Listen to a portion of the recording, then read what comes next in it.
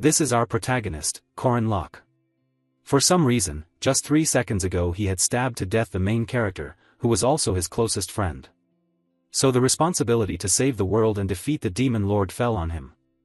It all goes back 3 years, when he suddenly woke up, and discovered he had been transported into a game called Arhan's Legend of Heroes. It's about a trainee with countless dangerous events happening to him, and those dangerous events keep occurring without end. Eventually, the apocalypse of that world arrives.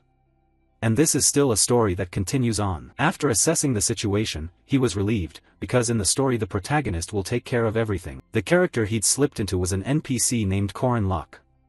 This character's role is to hand out beginner quests, where the protagonist will save all the villagers. If things proceeded according to the original plot, everything would be resolved. So he went out to explore and to look for the main character, Park Si-ho. He eventually found him. But then, when he heard the protagonist muttering things like sweet potatoes and Sprite, he realized that Park Si-ho was actually a player of this role-playing game. So the two of them began to cooperate. The difference between them was that Park Si-ho was granted the player's privilege a status window. But there was one problem. Park Si-ho had never played this game before. But with Korin's experience as someone who had played through all the chapters and knew every route, he easily guided Park Si-ho. So they teamed up to finish the game. Korin had all the game's information, while Park Si-ho had the status window and the player system. Together, they were the perfect pair. With Park Si-ho at his side, he was sure they could save many people, stop the apocalypse, and then return to their world. But one thing that deeply disappointed Korin was that their party was all men. The appeal of this game including the fantasy elements, the variety of heroic legends, and even the romantic subplots. Park Si-ho had no connections to any women, he only added them to the party when needed. Over time, it became all men. But there was something he should have realized earlier, when the Sword Emperor's granddaughter died on the way to the memorial, when Mariette disappeared during the final battle of the first stage, and the mysterious deaths and disappearances, events that weren't in the game's original storyline. More importantly, Park Si-ho's way of thinking, his personality, his true nature. Korin should have been at least a little suspicious of him. The truth was revealed when Korin accidentally discovered a mysterious underground chamber. Mariette Dunalev was a heroine in the game, but neither he nor Park Si-ho had ever met her because she had gone missing. Yet now her magic staff was displayed in a glass case before him. Seeing this, Korin cursed under his breath, Park Si-ho, that bastard. He sneaks out every night, so I followed him all the way here. But how could a place like this exist underground? It's as if this is his storage room. Then he found a sword. It was an item lost when another heroine, Alicia, disappeared. Not only that, but many other items were there. All the belongings of the missing characters accumulated during their playthroughs were gathered here. And what surprised Korin even more was Mariette Dunalev's body, which was placed inside a glass tank. While Korin was still staring at the scene, a voice sounded from behind, "Damn, I've been found out. What are you doing here?" Those words came from Park Si-ho. Hearing them, Korin spun around angrily and demanded, "What's going on here? You said you were chasing Mariette and lost her trail, didn't you? That? She's a demon anyway. Do you want to waste the blood of a high-level vampire? I'm just making proper use of it. You already drank some of it." Those words made Korin's face go pale. Then he remembered he had once taken a healing potion Park Si-ho had handed him. Imagining that what he drunk was the blood of a vampire made him nauseous. When he angrily asked, "Why would you do that?" Park Si-ho replied, "Of course it's to complete the storyline more efficiently. Your playstyle is exhausting. Always worried about saving people, then losing. Why not just kill those Lark and Jaeger guys outright? You keep protecting people we can't control. Even if you raise friendship points with them, it's better to use them like this. Listen up, I'm much better at this game than you." At that moment, Korin learned the truth. From the start, this main character had been lying.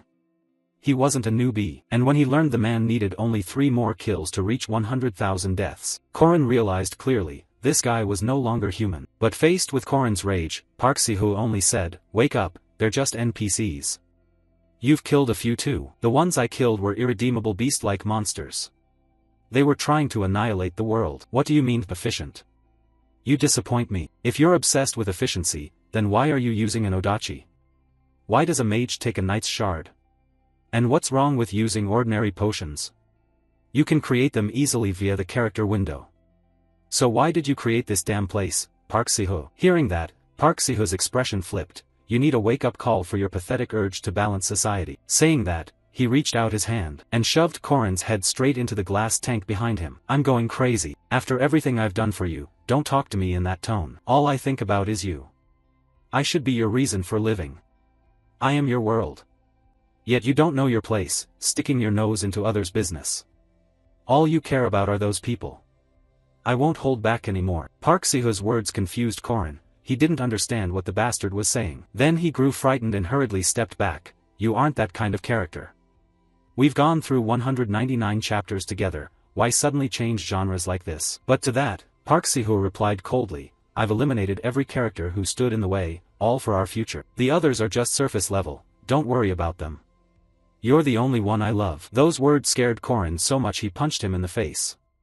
In his head he thought, this perverted bastard terrifies me.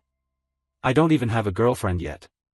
With that thought, he turned and ran. But before Korin could get very far, he was bound by purple tentacles like sticky rice cakes. You won't escape me. I will bind you forever. Inside this fabricated world, you are the only real thing. Everything will end soon. Once it ends, we'll be together forever. As he spoke, he began to dissolve. At that moment, Korin was also bound in some kind of space. Suddenly, a notification screen appeared before him. The final chapter is opening. Seeing this, he thought, it's starting. That guy always handles everything himself. I'm sure the final boss won't be a problem for him. Once he finishes the final boss, damn, what will happen to me? While he was still thinking about the life he'd have to live with this lunatic, another notification rang out, player has died. Quest failed. That message left Korin speechless. That bastard actually lost. When he opened his eyes again, he found himself awake in bed. The scene was identical to 3 years ago when he first crossed over. Taking in the familiar sight, he clenched his hands and tears began to fall. I have to kill that bastard. Park Siho, I have to kill that player. His words were full of rage and murderous intent. The dam break incident in the river monster subquest. The dam suddenly burst, sweeping away an entire village. Thousands of water monsters and thousands of innocent people drowned. At such a horrific sight, Park Siho laughed as if it were a bountiful harvest. At the time, I didn't understand why that bastard was so gleeful. Thinking back now, despite the dozens who died, his only concern was the experience it yielded. That damned demon. I could stop him right now. Right now he's only level 5 like me. All the factors that make a player stronger are at Merkaba Academy. After entering the academy, he'll grow much stronger. He's not a monster yet, but it's uncertain how fast he'll develop once he's in the academy. The enrollment ceremony is in 5 days. In other words, the only way to kill Park Siho is right now. At this time, Park Siho was also on a tutorial quest. The carriage heading to Merkaba City had been ambushed by forest monsters. Protect the people and the guards until it's repaired. Now the quest was nearly complete. It was just a few pesky monsters, so they could handle them easily. The girl even praised Park Siho, pretty talented for a newcomer, making him bashful. Thanks. At that moment, the driver announced the carriage had been repaired and they could depart. But quests never finish that easily. Just when you think it's almost over, something always pops up. Sure enough, a monstrous scream echoed, drawing the two of them's attention. Then a log flew at them like a rocket. The knight hurriedly shoved his comrade out of the way. Fortunately, both were unharmed. But they grew anxious, because their opponent was a werewolf, a rank 2 monster. This werewolf, facing the group, began roaring as if rabid. Hidden in the forest, Korin witnessed the scene. Damn, it's starting? I ran as fast as I could, but I couldn't stop it. If I'd had time to prepare, I could have saved them. The werewolf then attacked. With a single strike, it felled the female knight. Seeing this, the knight turned to Park Siho and said, Quick, get on the carriage. I'll buy you time. Go on, I'll follow behind. Park Siho told the driver, but the driver chose to stay and fight, because he couldn't leave the knight alone. As a result, the group was quickly facing a near-raid wipe. The knight named Layan was also felled by the monster, while Korin kept watching. He needed to confirm before intervening, is this Park Siho really the world-saving hero, or just another player like me? The werewolf, seeing it had wiped out 2 of them, began howling in celebration. But just as it was mid-celebration, the remaining female swordswoman lunged in to attack. Unfortunately, her strike was easily blocked by the creature with one hand. Tension rose. The two just hadn't been able to inflict any real damage. Back off, I'll handle this, she told Park Siho. This girl was the second daughter of the Aiden family, wielder of the Odachi, one of the 6 kingly swords, the most influential member of the party, and a named character. Her full name was Alicia Aiden. While Alicia was still locked in a tense duel with the monster, Park Siho slowly drew a dagger from his pocket. Taking advantage of her distraction, he stabbed her in the back. I've been waiting for this moment, he said with a cold face. Seeing that, Korin could finally be sure, this was a bastard player, not any kind of hero. Alicia looked bewildered, not understanding why a teammate would stab her. Huh? Why? But to her question, he brazenly lied, "Sorry, I panicked and slipped." Alicia began to grow dizzy. His dagger had been poisoned beforehand. The werewolf couldn't pass up an opening like that. Seeing the two bickering and stabbing at each other, it surged like a storm at Alicia. Korin also understood why Park Si-hoo did it. If Alicia died on the quest, he'd claim the Odachi. Then he'd get into Lunia Aiden's team a legendary holy blade. Park Si-hoo seemed surprised she could still fight. She's poisoned but still not dead. Is she a key NPC in the plot? But because of the poison, she began to be pushed back by the monster. With no other choice, she prepared to gamble everything on a single strike. Calm, focus, focus. She murmured, then closed her eyes to reach maximum concentration. When she opened her eyes again, she unleashed her ultimate move, Absolute Blade Sever. She funneled all her energy into her sword. Park Si-hoo in the back realized, at this level, Alicia could definitely kill the monster on her own. So how could he just let that happen? So he pulled out a dagger and threw it at Alicia, forcing her to hurriedly block with her sword. But at that moment, the werewolf's jaws were already inches from her head. At the brink of death, she reversed her sword and plunged it through the monster's throat. But she was completely exhausted and couldn't move afterward. Park Si-hoo achieved his goal. Seeing her collapse, he slowly stepped forward and picked up her sword. Their Odachi obtained. This thing only works with special skills. What now? Ah, right, killing NPCs gives experience too, doesn't it? His face clearly showed his murderous intent. Alicia looked utterly desperate. Her life was essentially over. Just as Park Si-hoo smiled and prepared to strike her, a pouch of powder was thrown from somewhere and exploded right in front of him. What the hell is this? Who the hell did that? Show yourself. He cursed as he began scanning the area for whoever had thrown the pouch. At that moment, a pack of one-horned rabbits charged at him. The reason was that the powder pouch was made from topan mushrooms, a favorite food of the forest monsters. They were coated in a dense dust. So to the beasts, Park Si-hoo looked like a juicy piece of meat covered in a special sauce. While that bastard was busy dealing with the monsters, Korin dragged Alicia out. Thank God she's still breathing. As he began pulling her away, he took notice of the creature.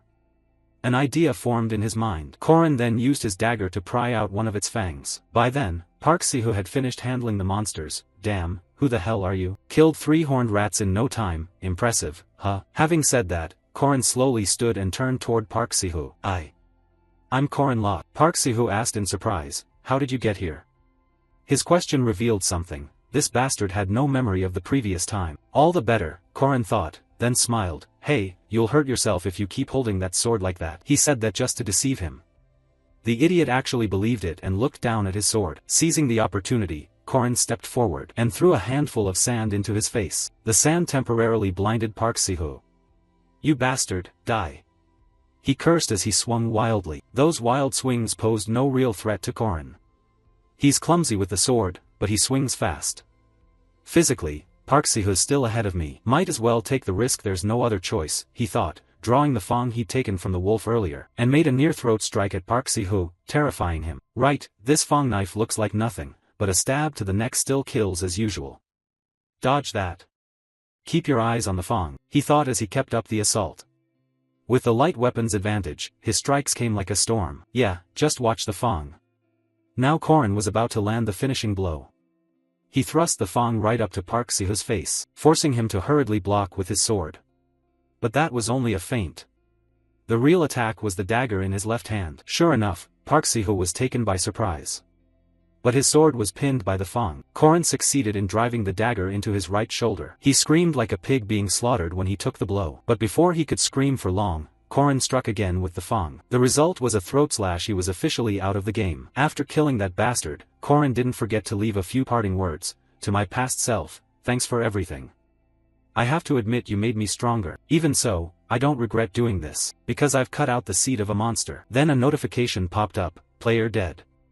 Calculating anomalies in the main storyline. Initiating backup world inspection. Transforming. Korin Locke running trial. Running potential, running cognition, running compatibility, running player log.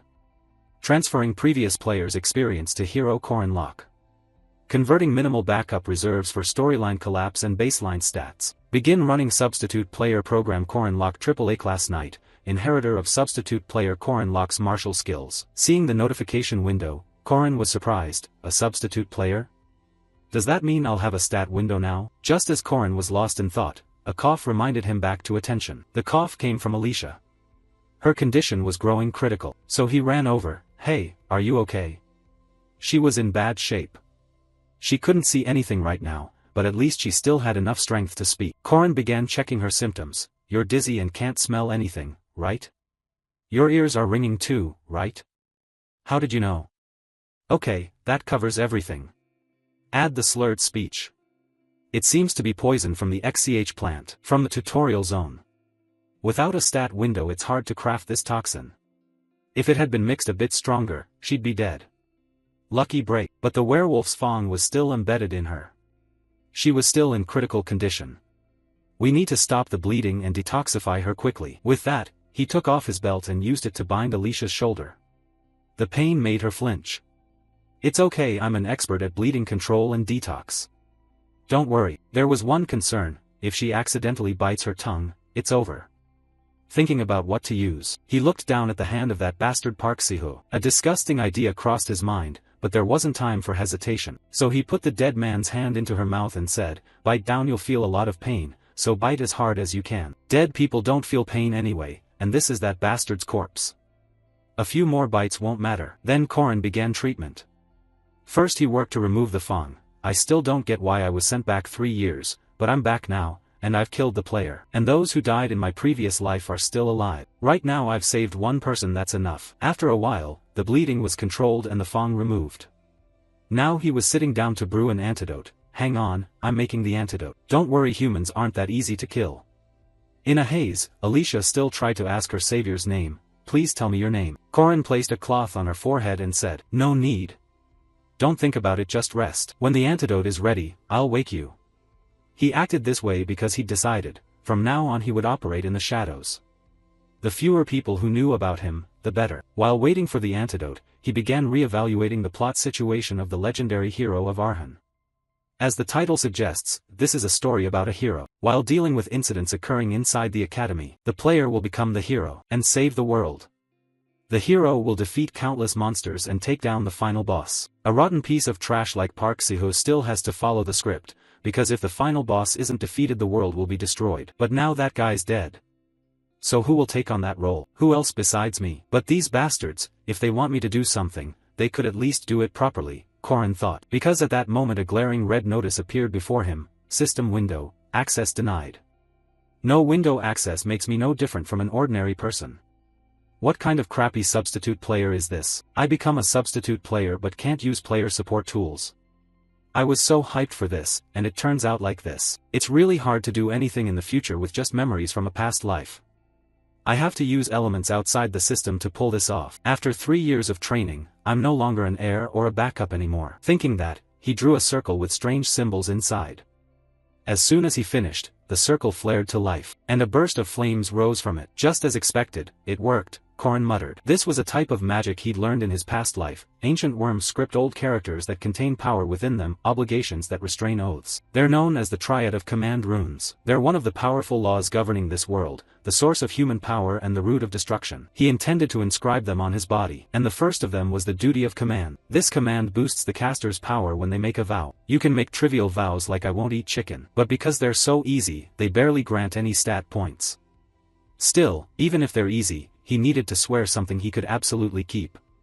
After carving the runes on his left arm, he began reciting his vow: "I will not feign ignorance to greedily seize the treasures of the righteous." Immediately a notification popped up: "Duty, I will not feign ignorance to greedily seize the treasures of the righteous. Your stats will increase when you complete the task." A chain suddenly appeared beside his heart, as if to symbolize the binding of his oath. Another notification appeared: "Failure to comply will incur a penalty of -10 stats." Next, Corin bit his finger to write the next rune onto his right arm, and it was restriction. "I do not perceive spirits in this world. All things have their own clairvoyance, and there are also spirit forms and bodiless ghosts. Because spirit forms can only interact through mutual perception, they can't use their power to affect things that can't sense them. In short, those ghosts can only affect those who see or feel them. If they can't be seen or perceived, then they're doomed and can do nothing." As soon as he completed this rune, 2 alerts appeared: "If you do not comply, you will suffer 600% of the enemy's damage. Activate damage limitation for spirit forms, physical damage plus 50%. And the benefit for him if he followed the injunction was that the rune became a shield protecting him from all other spirit forms. And now, the last one was the commandment oath. This commandment uses the weight of the vow as defense, but carries great risk and great reward. That's why both Park Si-ho and he used it in their previous lives. But even Park Si-ho, who could use everything the system offered, failed at the final boss. If that's the case, I have a lot to worry about. The heaviest oath to make: I will save this world. It's the noble goal every warrior pursues, the vow with the greatest ambition. Thus the triad of commandments was complete. Chains began to wrap around his heart. A yellow notification appeared: duty, restriction, oath, all commandments will be applied to the substitute player. If you fail to fulfill the oath, death will be unavoidable. 2 days later, Alicia woke up, and found herself in a hospital. Oh, you're awake? How are you feeling? The voice belonged to a nurse. Where am I? You're at Merkaba City Hospital. After a bit of conversation, Alicia learned that the person who brought her to the hospital had just left. And when Alicia turned to look for her belongings, she discovered Corin's belt. Looking at the belt in her hand, it was still stained with blood. After seeing the belt, she suddenly turned to the nurse and asked, "Is there anywhere that sells honey candy? I can only handle broth right now. I don't get this girl." The first thing she asks for after waking up is candy. 3 days later, the newbie quests began. At that time, Merkaba Academy's opening ceremony was underway. Corin was standing at the academy gate. "Let's see, you need a student ID to enter." Saying that, he began rifling through his wallet. He found a letter inside his wallet. "To my son. You have no idea how proud I am of you. Be a protector to those around you." The letter was written by his mother. "When did she put this in here?" Corin muttered. Corin Locke was an ordinary, inept child, but he still had a family. "When I first came into this body, I acted awkward and distant, but they treated me the same as before. And that's when I began to love this family and this world more. That's the difference between me and Park Si-ho." At the train station near the academy, students jostled to find their way. A pretty blue-haired girl waved them over. "Hello, new students. Gather here. You're a new student too. I'm Corin Locke. Wow, you're tall. You must eat well. Want a potato?" She smiled as she handed Corin a potato. I've never seen a girl offer someone a potato on the first meeting. A little later, she led him on a tour and introduced each building. That's the Architect Hall, where magic students gather and study. This girl was no ordinary student. She was Mariette Dunalev, a second-year student, head of Merkaba Academy, beloved by all and with a bright future. In life, people encounter many unforeseen misfortunes. And in the future, Mariette will face a great misfortune. She is the Stage 1 final boss. After a while, her orientation for the new students ended. Before parting, she advised, "Each of you take 1 potato and 1 sweet potato." Then she boarded her train. "Good luck, see you later." She was truly a very warm person. After that, all the students were gathered in the academy hall. While the students were still chatting, a magic array appeared above their heads. Then all the lights went out, causing everyone to grow anxious. "Don't be afraid. Why are the academy's students getting spooked by this thing?" When Corin heard that voice, he immediately knew. It was old Hamen. He always says that, like a training drill. This world has a history of fighting demon kind. The most effective weapons against them are superhumans who can use aura or mana. And the place to train those people is Merkaba Warrior Academy. At that moment, another voice sounded from the darkness. "Hello, I am Professor Fermac Damon, in charge of this year's opening ceremony." He was a professor in the Knight department. He continued, "Most of you are here to become knights or mages.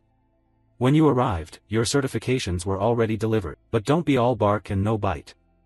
Let me see what you're capable of." After he spoke, a system panel appeared before everyone. Corin saw his own system panel. Corin Locke.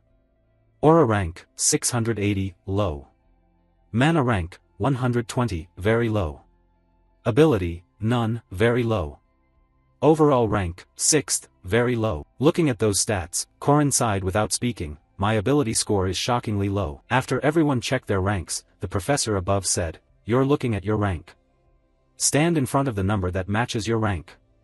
There were numbers from 1 to 6 at his feet. Everyone quickly gathered into lines in front of their numbers. After the professor said, "Good luck," all the students began to vanish. Elsewhere, all the professors were also observing this year's students. There are a lot of hidden talents here. No need to rate first and second place now. Let's wait until we've evaluated the others. These words came from a beautiful woman, the granddaughter of sword prodigy Alicia Aiden, a cleric of Aveluin, a druid, Yule, and the sword-controlling mercenary drawn War Sky, the golem engineer Chronal Leden, and the soul number 1, Heaven Knight Demon Waran. That child actually enrolled. What was the headmaster thinking? Over here, another teacher voiced an opinion. Do we even need to test the 6th rank students? 5th rank isn't great, just eliminate the 6th rank outright. His remark angered the female professor.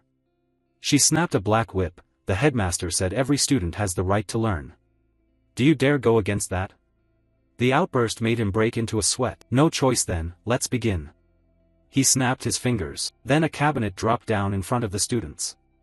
It was the weapons cabinet. An announcement sounded, monsters will flood in within 30 minutes. Please defeat as many monsters as possible. So this is a test, put students into a defense zone and make them fight monsters by level. Tough stuff, Corin muttered, thinking that. He still began choosing a weapon. Let's see, most 5th or 6th rank students won't think much and will just grab whatever they want. Most will pick swords. I did the same in my past life. At that moment, the monsters were summoned. There were 3 wolves in total. They were short-bodied hunting dogs, RK5 monsters. Facing the appearance of these monsters, Corin took a stance. Swords look cool. As they say, 100 days to use a spear, 1,000 days to use a blade, and 10,000 days to use a sword. The answer is the spear. Saying that, he threw the spear in his hand at them. One of them instantly went down, to the stunned looks of its packmates. And while they were still in shock, 2 more spears streaked toward them. This was as easy as eating porridge for Corin, because he had so much experience. It took Corin about 20 seconds to kill the 3 of them. But in his previous life, he couldn't even kill these and was taken down by those hunting dogs. This time will be different. He'll kill every one of them until he ranks up. But 5 minutes after killing the wolves, nothing happened. Could the system be broken? Meanwhile, in the observation room, the teachers were still evaluating the students. TSK, they can't even finish off those things. What are they good for? Back in the day I could kill level 5 monsters in 1 minute 22 seconds. If level 5 was like that, I don't expect anything from level 6.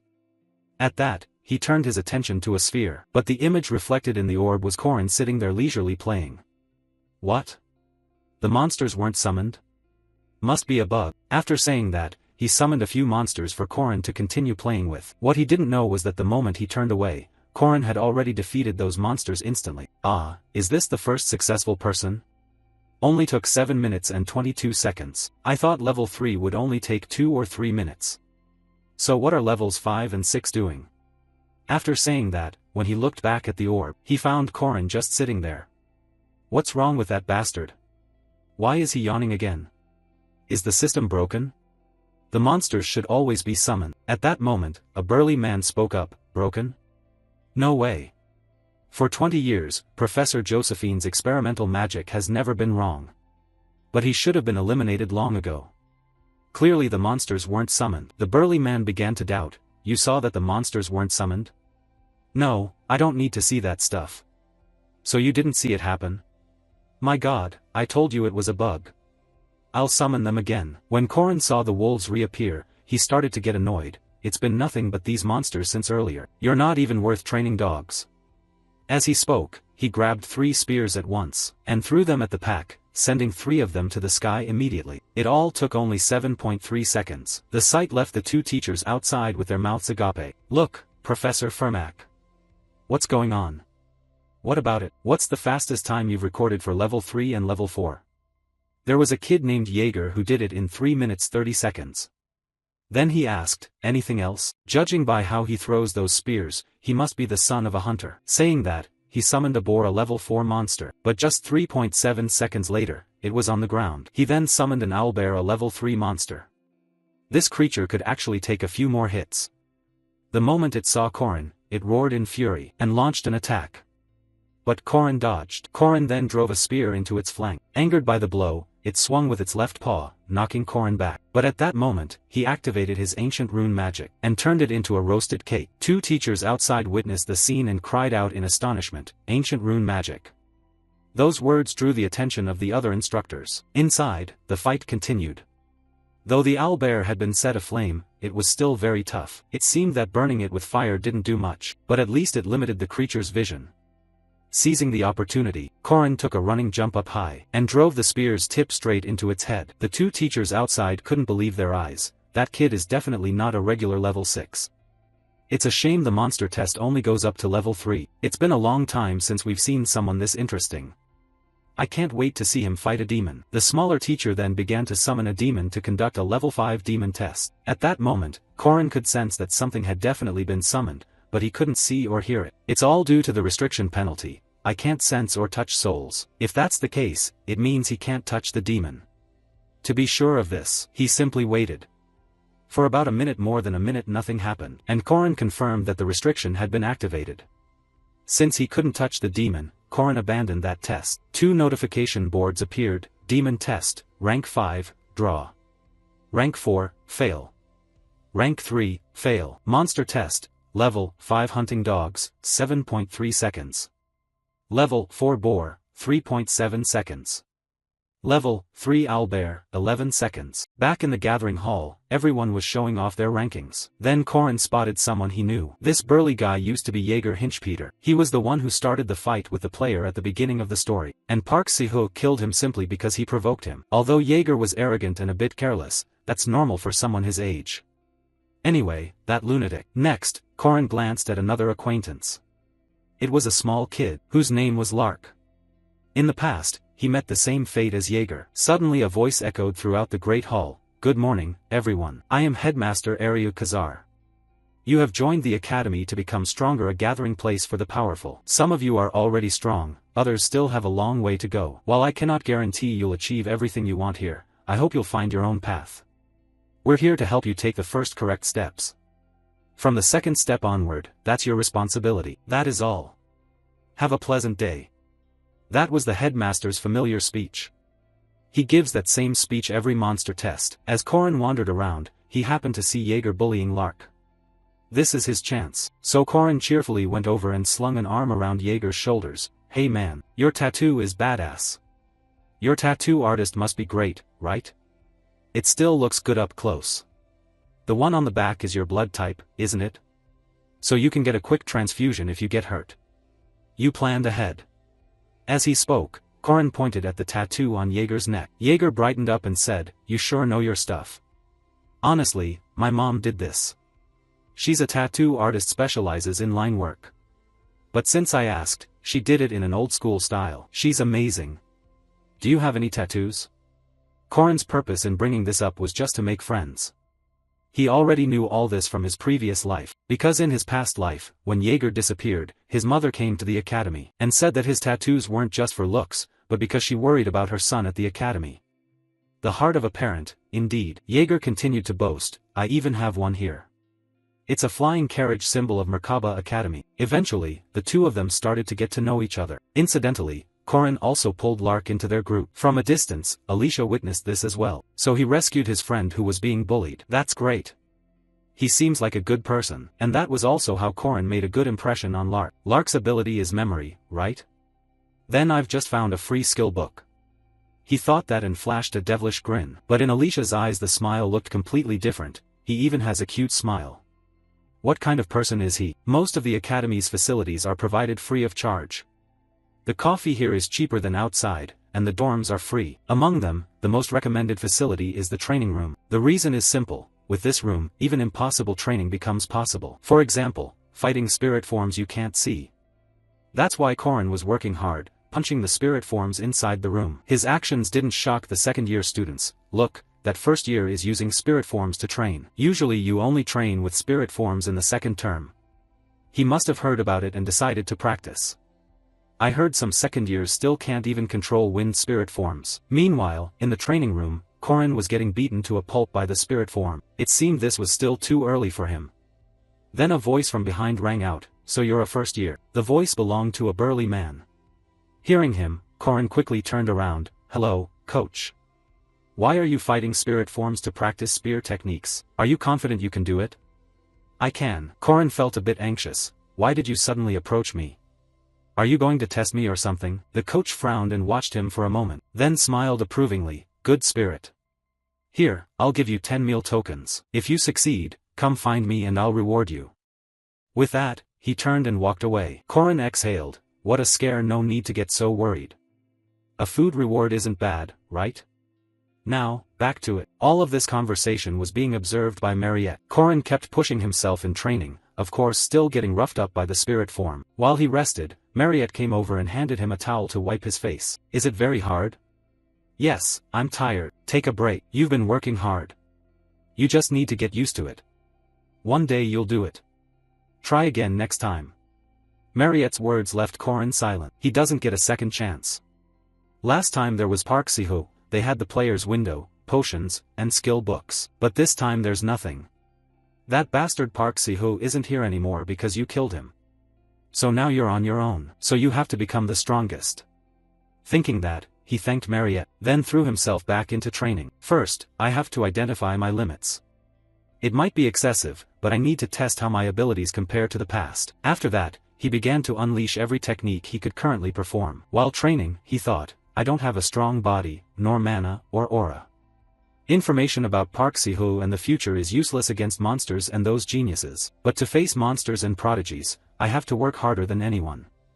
It's my only option. Those 3 years won't betray me. After so much effort, Korin finally defeated the spirit form, to Mariette's astonishment. Strong, excellent, those words didn't fit him. Mariette was so stunned she couldn't find words. What she saw was a person of tremendous effort and perseverance.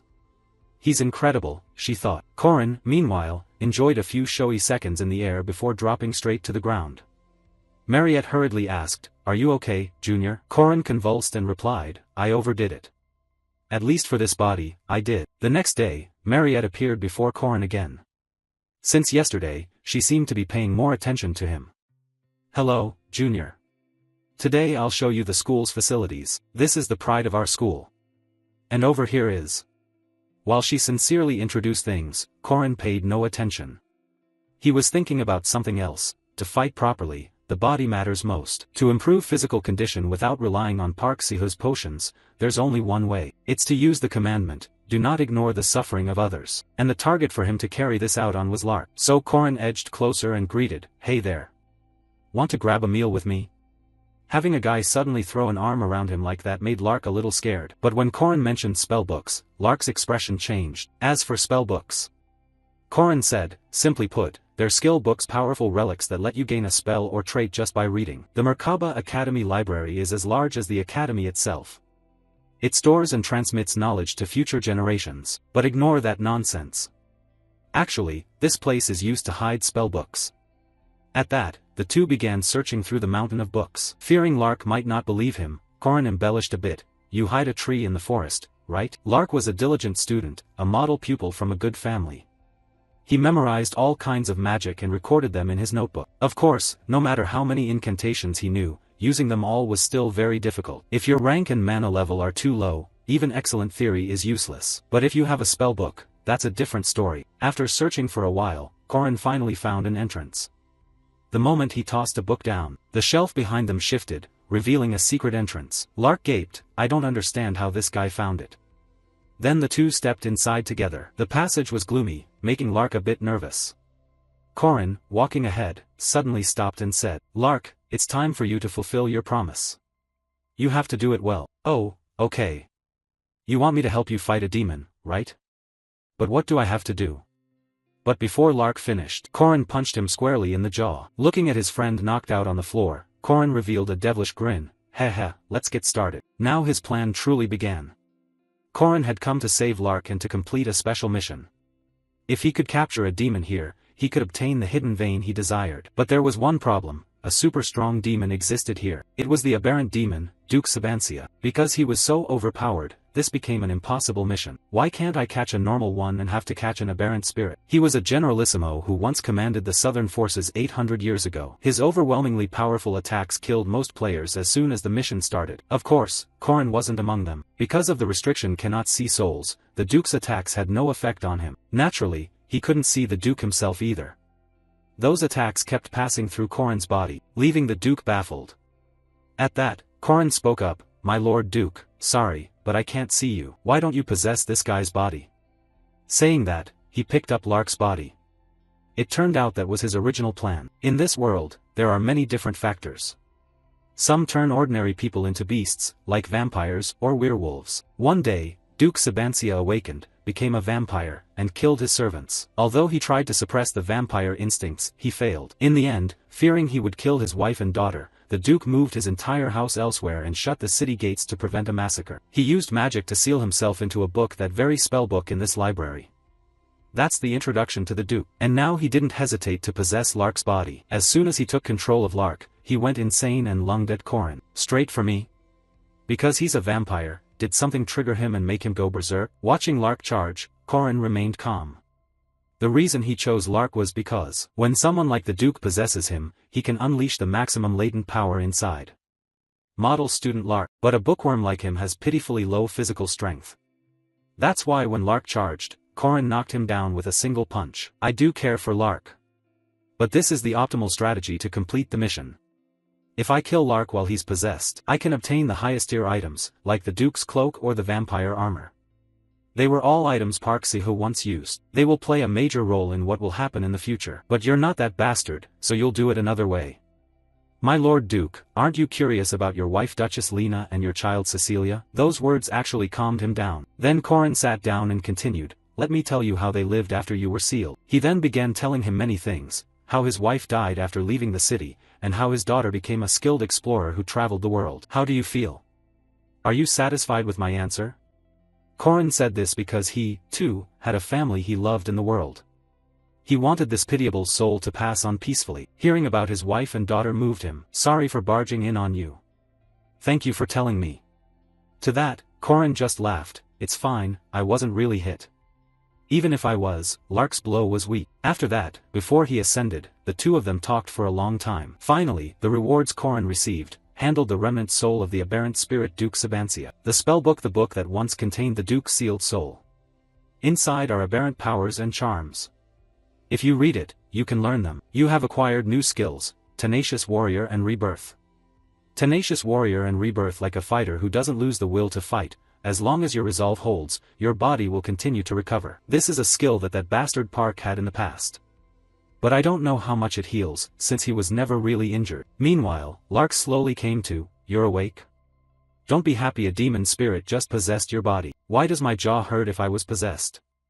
That question made Corin jump. I don't know. I guess. Oh my god, if you're going to lie, don't add, I guess. Then Corin handed Lark a spellbook. Stop talking and take this. It's a spellbook. What? I can really take it?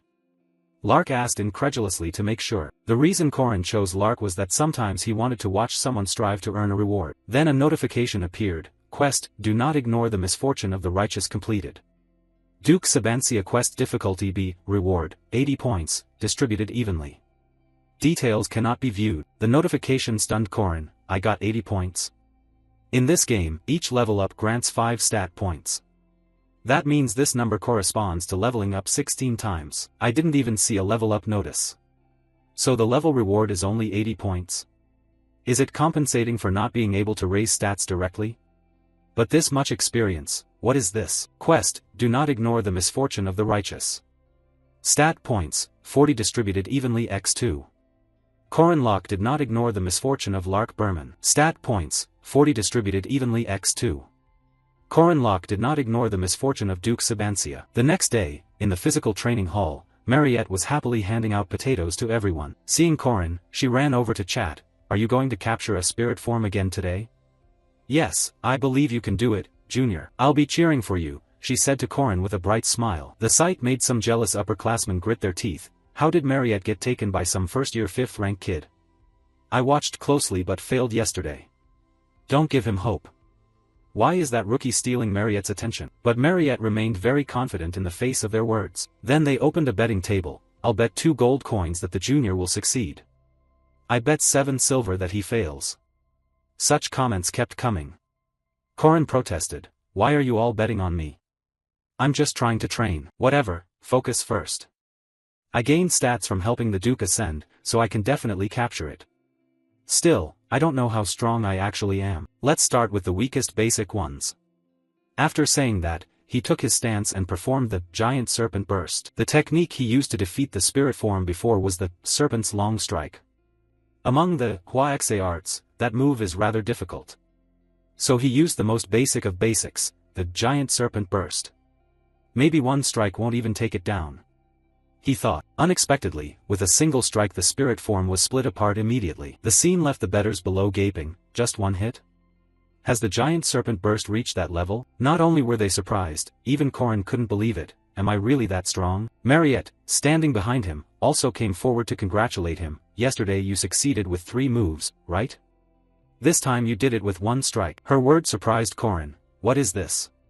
Did she witness everything yesterday? Never mind, more than one mage can spot the Huaxe art with the naked eye.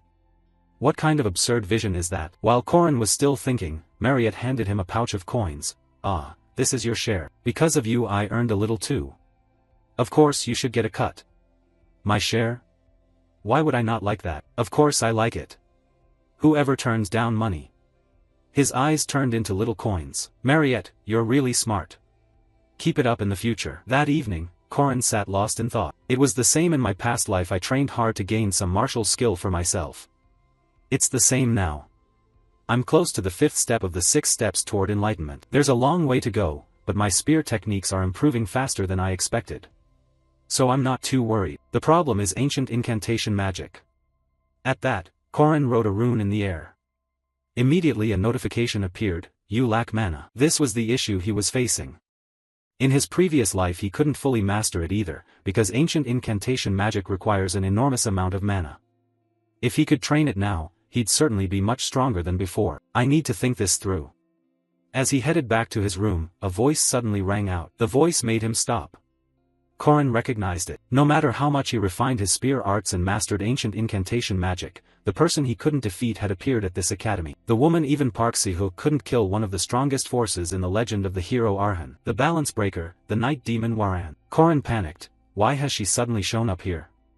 And she's talking to me? I don't know why, but just ignore her and go. I can't handle this ticking bomb. As Corin was about to leave, she spoke again. You have been merged. I don't think you are the rightful owner of that body. Her words turned Corin pale. How does she know I possess that body? Then Corin thought about Waran. A body with 2 souls, a human and a fiend coexisting. Waran's existence was an affront to nature. People say the Binyang eye of those on the border of life and death can see the colors of souls. It might be stranger if she didn't notice. Waran, her eyes judging, continued, how was it? What did it feel like to crush and swallow that original soul? Before her question, Corin answered casually, I don't know. In my previous life he was troubled by this too. Are Corin Locke and he really 2 different people? Are the assimilated memories Corin Locke's and not his own? If so, then who is the I who studied at the boys' high school and the military dynamics program at the boys' college? That question had plagued him a lot, but Waran in front of him was different. She recognized that the body was original, but that the true owner of that body was not Corin. You're just a thief who stole it. You have no right to govern that body. In a neighborhood near my hometown, there's a guy who turns into a green giant whenever he gets angry. His name is Brook. Do you know him? The funny thing is how much those 2 opposing personalities hate each other.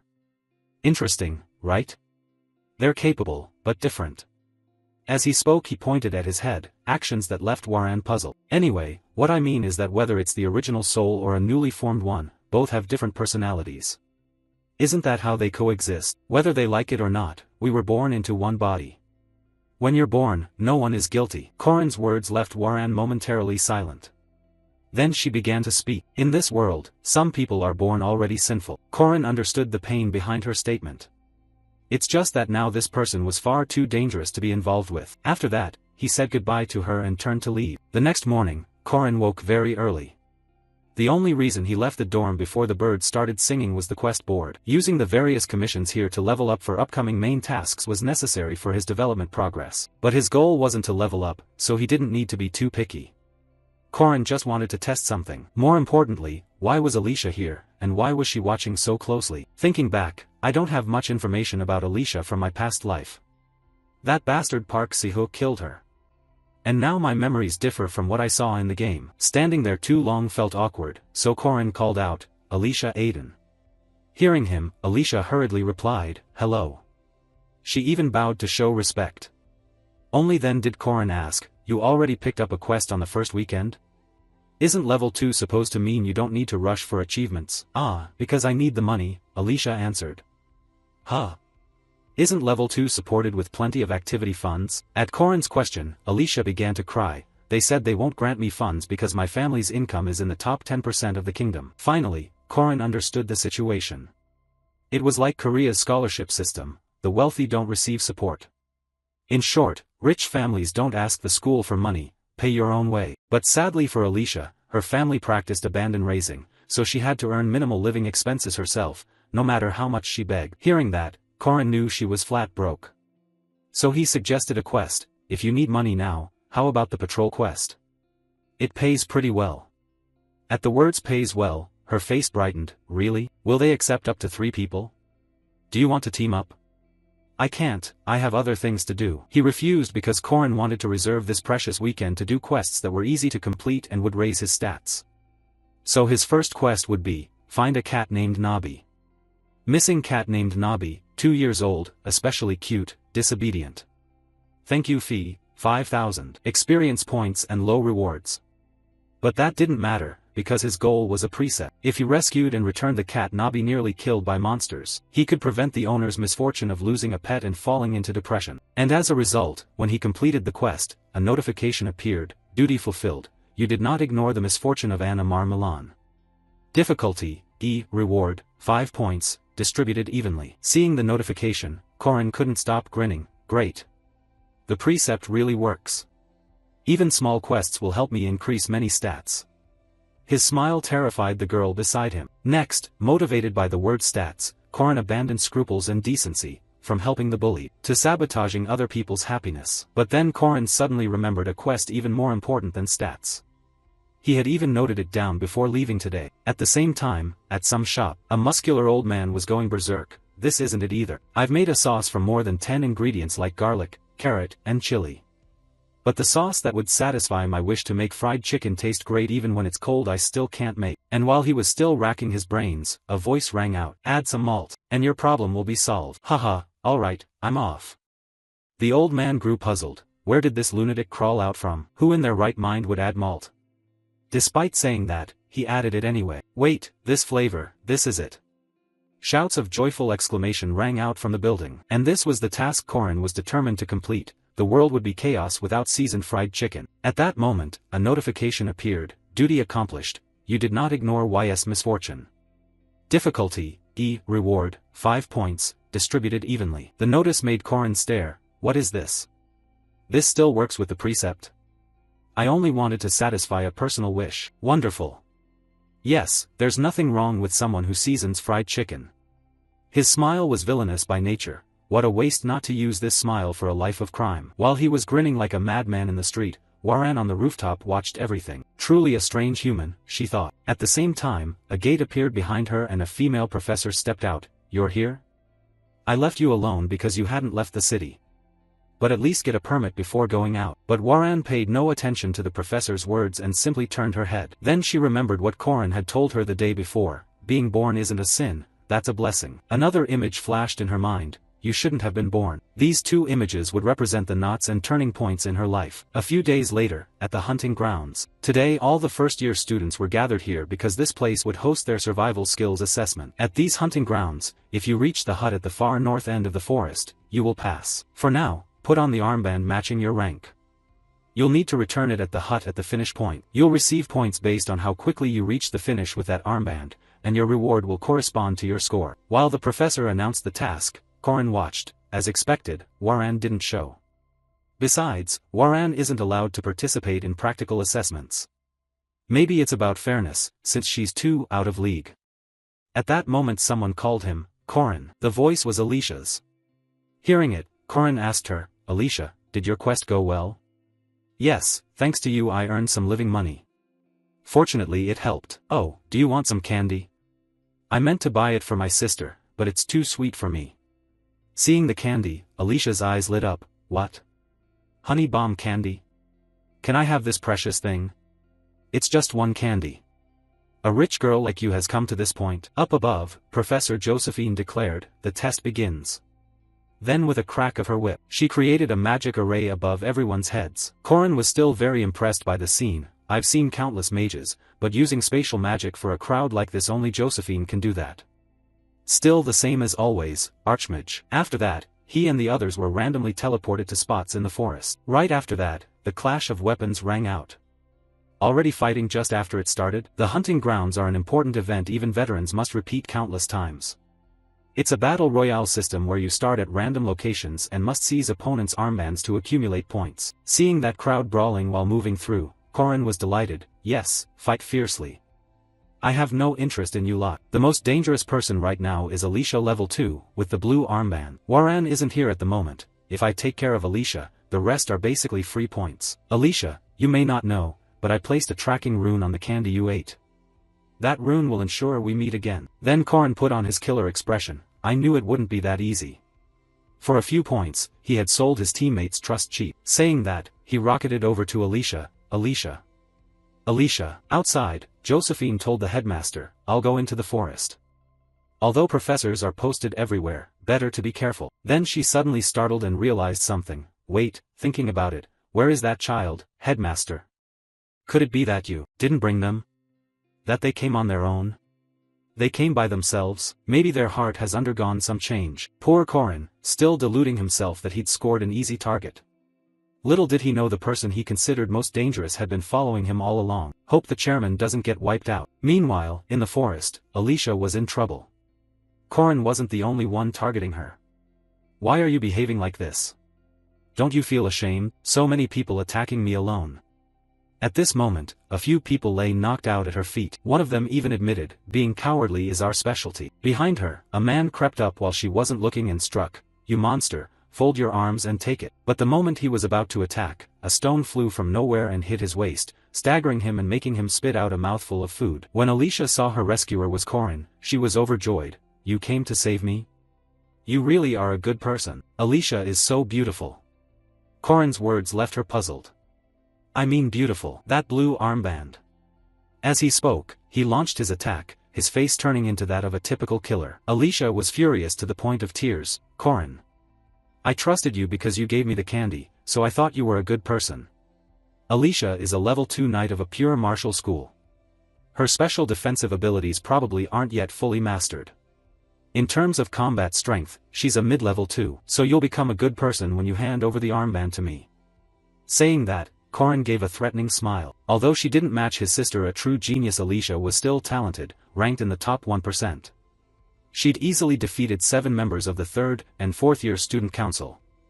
Seeing her, a level 5 knight like Korin had let his guard down. Of course, that was until 30 seconds ago. Alicia frowned at Korin's barrage of attacks. What is this? He's too strong.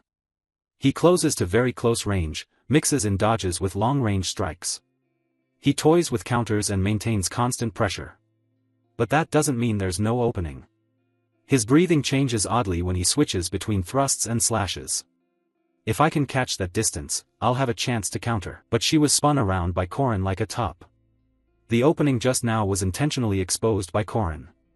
If you rely only on talent and refuse to fight for real, it won't get you anywhere. Then he began to whirl the spear in his hand. This move was called Na, used to suppress an opponent's momentum. After that, he easily pinned Alicia's sword to the ground. He then combined 3 basic techniques into an effective offensive move and a sharp counterattack: Spear Extreme 6 Harmonies, Spear Chaos, and Na Kill. With a single strike, Korin sent Alicia flying dozens of meters. At the same time, Alicia felt the pain from that attack. Luckily, I channeled my energy in time to block the blow. If not, I might have been in mortal danger. Though not overwhelmingly strong or blisteringly fast, the level of refinement in each of his techniques is extraordinary. What the hell is he? Is this the power of a level 5 knight? I've been completely defeated. Next, Korin snatched the armband from Alicia. I'll use it in the right place, he said, flashing a triumphant smile. But just then, sounds of fighting came from behind. But at that same moment, sounds of fighting came from behind, drawing his attention. Then a massive greatsword swung down. Fortunately, Korin managed to block it in time with his spear. Too heavy. That's a sword made of mystic iron, 4 times denser than steel, enhanced with auxiliary magic and effective demonic blade for fighting large monsters. Being hit by this is really hard to defend against. He had to struggle to push the blade back. Then an astonished voice rang out, "What? You blocked the heavy iron sword? Don't toy around. Put that armband down and vanish, 5th ranker." The speaker was a young man. Around him many swords hovered in the air. Korin began to worry. Oh no. I think this guy is Drawn Warsky. I really don't want to tangle with him. Although he has an overwhelming record of taking on dozens of enemies alone without getting hurt. That relaxed look, it's clear he's definitely different from Alicia. Well, there's no other way. Now that it's come to this, fighting won't do any good. Saying that, he turned and ran. This move left Dran speechless. He hasn't seen this situation before. The thing he's got in his mouth must be green, right? With that, Dran snapped and sent all his floating swords to attack Corin, forcing both Corin and Alicia to flee. Hey, are you crazy? Why is he like that? You usually don't do things that don't make money. And Alicia, why are you running after me? Because I don't want to die. And I don't know the way out. While running, Corin kept thinking carefully, okay, no fighting if I don't have to. As long as I get this armband away with me. At that moment, Corin was surprised, because right at the hut's doorway another young man and his golem blocked their path. Well, sorry. To pass you have to leave your rank badge. He was a first-tier golem master Kronel Leden. The scene made Alicia incredulous. Coward. I can't believe you blocked the exit. Meanwhile Corin knew he was in big trouble. In front is Kronel, behind is Dran, trying to avoid fights with others only to end up facing two big names at once. This time there's really no other way. Saying that, he drew his weapon. Alicia gasped, what? You're really going to fight both of them at once? Corin was fairly confident, if a fight is unavoidable, then you have no choice but to face it. With that, they all lunged into battle. By afternoon, the outcome of the fight was clear. At the hut, someone knocked and said, oh my, it looks like the champion has arrived. May I ask who's there? I'm Corin Locke. May I choose a product? He said cheerfully, holding 3 green armbands in his mouth. Oh my, bringing back a green rank badge, what a fine student. Haha, it's nothing. I just got lucky. The reason Corin won was his overwhelming skill combined with excellent experience. He slipped through the heavy sword's arcs with his agility before it could deliver full force. After disarming the opponent, he drove the blade into the ground so the enemy couldn't retrieve it. Swords he couldn't block he dodged, then redirected so those blades targeted the golems. With quick improvisation, he swiftly hid behind Dran, using him as a shield against the golem's attacks. As a result, while Dran held the golem back, he struck at the golem's core and disabled it. Immediately after, Kronel was also out of the fight since he no longer had a golem to control. With agility, judgment, and even determination, he fought like someone who had seen battle 100,000 times. Everything was decided in that brief instant. Perhaps it was experience forged over a long time. He's so young, how can he be this skilled? And watching him, Alicia felt as if she saw her sister's reflection. At that moment, Alicia recalled Corin's words, don't rely on talent alone and be lazy about real combat. It seemed she understood that saying more clearly now. After that, Alicia resolved, I have to work harder too. Over on Dran's side, he looked at his sword and thought, before my power could fully manifest, he quickly found the solution to deal with that brat. How did he spot my weakness? In an instant, that kid knew all my techniques and tricks like the back of his hand. Kronel wasn't doing much better. Against small, fast weapons, a golem is nothing more than a bullet sponge. If I were you, I'd have a companion escort me rather than rely on that golem. Friends? I don't have any. Then go find yourself a friend. Corin's words made him furious enough to cry, that bastard is taunting me. Today there were 3 capable first years, and each of them remembered Corin in their own way. Corin, for his part, was still elated, that's great. I didn't expect it to go so smoothly. Now, among the remaining participants at the hunting ground, the strongest is considered the one under the forest's protection. Why? But this wasn't limited to ordinary players joining. There was also the Academy's top mage, Mariette Dunalev. She was helping others train by taking on the role of a monster. For why, this was the first time she faced an opponent beyond her limits. Thus the training session at the hunting ground ended. Are you a new student? Hello, I'm Mariette. Are you Y? After greeting Y, Mariette turned and asked, and you over there, what's your name? Her next opponent was the celestial knight demon Waran. At this time, a dozen students clustered at Waran's feet, all looking alike. Seeing this, Mariette realized, it seems Waran is looking for someone. Oh my. You're probably looking for someone. You just gather your friends and attack me if you run into me. But Waran paid little attention. She swept past Mariette like a gust of wind. This action seemed to irritate Mariette, and immediately a pillar of ice rose up in front of Waran. Excuse me. You can ignore me, but by the rules I'm still a monster. So I can't let you get away with that. Waran coldly turned and said, how annoying. And their battle was about to begin. At the rest tent, total is 117 points. It's been a long time since I've seen a score like this. Can I choose a reward? There are 3 rewards to choose from, a boar-slaying delivery, protective leather armor, and shark bear honey. Of the three, the most valuable is the shark bear honey, but I came here with a plan already. Then Korin made his choice. I'll take the ginseng seed. Oh, you have an eye for that. As he chose the ginseng seed, he still had 17 points left, so the attendant asked, what will you do with the remainder? With 17 points, please give me these. He held up 2 cards, plant nutrient supplement, 6 points, and earplugs, 10 points. After finishing, he left the rest tent. Wow, shopping was great. Even if I went 1,000 times I wouldn't have had such luck. Besides, it's the first time I've seen them complete this trial so often. At that moment, Korin also saw Jaeger and Lark. It seemed they'd partnered up. Oh, second place and 19 points. I have 15 points. Korin congratulated them. You two worked well together. Jaeger smiled awkwardly. It was easy today. Want to train together in the gym tonight? If you still have energy to go to the gym, help me find the cores of those golems. This surprised Kronel. Quite the lucky hit, right? We'll help you, it's fine. But at times like this you should be saying thank you. In his past life, Korin had worked a lot with Kronel. There aren't many heavy-duty meat shields like golems in mid-sized monster fights. Everything was winding down. The results were, 2nd rank mage Kronel Aden was restoring the golem's core. 2nd rank knight Alicia Aiden was injured. 2nd rank knight Drawn Warsky was drained of energy. 2nd rank mage Y was unconscious. Seeing her sprawled on the ground shocked Korin. How could she be killed here? What are the instructors doing? Her life is so important they must have just fainted. At this point, Y began to speak weakly. Mariette, that girl, she. Before she could finish, a tremor shook the forest. The animals in the woods fled in a panic. Korin still didn't understand what was happening. Y kept murmuring, run. Mariette possessed a natural gift for analyzing magic and a god-given mana pool, a mage who seemed never to have known disappointment or defeat.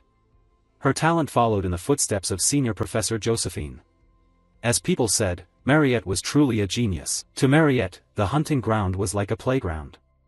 She only needed to control the difficulty and help her juniors grow, as a senior would. That's how she usually acted. But now she faced the greatest wall of her life. The battle was one-sided, leaning toward Waran. When Waran lunged to attack, Mariette hastily cast an ice spell, firing shards of ice at Waran. But Waran didn't care. When the shards struck her, they simply shattered. The sight truly annoyed Mariette. I can't block an attack with only basic magic. What kind of magic is this? Although Mariette had promised the senior instructors she wouldn't use offensive magic above intermediate level, in truth she had begun using high-level spells. In other words, unwilling to admit it, Mariette had started to go all out. Even so, the gap in power was too great. With a single kick, Waran sent her flying miles away. The tree she slammed into was left with a huge dent. Don't come any closer. Mariette stammered, trembling. She was truly terrified. What stood before her was not a knight, a mage, or a game opponent. It was simply a natural disaster in human form. And now Waran was closing in on her. Don't come near me. Mariette shouted. In her hand a sphere of ice had formed, her face more terrified than ever, like the last desperate struggle of a small creature facing a predator. Just then a voice rang out, that's enough, Waran. Stop. The voice belonged to Senior Instructor Josephine. She stepped between Mariette and Waran. Are you all right, Mariette? Upon realizing the person before her was Professor Josephine, Mariette began to faint. This hunting exercise produced some unexpected results. First, the winner and highest scorer was Korin, a 5th-year student, and the top first year, Waran, and the top second year, Mariette, got into a conflict. Hearing this, Korin nearly wet himself. I thought she'd awakened into some kind of boss. But she looks okay. Guess things are still following the original storyline, huh? Never mind for now. There are still 3 whole weeks before she awakens. I need to prepare a few things. With that thought, he left. A while later, at the edge of the hunting ground forest, Korin came to meet someone who lived here. First, he had to shed a lot of crocodile tears. Next he had to act it out well. Oof, I slipped. As he fell, he conveniently tossed the seed into the pond in front of him. What Korin intended is unclear, but the face reflected in the pond looked awful. No. The precious seed Mom left me. What am I going to do? A voice suddenly called out, why are you crying? As if his plan had worked, the moment Korin heard the voice he bared a toothy grin. There he is. In the legend of the hero Arhan, there is a golden test you can use only once, the hermit's golden axe. To the woodcutter who accidentally dropped his iron axe into the pond, the hermit asked whether he had dropped a golden axe or a silver axe. The scene matches that story exactly. a golden axe and a silver axe appear, but only for unique tier weapons or lower. Dropping any other weapon triggers no reaction, so the matter ends there. Korin had tried dropping 500 different items into the hermit's pond. Some veteran players also tried throwing in random items, even rare ones. A golden test the damn developers added while they were bored. Is this golden seed yours? No, sir. Or is this the silver seed? No, sir. As the old man began asking, Korin thought, who would be crazy enough to drop the ginseng seed we worked so hard to get bought for 100 points into the pond? And the crazy hero is me. Haha, then this must be your seed.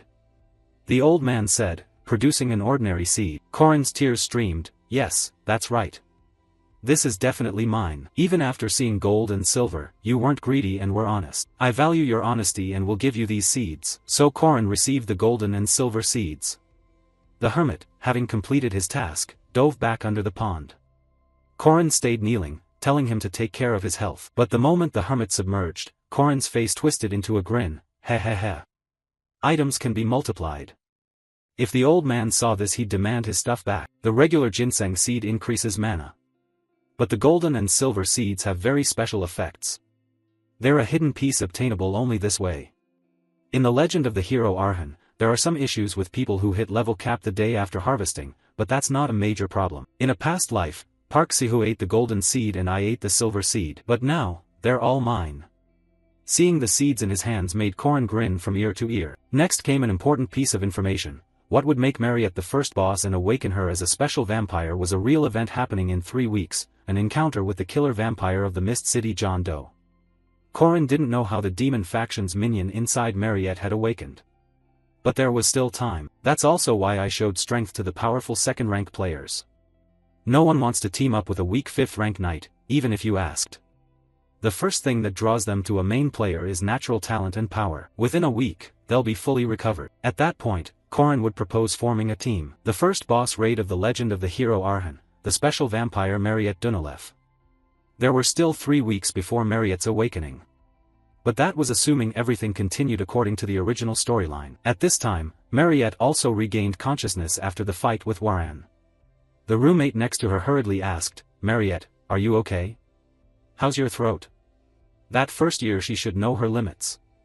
You were restricted to basic magic, after all. Korin thought to himself, if I have enough preparation, trust, and enough members, I can easily save a girl from her tragic fate. Until then, I'll train Alicia, help mercenary Drawn control his sword, recruit Y from the Avon Forest, and get closer to the golem mage Chronal. Thinking these things, he still felt his plan was perfect. If I prepare well, this will be a piece of cake, as long as no variables arise. But a variable did occur. Mariette's awakening process had begun. Her eyes turned red. I'm so thirsty. That was her last line before she devoured her close friend. As for Waran, she now recalled her conversation with Professor Josephine. I'm so disappointed in you. If I'd known, I wouldn't have sent you. If you want to learn, I'll tutor you privately.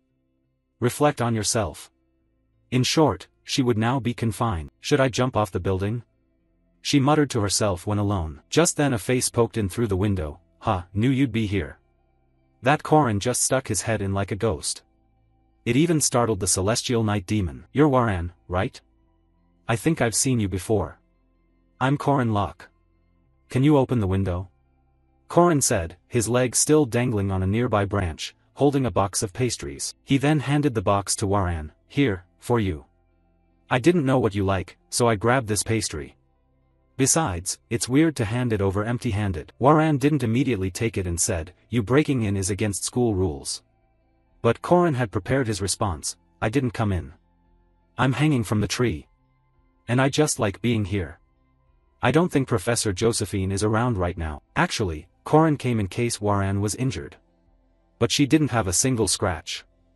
And it seemed Waran was forbidden from going out or meeting others, probably because of what happened at the hunting ground.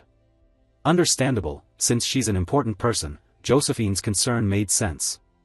But confining her like this for over 4 days, thinking that, Waran said, she went out. Where to? She hasn't come here in over 4 days. This information surprised Korin so much he nearly broke the branch. Then he shouted, what? She never returned even once since then? Yeah. Now realizing the situation looked bad, Korin hurriedly said goodbye to Waran. See you later. Next time I'll bring food over for you. Having said that, Corin hurried off. As he walked he thought, Professor Josephine went out, leaving the most dangerous person at Merkaba Academy Waran. Something's off. The champion fighter of the magic department Professor Dana and of the knights department Professor Firmak Damon both used to be bodyguards. Now they're rushing around looking for someone. Could it be? With that thought he ran straight to Mariette's infirmary. At the door a professor was standing guard and called out, Corin Locke. What's the matter? Your request to see her was denied. To the professor's question Corin smiled, oh no, not that. You're guard Kron, 3rd rank, right? Professor Josephine told me to bring you food and drink. With sincere words and a natural expression, Corin's acting was flawless. Sure enough, the guard believed him completely. Ho ho, really? She does look out for her subordinates. And you came prepared? There were too many suspicious details. First, Corin's request to see Mariette was denied. Isabella, who guarded Mariette, was missing. They'd posted guards outside the infirmary. From the start he felt something was strange, so he had to prepare like this. Get the guard to step away for a bit. And as soon as the guard took his first bite of the pastry, his stomach immediately went into violent protest. Seeing this, Corin knew the drug had started to take effect. Oh my, what's wrong? Stomachache? There's a restroom over there. Could you cover for me a moment? I need to use the bathroom, but don't go inside. Yes, go ahead. I definitely won't go in. Stomach pain and he planned to go leisurely.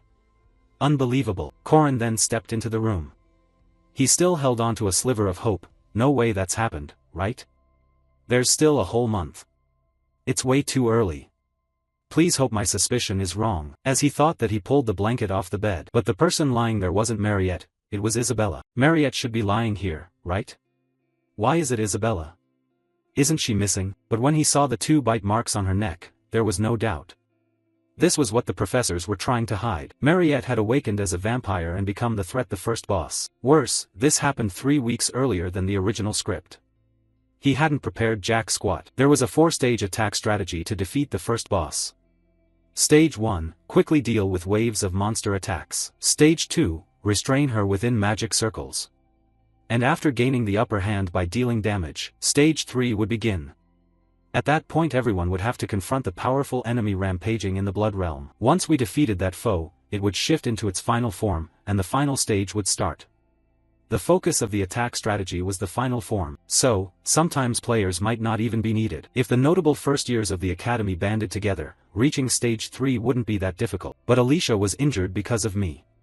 Dron's weapon was destroyed, also my fault. Kronel's golem was destroyed and couldn't be restored, yet again my doing. Have I wrecked all the academy's notable first years? This is bad, we're screwed. In the original, after encountering the vampire killer in Mist City, Mariette attacked her roommate and flew into a rage. Then, in my past life, after that happened, we waited for Mariette and Isabella, who were then below the dormitory, to quickly deal with things. But Park Si-hoo deliberately let Mariette escape. But thanks to me everything's a complete mess now. Alicia has 8 broken bones. Kronel's golem was broken, so he was completely useless. I also thought about Waran, but I couldn't predict how the battle would shift if he joined.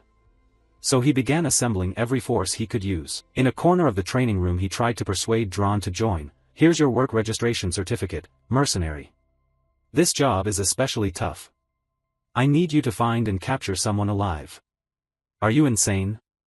A mercenary only fights battles they can win. Besides, you broke my sword. Now I only have 2 left. With no other option, Corin played his final card. 20 gold coins. If you still don't trust me, I'll leave this as collateral. What he produced was 100% pure soul dust, nothing mixed in. When Dron heard the pay was 20 gold, his eyes lit up. You're a thoughtful guy. Then a notification popped up. Dron Warsky has joined your party.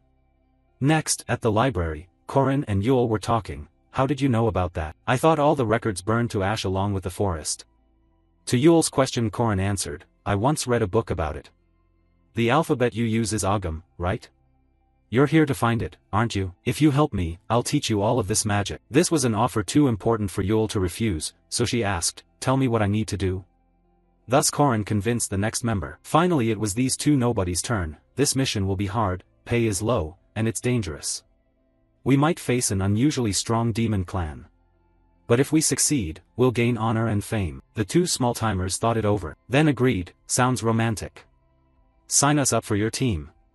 And so a basic party was formed, a secondary damage dealer, a healer, and a few others, just enough to get through stage 1. That met the minimum requirements. This was the best they could do for now. And that evening they set out into the woods to search for Mariette. And based on what Park Si-ho said in the previous life, it seemed Mariette had fled into the forest. And there's only one forest near the academy, the hunting ground forest. Drawn in the back wondered, how could they find Mariette? This place is huge, if we search normally it could take years. Korin answered simply, search?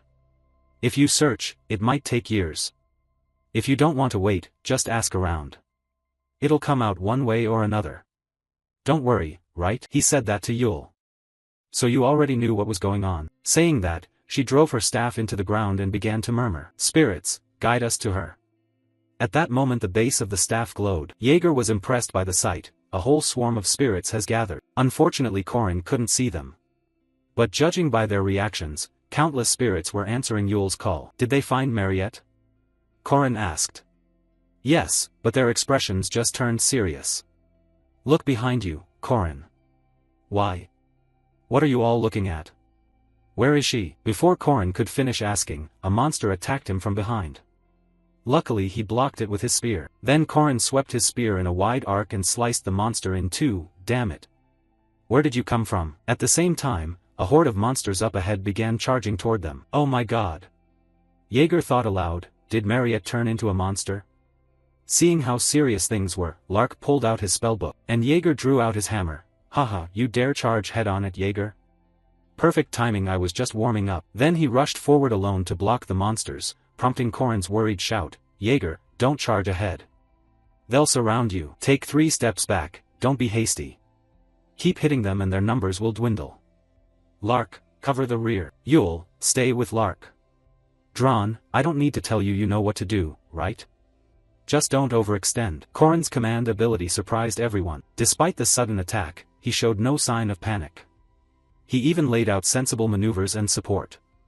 He's not only strong but has the experience of a captain and a strategist to lead a team. He acts like a leader. Who would have guessed he's only a 5th rank knight? The Academy's ranking tests must be flawed. Seeing the monsters charging, Jaeger turned to Yul and asked, hey, I thought Mariette was here? What's going on? I don't see Mariette, only monsters. Yul stammered, the spirits said so, that's all I heard. Lark offered his opinion, is Mariette controlling them? Monsters don't usually hunt in packs like this. And they seem more aggressive than normal. Korin immediately rejected that, no. Mariette isn't the one pulling their strings. It's not that easy for her. Even if she could control them, this chaotic attack isn't her style. Then why? Why are these monsters attacking us? Drawn asked. Neither of those things. Each species of monster has its own hunting instincts. But sometimes they fall into such desperate situations that they forget their nature. For example, something they can't cope with, something that makes them flee when confronted. Korin's words made the mood more serious. And at that moment, the one they were searching for, Mariette, appeared ahead of them. She looked nothing like usual.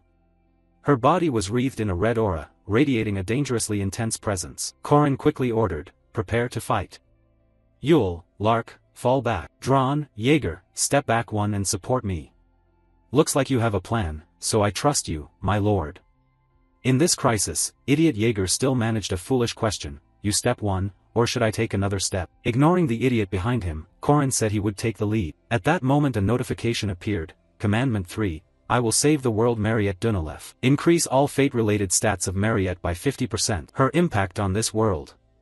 These reserve parameters are clearly based on the scale of her future impact on the world, not on a one-time event. Another notification popped up, I will save the world. Take the first step to save the world and stop Mariette Dunalev. Alright, everyone, let's go. This conflicted with the first commandment, do not ignore the misfortune of others. Save Mariette Dunalev. Hero Korin Lok, the lucky axis. At that moment, Mariette stood before them, and tears began to fall from her eyes. This left Yul slightly flustered, but it won't change anything. Just eliminate her, Drawn said. As he spoke, the true weight sword came crashing down from the sky. But then, to Drawn's surprise, his sword was stopped by a layer of protective barrier. Lark began to explain, it's a blood orb, a creature born from a vampire's blood. I didn't think a newly awakened vampire could have a blood orb with them. Corin reassured everyone, no need to be afraid. It was just born, it hasn't received her blood or mana yet. Without sustenance from its master, it can only block attacks. But Dran began to complain, for a mage like me, facing an opponent with that kind of defense is a big problem. It'll be fine, don't worry. Mariette then acted, begone.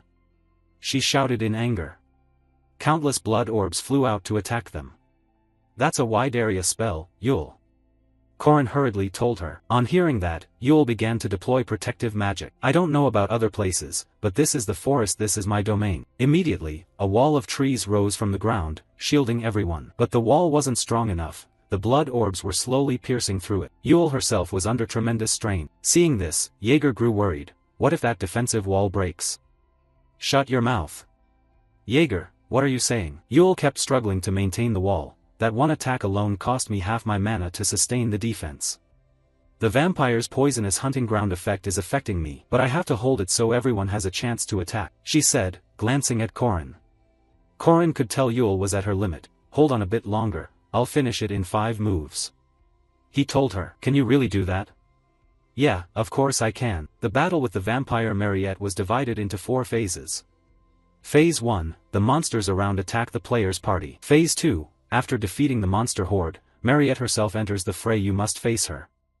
The most powerful spells are only cast from Phase 2 to Phase 4. In other words, before the final phase arrives, she can't use her full power. It's similar to a game, like in my previous life. Corin turned back and said to Lark, Lark, fall back a bit ahead of Yule. You can only cast basic magic about 2 more times. So take care of yourself. Lark was startled. You planned that far ahead? I get it. Good thinking. Once you've used up your mana, run as far as you can. Alright, we'll deal with it then. After giving those instructions, Corin started calculating. So far the attacks are wide but not very strong. The real danger is the alchemy spell that will come afterward.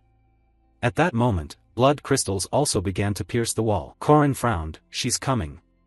This is the alchemical freezing spell. When enough crystals accumulate on the wall, they begin to detonate, causing the wall to collapse. At the back, Yule began reciting an incantation. Mother Earth and the nourishment of trees and grain, gods and insects, let the canopy push back the world. With each line she spoke, winds began to rise, signs that the gods were responding. Although I wrote those ancient runes, only a pure-blood Aven can activate them. Although they're similar to ancient runes, they're a system language from another civilization, a secret tongue. You only get access to it after completing Yule's storyline. She who strives to become an Elder Forest Mage. The Elder Forest Mage is nature's favorite. The 1000-year secret tongue belongs only to those of lineages friendly with the spirits. After the incantation ended, a startling scene unfolded before them. A colossal treant appeared. This was a giant willow man. Even Yule couldn't believe she had just summoned it. Corin thought to himself, yeah, it's a bit of a cheat to help her summon this, but given the situation, there was no other choice. He quickly issued the next command, Jaeger, there's still one living bear owl. Throw it to the willow man. Hurry. A living bear owl? Jaeger exclaimed. Wow, you're clever. There's actually one left. Of course it's still alive. Corin prepared it on purpose while they were busy fighting. Quick, throw it into the willow man's chest. At Corin's word, Jaeger promptly hurled the bear owl straight up, and the moment the bear owl fell into the willow man's chest, it was consumed by a shaft of light. By burning the sacrificial creature inside the willow man's chest, it served as the energy to power the summoning magic animating the figure. Once it had that energy, the giant began to move. With a single swing of its arm, it produced countless explosions. But at the same time, it put enormous strain on Yule. Is this too much for her? It's really tough for her to sustain a summoning like this for minutes on end. Don't stop, Yule. If you stop, everyone will die. I know, I'll try. Next would be the showdown between the Willow Man and Mariette. Facing such a giant opponent, Mariette let out a scream. Then she spawned countless blood spears and fired them straight at the Willow Man. But that wasn't a major problem. The Willow Man wasn't a living being but merely a construct. Holes in it didn't mean death.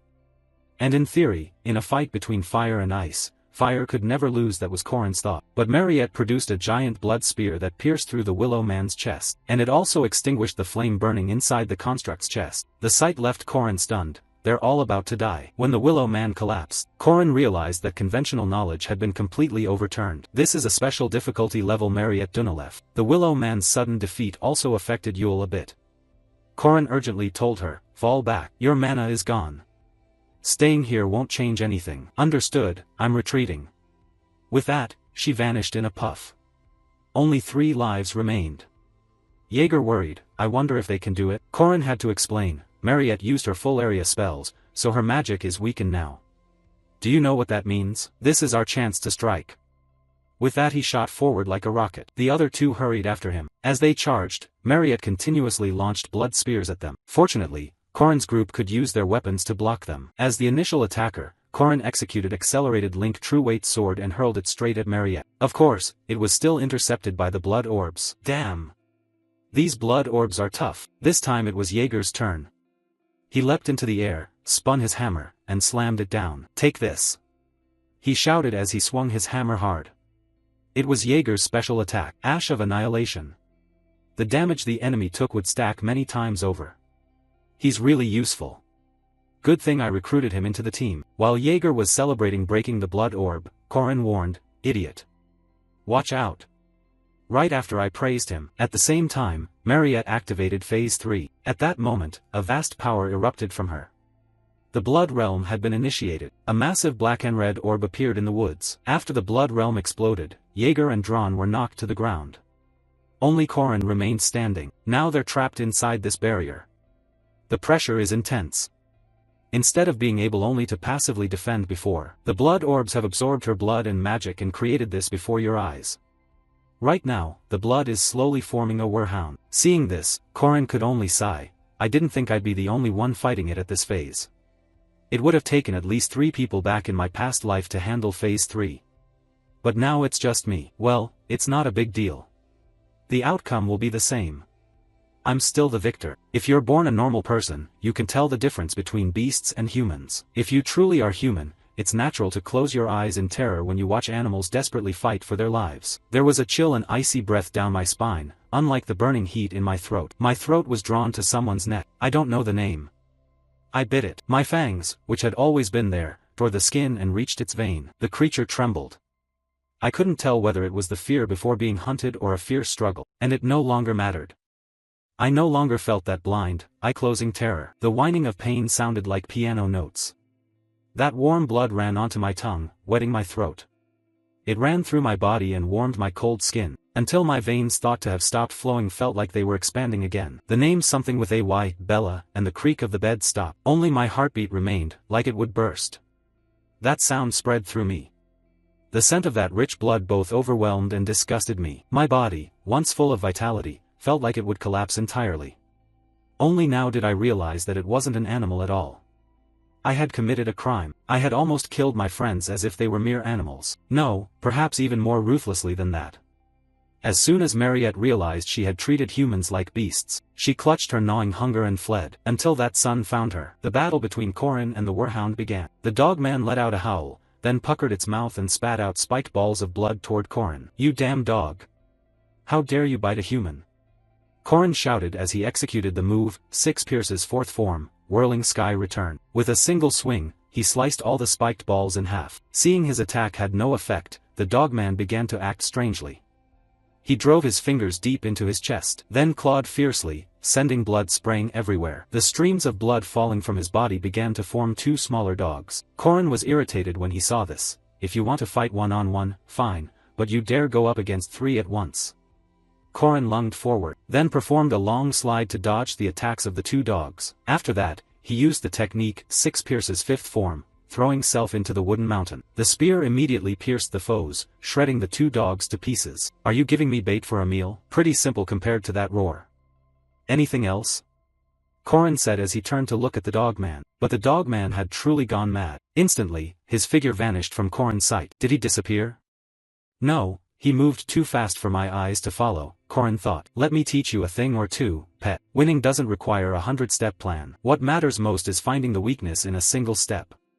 At the same time, he anticipated its attack and quickly dodged. This was also his chance to counterattack. Calamity Serpent Intent. Calamity Serpent ascends to heaven, Poisonous Dragon Break. With that one move, he shattered the blood rift, and simultaneously brought down the dogman. But he wasn't dead yet and still tried to rise. You choose to protect the one who created you until your last breath, huh? Why would you do that? Just wait, I'll definitely save her, your mother. As he spoke, Corin glanced toward Mariette. She was now entering the final stage. The moment this stage began, Mariette would drive one of the team members into a life-threatening situation. That's why he couldn't remove her bloodthirsty combat effect on his own. Normally, to rescue a team member, the vampire's target, all team members must stand close together and deceive her, making it difficult for her to pick the weakest target. But right now, no one could help. Because of this, Corin gave up attacking and allowed himself to be drained.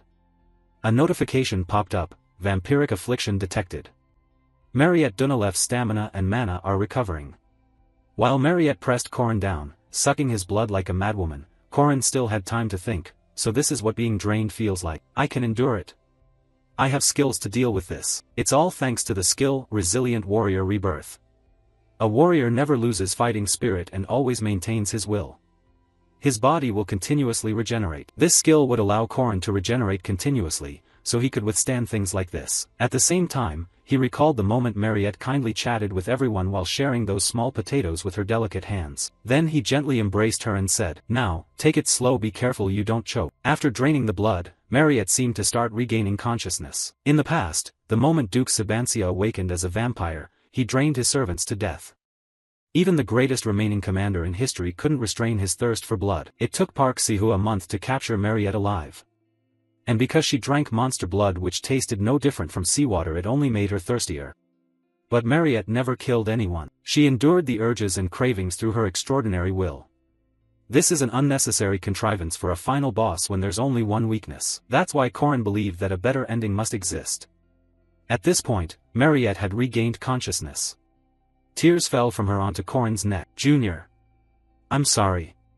I'm sorry," she kept saying between sobs. Seeing her return to normal, Corin felt relief. No matter how many times I die, whether she's the top witch, or even if she's truly a vampire, none of that matters. Maybe I used to judge her like Park Si-hoo did, but the teachings of the master I met in that world changed me into a different person. The one I always looked down on as just an NPC in a game protected me and told me I was still a child. As the successor, I witnessed his final moments and, as his disciple, heard his teachings. It'll be fine. Once I'm sure I've grown up a bit, just watch, Park Si-hoo. I'll choose a different path than you. At that moment, a notification appeared: Mariette Dunalef. Difficulty, S, rewards, aura level increased from low to above low. Mana level increased from lowest to low. Gained pain tolerance. 100 points distributed evenly. A few days later, in the special cell created by Professor Josephine, Corin asked Professor Josephine for permission to visit Mariette. Now Corin and Mariette chatted with smiles. "I thought your taste would change, but you actually like potatoes? Are they good, Mariette?" Mariette, chewing a potato, laughed. "Potatoes are always good. No matter how you cook them, they're tasty." "Oh, really?" Corin said, pressing his face close to hers, making Mariette blush. Then she hurriedly shooed him away. "Go over there. I smell awful right now." "So what? When you bit my neck, I hadn't showered either." "Oh great Corin. That's not something you say to a girl." After that, Mariette went to sit alone in a corner, withdrawn. Corin sighed at the sight. "Good grief.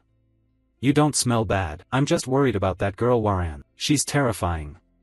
I thought I was going to die. I was so scared, but I couldn't do what you did." Those words made Corin think. He had met Waran and stirred something in her, changing her resolve and getting her to take part in hunting practice. Waran had accidentally encountered Mariette during training, and to fight first-rank mage Mariette, she used her true strength. That provoked Mariette, and the vampire within her awakened. Mariette continued, "How did you manage to pick yourself back up? Why didn't you give up? The spirit vessel too, everyone mocked you, saying you couldn't succeed. But in the end, you did. You're really amazing." Corin felt a little embarrassed by that. "It's not that impressive, but I like happy endings, where the good are rewarded and the wicked are punished. Something like that. A cautionary, touching story. You're a good person, you're very good, and you're beautiful too. In short, I like happy endings," Corin said, scratching his chin. "So I really want you to be happy." Those words made Mariette flush bright red. Corin had accidentally flirted with her without even realizing it. The two of them were truly cute. "Corin, I need to wash up and finish the potatoes. Can you go outside?" That was her excuse, since her face was burning and she didn't know how to face him. Corin felt awkward. He had only just arrived and was already being shooed away. But with no choice, he said goodbye to Mariette and left with Professor Josephine. Watching Corin go, Mariette silently thanked him. thank you for comforting me, but I'm not even sure I deserve to be happy. So everything ended with Mariette being temporarily detained. Because that happened, it's hard for things to return to normal immediately. But she'll probably be released soon, since the half-human Waran will soon attend regular school. Even if Mariette awakened and became a half-human, most people wouldn't feel threatened by that. As he was thinking this, a voice rang out. Corin, can you come see me for a moment? The speaker was the principal. Is this the first time we've met alone? How do you feel? I'm fine, sir. What's this about? It's about Mariette's punishment. Those words startled Corin. Her punishment? He hadn't expected Mariette to be punished, so the outcome won't be a good one. Corin panicked. Wait, I can explain. But before he could, the principal continued, it's fine, her punishment has already been decided. Corin didn't give up, but please hear me out. As someone who actually fought her, how could her punishment be decided so hastily, Miss Mariette? While Corin stammered his explanation, the principal burst out laughing. Haha, just as expected. Don't worry, there's no punishment. I don't think she's dangerous. I wanted to see the reaction of someone who actually fought her. Now I'm no longer in doubt about my decision. Don't worry, she'll be released soon. We just need to confirm her stability. I've heard other students talk, but I'm curious for details. Even a simple explanation will do. Could you tell me? Hearing this, Corin finally sighed in relief. You gave me a fright earlier. Then he slowly began to explain everything. That Mariette was safe and not a monster.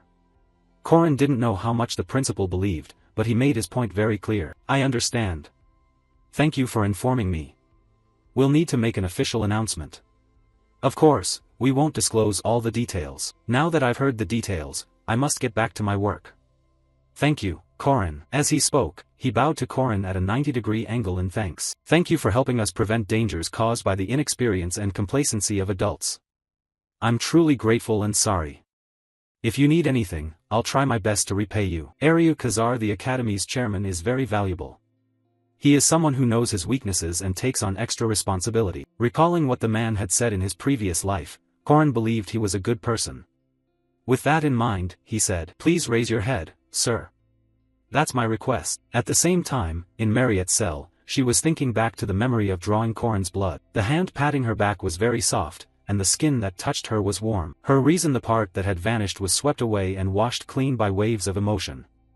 As she pushed the cold monster child inside her away and reclaimed her humanity, the only thing she could do was apologize. But now Mariette felt more anguished and constrained than ever. Who am I to demand forgiveness? Is Isabella safe?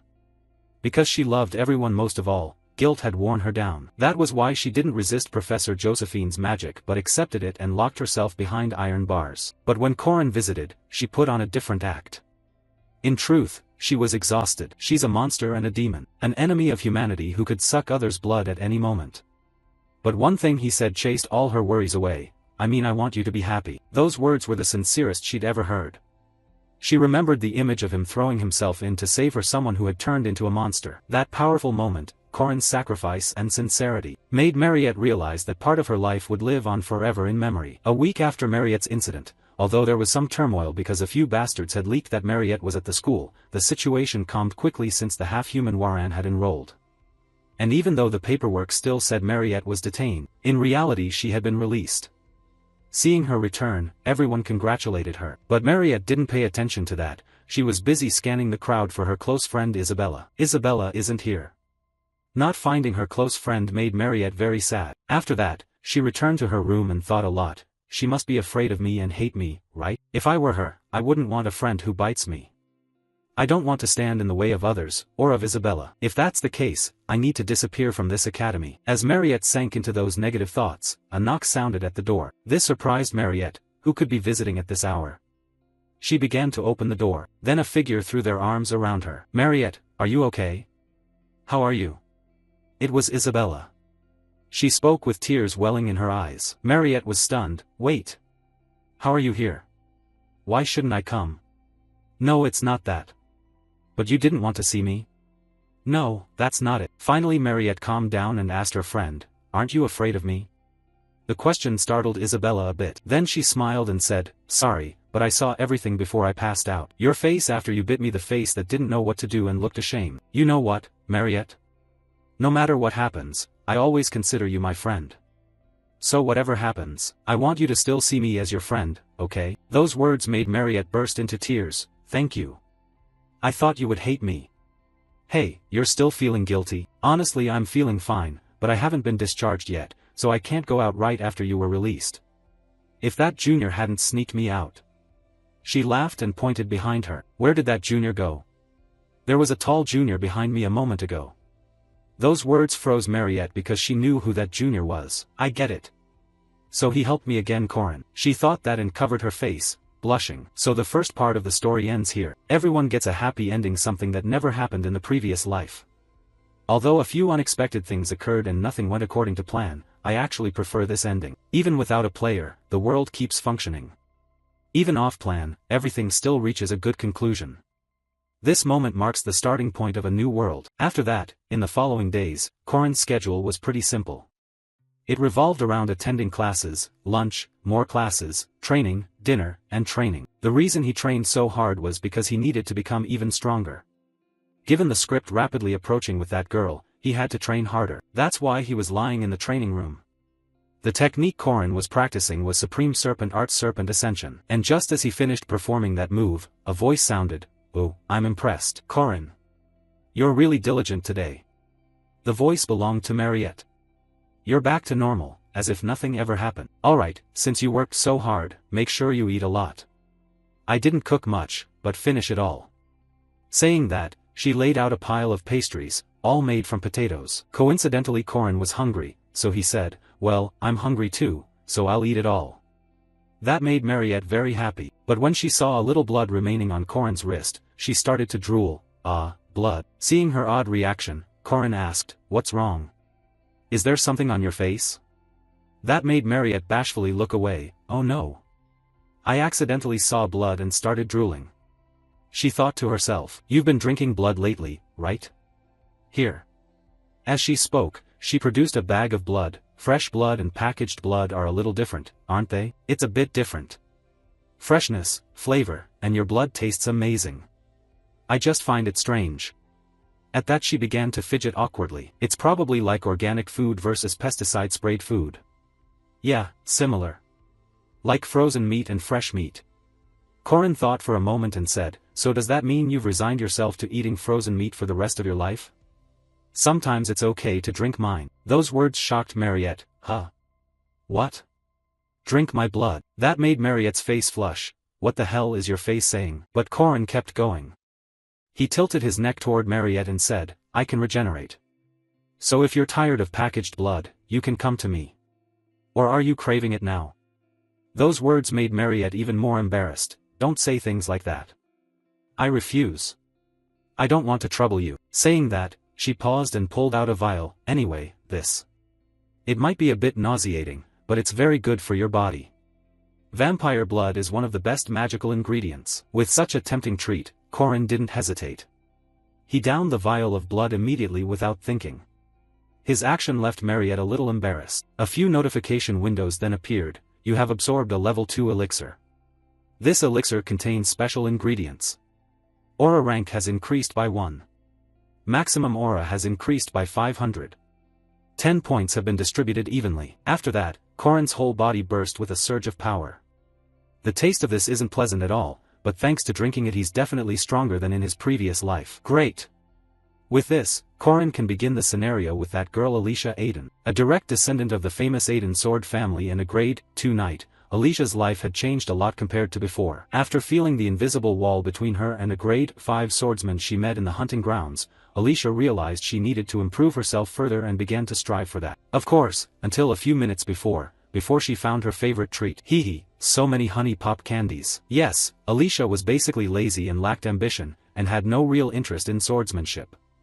Although her sword talent was nearly genius level, her study attitude was terrible, always earning below average marks. And Alicia was thoroughly satisfied with herself. "Here, I don't have to swing my sword 10,000 times a day, the tests are just basic moves, and I don't have to sweat through brutal sparring with the seniors. Besides, my sister isn't here." Just looking at her expression, you could tell how pleased she was. "I should enjoy this time." "Enjoy what?" Corin asked. His question startled Alicia. "You haven't been coming to the training room lately," Corin said with a smile. But that remark made Alicia tremble. I've been very busy lately. Homework and missions. Hearing that, Corin grinned. I heard that pays well. Want to join my party? Hearing that, Alicia wanted to cry. Damn it, why does he keep coming after me? In some ways, Corin made it hard for Alicia to approach him. Standing before him, she felt her lazy habit and neglected talent exposed. The mediocrity of a prodigious swordsman certified as a grade 2 guard knight at a young age, and the granddaughter of a genius swordsman was laid bare. On top of that, Corin's methods were tough. He kept talking about basics. Isn't it normal at our age to pull off a ridiculously cool, deadly move? But when Corin said the two parties would get 2 gold coins and the difficulty was only level 2, her money-loving habit flared up. 2 gold coins. With that I can buy so many clothes and honey pop candies. Let's go. No. We're going midweek, so just prepare your gear. Yes, sir. Oh, and today I'm planning a short mission paying 20 silver. Let's take it together. 20 silver, sounds good. At that, Corin was very satisfied. For these factory farm chickens who haven't been beaten by society, hurting them is extremely easy. This is enough for the scenario. I'm not sure, but by my estimate it's today. Back to Alicia's routine, she liked the patrol missions on the job board. Alicia simply followed the preset route through the city center and checked for issues. Monsters coming near the city were only level 4 or 5 at most. Mid-level monsters rarely appeared, so the chance of trouble was very small. Low work but good pay. Alicia didn't find it strenuous at all. Moreover, whenever she did these kinds of missions, she always received flattery from the people around her, which made her nostrils flare with pride. It was completely different from being at home. At home, she only heard terrible comparisons between her and her genius older sister. The family looks down on me, but am I really that bad? So the two of them completed today's patrol easily. Everyone was safe and happy. That is, unless something else happened. And when I say that, it means something did happen. In the night sky, a flare began to shoot up, drawing everyone's attention. It was the signal from the previous patrol team, Monster Nest, at least rank 2. Alicia was a bit surprised because she couldn't see anything. But the guard beside her explained, because this is a magical flare visible only with the special lenses they're wearing. It's also the patrol guard's secret method. Anyway, let's move out. Those words made Alicia inwardly distressed. If nothing else happens on the patrol, it would end without killing any monsters. But when a spawn event occurs, everyone on duty must join the raid. The worst part was that it happened at the last minute, and that was exactly as Corin predicted. It was a level 2 monster den found by the patrol team ahead, the lair where wolves gathered around a werewolf. Werewolves were monsters Alicia could defeat. Even if poisoned, this time they could take it down easily. But immediately after, they ran into a bigger problem: the appearance of a special monster. A level 1 Dunlahan. Damn it! Why is a Dunlahan hanging around here? She thought, and unleashed her signature move. Aiden Technique Single Slash, Frozen Domain Burst. The technique produced an X-shaped sword chi that shot straight at the monster. But then Alicia was surprised by how the monster evaded her strike. It launched itself into the air and slipped through the gaps in the attack. What kind of elasticity is that? Like some sort of invertebrate. Immediately after, the creature's arm turned into a whip, coiling tightly around Alicia. So fast, and so experienced. It's at least a level 1 monster. If that's the case, thinking that, she shouted, damn it. Help me, Corin. The honor of a warrior was the last thing on Alicia's mind now. A few guards nearby announced, Corin is dealing with another monster. That news made Alicia cry out even more. Why aren't you here when I need you? At that moment, the monster launched a finishing attack on Alicia. It terrified her so much she shut her eyes tight. But then nothing happened. Alicia opened her eyes to find both the horse's head and the Dunlahan's head whizzing past her very quickly. Alicia realized someone had saved her. As she stood to thank them, the sword before her looked oddly familiar. Then a voice rang out, you're still weak, lazy, and complacent as always. When Alicia looked up, it was, as she feared most, the eldest daughter of the famed Aiden sword family, destined to be the next successor, the strongest swordsman of her generation, the one to follow in the genius swordsman's footsteps. Lunia Aiden, who was also Alicia's older sister, a person extremely strict and terrifying. How did it come to this? Her sister's question drained the color from Alicia's face. You saw a Dunlahan and didn't retreat? Why didn't you analyze the enemy in front of you? And above all, that stupid way of drawing your sword, who did you copy that from? I'm sorry. No more excuses. The consequences of my actions are entirely my responsibility. Saying anything won't change the situation. Remember that it was my moves that put the soldiers who trusted me in danger. Yes, ma'am. Stand up straight. Lunia said as she flicked her sword toward her sister, forcing Alicia to puff her chest out as much as possible. An Aiden swordsman must always be confident. Yes, sister, and you? She said, looking at Corin. At that moment Corin was still brandishing his spear. Caught me? Just stood there watching Alicia while pretending to be busy. Lunia glared at Corin for a moment and then began to introduce herself. I am the Holy Sword's chief disciple, the first mistress of the heavenly sword Lunia Aiden. Corin bowed and said, I am Longante's 8th disciple Corin Locke, a friend of Alicia.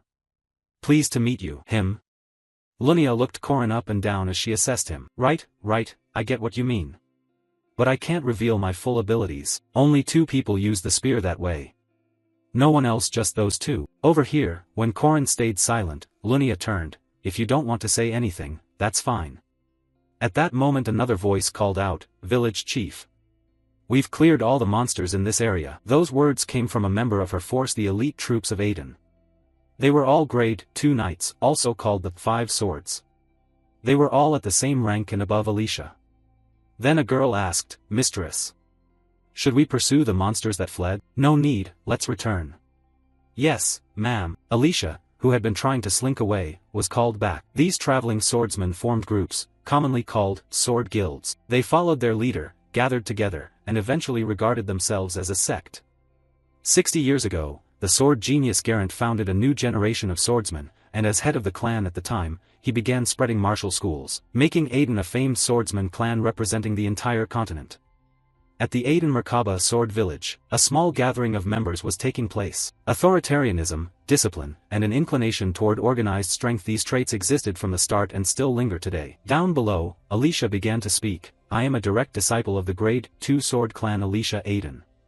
Greetings, mistress of the village. The other disciples were sweating with worry. What the hell? Even with a principal direct disciple here, why are you making the junior disciples kneel like that? Above, Lunia sat comfortably, one hand holding papers, the other a pipe, and began, patrol missions, protecting merchants, handling level 4 monsters. What nonsense. There's even a task helping out a cafe. Alicia hurried to explain, oh, that mission had me wear a uniform and hand out flyers. A friend recommended it? No, I just thought the cafe uniform was cute, it looked nice. She blushed with embarrassment as she said it. Lunia observed Alicia for a moment and said, pathetic, Alicia. I never thought you'd use the clan's guard certification for things like this. Do you want to shame the family? Aren't all these missions just about hunting low-level monsters? Do you think fighting those makes you a hero? Alicia, don't forget human nature doesn't change. Her sister's words left her silent. A little later, Lunia held a private meeting with her 5 swords. Miss? No, she seems fine. Looks like she may have put on weight. Huh. Anyway, does nobody know that guy? That guy, you mean Corin? He's just a grade 5 knight. Grade 5? Lunia was puzzled. Impossible. Is the Merkaba Academy's level test that unreliable? From what Lunia observed, Corin's gaze was fixed on Alicia the whole time. Yet the monsters couldn't touch him. To stay so focused despite fighting distractions, it's as if he has decades of experience. That sensitivity and steadiness only come from honing skills in real life. And that spear technique, at a glance it seems simple, but to a top female swordsman, she recognized his spear skill as quite solid. The meeting was brief, but she was fairly impressed with that fellow. If that young man sided with my sister. Thinking that, she recalled the academy had asked her to visit for an exchange, so she would likely meet him again. Corin was happily visiting with Mariette. Whenever Mariette, nicknamed Senior Potato, came by, she brought lots of things. Right now she had spread out a pile of pastries. These are potato pies. I filled them with minced lamb and baked them. Eat when you're hungry. As soon as Corin took a bite he noticed something odd. Senior, the lamb tastes. Mariette cheerfully replied, you noticed? It's fresh, just slaughtered today. Professor Josephine asked me to help her butcher the sheep, so I practiced. Hearing that, Corin was moved to tears. Damn. While you live a boring vampire life with frozen blood packs to get by, this is actually delicious. I'm touched. Mariette, well? Is it good? Next time I'll bring beef. Do you like braised oxtail? While she was cheerfully talking, Corin suddenly grabbed her hand. I love it. You're talking about braised oxtail, right? Then it's a promise I will definitely bring braised oxtail. Anyway, your hands are big, Corin. Rough, sinewy, sturdy, the hands of a vigorous person, really wonderful and strong. She said this as her expression shifted and sweat started to bead. Suddenly a voice rang out, Mariette. The call startled Mariette, and she hurried toward the voice, Isabella. Hello. Have you eaten? Why is your face so red? No. I wasn't doing anything. Bye, Corin, see you later. Watching that, Corin could only think, women are really hard to understand. In my previous life I couldn't even go out once for 3 years because of that Park Si-hoo. Man, you really can't predict anything. The reason I couldn't date was thanks to that jerk Park. He controlled me too tightly. My current friendships are quite different from my past life. Sometimes Yule brings rare wild mushrooms, then the two of us go to the library and start learning the Agam alphabet. Dran also visits me more than my other friends. He seems to see Corin as a useful companion, so if there's a tough, high-reward quest he suggests teaming up with me. Normally Corin is in the same class as those two random guys. Right now, those two were turning pale with fear. Seeing that, Corin hurriedly asked, What's wrong? What's happening? Damn it! There's a monster. One of them said, turning to look back. Behind Corin was Waran, food, promise. Waran could only murmur those words. That body, looks like the artist drew two different people, doesn't it? Seeing a familiar face, Corin relaxed. What's with Waran? Well, I guess she might as well be a kind of monster. What promise about food? Then he remembered something from a month ago. It seems you did promise to bring Waran food, but that was a month ago. She really remembers everything. Corin turned back and told his two buddies, I can't eat with you today. It's fine. I suddenly remembered I haven't done my homework. The two muttered and started to leave like they were afraid of ghosts. So Corin had to take Waran to a restaurant to keep his food promise. You look a lot like a cat, so I brought you here. Do you like fish? At his question, Waran was about to shove the whole fish into her mouth. Corin gasped, Hey, are you crazy? Do you have an invincible throat? That's disrespectful to the food. Corin said. But for Waran, food just needs to be chewed and swallowed. Heh, just wait and see. Corin said as he started using chopsticks to separate the fish. See? Now it looks much tastier, right? Instead of just swallowing, you should look with your eyes and smell the aroma. As he spoke, he handed Waran a bowl of rice with a slice of fish on top. That's how you show respect for food. Waran's face reddened a little. Respect. After that, Waran began to eat heartily. Watching Waran eat, he began thinking, the weapon production phase is more or less set. It's a bit early, but step 2 will start soon. Step 2 begins the component exam. The idiot Jaeger was complaining, because we haven't studied at all. 10 minutes until the test and you're only regretting it now. I told you to study. You should have nagged me more. You should have listened to me. Hey, Corin, have you studied? To that question from the two of them, Corin answered confidently, I don't need to study. What are you gonna do? Pass the class on faith and hope? But Corin already had a plan in mind.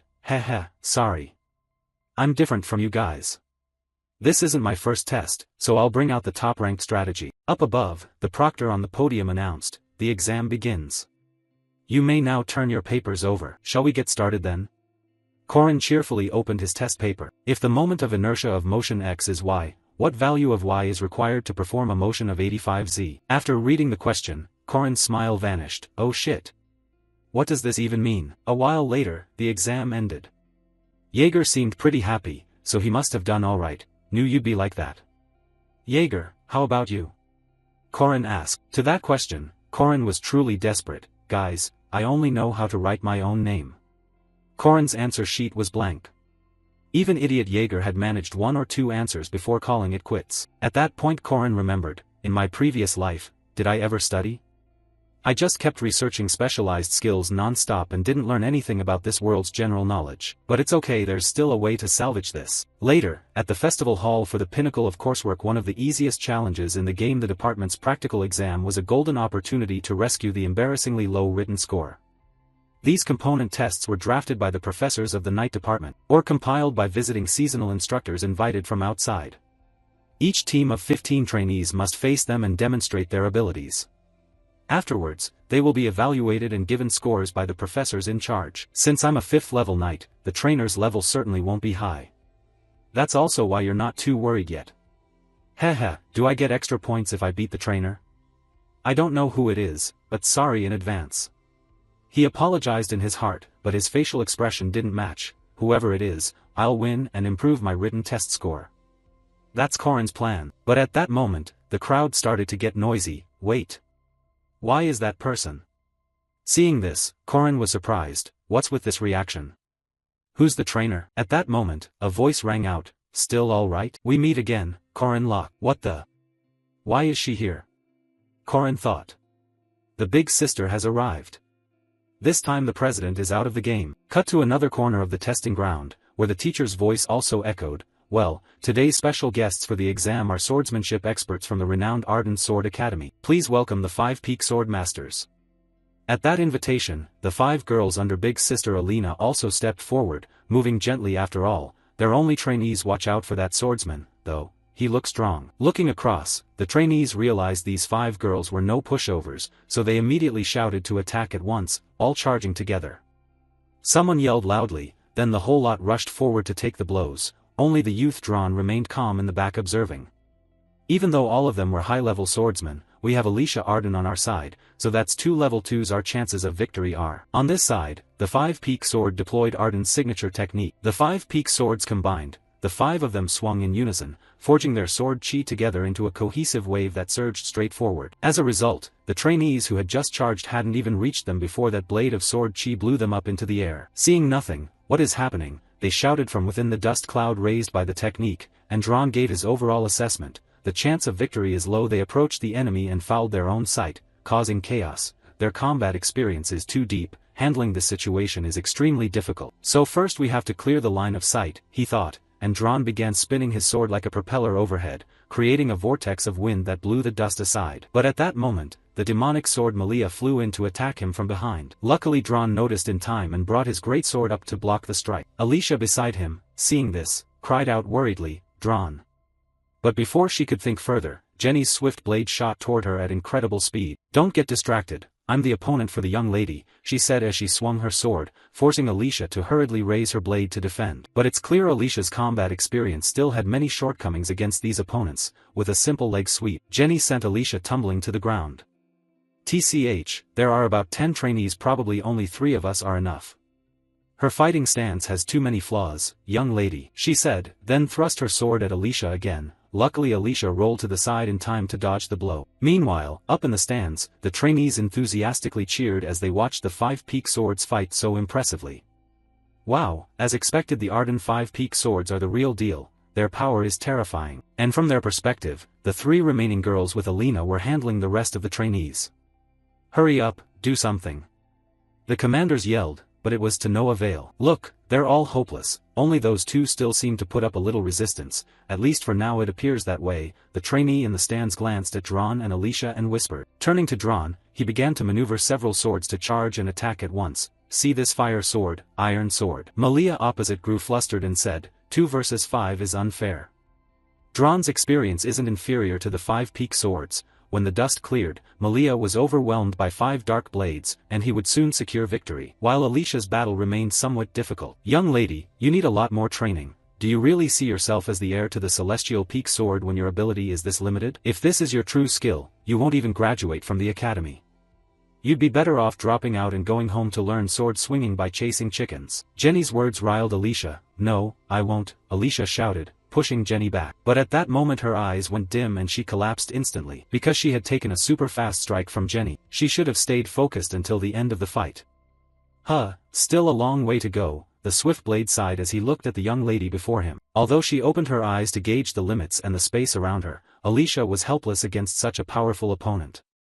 Right, according to the initial plan, Alina Arden's role should have been different, so why did she join Team B's Phase B? Turning to Corin's group, when they realized they'd be paired with Alina, their eyes went wide as saucers. And before they could think, Alina opposite already exuded a dangerous aura and said, let's begin. You all think this is a real combat experience? This is an elite class battle. The trainee commanders looked at each other in confusion. Elite what? Elite class battle? A monster that can single-handedly face an entire army, leaving dozens of guards struggling. Even an entire legion, a monster you can hardly defeat, described as an uncontrollable disaster. A monster most guards will never encounter once in their lifetime. Anyone who claims to have seen it is said to be fabricating or exaggerating. But if it's that person, the story changes. Alina Arden can fight those monsters, because she is the monster of monsters, and the more our protagonist thought about it, the more the skin on his scalp tingled. And now up front Alina began her assault. with a single swing the big sister sent out countless slashes of sword chi tearing forward. The testing ground itself couldn't withstand the force and shattered into who knows how many pieces. Meanwhile the trainees were blown away like flies before they could react. The luckiest was Korin, because knowing how strong the big sister was, he had sneaked back and hidden behind a stone pillar to avoid being blasted away by the first strike. Truly ruthless, Korin said as he looked at the student sprawled on the ground. And somehow, when Korin glanced to the side he found that the veteran Jaeger had survived the blow, but he was close to peeing himself. That was a near miss. Isn't this test a bit too much, facing such terrifying opponents? Korin relaxed and explained, she's actually merciful. If she meant to use tactics, it's over in 10 seconds. But what's that in his hand? Korin said, looking at the ragged heap beside Jaeger. He lifted that bundle of rags and smiled, it's Lack. I brought him along because if I left him he'd probably die. Looks like he almost did. Turning to Jaeger, the big man warned Korin, Korin, you must not pass out, you're too heavy for me to carry. But as soon as he said that, another attack came and knocked the big guy to the ground instantly. And before our protagonist could react, the big sister's voice rang out, even if I wanted to help, you all are too weak. Come out. It's just you and me left, Alina said as she turned her face toward Korin. Korin realized he couldn't run, so he raised both hands in surrender and said, can I forfeit? Take a lower score if you must, but I know you won't do that. This is a chance to face a strong opponent. I don't want to miss fighting you, Alina replied coldly. Her words made Korin rack his brain, wondering if anyone could stand against Alina Arden. In his previous life, Alina and he had fought side by side in many battles. She was the one who gave him the spear and taught him refined combat techniques. It's not an exaggeration to say I learned how to use the spear from her, yet even by the final practice I still couldn't surpass Alina. She was a challenge I had to face. If I wanted to improve, I'd ultimately have to overcome her by my own strength. Thinking that, Korin braced himself and assumed a fighting stance. Seeing Korin muster the courage to face her, Alina praised him without restraint. Good. With that she lunged at Korin, her face radiating danger. Our protagonist had to exert all his strength to withstand that first strike. What followed was a battle in which Alina continuously attacked and dominated while our protagonist strained to parry her blows. However, he was constantly being pushed back. Only occasionally could he land a counter like the one now, but of course it couldn't possibly hit Alina. She could counter instantaneously, nearly sending Korin to the dust. Then the big sister's blade whipped like a storm, forcing Korin to struggle even harder to defend, yet the trainees in the stands were astonished to see Korin not felled by a single blow. Who is that? How could he possibly be just a 5th-rank student squire at the academy? A freshman able to go toe-to-toe with Alina Arden? How could that be? Back in the fight, after that high-speed exchange our protagonist was panting like an ox. He looked exhausted. What a pity, Alina said as she sheathed her sword, sliding the blade back into its scabbard. That's it? It's over? No way, Korin thought, then suddenly realized something and gasped. The domain slash. It was the Arden School's most powerful technique, the assassin's instinct, Korin reflected inwardly. Opposite him, Alina drew her sword and said, let's see how you react, show me a valid answer with your spear. As she spoke, the big sister unleashed a terrifying aura. Even the rawest trainees could sense how dreadful the next move would be. What is that? Isn't that extremely dangerous? Not just the newcomers, even the professors were sweating. Wait, is she trying to kill that student? Stop the test now. But sadly they couldn't intervene in time, because at that moment both launched their decisive strikes, the Arden sword technique, first strike domain slash. In that instant, the world seemed to stop, but only Alina Arden could move. The blade advanced slowly as if in a slow-motion camera, thrusting the spear directly at Alina's razor-sharp sword and executing the move as fast as possible, Korin thought to himself. But sadly his body didn't move as he wished. Damn it, my spear won't move. In the frozen world I couldn't move. I could only perceive the stopped world at certain specific points. When I faced Mariette it was the same. Is this a coincidence? I can't control movement in this space anymore.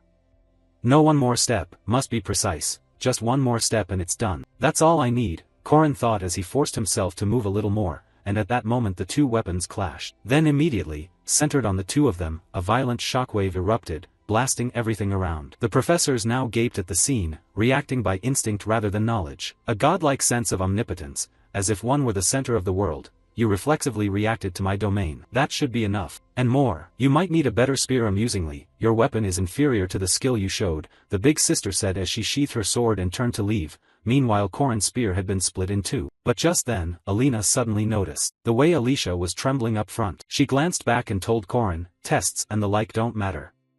The reason I didn't avoid this fight was so someone like you could witness my domain. You already know Alicia's talent. There, the answer is clear: lose the battle but achieve the goal, Corin thought joyfully. Up ahead the big sister continued, I'll stay in this city a while longer, I have some business to attend to. But don't interfere with what I have planned for that girl. No matter how you resist, the outcome won't change. Alicia, I won't let you touch her, Alina added, then truly turned and left. Behind her, Corin grinned darkly, now it's my turn to show her my domain.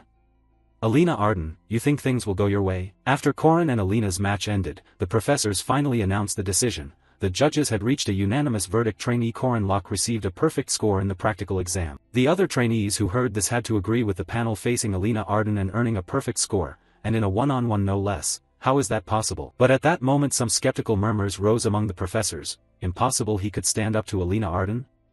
Could he really be only a 5th-rank knight? The white-haired professor, apparently the highest ranking here, pondered that this student must have once intended to hunt spirits. Meanwhile Professor Fermac removed his stylish sunglasses and stared at Corin, his expression full of suspicion. Really bizarre. Corin Locke, why did you use that skill? Days passed quickly.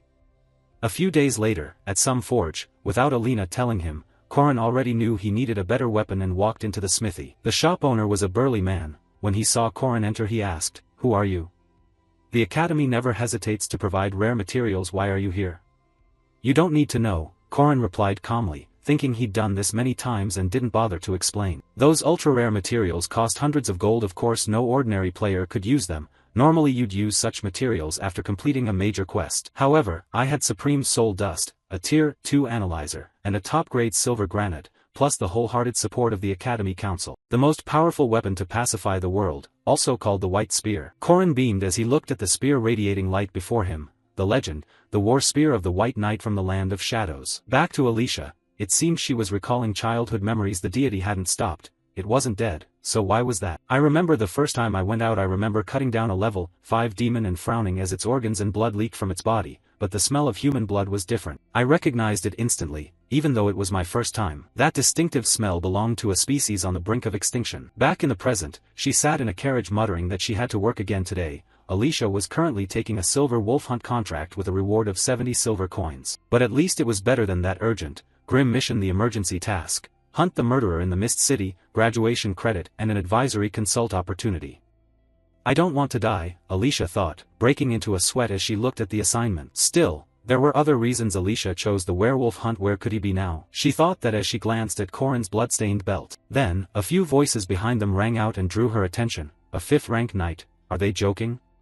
Damn, at my age I'm still babysitting. And the person they were talking about was none other than our protagonist, Corin. Ignoring their gossip, he cheerfully greeted Alicia ahead. What a coincidence, Alicia. Ah, Corin, hello, she hurriedly replied. Meeting Alicia there made Corin very happy. The other guards looked displeased. The Guard Association had complained countless times about quota systems and planned to take in penniless trainees. They probably didn't expect a brat like me to show up, but I'm glad Alicia came along, Corin thought, hastily shaking her hand. That gesture seemed to irk those behind them, their gazes sharpening like lasers, which made our protagonist a bit embarrassed. They wouldn't dare make a move in front of the Saint Knight's granddaughter. Stop staring, my neck's about to catch fire, Corin thought. Then he cheerfully slung an arm around Alicia and asked, Anyway, Alicia, how's your eye? Surprised, she replied, What are you saying? My eye's fine. You know that's not what I meant. Did you hear something from my sister? She said, glancing at Corin, and Corin shrugged and answered, You could say that. Of course Alina hadn't said a word to me, Corin thought, then added, You best hurry, your sister seems serious. She'll make it impossible for you to ever hold a sword again. That's why I could give up the path of a swordsman, Alicia muttered, seemingly the words the big sister had told her. Corin fell silent after hearing that, thinking, who knows, I didn't expect you'd manage it, I'm sure of it. The mission proceeded smoothly. There were 2 werewolves and over 20 ordinary wolves in the den. The hunt team skillfully handled the werewolves and even captured one. But then something unexpected happened. As the group prepared to pack up and return, a fog suddenly rolled in around them. Then countless strange monsters attacked the party. Why are there so many of them?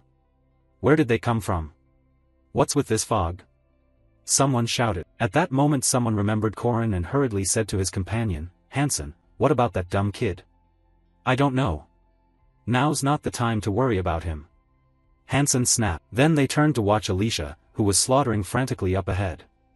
Fortunately, Miss Aiden was doing her job very well. Before they could deal with all those monsters, another wave arrived. Where are these coming from? Demons? Evil spirits? This area shouldn't have this many evil spirits. And there are even fiends. Looking at the evil spirits, Alicia grew worried. In remote, sparsely populated areas there can't be demons, this is artificial, these are manufactured evil spirits. As Alicia thought that, a massive shadow began to emerge from the fog behind her. Seeing it, she intended to turn and greet it, but before she could speak, the figure ahead let out a roar and swung its axe violently toward Alicia, forcing her to strain to block it. Too strong. That's not an evil spirit, it's a knight. She thought, then shouted, "Why are you attacking us? How rude. Back off now." Alicia shouted angrily. While she was busy dealing with the knight in front of her, a shout sounded from behind her, causing her to start and turn her head to look back. But it was too late, because immediately after, the knight behind her swung a maul in a sneak attack, throwing her off balance and sending her tumbling forward. The knight in front also seized the opportunity. He raised his axe high, preparing to deliver a chopping blow. Just at the moment Alicia thought she was done for, the killing instinct inside her awakened. Like an automatic defense mechanism, before she could fully register what was happening, her body moved on its own and sliced the forward attacker into pieces. The sight of the mangled corpse before her, blood splattering everywhere, turned Alicia's face pale. This smell, human blood, it's different. Behind her, the remaining knight saw Alicia in a dazed state and charged to attack again. But before its intent could succeed, a spear pierced its head, and a voice rang out, "What are you doing? It's not a real person." Hearing this, Alicia on the other side hurriedly turned toward the sound and blankly said, "Corin?" From her view, it seemed Corin had thrown his spear and saved her from disaster. Returning to the matter at hand, Alicia asked, "Why do you say it's not a real person?" Corin slowly explained, "Their bodies are moved by dark magic."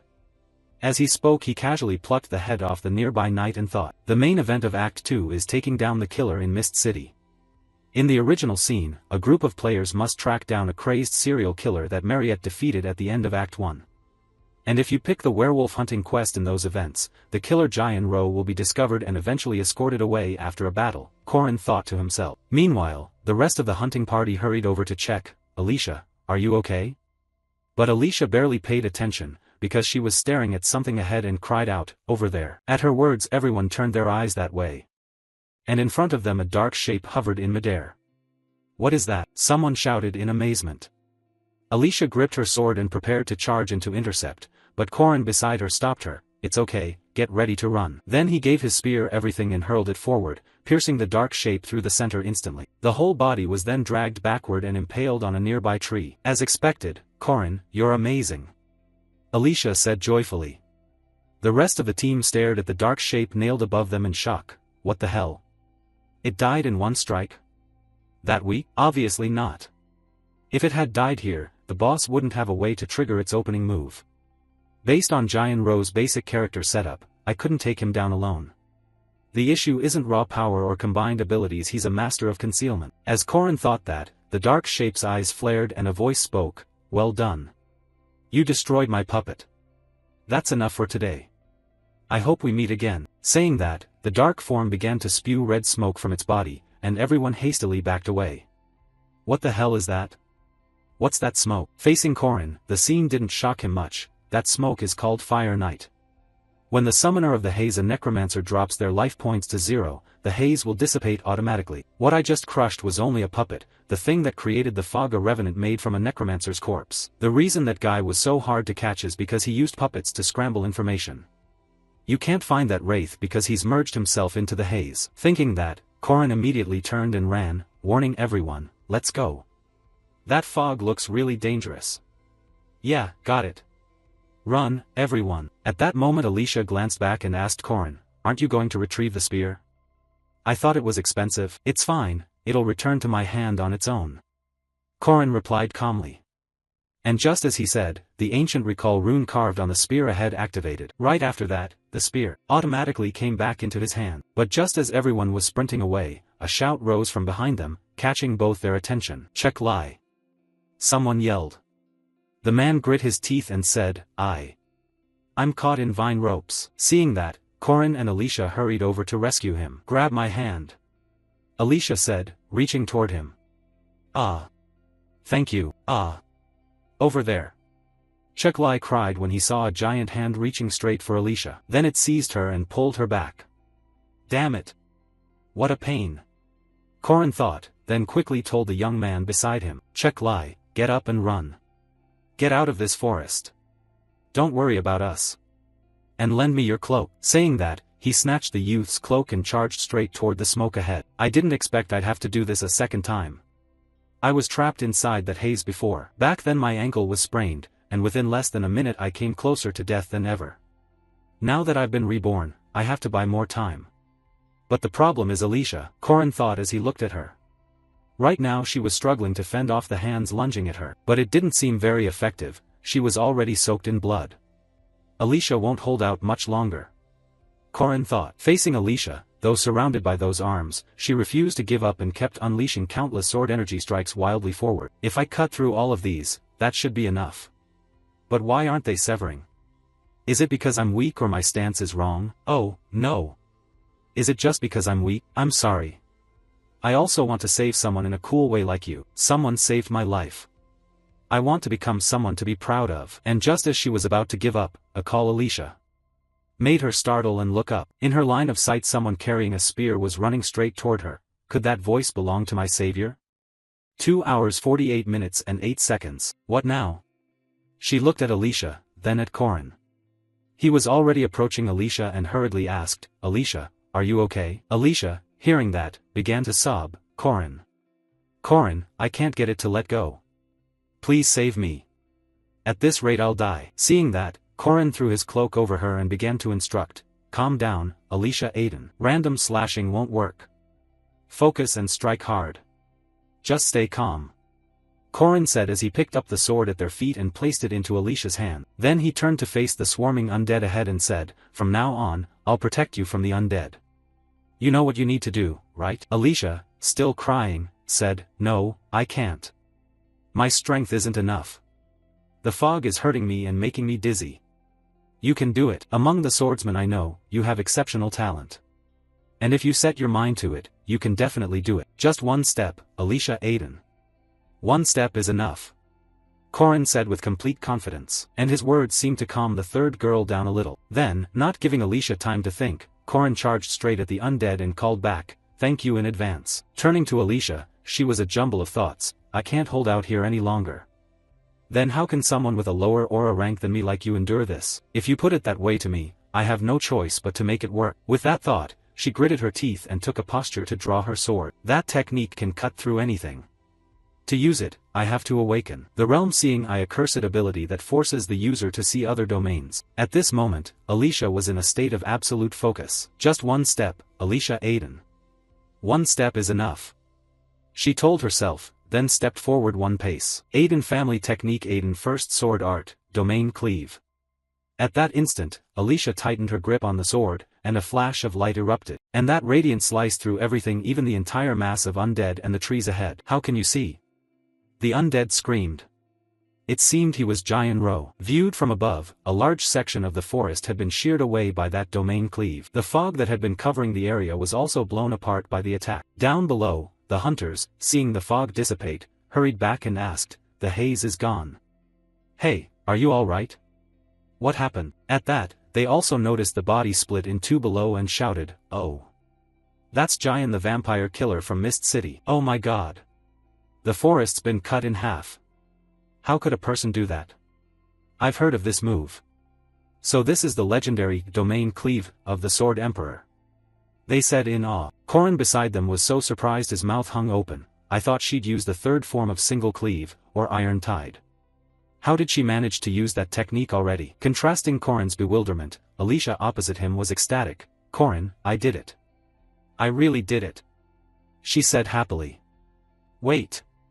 Stop. Now isn't the time for you to be able to use that move. He worried, and just as Korin predicted, the hunters began to gossip. Oh, so does that mean the next head of the Aiden family will be her? Exactly. Because no one but the Sword Emperor can use domain cleave, except that girl. Alicia Aiden, the future of the Aiden family. The Sword Emperor's successor Alicia Aiden. The crowd began to cheer. Alicia, seeing this, flared her nostrils in excitement. From then on, in the days that followed, news about Alicia spread everywhere. Daily bulletin, hot news. Jian has been defeated. The Nightmare Haze, the notorious serial killer who slew dozens of knights enro has been defeated by the candidate for the next head of the famed Aiden sword family. The beautiful knight has defeated a first-tier dark mage. Who is Alicia Aiden? The Aiden family's foundations are trembling. Sword Emperor Garant remains silent. Rewards for Alicia Aiden's outstanding performance. What will happen to the Aiden family's succession structure? Will the heir change? The Aiden family's organizations and businesses are in turmoil. Martial officials are baffled. An exclusive interview with an insider. Actually, Alicia Aiden is the true genius of the Aiden family. At last I can say this with confidence. Blah blah blah. In short, all sorts of praise-filled news about Alicia began to appear. This even made the leader of the Five-Hall Sword burst with anger. She tore the paper in her hands and snarled. How arrogant! Get rid of this, she said, tossing the paper to someone beside her. Meanwhile, the person most directly affected by this, eldest sister Lunia, remained calm as if nothing had happened. The renowned Aiden sword family operates like a martial order and acts on the basis of strength. Under the commanding presence of Garant Aiden, they had been awaiting a swordsman to succeed him. Domain cleavage exists at the Mind Dao realm, a level most warriors don't know about. Garant Aiden had long been waiting for someone who could inherit his legacy. Lunia she trained until she bled and sweated, the calluses on her hands are proof of her life. Yet even Lunia, hailed as the genius of her generation, could not satisfy the Sword Emperor. But Lunia's younger sister who had only recently picked up a sword and sparred with her elder, the illegitimate child the head brought in from outside. Lunia had never regarded that child as a rival, and that was her mistake. In a brief instant, Lunia recognized that Alicia's state was extraordinarily unusual, and before she could react, she was cut down. You can't staunch the bleeding. That's not a risky move. How did this happen? People shouted in alarm. Meanwhile, Lunia, lying below, paid no heed to her wound. Her face was dazed. When I was defeated, I couldn't see that move. No, it's correct that I couldn't see it. The moment that child focused, I was already struck. The problem isn't speed. It's something else entirely, the domain, that deep path of martial Dao. Alicia took a step into it. How is that possible? The child is so young and lazy to boot. Surely the girl is in shock. But I understand the title he told me about. The twisted nature mortals cannot comprehend. Sword Demon, a demonic talent. Lunia thought as she stared at Alicia's twisted half-laughing, half-crying face. At that moment, Garant approached, patted Alicia's head and said, I will appoint Alicia as the candidate for the next family head. And so, Alicia Aiden became the Aiden family heir candidate, despite everyone's objections. The gesture of patting the half-sibling who grew up neglected by the family would linger in memory. Nearby, the girls of the Five-Hall Sword, seeing Lunia deep in thought, asked, Mistress, are you all right? They're worried about me. Lunia thought, then said, don't worry. I want that girl to step into the domain too, because if I can see that sword technique once more, maybe I can step into it myself. With that thought, the eldest sister made a decision and said, everyone, prepare to challenge the sword way. Turning to Alicia, Corin came to visit her. When do you think you'll recover? Oh, they said if I apply medicine to the wound I'll be fine in a day or two. Corin, do you want a popping honey candy? Alicia asked with a smile. Her carefree attitude put Corin more at ease. Gosh. You really are relaxed. By the way, that move, domain cleave, how did you pull it off? Even if the realm seeing I let you see the domain, that doesn't mean you can use it right away, Corin said as he tossed a candy. And Alicia, embarrassed, answered, you believed I could do it. Hee, I didn't expect that if I tried I really could. Corin beside her, hearing that, exploded, oh, you're a genius who doesn't have to try at all. Just then, a voice rang out from outside the door. I'm here to visit the patient. It's me, Junior. Are you all right? The visitor was none other than Mariette. Her arrival surprised Corin a bit. Ah, Senior Mariette. Mariette looked at Alicia and introduced herself. Oh, hello. I'm Mariette Dunalef, second-year magic department. Hello. I'm Alicia Aiden, first-year cavalry department. Turning to Corin, he glanced at Mariette and asked, you came to visit her? Yeah, I was worried about her. It was unclear whether she meant Corin or Alicia, but immediately her expression changed 180 degrees and she asked, so, are you too close? Why do you ask? Why does your expression suddenly look so scary? Then there was a knock at the window from outside. What now? Corin said wearily. In response, Waran poked his head in like a ghost and said, food, the live fish from earlier. Oh my goodness. Corin cried out in surprise. But then he noticed the worried look on the Potato Senior's face and thought, ah, Mariette is uncomfortable standing in front of Waran? But I think anyone would feel uneasy seeing that appearance. Unfortunately, Corin overthought it, because Mariette then clasped her hands and forced a smile at Corin. Food, you also ate with Waran? What? That's what makes you uncomfortable. Corin thought to himself and said, don't worry. I also prepared a really delicious meal for you. A delicious meal. Mariette said happily. As for Corin, he stroked his chin and realized something. Wait. Today all these talented people happen to meet. With members like these I can pull that off. Having thought that, our protagonist told Alicia some bad news. Alicia, the rumor that you inherited Domain Cleave has spread out, so Lunia will definitely come to challenge the Sword Way soon. Are you confident? Alicia jumped and stammered, challenge the Sword Way? Speaking of the challenge of the Sword Way, it's a swordsman's tradition, carried out by 5 Grand Master level swordsmen to test the head who has taken charge of a branch of the family. Or at least that's the pretext. For a long time, the Aiden family has used the Sword Way challenge to legally eliminate rivals. Back to the story, when Alicia learned she was about to be challenged, she wailed, confident? If I fight her I'll die. No. From the start, I couldn't beat the 5 swords. Corin beside her spoke up, I have a good plan. What is it? I'll tell you, but on one condition. I promise I'll do anything. What is it? Alicia hurriedly said. Corin looked at her coldly and said, from now on, if I suggest fighting monsters or training in the gym, you must follow without complaints. Basically, you're a permanent member of my team now. Okay. I promise I'll obey. So please help me. Alicia cried. Good. I'll take your promise as an oath. Corin locked through the hardships of this time, whether short or long, and the truths I've learned through my own flesh and blood, will help you get through the challenge. Cut to the evening. The leader girl of the 5 Hall Sword was walking along the road, when suddenly a knife flew past her face, making her scream in anger. What the hell is this? Who did that? She said, turning to the side. Then a voice rang out, Challenger. The leader, having clearly seen the attacker's figure, was surprised. Huh? Student Waran? While she was still stunned, Waran introduced himself. I, Alicia Studio, Master of Blade Technique. After saying that, she immediately lunged to attack. This left her opponent a bit confused. Blade technique? What are you talking about? Why are you doing this all of a sudden? He said if he caught you he'd buy me sushi. Waran replied calmly. At the same time, somewhere else on campus, Corin was fighting another girl from the 5 Hall Sword. What is this about? What are you doing? She growled as she defended against Corin's flurry of attacks. Alicia Studio, Master of the Blade Pole Technique. Corin locked. I want to learn from the famous sword master Lunia. Corin said, pulling a villainous face and rushing in like a madman. Strike before you're struck. That's the truth of life. He told himself. Alicia Dojo, Master of the Blade Pole Technique. Corin locked. Alicia Dojo, Master of Fist Arts. Waran. Alicia Dojo, Master of Flying Sword Technique. Drawn War Sky. Alicia Dojo, Talented Mage, Mariette Dunalev. The new commander of Alicia Dojo, Alicia Arden. The Arden family's 5 peak swords have been defeated, and now, Lena, the sword master, also looked at Corin and asked, why would you do that? Facing her question, Corin smiled slyly. To develop a new dojo like ours, we need to raise our reputation, right? We're trying to expand aggressively. And the next day, news of the 5 peak swords defeat made the papers. The Merkaba Daily. Arden's new dojo defeated the 5 peak swords of the masters. From an anonymous report, this photo shows blah blah blah, the first steps of the new dojo, beating the 5 swords, gaining attention in the guild for its innovative dojo management. Would the Arden clan accept this?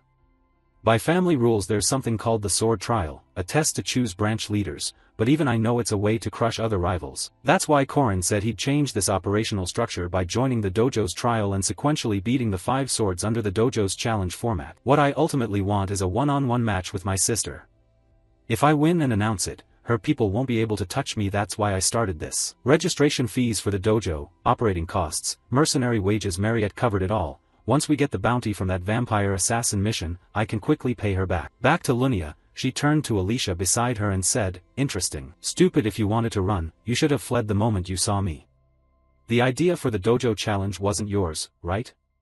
She's too sharp. So terrifying, Alicia cried inwardly, and that terrified look made Lunia realize immediately, judging by your expression, I must be right, it was Corin's idea, wasn't it? Right after she said this, Corin from behind cheered Alicia on. Alicia, do you have something to say? Could I really beat her?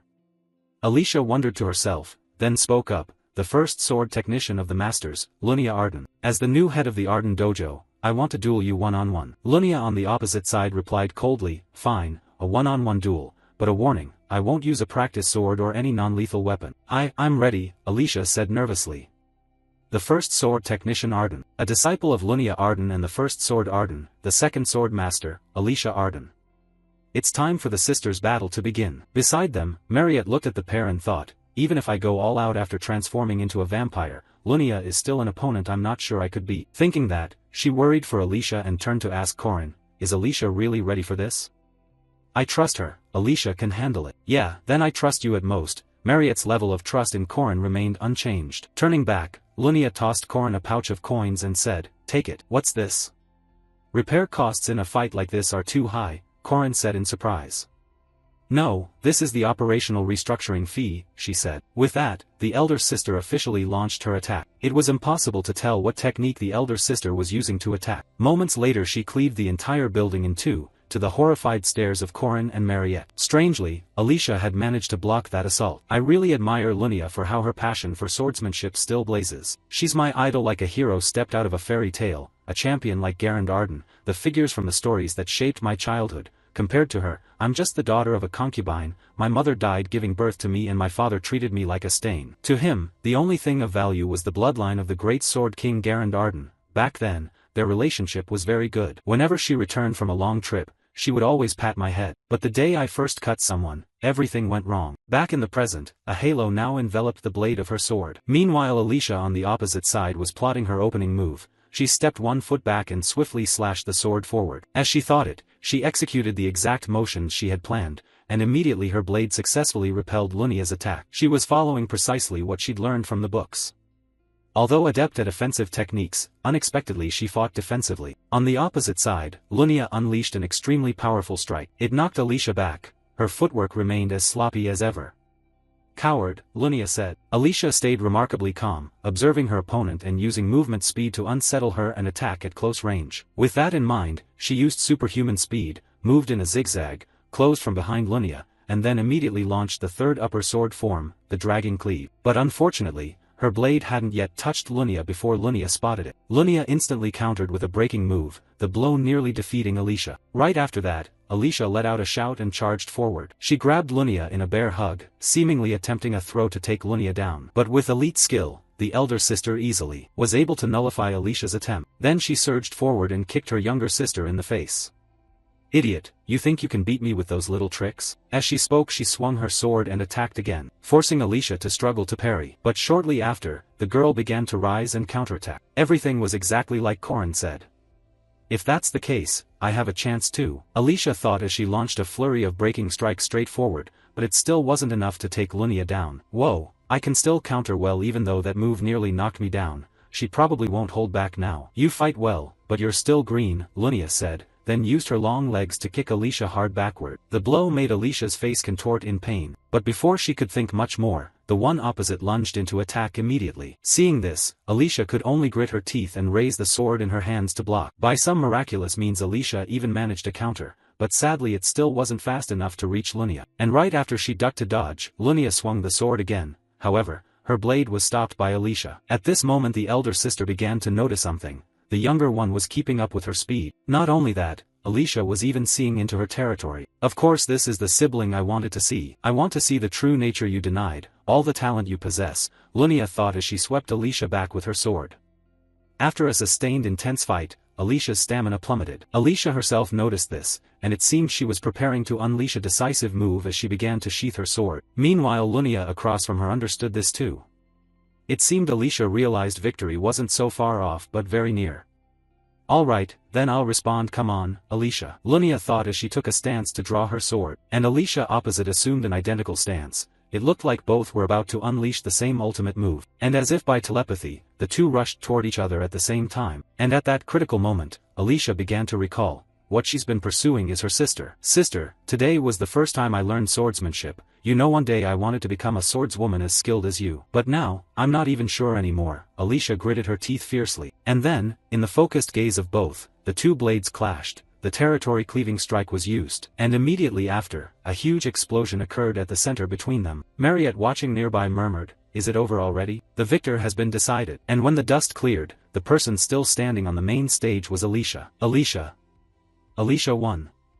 Corin and Mariette cried out in delight. Corin smiled as he watched Alicia's victory. Compared to the swordmaster Lunia Aiden, Alicia's only real strength is territory /. So the only way to win this match was inside the territory. I told Alicia to focus on dodging blows, escaping, and stalling by exploiting the repetitive habits of Lunia that I remembered from my past life. We seized the only chance to win a fight inside the territory. As predicted, fighting inside the territory would cause Lunia's sword to break. Back at the arena, Alicia was stunned, unable to believe the outcome. I actually beat her. While she was still in shock, the elder sister behind her stood up and said, my performance still wasn't good enough. From now on, neither I nor my subordinates will interfere in your affairs.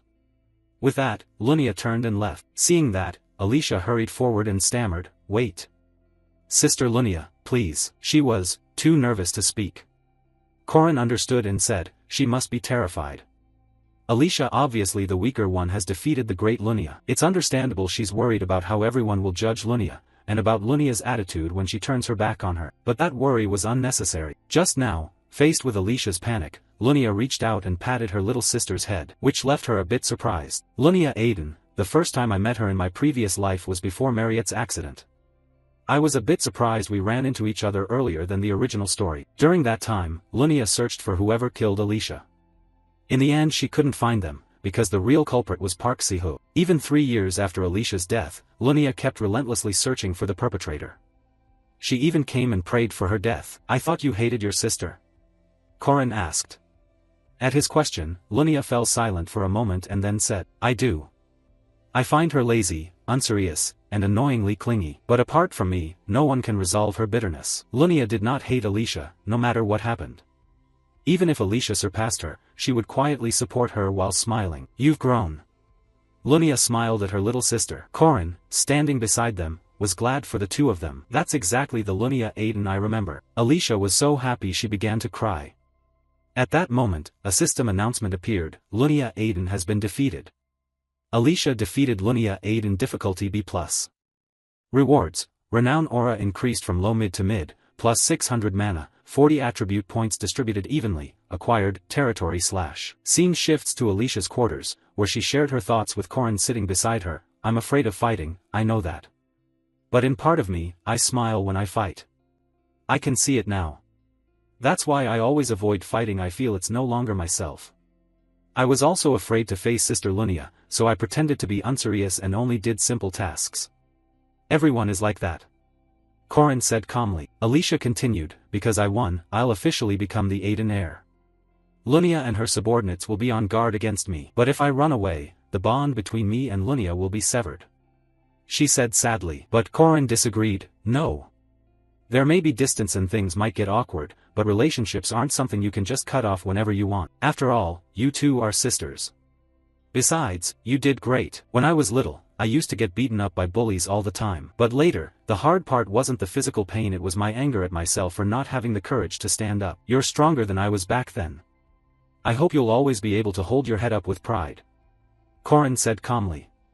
His words left Alicia dazed. You're weird. You're the same age as me, so how are you so mature? You think so? Corin asked nervously. Yeah, like you've lived through a lot. I can feel it. Well, I've lived 14 years longer than you. With Corin's 30-year-old memories, I'd be 50. Corin thought to himself. Meanwhile, Alicia beside him felt calmer and said, Thank you for the fight today and for what you did in the forest. When you rescued me in the forest, that was you, right? How did you know? You're not that clever. Corin laughed at that. Alicia smiled and replied, Your voice and your belt. I'm sure of it. Since you already know, I'll let it slide. Corin sighed. Haha, I owe you a lot. If you ever need anything, feel free to ask. Corin across from her fell silent for a moment, then asked, Be my friend. His request left Alicia a little puzzled. What? You don't like that? No. Friend, a friend. I've never had a boyfriend before, so this must be good. I mean, you're a guy. She stammered. Corin took her hand and laughed. Yeah. Then let's be close, my friend. Yeah. I'm glad I have a reliable friend like you.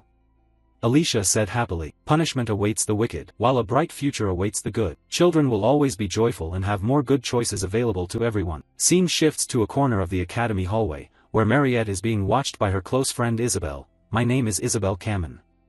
Lately I've been a bit worried about my close friend. Like now, there are always guys loitering around Mariette. Following her gaze, a boy drops to one knee in front of Mariette and says, Mariette, please accept my feelings.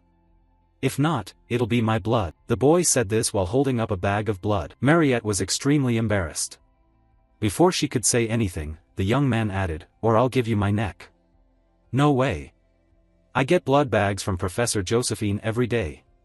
Mariette blurted. The scene made Isabel grit her teeth in irritation. Idiot. Those words make Mariette the most uncomfortable. That happens every day, so it's not the issue. What really worries me is that guy. Turning toward Mariette, Corin's voice suddenly sounded behind her, making her jump. Mariette, are you out of class? Mariette turned to look at him, her face flushed with embarrassment. Corin Locke.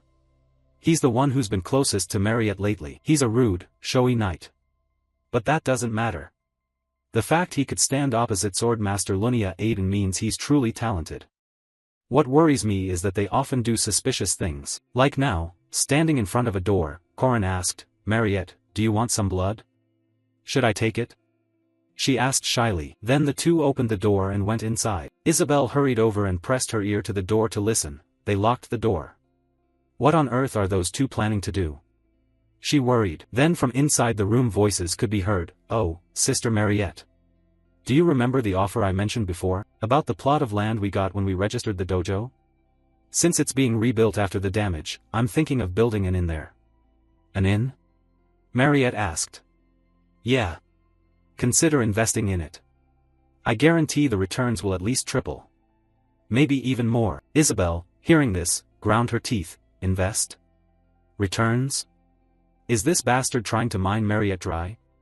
Who even is he? Cut to the training room, where Alicia met Corin and asked, You're training again today? Just basic conditioning drills, Corin replied calmly. Still, it impressed Alicia. You're so dedicated, Corin. Conditioning is essential for everything. I want to train with you. She said as she began to warm up. I want to train with you too. Alicia started her warm-up. Her words made Isabel hiding above in the ceiling startle. What? Who is she? Wait, isn't that an illegitimate of the Aiden house? Speaking of which, Corin remembered something, pulled out a meal voucher, handed it to her and said, Alicia, here. I eat here often and the food's great. Alicia blushed with excitement. Oh, Shengzhou. The place everyone says is the best restaurant. Isabel above turned red with anger. Wait. Shengzhou? Isn't that a famous dating spot? He's already wooing Mariette. But as Isabel thought that, probably from too much excitement, she slipped and fell straight down. The noise she made caught Alicia's attention. Did you just hear something? I'm not sure. How much did you get? Not only playing both sides, but you even talk money, Corin Locke. Isabel fumed as she listened to their conversation. Time quickly passed to the next afternoon at a restaurant. Corin had invited Waran to eat, as he'd promised earlier. What do you think? Not just sushi, the meat's great too, right? Yeah, it's delicious. Waran said between bites. Seeing her so pleased, Corin started a topic. Oh right, do you have money? I've got a great investment deal. Do whatever you like. Waran spoke casually. Meanwhile, Isabel peeking behind the window was so worried she nearly cracked the glass. Even Waran? My worry's over. Corin Locke is an amazing con man, a bastard. Back to Corin, she ran around gathering capital. Everything had a purpose. Corporation registration fees, dojo renovation costs, daily mercenary wages, taxes, and so on. It all totaled 97 gold coins. Converted during the fight with Lunia, that's about 100 million world currency. And it was all thanks to Mariette. I'm extremely grateful for that. I didn't expect she'd give a full 100 gold. Do mages make that much? That's what I thought. Lunia contributed 50 gold for the reconstruction, and Alicia received 110 gold as a raid reward. Waran also has a lot of funds managed by her followers. Yule and Jaeger also had savings.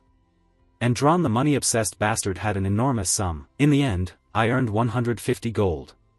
With that money I bought all this land.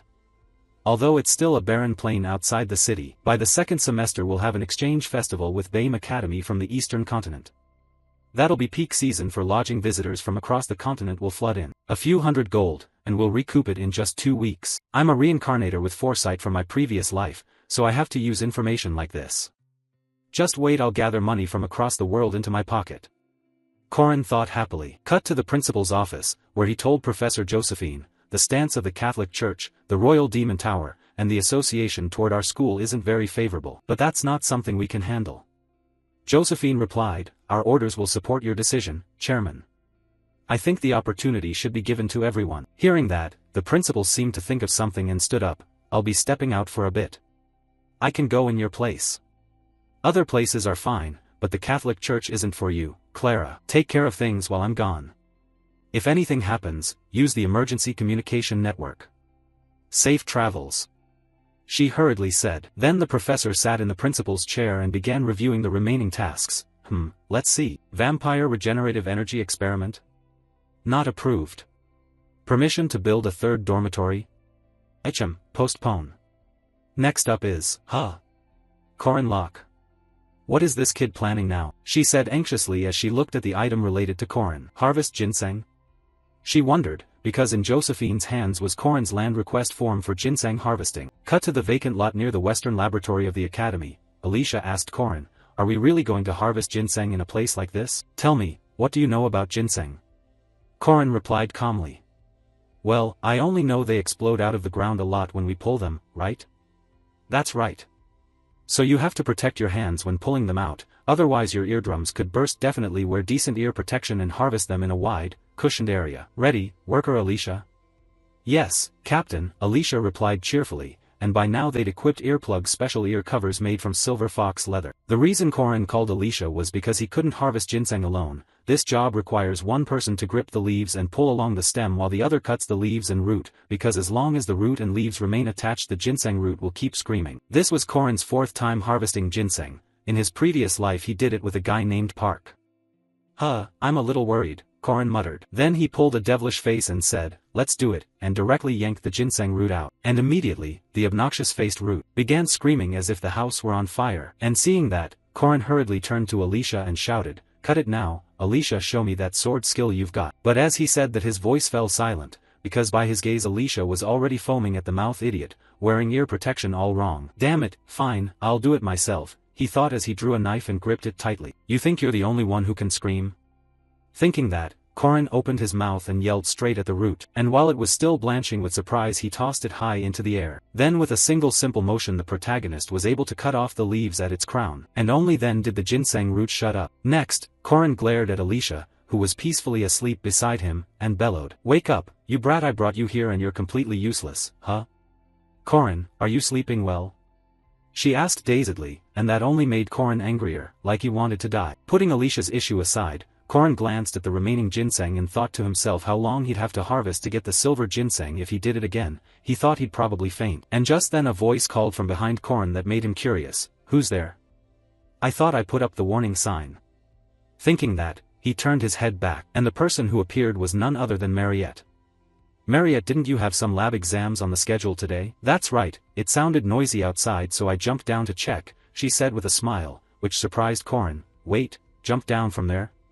But that's the 12th floor. Facing Mariette, she squinted and cheerfully asked the two in front of her, what are you two doing? Her face was very happy for some reason, which made Alicia feel increasingly creepy the more she looked, while only silly Corin beside her felt nothing and casually explained, I told you before, we're harvesting ginseng. When Mariette heard that, the tense atmosphere around her immediately vanished. She then ran over cheerfully and said, so are you going to harvest the remaining roots now? Yes, but we're tired today, so we'll probably continue in a bit. Let me do it, she offered, and Corin hurriedly warned, wait, if you're not a knight it's hard to cut. Before he could finish, Mariette in front of him had already pulled the root up, and after uprooting it she cheerfully said, the color's gorgeous, it's silver. Corin behind her wanted to disappear. Too late, she already pulled it. If that silver ginseng screamed he thought she might die. But unfortunately for Corin, his worry turned out to be unnecessary. I actually have a whole ginseng garden at home, just this year I harvested 30 roots. See? I make it look easier than you thought, she said as she casually stripped the leaves off this root, causing it to spew blood from its mouth, which made Corin's eyes widen. Good heavens, amazing, he thought inwardly. Then Mariette looked at the ginseng and asked, you're going to decoct them, right? since I'm here, I'll brew a pot. Alicia, can you find something for us to eat?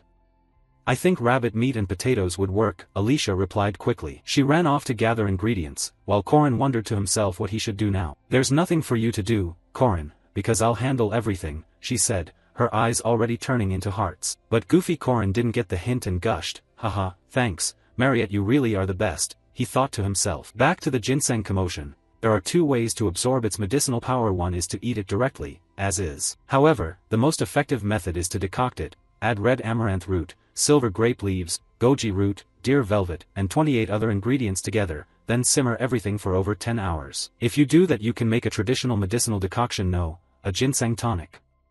Sound strange? Yeah, but that's how this system works. Returning to the story, Mariette cheerfully cooked and told Corin beside her, great, now we just need to simmer it. What are you doing, Corin? Sitting around doing nothing is boring, and he began drawing strange characters on the ground. Mariette came closer and asked, this is ancient script, right? Yes, can you recognize it? I don't know the meaning, but I've seen it in liberation education class. Where did you learn these? Ancient script is practically a death language now. My master taught me, Corin said sadly, thinking that only in recent years had he learned ancient script and how to use the chants from her. She left behind original martial arts and the script. Because knowing the characters of ancient script doesn't mean you know how to use it to reclaim and inscribe the script onto the body is a power only one person can wield. One of the final boss's goals is to recover and possess this original script. While his master tried to pass the script to him, she died before she could. It's all because of him. Speaking of Mariette, after hearing Corin she asked curiously, who is your master, Corin? If she knows ancient script, is she from the Mage Tower? Corin calmly replied, no, she's just an ordinary person like any other you see on the street. A kind person like other kind people, someone who always tries her best, he thought inwardly. You seem to really care for her, Mariette said in a pleasantly sad tone. But then she brightened up immediately. Want some potatoes? No, I won't eat. I brought some Diaku, Mariette said, clapping, and the name made Corin look over with some curiosity. From his view, Diaku was that canned head he'd encountered during the long event rescuing Mariette the blood-sucking fiend, Diaku, and now it was holding a bag of supplies in its mouth. Corin, a bit surprised, said, what is this Diaku from before? So you've completely tamed Diaku? Mariette smiled and said, it's thanks to you, Corin, because you kept sharing your blood, I finally got a loyal companion. Isn't he adorable, adorable?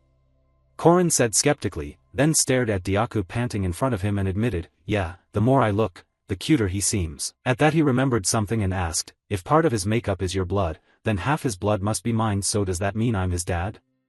Mariette blushed hard and said shyly, I never thought about that, taking a few seconds to recover before adding, then, daddy of Diaku, why don't you play with him? Play with him? Corin asked, puzzled. But is he even a real dog? Before he could think much more, the big dog leapt straight at him and started romping. Hee, how fun, Mariette thought happily watching the duo play, while Corin was wiped out. The blood-sucking fiend was so energetic he had to wrestle it until he was exhausted. Time passed quickly, and by now the brew was finished. Looks good, Mariette said, ladling a bowl for Corin. Corin took the chance to drink it immediately. Alicia, seeing him in that state, quietly asked Mariette, what's wrong with him? Because he played with Diaku, Mariette replied. Diaku, what's that? Alicia asked curiously. After finishing the bowl, Corin received a system notification. You have absorbed the ginseng decoction, your mana regeneration has increased significantly and your maximum mana has risen by 1,300 points. Now my power stats are boosted. You two should drink too, this brew only works once, he said, glancing at them. The ginseng herbs are strong, but they only work a single time. If I give the rest to Lak or Yule they'd be thrilled.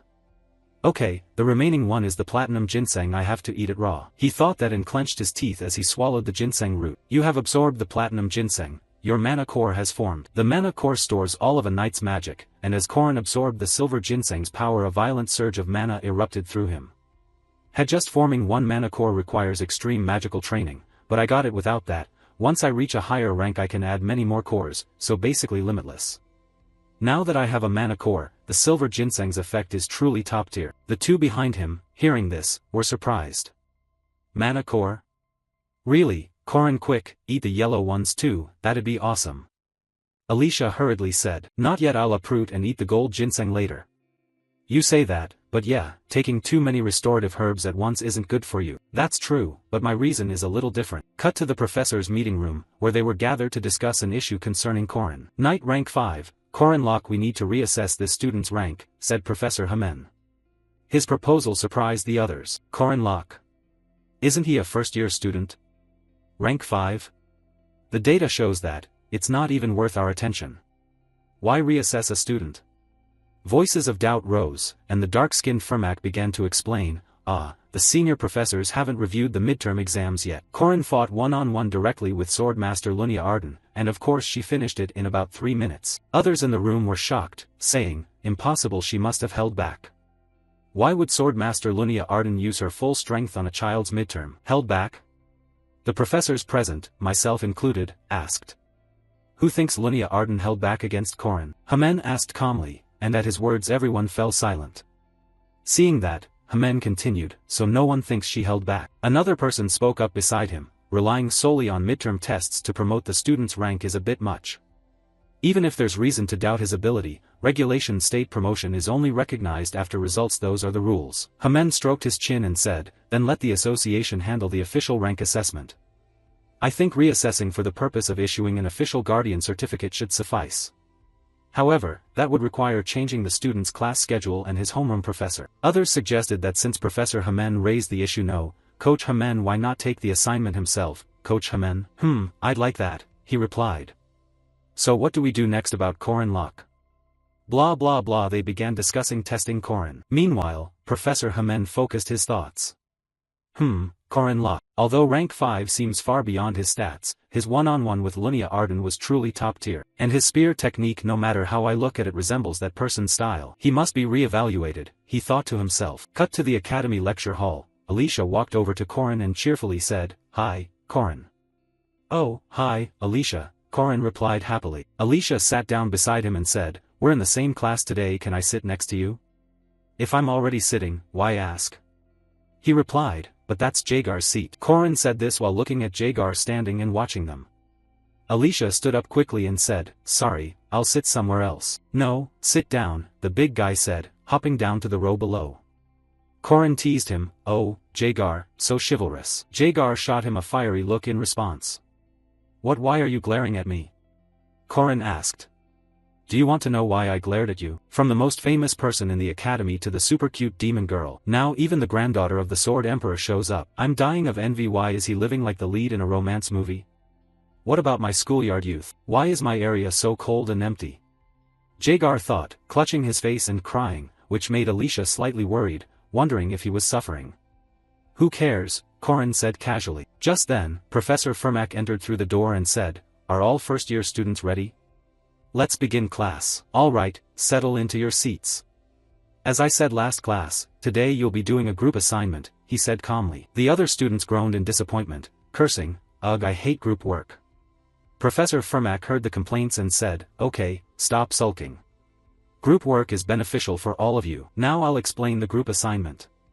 Since you're in the Knights department, I won't give you hard math problems or tasks like planting magic trees that the Mage department professors might assign. He snapped his fingers as he spoke, and immediately, the stack of papers on the desk began to float, neatly folding together and slowly forming an image. Okay, look at this sheet. The theme of this group assignment is spear techniques. Spear techniques? Why suddenly spear techniques? The students asked, curious. Alicia cheered for Korin. He said, spear techniques, this will be way too easy for you. For Korin, the group assignment being spear techniques brought back many thoughts. Why that? In my previous life the group assignment was boxing. Fermac Damon is a boxer by background. His hallmark is constantly changing distance and closing in, plus a special shadow ability. He was also a first-rank knight from Vercute Academy in the north, and he was famous for the gauntlet engraved with ancient script. Why is Professor Fermac suddenly teaching spear techniques? He's sharp, all right. Is he trying to test himself? Korin wondered, glancing at Fermac, who was also eyeing him. Back below, Fermac continued his explanation. This group assignment will involve choosing and researching a specific set of spear techniques, then you'll have time to demonstrate various spear maneuvers. Across from him, a student raised a hand and asked, Professor, won't students who use spears as their primary weapon have an advantage? Fermac replied slowly, I'll take that into account by adjusting the evaluation criteria and awarding bonus points. He then placed a cup filled with pre-numbered draw slips on the table and said, each group will consist of 4 members, drawn at random. Regarding group work, they said it would encourage and assess students' teamwork skills. But in reality the diligent ones get the short end of the stick. It's a contest to see who has the thickest skin. Should I head to a Gijong now? Oops, wrong chat. Sorry. I've finished the research portion already. Hey, Kim, at least remove the copied sources and stop relying on Wikipedia. My grandmother just passed, so I can't make the meeting today. Doing group work with people who don't know what to do, freeloaders, or those with recent family deaths, that's what I endured for 4 years in a physical education university program and 3 years at the academy. But this time things will be completely different. Jagar Hinchpeter, a third-rank knight with superior physical ability and decent judgment, he can complete assigned tasks well. Alicia, needless to say, is an extremely strong sword prodigy who easily picks up any physical discipline. The final member is Waran. Yes, though blunt in personality, she's quite diligent. Lately watching her focused form while studying has become a pleasure of mine. Since my group members are strong and hardworking, I can say goodbye to the painful past. Thinking that, Corin couldn't help but smile and said, I've reserved the training room for 3 hours, so I'll teach the theory and attributes to everyone first. At least that's what Corin planned before heading to the training room. Hey, Hyun, what's up? Hyun, we've been using this training room for 2 months. The walls are made of high-density shock-absorbent material, right? Yeah, that's right, and it's not cheap, Corin said anxiously, looking ahead. And yet something like this is destroyed? Jagar stammered as they faced the ruined scene of the training room. The wall opposite them had been punched through, leaving a large hole, and little Alicia was so terrified she couldn't get up. Just one punch, this is crazy. I only told her to spar with Alicia to practice spear techniques, so why did she demolish the whole room? Look at that expression, she doesn't even realize she did anything wrong. Of course we were kicked out of the training room. Where are we supposed to train now?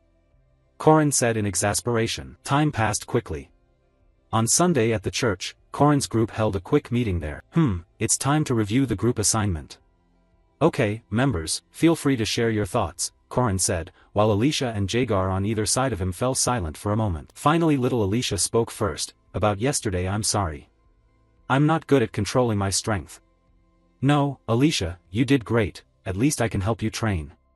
Hearing that, Alicia hurriedly added, your spear technique is so perfect that just copying it will make me proficient. It's because you're a good observer. What about you, Jagar? Jagar gritted his teeth and said, I don't know, using a polearm feels a bit difficult for me. I struggle with the spinning spear maneuvers and don't know how to do them correctly. You did well. If you learn the 8 basic spear techniques, your mace skills will become more varied, Corin said calmly. Then he turned back and looked at Waran and asked, Waran, what about you? In response, Waran replied coldly, eat. Corin thought to himself that because he'd incorporated many Earth traditions into the game, similar customs would appear here, and he looked at the cups Waran had set out carefully and said, is this about the church? The goddess Eucharist, it's voluntary, right? Corin asked. That ceremony is mandatory attendance on the church's weekend, she said calmly. Corin realized then, so Waran was forced to take part in that ceremony. He added, they forced her to train to become a nun along with the other worshippers, right? I volunteered, she replied. But you should read the Bible, there are things you can learn from its mythic stories. The Catholic Church does have outdated views, but it always teaches believers the same thing. Love yourself, love friends and family, and love those around you, to love and be loved. Alicia perked up and said, oh, what a wonderful lesson, love. Yes, love is very important. Waran started to say something awkwardly, but before she could finish, Alicia interrupted, right, Sister Waran, why did I lose yesterday? Are you back yet, Waran? Waran paused a moment at the question and then said casually, because you all are too weak. You all offered no resistance, with just a little force from me you panicked. No matter how much you train, the weak remain weak, and the strong will still win. Hearing that, Corin on the opposite side stood up and said, you're not wrong, but that's an attitude only the strong can afford to show. Want to bet? 1 minute. If I can make you kneel within a minute, and I succeed, you have to treat us to dinner, Corin said confidently. Waran accepted his challenge, fine. But if I win, I don't need a reward, I'll win anyway. With that, they headed to an open courtyard in front of the church to prepare to fight. Corin said, this spot will do. Jagar will give the start signal. Jagar was sweating for Corin, thinking how had things come to this. I don't know, Alicia stammered. All right, ready, begin. At Jagar's shout, Corin immediately lunged forward to seize the advantage, I'll start with my secret technique, my strongest move Shadow Serpent. Drawing a quick sketch in his mind, Korin lunged the spear's tip straight at Waran. Unfortunately it didn't even scratch her. Korin wasn't too surprised, she could easily block it. She really was as strong as the rumors said. If that's the case, try catching this, he thought, and snapped the spear upward in a fierce thrust toward Waran. This was the tiger's snout wind step. But that move didn't seem to work either. In fact, Korin's spear snapped in two from the impact. Meanwhile, across from him Waran began to attack in earnest. Now that you're unarmed, she said as she spun and launched a punch at Korin. Seeing that, Korin smiled confidently and said, "Oh my, you're really good at breaking other people's stuff, huh?" He then hurriedly performed the Bagua step to dodge her strikes, and it worked. Waran couldn't even land a hit on Korin. "What's wrong? You still can't hit me," Korin taunted. That soon started to annoy Waran. "Annoying if you don't want to die, dodge this," she said. She said that as she began gathering mana into her fist. Korin immediately recognized it as Yuquan, a simple but highly effective technique. "If that hits, I'll be in the hospital at least a month," Korin thought. Waran had advised him to dodge, but he decided to try blocking it and started concentrating mana into both palms. He directly caught Waran's punch. This was the 8 steps, continuous links. And at the instant of impact, the general's face clenched in pain. Even though he'd fully blocked it, his muscles felt as if they were being crushed. Korin gritted his teeth and thought. His attempt to stop the blow also surprised Waran. He didn't dodge. While she was still baffled, Waran suddenly wavered and collapsed. From the outside it looked like Waran had dropped to one knee because Korin had stomped on the back of her foot. Alicia and Jagar were stunned. "Korin, when did you get behind her? Sick move, man, awesome." Korin wore a thoroughly satisfied grin and said, "Wow, she's kneeling." Waran snapped irritably, "Again." But Korin waved her off. "No need, I've already won, why fight more?" "Do it again," Waran gritted out. Korin replied teasingly, "Nope, not interested." "I can hear you trembling, you're so mad, aren't you?" he said, laughing with delight. Days passed quickly. After a while, though it took some time, I finally grasped each member's full capabilities, so I figured I could slowly teach them spear techniques and prepare our group's performance, but there was a small problem with Waran. "I'm sick, everyone train without me," she had written. Lies, how could that monster be sick? Yeah, always trying to make things difficult. In this case the team leader has to deploy a secret weapon, Korin thought, crumpling the note in his hand. And the secret weapon he had in mind was food. Right now, at some restaurant, Korin faced a glittering spread of breakfast, and he grinned slyly as he told Waran in front of him, "Eat as much as you want. Once you eat, you won't be sick anymore." Waran looked at the table and swallowed hard. Seeing she was close to her limit, our protagonist asked, "So can you refuse?" And the end result was still victory through craving food. "I'm not sick anymore," she said, quickly gnawing on the fish in front of her, while Korin grinned like he'd hit the jackpot. No surprise. Then he looked at Waran and asked, "Do you know how long it takes chefs to finish a dish?" "Less than 30 minutes, Waran answered. But Korin gave a completely different reply, 10 years. From sourcing fresh ingredients, processing them, and preparing everything, most chefs take about 10 years to serve their dish to customers. Waran looked up, puzzled. "What do you mean?" Korin began to elaborate. "It took me 3 years of practice for my martial art to make you kneel even once. Your favorite dish and my martial art share similarities, like choosing the right ingredients is like the stance I pick before I strike. Everything starts from the smallest details. Anyway, we're reconciled now, right?" Korin said with a bright smile. Waran then slammed a notebook into his face without further explanation, so Korin had no choice but to open the notebook and examine it himself. "What is this?" "A notebook, what's in it?" "Stances in spear techniques, the principles. This isn't the research assignment I gave you. You finished it." "Ah, you little cutie," he said, happily ruffling the girl's hair. "Get lost," Waran said, but she didn't pull her hand away and let him keep ruffling her head. Alicia and Jagar were also diligently practicing spear techniques, and thanks to Waran they no longer had to worry about the research. We would prepare for the group presentation. Time flew, and it was already mid-May. The first week of group presentations, order of presentation was determined by drawing lots, and the group before us had already begun their display. At that point, Professor Fermack addressed all the students. "All right, we'll begin the group presentations." The leader of Group 1 stood up and said, "I'm the leader of Group 1, Pelé. Our group's topic today is 5-star spear technique." "Very well, show your presentation," Fermack said calmly. The students of Group 1 immediately formed their formation and practiced their moves, and those watching from the back praised them. They prepared very well, yes, indeed. Back up front, after Group 1 practiced their spears until exhausted, Professor Fermack gave his evaluation. "I can't read Pelé, thank you," Professor, the boy said happily. But his joy didn't even last 3 seconds, because Fermac then said something that made him break into a cold sweat. Alright, now I'll try to break your formation. What?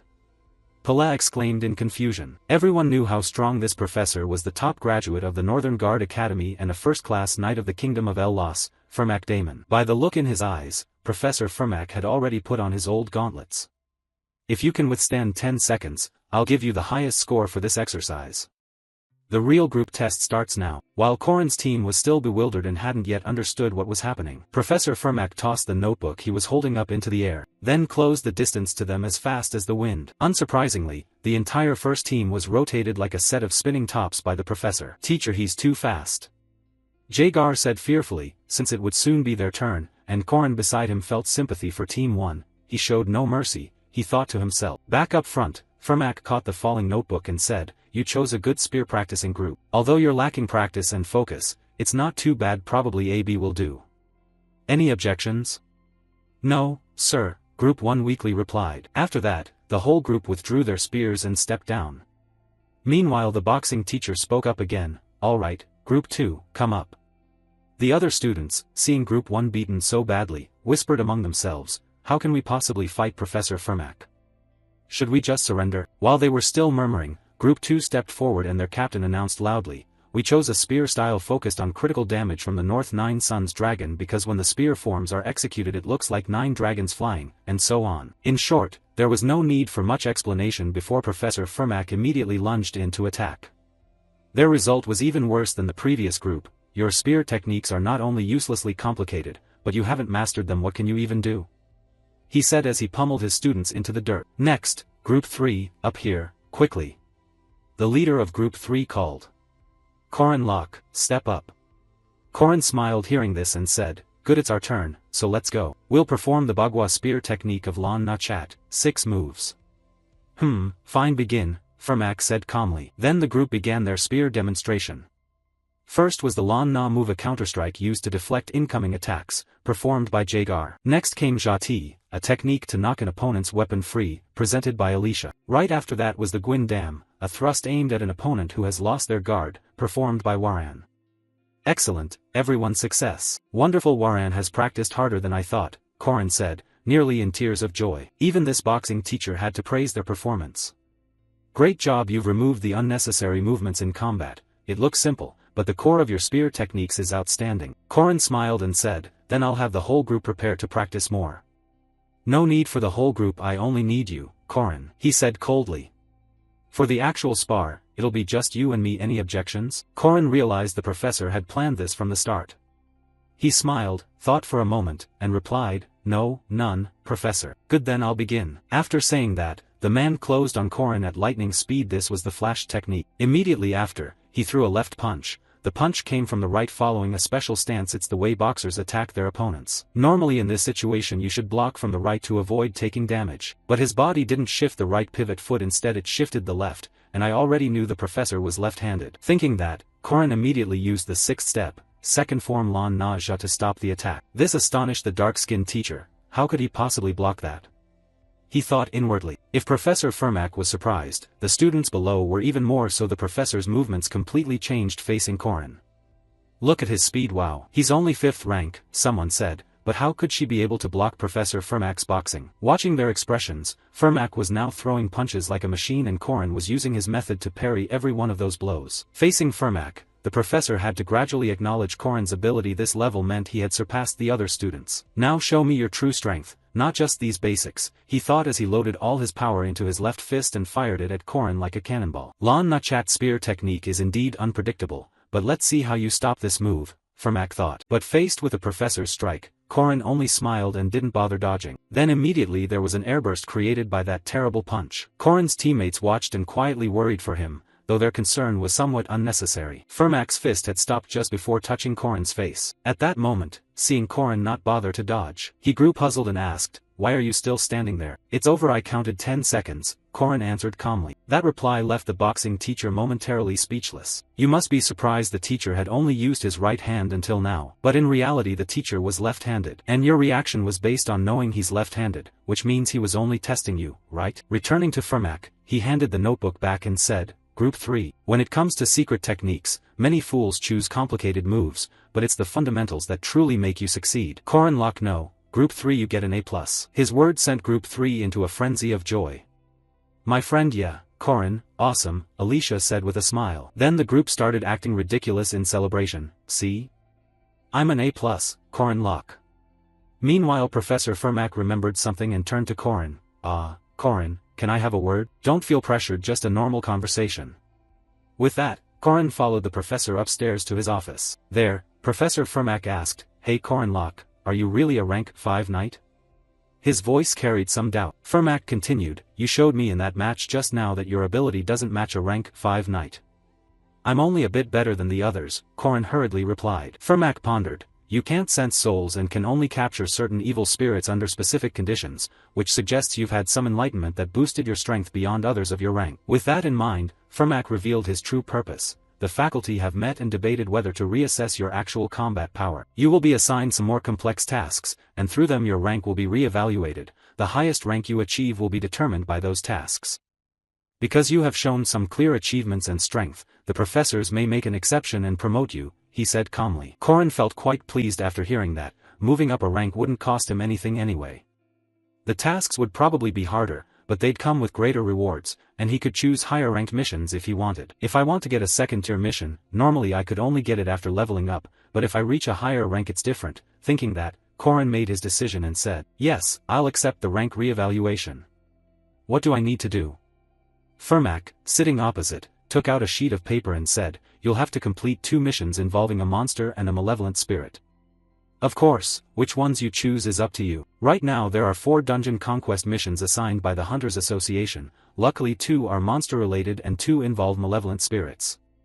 Turning to Corin, he understood immediately, so in the end they want me to capture a monster and a malevolent spirit, but within a set time limit. Then choose, Fermac said with a smile, handing Corin the mission briefing paper. Time passed quickly, and our protagonist picked his missions and moved to the locations to complete them. His supervisor for this mission was Professor Hamen. Arriving just on time, Corin greeted him, Hamen said. Corin hurriedly replied, good morning, though this place feels a bit gloomy to say that, Coach Hamen. Not bad. When I was young I risked going into the fog in the haunted forest to hunt monsters. Stories like that seem to inspire you to fight. Corin quickly flattered him, and sure enough, old Hamen began to boast. I suppose I should spare you my tales of the Western Deathwood, back then, blah blah blah. As for Corin, prompting Hamen had a purpose. He could learn valuable experience from the old hero's stories, he thought to himself. Putting past recollections aside, after a while Professor Hamen moved on to the mission details. Your first mission will be the 2-headed draconid on the western mountain of Mist City. The juvenile 2-headed draconid is slow but dangerous. Corin, surprised, asked, I chose it, but isn't the 2-headed draconid normally a first-rank monster? How is it now sub-first rank? It's not mature yet, so its rank is lower. From what I've heard it has been raising wild wolves and some low-level monsters as minions, he said calmly. Corin understood and asked, so we're not supposed to attack it head-on, right? Exactly. A talented person needs not only strength but also intelligence. We'll evaluate everything about you after this mission. And so the mission officially began, and the first thing Corin had to do was investigate the surroundings, the western mountain of Mist City, the cave where the 2-headed draconid lives. No one, not even old Hamen or association staff, will come help you. They might do something if you're in danger, but by then your promotion attempt would be jeopardized. Corin thought this to himself and returned where everyone was waiting. Professor Hamen saw him come back and immediately asked, tell me the results of your investigation, Corin. Corin began to present what he'd found. Based on the tracks around, there were signs of the draconid and wild wolves moving together. Apparently they live together in some area. How many wolves are in the pack? Hamen asked. 3. But only 2 4-legged footprints accompany the draconid's prints, so it seems to be one female and she appears to be pregnant. You seem to know the answer, explain. Corin pointed to a dragged mark on the ground and said, instead of hidden footprints, there's evidence of a monster being dragged, which means the prey wasn't able to move and was dragged somewhere else. Neither the draconid nor the wild wolves habitually store food, so they likely thought a comrade couldn't move and brought the food to it. Hamen praised Corin for these accurate deductions. Excellent. So Corin, how do you plan to take down the 2-headed draconid and those wild wolves? First you'll separate the draconid from the wolves. How will you do that? Professor Hamen asked. Corin heard this and began to lay out his plan. they're monsters but have keen senses, so I'll use the sharpest weapon humans were given to deal with them. I'll use my head, Korin said confidently, then thought, unlucky for them I run this operation now, he thought as an expression of excitement spread across his face. Even though humans have expanded their influence and control over this world, there will always be lurking threats. Demonic entities seep into this world. The ruler of this forest is one of them, a tyrant. The two-headed Tranchin controls the woods. Few humans dare venture here. To him, the forest is his kingdom. After the hunt, when they returned to the lair, the long-coated hounds noticed a companion was missing. The newborn that couldn't move had vanished without a trace. Clearly an intruder had taken the pup. Realizing the litter and pups had been kidnapped, they erupted with the furious rage of beasts. The enraged howls of the forest's ruler and his minions shook the whole woods. They immediately used their scenting ability to track. The two males, consumed by fury, let out agonized screams. Must chase, must rescue the pup. The long-coated hounds followed the scent of the kidnapped pup with the Tranchin close behind. As time passed, the pup's scent grew stronger, and they could even pick up the intruder's smell. As usual, nothing can stop them inside this forest. It's time to make the foolish intruder pay dearly for angering the forest's ruler. Before long the tracking was complete, and what they found was the pup lying collapsed on the ground, emitting pitiful, wailing sounds. The two males hurried over and nudged the pup with their noses to check if their mate was safe. They tried to help the pup move, but at that moment two ropes beneath it suddenly tightened. Then, from above, countless wooden stakes fell down, terrifying them. But it wasn't over while they were still stunned. A pair of sharpened logs lunged from the side straight at the immobile pup. The result: the pup and another male were struck and driven into the tree trunk behind them. The direct impact was so powerful both were instantly reduced to a bloody mess. Beside them, the other male hadn't had time to react when it suddenly heard the snap of severing ropes. Immediately after, innumerable tree trunks shot upward from below aimed at that hound. The scene before its eyes turned its fur white with fear. No longer tracking, now it had to run to survive. Thinking this, the long-coated hound bolted out of the danger zone. There are no trees there, it's got to be safe, the hound thought happily when it spotted an open patch ahead. There it panted, trying to catch its breath. But unlucky for it, everything had been arranged in advance and was waiting for it to run into this spot. Surrounding it were countless stones carved with ancient runes. This was certainly a trap, but sadly it failed to notice in time. Then all the runes suddenly lit up and an earth-shattering explosion erupted within the forest. By the time the two-headed Tranchin reached the spot, the surroundings had become a sea of fire. Along with the charred corpse of the long-coated hound, it had lost a loyal subordinate. The tyrant's enraged howl echoed throughout the forest, but because of that sound, it didn't hear the snapping of the ropes. And once again countless sharpened stakes shot toward the Tranchin. This time the logs were blazing fiercely to increase the damage. But those wooden stakes still couldn't trouble the Tranchin. With a single swing of its club it knocked away all the stakes heading its way. A common trap couldn't touch that tyrant. He truly was the ruler of the forest. But he had no idea that now the hunt was only beginning. The forest's ruler, the two-headed Tranchin, was also a natural hunter. The first head had sharp vision while the second had an excellent nose, and together they hunted the long-coated hound's attackers with ease. If anything was odd, it was that way too many traces were left behind. This bastard couldn't even conceal his footprints or scent carefully. It's surprising the long-coated hounds lost to someone like him. But contrary to expectations, on the first day the Tranchin couldn't find his prey. Though the tracks remained, no matter how far the Tranchin chased them he couldn't find that guy. Even when he felt he was close, he still couldn't catch him. And while camping, after pushing aside his unease, he was ambushed. At that moment, a rune-carved stone was hurled into the air. And immediately after, countless jagged ice blocks flew down below. An unexpected strike that, if one of the heads failed to notice, would have awakened its second head with a hail of ice from the sky. So it only needed to wildly swing its club to fend off that assault, resulting in the Tranchin being grazed by a few shards. That was the attack's sole purpose. But the strikes didn't stop whenever it was about to sleep. Hailstones kept pelting it. After several times it tried to ignore them since they didn't hurt much, until fiery stones came flying and ignited. Despite chasing until dawn and the chaos it caused, the prey continued to leave only vague traces and never revealed itself. 3 days passed like that, and by then the Tranchin's body was covered in scars. Finally it realized it was being hunted. When it understood the hunting order had been reversed and that it wasn't the hunter but the hunted, sorrow and fury filled it. Then the source of that fury finally appeared. When a voice sounded behind it, "Hello, how do you like all my efforts to catch you? It's time to end this," Korin said, yawning. When the Tranchin saw him, it almost went mad. Then it let out a thunderous roar and charged at Korin like a tank. But Korin opposite showed no fear at all, and lunged forward to engage in close combat immediately. And just as he was about to enter the Tranchin's attack range, Korin leapt high into the air, and spun the spear in his hands. He jumped at the moment the prey came down. It would use the 2-meter birch club to knock that small body away, the Tranchin thought as it began to swing. Its intention made perfect sense. But unfortunately for it, its opponent was Korin. Because right now, while he was still suspended in midair, he had already gripped his spear and unleashed his ultimate technique, Easy Mu Shan, second form, red thrust. At that moment Korin forcefully hurled the spear forward. The flying spear moved faster than an arrow, catching the Transhin off guard and too late to dodge. And the spear pierced straight through the Transhin's body, instantly severing part of it. The agony of having part of its body destroyed made both heads scream in pain. But before it could think much, the small figure opposite readied another attack. Bagua, Hun Yuan Zhang, Korin murmured, then immediately struck the Transhin in the belly with a palm strike. The blow was so powerful that a shockwave could be seen erupting from the creature's back. This was the finishing blow. The Transhin collapsed instantly, so the tyrant who once ruled the forest had been hunted down by a human. Turning to Korin, he picked up his spear, yawned a short, tired yawn, and spoke gently. All that effort building inner power and I didn't even need to use it. Well, the Transhin's done wonder if Mariette's okay, he muttered. This goes back 3 days earlier, when our protagonist went to see Mariette to ask her for a favor. How much she trusted him. Mariette, listening, was a little puzzled, then immediately said, even if you tell me you're making kimchi out of potatoes, I'd believe you. I can do that, Korin replied calmly and moved on to the main point. Anyway, if you trust me, how far are you willing to go with me? His serious tone made Mariette startle so hard she squeezed the blood pouch in her hand. Go far together, all the way. Yes, all the way to the end, she hiccuped, embarrassed. Korin hurriedly handed her a cloth and explained, I have a plan and I need you, Mariette.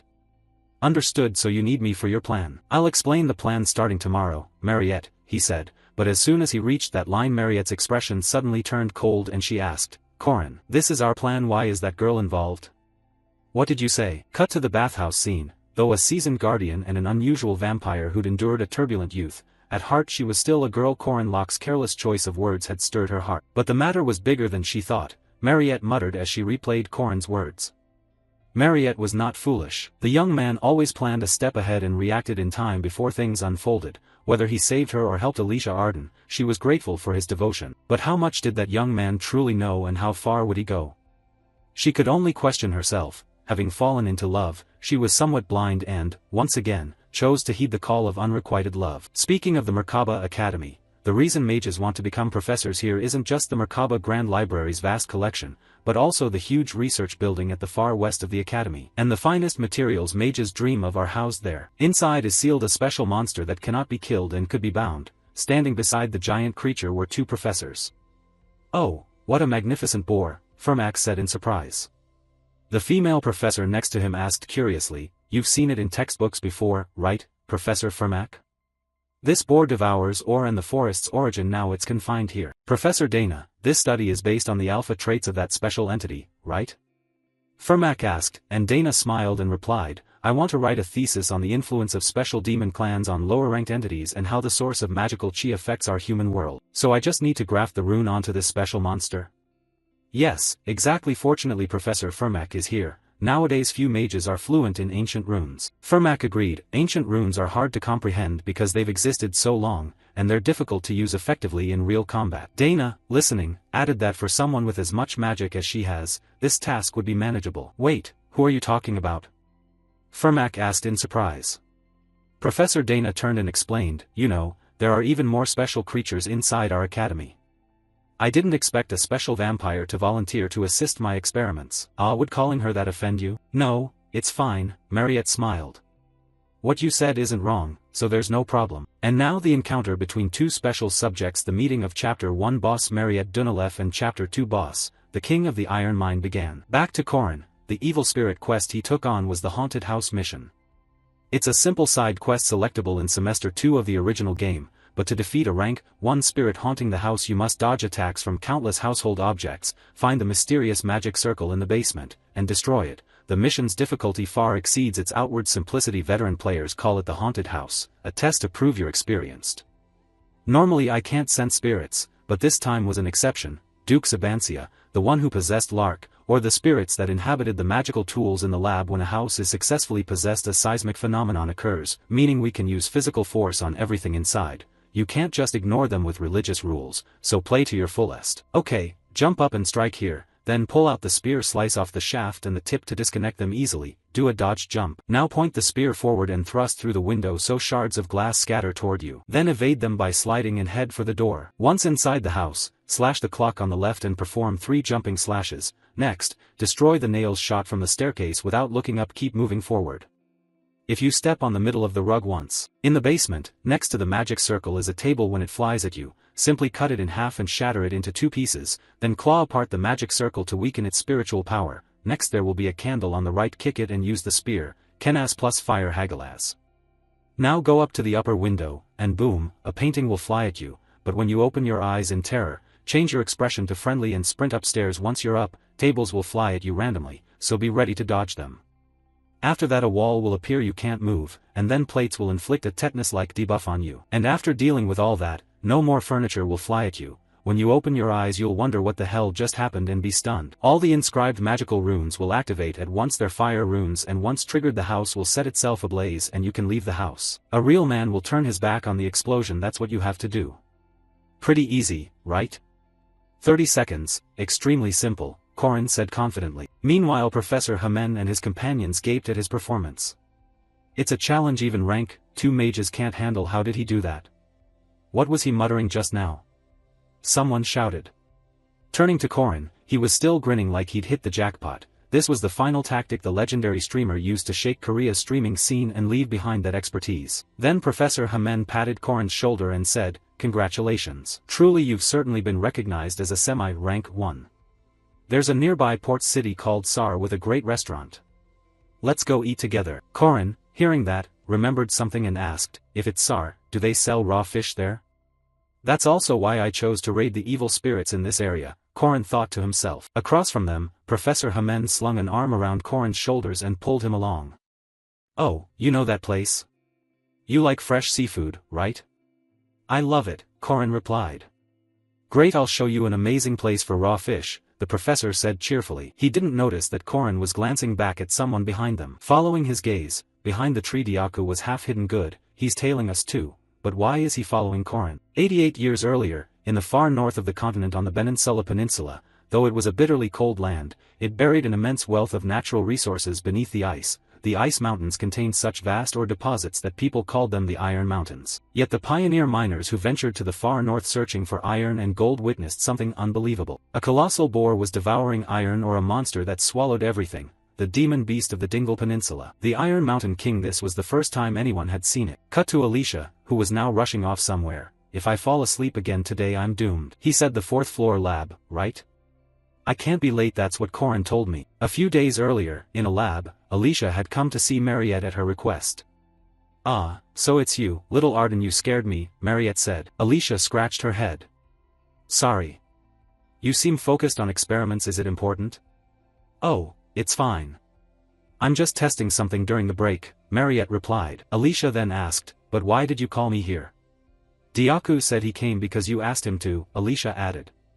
"Yes, Corin asked me to explain things to him now," Mariette said. "Corin asked?" she said with curiosity. "Anyway, do you want to try this before we start?" Mariette said, presenting a vial, which surprised Alicia. "Is that a restorative?" "Aha, you could say that. If it's good for your body, of course," Alicia said, gulping the vial down, prompting Mariette to warn hurriedly, "It's hot, slow down, I need to check its safety." "Sorry, what did you say?" "Safety?" Alicia asked. At that Alicia started coughing violently, which terrified Mariette. "What's wrong?" she asked anxiously, but moments later Alicia broke into a satisfied grin. "So good, tastes homemade. I told you." "Really? Oh, that's a relief," Mariette sighed. She then took out a notebook and recorded the details. "Taste good, safe, non-toxic." Back to Alicia, she asked again, "So what does Corin want you to explain?" Mariette closed the notebook and said, "Okay, I'll tell you now. Corin asked me to explain the story that's about to unfold. The king of the Iron Mountain, the demon sealed in the lab, the Iron Mountain King." Returning to the present, Alicia hurried to the lab. She didn't know why Corin had called her, but she needed to get there quickly. Cut to the 4th floor lab basement. Dana asked the student before her, "Mariette, do you think a monster differs from a special demon?" Mariette pondered and said, "They're very powerful. Power is obvious among special entities. One of the strongest abilities is the power of domination." "The power of domination?" "Yes, some demons emit an energy different from ordinary demons. In theory they're called alpha entities, and unlike normal demons they're stronger and wield control. These alpha entities can easily control lesser ones, though that domination doesn't work on other species of demons." Mariette chimed in, but with special demons it does work. Special demons can control demons weaker than them. Exactly, you've seen this before, right? Mariette remembered fleeing the hunting ground driven mad by thirst. She had commanded other monsters to offer their blood to her. Thinking of that, Mariette realized a difference and said, "But Professor, on reflection it's a little different from domination back then. Instead of controlling their minds, I used their fear." Professor Dana heard this and slowly explained, "It depends on your species, Mariette. There are 3 types of demons: monsters, evil spirits, and half-humans. Those are the 3 basic categories, but the influence of the alpha trait varies. For example," she said, waiting for Mariette's question. The vampire girl stroked her chin and said, "So does that mean I could command other half-humans? We need to investigate further, but I don't think it's likely half-humans have intelligence higher than monsters, so that kind of domination probably won't affect them. The theory is settled, then let's start practicing. Everyone, bring out the Fang beasts," she said, clapping to signal. Immediately afterward, her assistants rolled the cages toward them one by one. Seeing the test subjects brought out in full, Dana continued, "The purpose of this experiment is to test the range of the alpha trait in special monsters. If you can freely use this trait, then in theory humans could control most monsters and evil spirits." Mariette pondered the professor's words. This was a bigger experiment than she had thought, and it satisfied her curiosity as a mage. If successful, humanity could proactively counter the demon threat. Just as she thought this, Professor Dana suddenly leaned close and cheerfully said, "Oh, by the way, you succeeded in creating that tasty restorative, right? The one you asked me about before." "Yes, thanks to you it tastes great." "What a relief," Mariette replied. Sorry, I'm just a bit curious," Dana said with a smile. Then she looked toward the cages and said, "All right, Mariette, try to dominate the Lang Ti." From everyone's view, the cage held a wild boar. Mariette's eyes lit up and she coldly commanded, "Come here." At her words, the boar's eyes glowed the same red, and they slowly stepped out of the cage. "Stop," Mariette ordered again, and the boars froze immediately. "Okay, now lie down," and at Mariette's command, the boars began to roll over, which left Mariette a bit embarrassed. "What the hell are you doing? I told you to lie down, why won't you obey me?" She said this as she looked to Professor Dana, who immediately offered her hypothesis. She suspected it was a limitation in communication between half-humans and monsters, since low-level monsters lack the intelligence to understand Mariette's orders. "Let's test the difference with same-species beasts. Professor Fermac, release the seal on the king," Dana said. "Understood," Fermac replied calmly. He then approached the massive body of the Iron Mountain King and began drawing runes on it, the expulsion runes. "First, I'll release the first seal," he said. As soon as the unsealing was complete, the enormous boar let out a crazed, furious roar, and it began to command the smaller boars below. Protection circles 1, 3, and 7 are activated. Reinforce the chains on seals 4 and 6. Someone shouted. Meanwhile, the Iron Mountain King continued to howl and increased its domination over the piglets below, and then it officially seized control of those boars, and sent them charging to attack Mariette and Dana in front. "Stop!" Mariette shouted, and she swatted the attacking boar with her hand. Professor Dana beside her guessed aloud, "Is it because they're all wild boars? They lose control too easily." "Fortunately, you can still control them easily," Mariette said with a smile. But not even a few seconds later, an explosion suddenly rocked the lab, and an alarm announced, "Emergency! Emergency monster in KJ-107 has escaped." Professor Dana panicked and said, "What KJ-107? No!" As she turned around, and in her line of sight, the creature that had broken loose was a manticore, the upper body of a monkey, the head of a lion, the lower body a serpent, and it was charging straight at Mariette. But unfortunately it picked the wrong opponent, because Mariette immediately used blood wounds to summon countless spears hovering in the air, and fired them at the manticore. Sadly, the beast seemed blessed by its ancestors. By twisting its body miraculously, it dodged every spear aimed at it. Mariette clicked her tongue. "TCH, too slow, Diaku." But as she spoke, Professor Fermac's voice rang out beside her, "Conserve your strength." He then launched a cannon-like punch straight into the creature's snout, making it reel. Then he gathered energy into his left arm, and delivered a spiraling destruction strike to the manticore that sent it flying like a cannonball backward. But even that didn't make Fermac feel relieved. He said seriously, "Professor Dana, something's wrong." According to his observation, all the monsters began to scream in horrific unison. An assistant then rushed to Dana and reported, "Professor, this is strange. The monsters are escaping their cages and ramming themselves into the beams. You need to evacuate now." Dana, however, barely reacted. She was focused on the screen, frantically hitting buttons. Manual operations E17, activate large anti-monster circle and sealing magic. I'll reseal the Iron Mountain King activate sealing protocol. Alright. We may lose some research, but safety is our priority. I can do this, Dana said through gritted teeth. But bad news kept coming in. This is Team 2. Our magic circle won't activate. The sealing magic circles are down too. Damn it. Someone's destroyed the sealing circles. Before she could get properly angry, the sound of chains snapping rang out and grabbed her attention. In the stunned eyes of the female professor, the massive Iron Mountain King boar had finally broken free from its seals. At the same time, in the port city of Sar, Master Hamen had dragged Korin to a bar. Ah, it'd be perfect if we had another drink. I'm out of dipping sauce, Korin said happily, and Professor Hamen laughed. Haha, kid, you really know food. Looking at the lavish spread before him, Korin thought about why he was enjoying such a midday feast. Master Hamen had brought him to a famous raw fish restaurant to celebrate his recommendation for a higher rank. He grinned mischievously and suggested, heh, shall we order a bottle of rice wine? Kid, you're still a student, and I'm your trainer. Hamen refused. That didn't dampen Korin's spirit. I'm Korin Locke, still a first-year student and technically a minor, so I rarely get chances to drink. I don't get why these taverns are so strict about ID checks. This odd blend of medieval and early modern rules sure has some amusing laws. Do you know the sorrow of not being able to have fried chicken and beer at the best fast food place right now? Ironically, I coming from a country that tops daily alcohol consumption can't drink. Thinking that, he decided to start performing to persuade the master before him. Coach, in the East they have a saying that alcohol is something you must learn from your elders.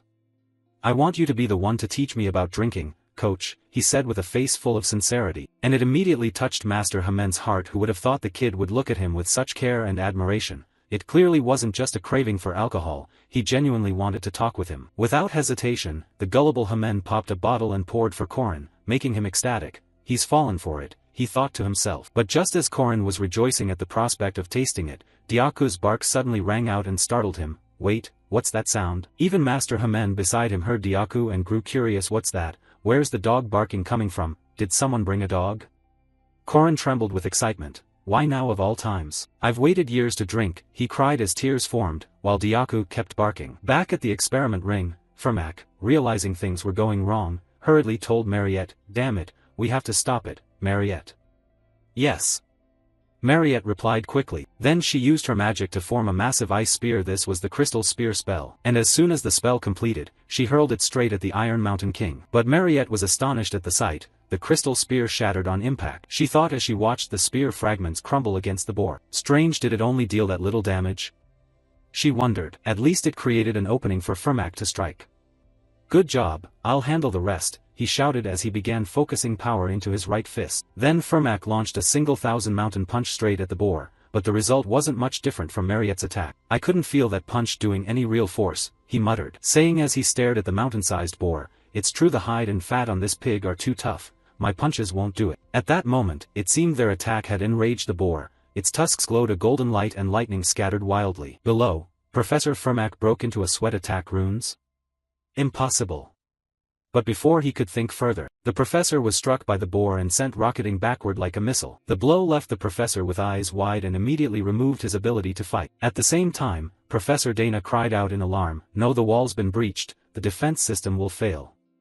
And just as she feared, the monsters confined inside each cage began to break the bars in front of them now that they had lost their defensive magic. Alert! Alert! The entire dining area above the Iron Mountain King's cage has been released, the announcement blared, and at that moment all the experimental monsters escaped their cages. Their escape also triggered the lab's defense systems. Emergency Guardian launch code activated, red alarm code engaged, evacuate all staff and teams, security activate all defensive magic circles, and deploy the spirit golems to the scene immediately. Activate the golem teams, initiate the containment systems, do not let the monsters escape the lab.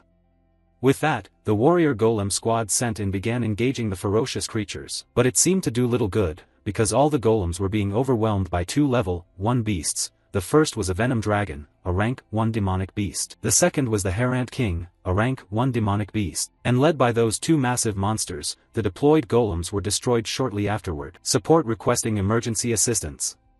We can't stop higher tier monsters without the magic circles. On this side, Professor Dana panicked. No, if they break out of the academy it's going to be disastrous.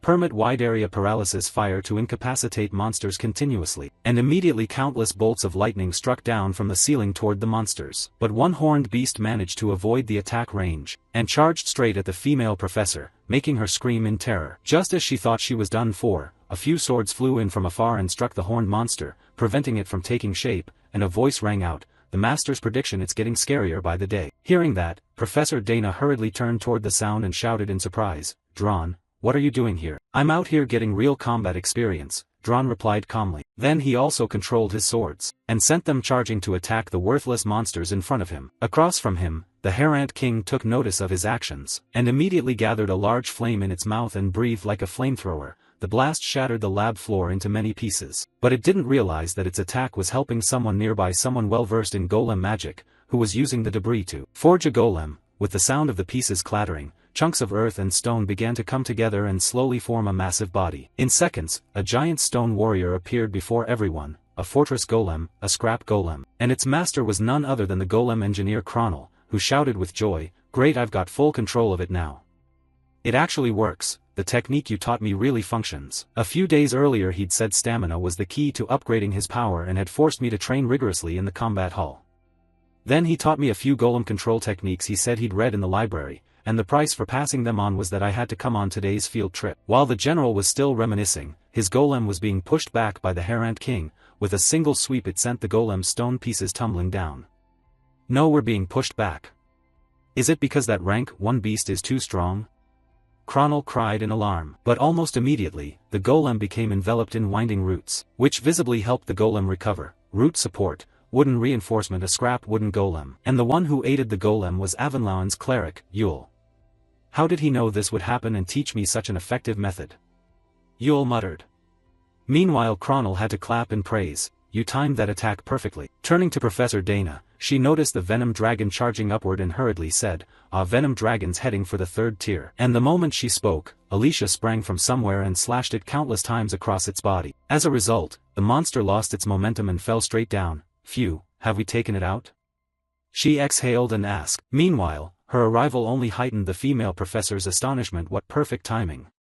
She hadn't expected the students here to be at least rank 2 knights or mages. "I've never been this grateful to students," she thought. Then she finally noticed something odd and said in surprise, "Wait, why are all of you in the laboratory right now? On a field trip?" Everyone answered in unison. And of course, all of this had been arranged in advance by Corin. At the same time, Mariette began using her blood domain power to envelop the Iron Mountain King and temporarily trap it within. "Good thing we prepared the magic barrier like Corin said, now it can't burrow underground and escape," Mariette said with relief. Immediately after, she used her ice magic to summon countless ice pillars that thrust toward the warthog. But it didn't seem very effective. The Iron Mountain King was still smiling down below. Nearby, the research staff turned pale at the sight. "What the hell?" "Don't let your guard down. It has many different attack methods," Mariette urged. Back at the golem's battle with the Hare-Ant King, unlike an ordinary demonic beast, the Hare-Ant King is a rank 1 monstrosity, like something out of a monster movie. Just moving that enormous body was already causing massive damage. "Damn, it only moving is enough to blow everything apart," Drawn shouted. At the same time, Engineer Chronal, piloting the golem from inside, called back to Yule behind him, "Yule, support me more." "Do you really want me to?" Yule said anxiously, though she began casting her magic. The spirit golem's body had been shattered by the rank 1 monster's attack, but I rejoined its joints using the golem magic technique Corin Locke taught me. While she was still lost in thought, Chronal had his golem land a punch on the massive monster in front, jerking its head sharply back. But immediately the Hare-Ant King countered. The claws emitted a burst of light and swiped at the golem. Yule's support magic made the golem stronger against the monster, but it still wasn't enough. Thinking that, Chronal shouted, "According to the plan, Yule, buff the golem's punch." "Will that be enough?" Mariette asked worriedly. Chronal hurried to explain, "We'll detonate all 5 spirit bombs absorbed in the golem at once to unleash a massive magical blast at the monster." Legendary hero Ahan. The pair of trainees handling the large number of lab monsters. Systems check golem balance control. Operation check mana amplification technique. Operation check targeting radar engaged. Equipped with a natural wooden fist weapon, the spirit bomb explosion will be enhanced. All systems stabilized. You're in control. Hearing this, Chronal yelled like a madman, which made Yule behind him a little frightened. "Move forward," he said that as he slammed the cracked button in front of him. Immediately after, the scrap wooden golem assumed its ultimate form, an elbow missile, and delivered a crushing blow to the Hare-Ant King ahead. This was the moment that thrilled veteran players. the dream lineup of legendary hero Ahan. Good job, Black Mud Warrior.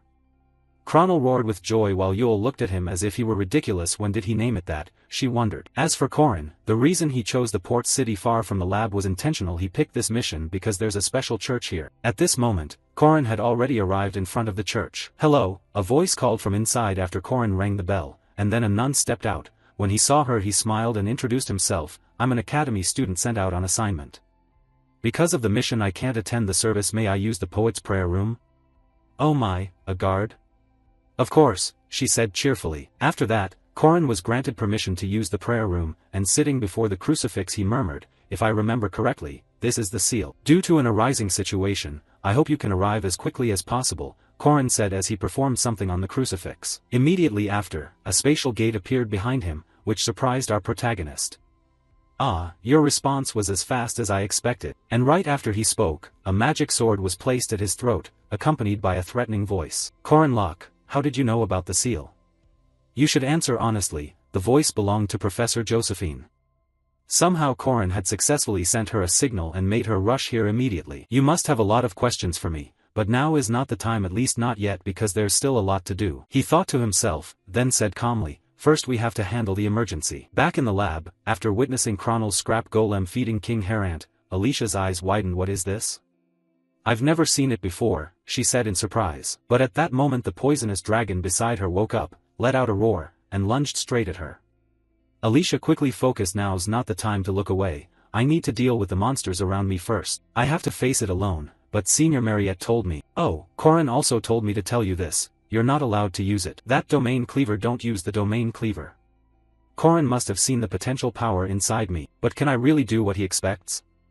Alicia thought as she began dodging the attacks from the poisonous dragon. Then Alicia suddenly heard cracking noises that made her curious. What's that sound? She said as she hurriedly turned to look. The cracking was the sound of the blood pit imprisoning the Iron Mountain King splitting apart. And right after that, it shattered into pieces before everyone's stunned eyes. And the owner of the pit, Mariette, was blown out as well. Her condition didn't look very good. Just as Korin had said, I probably can't defeat this demon beast, she muttered. The Iron Mountain King. It immediately transforms into a legendary demonic monster after absorbing all the arcane iron from the mine. Ancient texts say this grants extreme resistance to physical and magical attacks. That's why countless heroes died and failed to slay the beast, forcing it to be sealed here. But even so, I won't give up, Mariette thought. Then she opened many bleeding wounds and charged to attack again. Her reckless, fearless stance surprised Alicia behind her, and taking advantage of the moment, Donglong also surged forward to attack her from behind. I can't fail either, Alicia told herself and prepared to fight to the death with the giant serpent. Meanwhile, Professor Dana of the magic department stood agape, unsure what to do as she watched. As Mariette used alchemical magic snowflowers to assault the Iron Mountain King, but it didn't deal much damage. On one side stood the Iron Spring King, a true legendary monster, and on the other was the high-ranking vampire Mariette Dunalef. Though Mariette was struggling, she still managed to maneuver and fight the demon beast. This battle would only be feasible if she were an ace. Professor Dana realized she was witnessing a moment that might one day enter history, unable to hide her astonishment and fear. Back in Mariette's fight, the Iron Mountain King charged at her like an unstoppable tank. Mariette gritted her teeth and formed countless ice shard spears that shot straight forward. But with its absurd magic resistance, her attacks were essentially useless against the hulking beast. They couldn't even leave a scratch on the boar-like creature's face. Seeing that the Iron Mountain King was nearly on top of her, Mariette immediately deployed multi-layer shield's blood barrier jade formation to erect a crystal wall to stop the boar. But it wasn't strong or rigid enough. With a single direct ram it shattered the wall and charged at Mariette. The students fought desperately to prevent the demon beast from escaping the lab, but everyone could feel failure looming, since the only person capable of stopping the monster was about to fall. And at that moment the Iron Mountain King slammed forward and caused a sizable explosion. Then, when the dust settled, it was slightly stunned to find Mariette's small figure nowhere to be seen. Our potato senior was at that moment lying in Diaku's arms. Diaku, so where was? Oh, so she's back, Mariette said happily. Meanwhile, beside her, Alicia was also struggling to fight the poisonous drake. This is bad. I'm not allowed to use the domain cleaver, so how can I beat it? What would Korin do? Alicia ground her teeth and thought, and the huge serpent once again opened its mouth wide as if to swallow her whole. Right, if I were Korin, there'd be no other choice, she told herself. Then she gripped her sword tightly and lightly leaped to the side to dodge the recent strike. Basically, as I know dodge and slash, clear away all fanciful fearful thoughts and act, she thought. The candy-loving girl launched a flurry of slashes, carving countless cuts across the serpent's body and making it scream in agony. This was Arden's first sword technique, Ascension, and after that assault the top-ranked Drake collapsed immediately, its condition uncertain. What the huh, I did it anyway. I managed to take it down without using the domain cleaver, Alicia said cheerfully. Then right after, a familiar voice sounded behind her, making her spin around. Yes, well done, everyone did great. The voice belonged to Korin, who had just stepped out of the space gate. Meanwhile, nearby, the Chronal and Yule team had also succeeded in taking down King Herant. We won. I beat it. I don't need Korin, I don't need friends, I only need the Leden warrior, Chronal shouted like a madman, and his arrogance prompted Yule to ask, isn't it because you befriended Korin that you could create the Leden warrior? Turning to Korin, he glanced at Herant and said, so King Herant's been roasted, where's the poisonous Drake? Why is Alicia bleeding so much? I thought you weren't coming, Alicia said anxiously. Report where's the demon beast. Mariette is still trying to hold it back, I need to go help her right away. Oh, is that so? Korin said calmly. At that moment Professor Josephine from the rear also spoke up. What's the plan, Korin Locke? You brought her from the church all the way here, you must have thought of something. Korin smiled and said, of course, just help me catch the demon beast. Huh? But there are so many monsters here besides the demon beast. Don't worry, Korin said as he bit the spearhead into the ground, and a wave of energy began to emit from the spear's tip. Something Korin said would definitely happen here as he explained the plan to Mariette. The boar-like lab monsters inscribed with ancient runes would be hard for Mariette to control, but after luring them to consume all the rune-etched slabs Mariette had prepared, then by activating the rune's resonance ability it would trigger explosions, thereby wiping out the entire pack of boar monsters. As for me, with a silver spear inlaid with primordial runestones, given enough time this will be the main weapon to defeat the lab monsters. Korin thought to himself, then shouted and charged forward, come on Alicia. Ah yes, Alicia said hurriedly and gave chase immediately. Right now, among the mid-tier monsters that could survive the runestone resonance explosions, about 30 elite monsters remained, with the Iron Mountain King as their leader. Don't worry, Korin muttered, then called to Dran beside him, Dran, come here. You finally made it, Dran replied calmly. Then Korin also told the top formation, the Dream Team, stop clowning around and come help me. Huh? I don't need you, Chronal grumbled but was immediately rebuked by Yule. Are you out of your mind? Let's go. And what do you mean, Dream Team? Saying that, the two went down to join the others. All the main characters of the heroic legend were gathered here. These would be the heroes who save the world in the future. Then our protagonist looked at Mariette and asked, are you okay? Yeah, I'm fine, she replied. Then let's start again, launch a counterattack and take it down, Korin said confidently. Korin stared at the Iron Mountain King and thought, this squad is not only flashy but also smooth, yet the reason the team members can't be confident is because their opponent is a giant demonic beast. The Iron Mountain King, ruler of the Iron Mountain, uncontrollable and undefeated, crushing everything without submission, ruthless and merciless, it will devour anything in its path. And while the protagonists were still hesitating, the Iron Mountain King launched an attack and charged forward like a bulldozer. Mariette saw this and urgently shouted a warning to everyone, scatter now. That's entirely reasonable advice from someone who's faced it head-on, but unfortunately the engineer Chronal didn't heed it. The victory of his golem over King Herant had made him overly arrogant, so when he saw the boar charge he directed his scrapwood golem to intercept Leden warrior. Advance, he yelled, gripping the controls and pushing forward. Korin below couldn't help but snap angrily, hey you blockhead, we can't go head-on, what the hell is wrong with you? This warrior is a fortress golem, Chronal shouted as he kept charging forward. He activated his King Herant combo, Spirit Bomb X7, an empowered explosion, an airborne knee strike, and simultaneously used a series of techniques that began to trigger at once and targeted the Iron Mountain King, which sounded cool, but facing such a terrifying monster it did nothing. The huge boar simply rammed forward and knocked the golem flying aside, and the delusional Chronal began to cry, ah my Leden warrior, you blockhead. Fine then Chronal, go all out attacking that demon. Everyone, fall back. Yule, create a tree to hold it in one direction, Korin shouted from below. Your Leden warrior can't lose, Chronal wailed, and Yule from behind angrily muttered a few words, tisk, change of wind like daytime already, she said as she began to cast her magic. Then immediately a magic circle appeared at the Iron Mountain King's feet, and from within it countless large branches sprouted, wrapping tightly around its body and lifting it into the air. Success! Yule cried. But unfortunately it had no effect, because at that moment the Iron Mountain King used the primordial rune. Its fur turned red, and Yule's branches were shattered at once. This left Chronal and Yule inside the golem astonished. What the how is it so strong? Looking down, when Korin saw the massive boar break free from the roots, he hurriedly told Dran beside him, Dran, go around and attack it from behind, use those magic swords. Got it, Dran said, then accelerated to circle toward the Iron Mountain King's back. As expected, his commander was a strategist with perfect timing to minimize casualties, so there was no reason the mercs wouldn't follow orders. Thinking that, Corrin began directing the two swords, the fire sword and the thunder sword, to strike. My other weapon was enhanced by the finest magic stone, which I obtained after defeating Mariette in her vampire form, but this Iron Mountain King now has a different power, so it will be quite hard to handle, he muttered as he aimed his two swords at the red boar's face, and before his strike the boar once again used its primordial rune, and immediately its fur shifted to blue, and Drawn's two swords were knocked away the moment they struck that massive body. What, how? It's not hurt at all, Drawn said in astonishment at the sight before him. Meanwhile, Mariette beside them realized something and shouted to Corrin, "Yeah, I know Diaku." Hearing that, Diaku leaped violently and launched a punch straight at the boar's snout, and that blow actually worked. His fist sent the boar flipping backward. It worked? Someone shouted in surprise. Corrin took the chance to brief them. To hurt the Iron Mountain King we need to separate physical and magical attacks. It's a pretty common tactic. This is about the primordial rune Ba Zi, Kan Tien Chu Heaven, a place that exists yet becomes void. Through the primordial rune the Iron Mountain King gains perfect strength and defense. It resists physical attacks with the red aura and resists magical attacks with the blue. It alternates its fur color to counter whatever type of damage is being dealt to it. With that, Corrin urgently issued orders. Cronel and Yule, try to hold it. If it breaks free, latch onto it again. Drawn, attack at mid-range. Alicia and I will wait in the rear. Mariette pointed at herself and asked, Corrin, what about me? Leave the strikes to Diaku, Mariette, just move on my command, he replied. Don't overthink it, this has to be a quick fight, it can't drag on, he said. Play all our trump cards and we'll win, he told them confidently.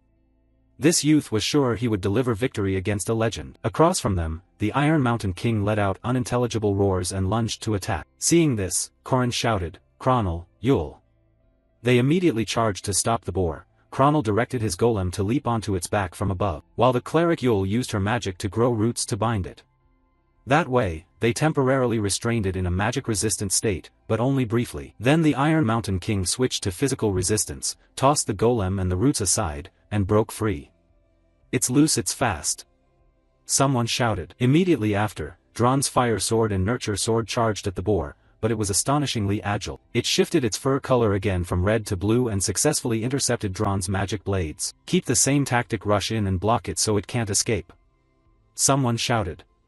At that call, Diaku rocketed forward like a cannonball and stomped on the boar's snout, while it was still restrained by the roots Yule had summoned. Cronel, seeing this, shouted happily, it's working. The strike was even more direct than last time. Even if it were him, that attack would. But his voice cut off mid-sentence, because from where he stood the fur color hadn't changed, the transformation had stopped, it was still red at the spot where Diaku had struck. It was a fake. After showing that turning blue could resist magic, it used that trick to deceive Diaku, their most dangerous opponent. As for the Iron Mountain King, it now smiled in contempt at everyone below. Then it unleashed a colossal primordial rune that destroyed everything it touched. A beam of annihilation shot straight at Diaku and sent him flying. As a result of that strike, Diaku lost the ability to fight. From behind, Corrin urgently called, Mariette, withdraw him, then use blood spears to pin it down. Okay, she said calmly. Mariette then produced countless blood spears and fired them straight at the Iron Mountain King. Of course the strike did no damage while the boar was in its magic-resistant state. Their goal was only to temporarily stop its advance. I'll start too, Corrin murmured. Then he leaped forward, to Mariette's astonishment. Hey, you Smuff, don't block this strike, whatever you do, Corrin shouted as he vaulted high into the air, preparing to unleash his ultimate move. The incantation, Mushan symbol, one strike to kill, Crimson Thrust. He poured all his strength into his arm and hurled the spearhead he held down toward the ground. It created a massive explosion that shattered the ground into fragments. Cronel and Yule gaped in shock. Amazing, what was that? Just throwing a spear caused that kind of shockwave? But unfortunately Corrin's spear throw missed. Damn, it was so close, its reflexes are impressive. Corrin grumbled, quickly retrieved his spear, and said, Mariette, blood spears again. Alright, Mariette hurriedly replied. Then countless blood spears flew straight at the boar. Corrin's plan, if it used the blue aura to block magic, it couldn't block his physical spear strikes. Conversely, if it used the red aura to block physical damage, it couldn't stop the blood spears. This was combined physical and magical damage. How would it block consecutive blood spear strikes? Corrin thought to himself, but the situation seemed to shift. Though they had it cornered, something changed. The boar in front let out a sly chuckle. Then, for some unknown reason, Corrin was suddenly blasted backward, and Mariette's volley of spears aimed at it were all shattered. So you finally played that card to block both, Corrin ground out. He gritted his teeth as he looked forward. Absolute defense against both physical and magical attacks. Also known as the invulnerable metal body, in his view, the boar's entire body had turned a blazing gold. The king smiled with smug satisfaction. After all, it still had that secret trump card. The 5-minute limit of the invulnerable metal body made it unbeatable. No one could stand against the king once it entered that state. And after becoming invincible, it began to attack again. It's coming again, damn it, everyone run. For 5 minutes no attack will affect it. Korin yelled, warning everyone. But now there was a new problem. Drawn worriedly said, "Boss, that's impossible, there's nowhere left to run." Korin spun around, startled, and said in surprise, "Since when did the building's debris?" It looked like the entire exit had been blocked by fallen rocks. Then Korin realized something and scowled at the Iron Mountain King. "Damn it, that monster." The king grinned. To pin them in the corner it had rammed that poor wall countless times. With no other choice, Kronel had to send his scrapwood golem to attack. "Forward, Leden warrior, time for us to shine," he said as he commanded the golem to throw a punch forward. But the result was unsurprising. The stone golem was immediately slammed away. Even that giant couldn't stand up to it. At the rear, Mariette, seeing Kronel fail, hurriedly used alchemical magic blood ice to create a barrier wall. But the outcome was identical to Kronel's magic from a small half-human was useless. Now it was time for the king to break free from the prison that had contained it. Golden Aura, the final form of the Iron Mountain King, the demon of Dingle Peninsula, the 5-minute undefeated state of the final boss in Part 2. It was that horrifying moment that had driven countless players into despair. However, there was actually a hidden method here. "There's nothing left, release the seal, Alicia," he said with a look. For some reason, Alicia had already closed in on the Iron Mountain King and was preparing to swing her blade. Physical and magical, this sword technique pierces through all defenses and deals 100% true damage. It was Arden's first sword technique, the most effective strike against legendary foes, Demon Slayer Cut, Domain Cleave. At that moment the king took a direct hit to the face. With that blow, Alicia successfully sent the boar flying far backward. While she was still dazed and trying to process what had happened, Korin behind her shouted excitedly, "Wow, one Alicia is worth more than 10 people on the team." Alicia, flustered, replied, "What are you talking about? Is this okay? What if it moves again?" "No way, now it's Madam's time to shine," Korin said, looking ahead. Then, above them, a gigantic magic circle suddenly appeared in the sky. From within that magic formation countless chains descended and locked around the boar's snout and entire body. She had restored that massive circle in an instant. "No wonder, Professor Josephine," everyone said in amazement. As for Korin, he smiled in triumph. "Invulnerable metal body is strong, but once you break that defense the monster can't use its primordial rune anymore." With that in mind, she said, "Senior Mariette, I'm ready." Mariette answered. Then she summoned a supreme blood spear above her head. Korin's group hurriedly scattered to avoid stray fire. "Professor Josephine, it's all thanks to you," someone said. Facing the beast, Mariette shouted, "I'll end this grand blood art, flame spear." Saying that, she aimed her spell directly at the massive boar. The nightmare had existed for 80 years, the beast had slain countless heroes. When the demon of Dingle Peninsula was destroyed, the light that burst forth from its scattering body could not be ignored by any spear user. The origin, the 8 runes required to ascend to heaven, was left by the gods. No matter how great a power, it could not destroy those runes, though its primordial rune shell could be broken. 80 years ago, a wild boar on the Dingle Peninsula chewed and absorbed a great many ancient rune stones. No one imagined they could defeat it and extract those rune stones, because the ancient runes grant their bearer near immortality. But now the demon beast's seal had been removed and it had been defeated, and the protective shell around the ancient runes inside it had shattered. So where did the exposed core runes go? The answer is simple. They wander until they find the nearest suitable shell to inhabit, and it had already found its destination. 10 years ago, he joined the academy and disguised himself as a professor because of this. The Iron Mountain King was defeated by the academy's students. The outcome was rather mild, though not what he wanted. It wasn't hard to understand, since it had been sealed in this prison for 80 years, so the king's strength naturally waned. Now all he needed was to leave the academy quietly, slip out through a secret passage, and vanish from the city. Then he could complete his mission with ease. But unfortunately there was one thing he hadn't anticipated. When he stepped out of the corridor and went outside, someone was already waiting out there for him, as if they had known he would appear. And that person was the one who had defeated the vampire Mariette and the great demon king of Tianshan. Heavy cavalry knight Korin Locke was blocking him. "How's senior brother Valtazer? Senior disciple Fermac? Senior disciple?" Fermac asked in puzzlement at Korin's words, and Korin began to explain. "Because you're the student of a disciple once expelled by my master, I'm your senior uncle, address me as such." "Senior uncle?" "Dream on," Fermac said coldly. Looking at Korin, he thought to himself that it seemed the man had finally realized his identity. Fermac had one thought after seeing Korin use spear techniques identical to his master's. The only person Fermac knew who had reached the Grand Master level with the 6 spear techniques was his master, the Spear King, seeing the identical move, he likely assumed this man was another disciple of his master. But I am actually a disciple of a master. He doesn't know it's where I infiltrated to carry out my mission. I had already guessed his intentions here. He must find my existence perplexing and suspicious. So the safest choice was to ignore me. I, who once fought Lunia Arden in the midterm trial and was sent to the city outskirts to be ranked, that was just an excuse for him to remove me from the plan to kill the Iron Mountain King and seize the origin runes. After that he succeeded in his plot and left the city. He naively thought that by removing me elsewhere the plan would go off without a hitch. But he couldn't have expected I'd use Professor Josephine's seal to instantly teleport back. Thinking of this, Corin said aloud, Professor Dana's experiment and Mariette's commotion must have worked in your favor. You were just waiting for that opportunity. The origin runes, you won't be taking them, Corin said confidently. The moment he said that, Fermac's expression changed. How could a lowly student like you know this? Did Josephine tell you? No. Impossible. Fine, so a petty student I ignored wants to block my plan by standing in my way?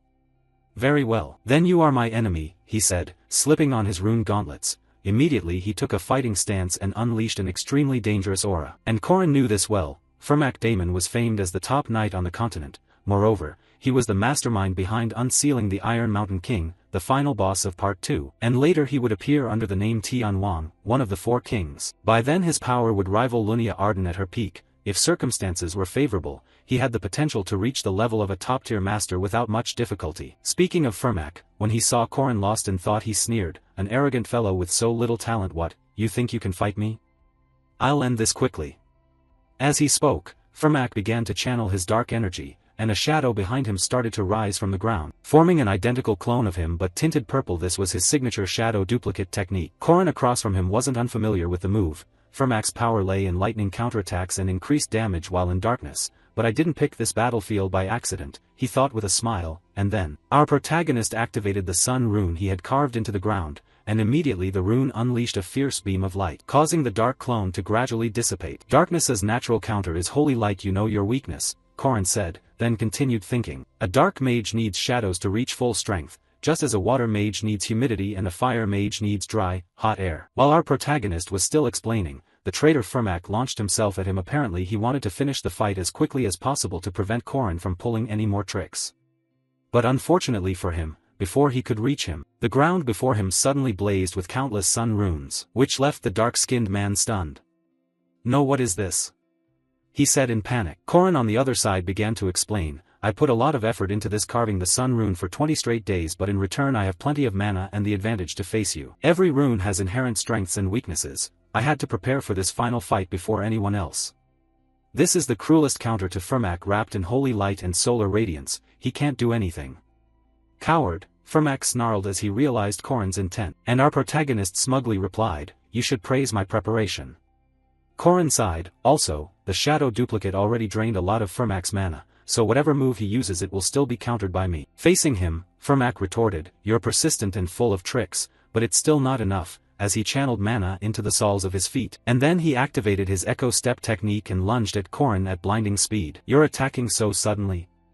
Corin thought inwardly as he swung his heavy spear powerfully forward. But sadly his strike only hit the afterimage Fermac left. Fermac himself had already slipped quickly to Corin's side. And before Corin could react, Fermac unleashed a burst punch technique aimed straight for his skull. But our protagonist reacted fast. Realizing his blow hadn't hit the opponent, he smoothly tilted his body aside with Bagua movement and avoided the explosive punch. This truly surprised Fermac. He dodged it? He thought. Echo Step is supposed to strike repeatedly at the opponent's blind spots. I didn't think he'd be able to avoid that, he felt inwardly. At that moment Corin began to use his 4-step ultimate, Complete Return, rushing forward to seize the initiative. And once he closed the distance he unleashed a falling sky slash that produced countless cuts, but with his battle-hardened experience Fermac still managed to dodge the attack without taking a scratch. He even didn't forget his footwork. It's a technique forged by experience. Still playing, Professor, huh? Corin said tiredly as he kept attacking. I've been pretending for 10 years. It's a professional habit. Can you drop that act and be real for once, you arrogant brat? He said as Fermac continuously retreated to avoid the strikes. No matter what you do, you'll die here, Corin declared to him. But seeing Corin had some fighting skill, Fermac didn't intend to slug it out. The priority was escape. Unfortunately I can't fight you to the end. Next time we meet I'll kill you, Fermac said as he used Echo Step to retreat rapidly. He had to leave the city as soon as possible and avoid the attention of those who thought him dead. And if he truly decided to flee, he'd use spatial magic to teleport elsewhere. With that in mind, Fermac began inscribing teleportation runes into the air. But at that moment, Corin on the opposite side suddenly declared, "This will be a duel, Fermac. You think I'll just let you run away?" "I have no interest in dueling someone like you," Fermac replied coldly. "You will duel, Fermac Damon, that's the code," Corin said with a smile. For some reason, the moment he said that, Fermac grew extremely angry. The riskier the terms, the greater the reward. In this world many things bind a person. For those who walk in darkness like him, there exists a code. He cannot refuse a duel. Fermac Damon, bound by that code, must accept. "So that's why you came alone?" Fermac asked in puzzlement when Corin made the demand. "A duel must be one-on-one," Corin replied calmly. "Duel matches are fair and sacred, a fight to the death between two people, so the limits of the code are one-on-one. As long as I come alone and the duel rune is activated, you'll be forced to duel, no other choice." While he was musing, Fermac across from him announced his name, Fermac Damon, disciple of the Spear King. Corin answered in kind, "First Spear of Empress Tian Ho, Aaron Danua, Corin Locke." By code they had to name themselves. Win or lose, a duel has a single outcome. After naming themselves, the two launched at each other. The system's backup repeated the codes. First precept, duty: do not look away from another's misfortune, affinity A+. Second, restraint: I cannot understand the spirits, backup increases damage dealt by 50%. Third, oath: I will save this world, affinity A, backup doubles all stats. Current stats, average aura 5530 plus 5530, high mana 4170 x2, strength 67, agility 67, stamina 68, aura 64, mana 64. Passive skill, tenacious warrior effect x100, pain endurance, entire domain. Average magic core, flow 3500. Begin the world-saving quest by first defeating Fermac Damon.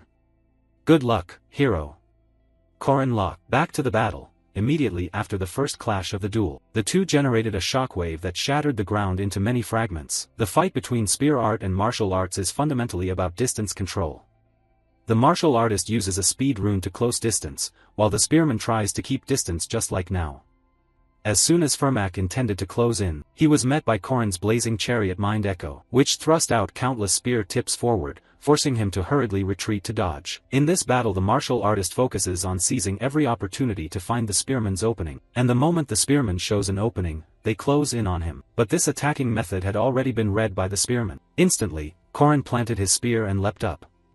In close quarters, jumping exposes many weaknesses. Fermac would wait for Corin to land and then deliver the decisive blow. But Corin anticipated that. While still airborne, he unleashed the spear technique Heaven's Return, endless chaotic wounds. The attack sent countless spear tips raining down on Fermac below, forcing him to lift both hands to block. He's too fast. He can strike 7 times in a row while suspended in midair. But the moment he lands, I'll have my chance. And just as planned, the instant Corin hit the ground and hadn't yet regained his stance, Fermac closed in on him from behind. Our protagonist reacted quickly too. As soon as he saw the man charging, he hurriedly spun around. Then unleashed Tian Gui's second form Demon Spear Return. The strike carved a wound across Fermac's chest. At the same time, Fermac's fist slammed straight into Corin's face, sending him flying backward. Not giving Corin a chance to respond, Fermac immediately closed the gap and launched a barrage of punches. Even though his hand was bleeding from being slashed, he kept attacking, continuously closing distance. He even thought to himself, while Corin across from him was struggling too. Is he attacking while enduring that pain? He gritted his teeth and laboriously raised his spear to block the rain of fists from Fermac. Then the dark-skinned man gathered mana into his left arm and unleashed a move called Heavenly Strike. Seeing that, Corin realized immediately, he's putting everything into this finishing blow. If I block it, I'll win this match. That was Corin's thought. But in a split second he saw the man's fist opening. Right after, the man's hand clamped down on Corin's spear. He's aiming at the spear? Is that a feint? Corin wondered in shock. Before he could react, Fermac had inscribed some rune onto the shaft of his spear. Once the rune was complete, Corin's spear flew sideways and drove deep into a nearby tree. What are you going to do now, spearman without his weapon? Fermac said as he hurled a full-strength punch. Corin hurriedly raised both hands to brace. But even so, the explosive fist nearly made Corin vomit bile. Afterwards, his entire body was pushed backward. Thankfully, Corin recovered his footing in time. He shouted and thought, "It's okay, I can just recall the spear." But sadly, things weren't that simple. When he tried to summon it, the spear twitched but didn't return. Damn it, it stuck too deep to pull out. Korin gritted out. Right then, Firmak closed in on him from behind. He then launched a technique called left fist straight punch. Luckily for Korin, he noticed in time and dodged. Korin refused to sit back and take hits and counterattacked. Even without my weapon, I'm still a martial artist. You know that, right? Saying that, Korin began using Bagua Ascending Dragon Palm, unleashing a flurry of palm strikes at Firmak. The foundation of every martial art is physical attack. With that, Korin delivered another move, Bagua Third Gate Palm. The strike was powerful, even generating a shockwave that blasted out from behind Firmak. But it still didn't seem enough to put Firmak in real trouble. After taking the full barrage of palms, he could still calmly say, "You've surprised me a bit. But your fist techniques aren't as strong as spear techniques, are they?" He spoke as if Korin's previous attack had done nothing. Korin gaped. He didn't take any damage at all? He wondered. Before he could think further, the dark-skinned man opposite landed a left hook to his ribs, leaving him no time to react. Korin's Bagua was powerful, but he'd forgotten one thing. It was only his secondary weapon. For Firmak, it was something he'd spent his life training. The result, in an unarmed duel, our protagonist was getting beaten senseless by this master. Left straight punch, left flying strike, left rib punch, left elbow. Countless blows rained down in uninterrupted succession, leaving Korin only able to raise his arms to block as his body was steadily pushed backward. You won't fight back and will only block. Fine, I'll end this quickly. Firmak said coldly. At the same time he unleashed another explosive fist with his right hand. Unfortunately for him, this time Korin blocked it with his spear. That spear, how? I threw it away already. Firmak thought in surprise. Korin, as if reading his thought, said, I must admit you are a strong opponent. Turning to Firmak, he realized what had happened. This brat, he deliberately took hits to bait me, then get close and retrieve his spear. And as he thought that, Korin on the other side launched a powerful spear/informal counterattack. Then he gripped the spear with both hands and unleashed Hwasha Ilyo Snake. The attack produced countless spear images like a machine gun, driving straight at Firmak. As a result, the master couldn't dodge in time, took numerous strikes, and was pushed backward. But quickly Firmak regained his posture, stamping both feet to halt his retreat. Then the master tore off his blood-stained shirt and said, Impressive. The way you handled losing your weapon, and discovering you couldn't use your martial arts, those moves were clever and precise. So I'm the one at a disadvantage now. Korin across from him replied irritably, Can you stop that? I beat you so much and you still act like a professor? Act like one? Looks like I really have to get serious then. Firmak said as he began inscribing runes onto his left arm. As soon as the rune was finished, Korin's solar runes below suddenly cracked and lost their radiance. In a world where the sun does not exist, part of the sky is forgotten. Summon technique, Celestial City of Darkness. At that moment, the silhouette of a submerged city appeared above Firmak, and the sky darkened with its arrival. It was his third precept. Third precept, Oath I will submit to the darkness. Facing Firmak, he looked at Korin and said, Surprising. You know how to use solar runes against the darkness? But with that little trick, you'll never be able to resist the everlasting darkness. This is the forbidden domain of the great dark warriors of Haitian. Except it be torn to pieces by the dark creatures, or be killed by my fists. Firmak said as he surged forward with his monsters. Meanwhile Korin across from him smiled and said, Isn't this supposed to be a one-on-one duel? I knew you'd pull a trick. Korin said as he pulled out a golden ginseng he had prepared in a pouch of soil. The moment it was taken out of the earth, the ginseng let out an earth-shattering scream. Its force was so great that it blew away all of Firmak's shadow monsters. Golden Crown Ginseng. It emits a sound 7 times louder than a normal ginseng and cannot be blocked by any magic. Even if they're dark creatures, they can't stand against the cry of this one-of-a-kind ginseng in the world. The scream even made blood leak from Firmak's ears. Whether his eardrums were ruptured was unclear. Meanwhile, Korin opposite him continued speaking. Let's see if you can withstand this little trick of mine. As I said, Firmak Daemon, you'll be defeated here. Korin declared coldly. So how do you plan to deal with this now? The ginseng will keep screaming and make all your clones vanish. And just so you know, I have pretty strong regenerative ability. If this fight drags on, it'll only help me adapt and benefit. But how long can you endure it? Firmak across from him grit his teeth and called him a coward. He knew Korin's words might be true. Worse, if he didn't finish this quickly, even if he won he might not have the strength left to teleport with runes. So to finish the fight quickly, Firmak immediately formed 12 clones and said, From the moment you stepped into this dark city, you had no chance of beating me. He said as he ordered the clones to charge and attack. But Korin reacted very quickly. he immediately dodged the first attack from one clone, then delivered a sweeping strike that split that clone in two at once. Taking advantage of Korin's assault, another clone closed in from behind and grabbed him tightly. Thinking our protagonist had lost his advantage, but the ones who underestimated him were immediately met with a spinning spear technique demon spear return that sliced that rear clone instantaneously. Meanwhile, Fermac himself lunged at Korin from the side, and unleashed a spiraling jet strike straight at Korin. Although Korin had time to raise his spear to block, the force of the blow still sent his entire body flying backward, shattering the dark city wall into fragments on impact. And without giving Korin a chance to respond, Fermac and his clones immediately surged forward to attack again. While Korin began muttering, "I can't stand this, are you even listening to me?" He tore off his shirt as he spoke, and immediately afterward his body emitted a fierce radiance, causing the clones to evaporate on the spot. "My shadow minions!" Fermac yelled. But before he could think further, Korin shifted gears and attacked. "I told you this would be a once-in-a-thousand-years duel between us," he shouted. From Fermac's perspective, the light Korin emitted came from countless talismans covering his body. His flesh was etched with solar talismans, making Fermac's shadow minions completely useless. But doing that was essentially suicide. Was he willing to burn his body to ash?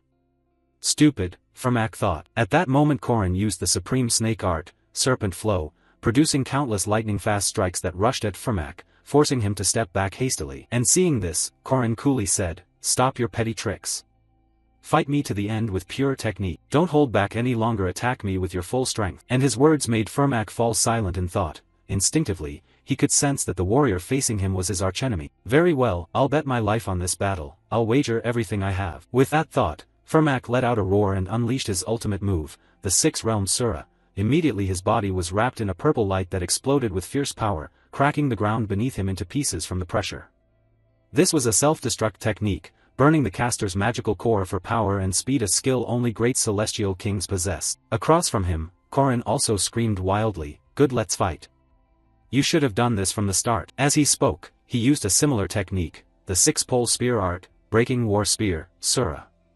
Korin could use that skill too. Both warriors poured everything into it. And immediately after, our protagonist charged forward to attack, thrusting his spear straight at Fermac, but Fermac stopped it with his left hand. Seizing the moment, Master Fermac landed a punch to Korin's jaw, making him spit a mouthful of blood. But then the battle suddenly reversed. Somehow Korin managed a spear swipe that severed the master's right arm instantly. Losing his right arm, he still had his left. Fermac gritted his teeth and unleashed a full-force punch. But unfortunately, Korin read its trajectory and dodged in time. Then he swung the spear again, sending that arm also farewell from its owner, while unleashing countless spinning spear strikes at once. With that, the battle and the hostility reached their conclusion. As Fermac fell to his knees and accepted his defeat, Korin quickly plunged his spear into the master's chest and finished him. "I won," he murmured, then thought that whenever he closed his eyes he could still hear those screams. "Help, I don't want to die, please let me live, Korin, save me."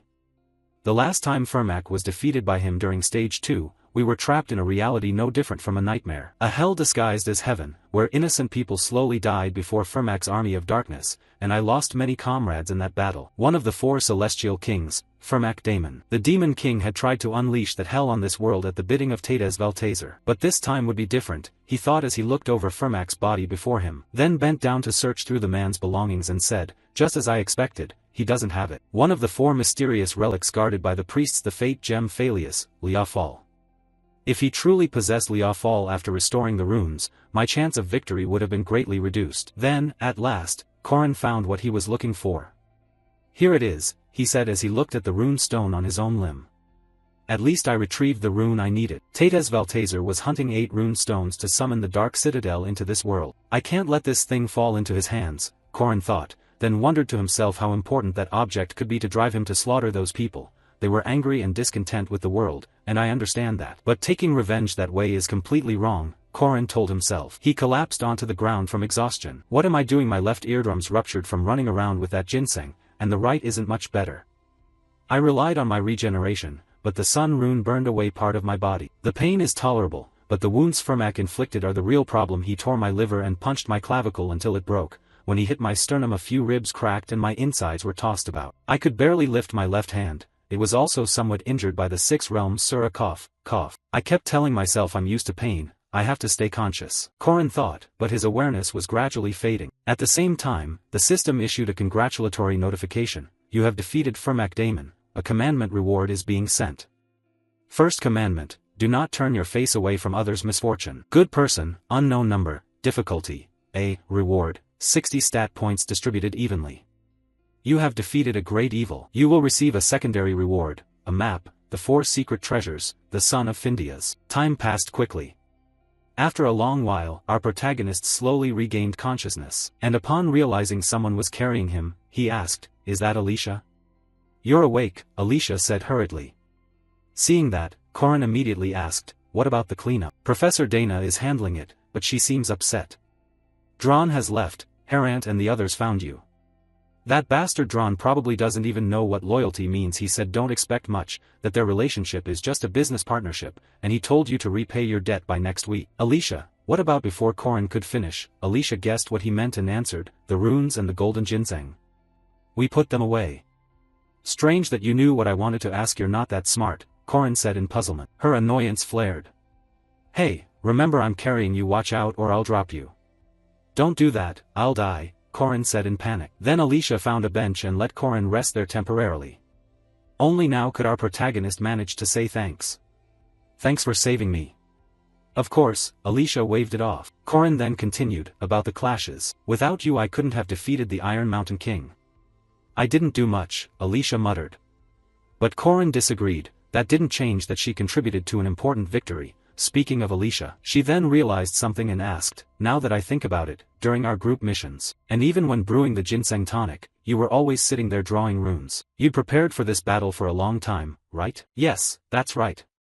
"Why do you ask?" Before Corin could answer, Alicia cut in, "Why did you have to fight him alone? It's fine if we fight together." As she said it, Alicia's face grew sad. This surprised Corin a little. Then he smiled and said, "Haha, fewer deaths would be better. Why is everyone so indifferent?" "Well, I guess that's fine." "You did great, Corin." Time flew to the next day. Jagar and Lark were talking about Corin. Corin was badly injured. He's been taken to the hospital. "Yeah, some bones broken. His plan was too risky, that's why he refused to ask us for help." "Poor guy, let's go visit him." "Yeah, if we don't, who will?" Lark said, and the two quickly went to Corin's hospital room. When they opened the door they burst out laughing. "Corin, you okay?" "We brought a bunch of snacks because we were worried you'd be lonely," they said excitedly, but the sight inside the room left them speechless. From their perspective, inside Corin's hospital room he was being doted on enthusiastically by his 3 wives. "Do you want more peach?"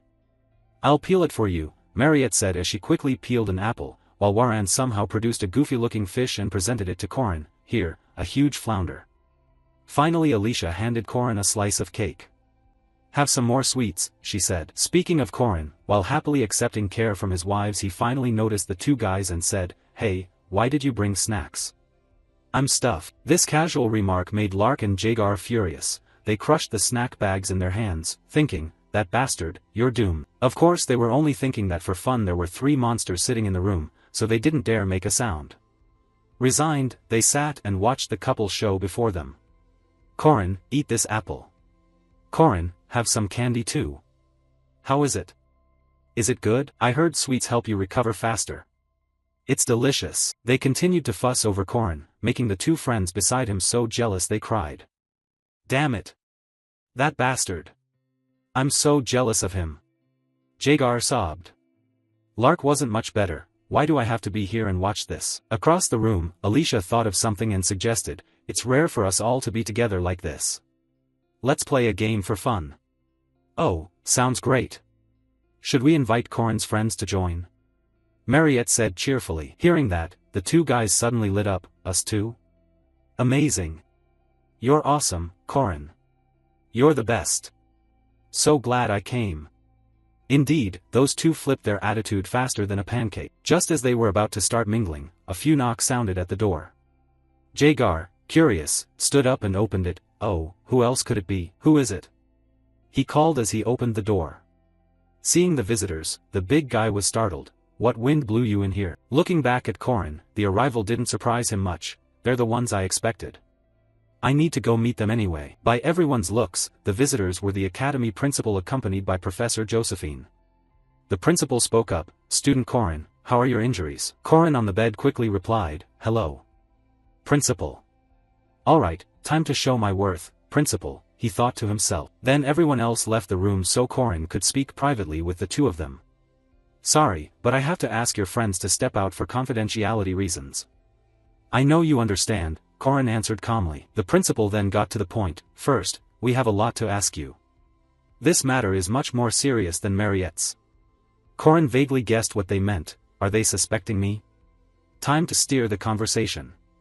With that thought, Corin laid his cards on the table. Professor Damon is a spy. He said coldly. The principal's reaction was somewhat cool. About that, he was about to say more but Josephine cut in. Principal. I mean, don't. Both of us know, Professor Josephine. They weren't as surprised as expected. They probably learned something from the commandments on Professor Damon's body. But there are still things they don't know. Thinking that, Corin revealed something they hadn't expected. Tate Vantafa Ma de Man is his disciple. And this statement truly startled them both, especially Professor Josephine. Upon hearing it, she shouted, impossible. That's unthinkable. 80 years ago he. Before she could finish, Corin interrupted, the infinite six-pole spear art. And the commandments, you know them too, don't you? Those are things you taught him. Actually, I have a similar background. You too? You're also a disciple of Tate Vantafa? Josephine said as she began to pull out her whip. At her reaction, Corin slowly sat up and said, you don't need to be that wary of me. I'm not the type to kill on a whim. I wouldn't say something that would put me at a disadvantage. These aren't your true bodies, are they? Their true bodies are inside the main building and cannot appear, right? How do you know? The headmaster asked in astonishment. But Corin didn't intend to answer that question. He continued, I haven't finished yet. Vantafa's disciples are still alive, scattered across the continent. And now he's become very powerful. He's far stronger than before and no longer alone. Everything stems from your decision 80 years ago.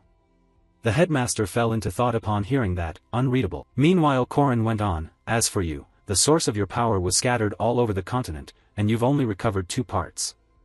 There's something you certainly don't know. Even the Liafi Truth Stone, one of the 4 sacred relics of Rua, is in his hands. Once he gathers them all and restores his power, he will no longer be considered a usurper. You know what comes next, don't you, Danua? Corin said as he produced his ancient rune stone in front of the headmaster.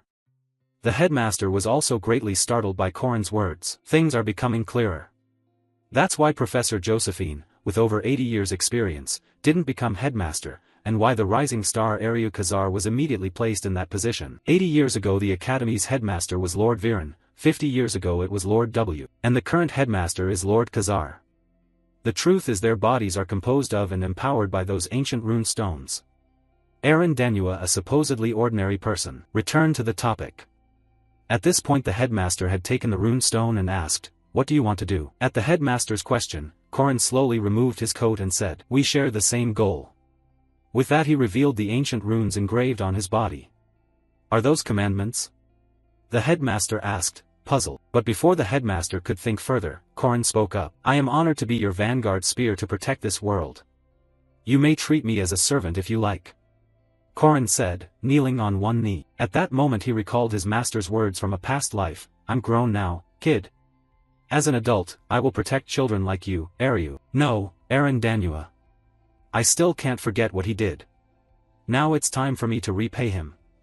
Corin told himself. His action left the headmaster at a loss for words. Scene shift to some secret location, where Professor Josephine was present and speaking to the woman before her. Aaron, I don't think so. The woman named Aaron fell silent for a moment, then said, so Tate is still alive? Corin, that child, can he be trusted? Josephine was about to reply, but before she could, Aaron continued, I know. I shouldn't trust anyone so easily. Have someone follow him. We still can't fully trust him. Understood. Josephine replied calmly and turned to leave, leaving Aaron overwhelmed with troubled thoughts. I can't act recklessly because I carry too great a responsibility. Everything he said could be a lie. There's one thing I still don't understand. Why did he look at me with that sorrowful expression? Corin Locke, that child, what is going on, after all? She wondered to herself. Time passed quickly. At the Merkaba Academy's year-end celebration there would be a rank reassignment based on each student's performance. That carried great significance. If the rank you received upon entering the Academy was only temporary, then this is the official ranking granted by the Academy's Guardians Association, a formal level. Because of the reassignment, many students trained very hard to secure the best official rank possible. It could be said that many cadets reached levels comparable to the Academy's guardians. At that moment the announcer's voice rang out, "Everyone has worked hard. Your achievements have brought great prestige to the school. Blah blah. Now we will announce the students whose ranks have changed."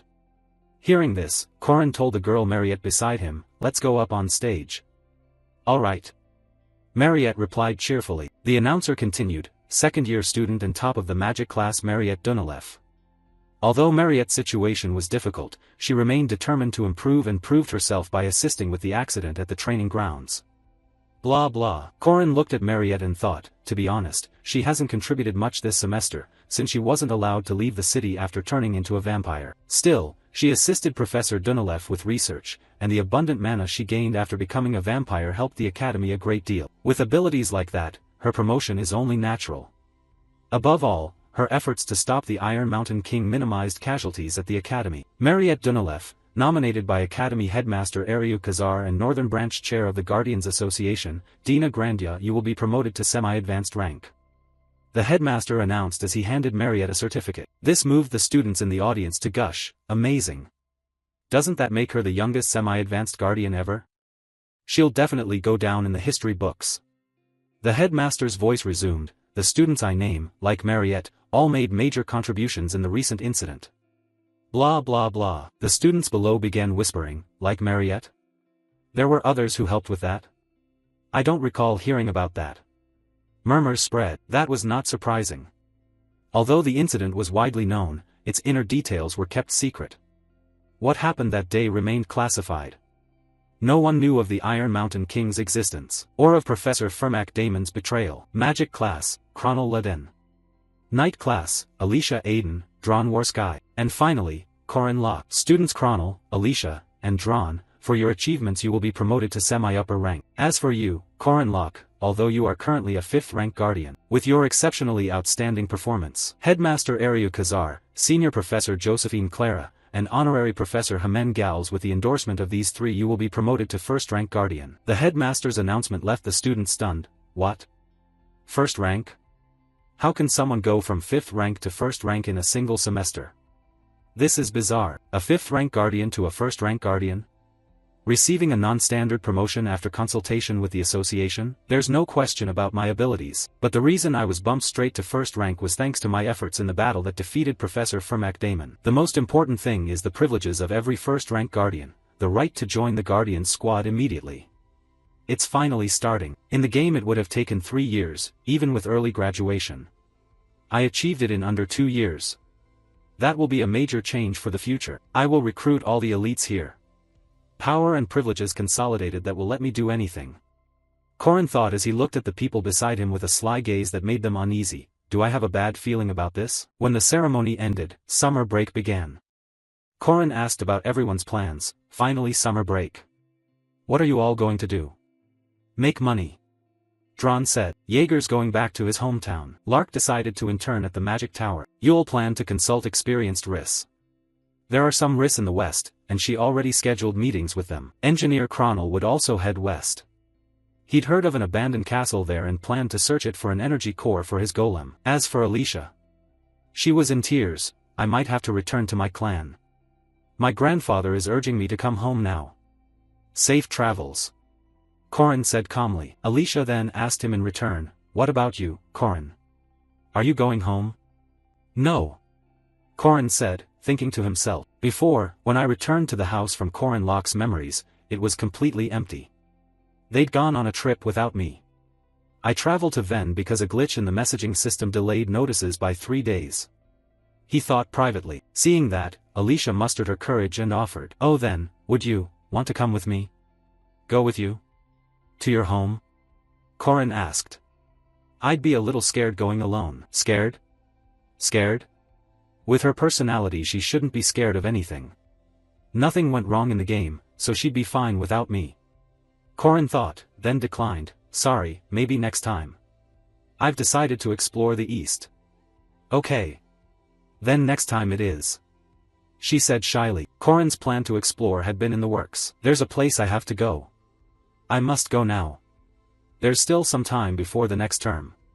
Without this summer break, I couldn't get there easily. Cut to a certain train, inside which several figures in cloaks sat. They opened a wooden box to check their weapons. We still have 9 hours on this train before we reach the northern continent.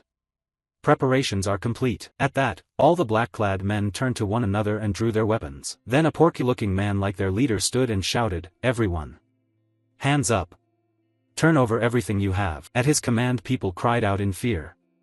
The leader threatened further, "You'd better do as I say, unless you want to tussle with a semi-upper rank." And as soon as he finished saying that, a voice rang from the entrance, "Oh. This doesn't look like our car, does it?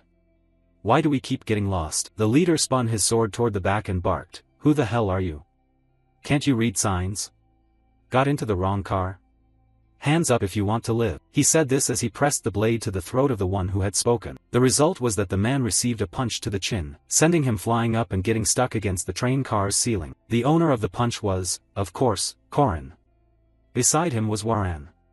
The southern match officially begins. Flashback to when Korin and his friend Lark went to the Academy's secret vault, the Merkaba Library. After defeating the vampire Count Sabancia, Korin took the Mage Tome Stalwart Warrior's recovery along with a few discarded journal entries, which recounted Sabancia's battle with a certain warrior. "I saw a dying warrior standing on a blood-soaked battlefield, clutching his wounded body to a rock, yet he still stood firm. I asked him, 'O warrior, should I cut your throat?' He answered, 'If I could have a little water to quench this thirst of mine, I would be grateful.' Out of respect for this hardened warrior, I drew water from a nearby pool and gave it to him, to quench his thirst, and then something utterly surprising happened. His wounds were completely healed after that." The story turned so dramatic. Closing the book, Korin found it hard to believe what, he was near death and yet recovered.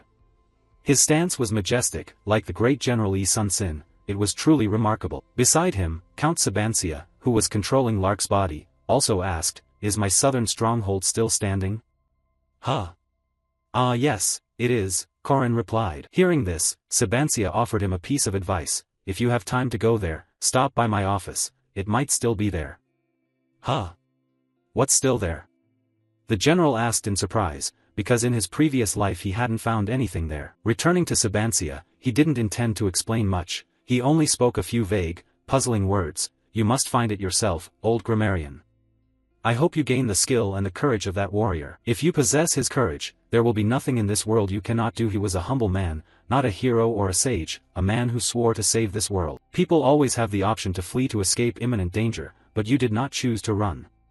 I respect you, young man. Finally, thank you for telling me about your wife and child. When he finished speaking, Count Sabancia left Lark's body and slowly began to fade before Korin's eyes. Back in the present, at the southern land gate on the mid-level, this is the train station area. Korin lowered Mariette's axe beside her, and the reason he'd come here was because of Sabancia's earlier instructions. "That's how it was, according to the Duke. I decided to go south, and the reason I chose to come with Mariette is that she's from this place." Opposite them, as soon as Korin and the others stepped off the carriage, the stationmaster greeted them with a bright smile. "Thank you both so much. If not for you, I'd have been in big trouble." As he said this, he glanced toward the bandits being escorted off to a neighborhood tea house. "No need to mention it." Korin waved his hand. But the trainmaster reached for a pouch of money and insisted they at least accept this. Seeing the money, the greedy fellow lost any remaining pride. "Oh my, you don't have to do that, but how could I refuse such kindness?" At the same time, the system gave 2 notifications. "Congratulations to him, duty, not ignoring others' misfortune, reward distributed, 2 skill points have been granted."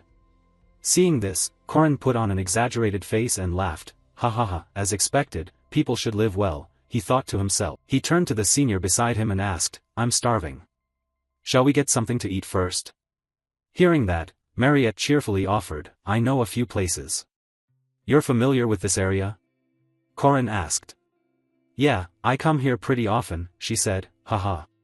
"Tell me what you want and I'll buy it," Korin said, holding up his purse. The old trainmaster felt happy watching the excited young pair, such kind students. How could one not be happy after doing a good deed? This is the gateway to the southern lands. All carriages stopping here head toward the southern metropolis, the city of Lef, and from there it's at least an 8-hour ride. "Oh God, kill me now," Korin complained, drawing the attention of passers-by. Acting as guide, Mariette pointed ahead and reassured him, "We're here. There's a transfer station I use often." "A transfer station?"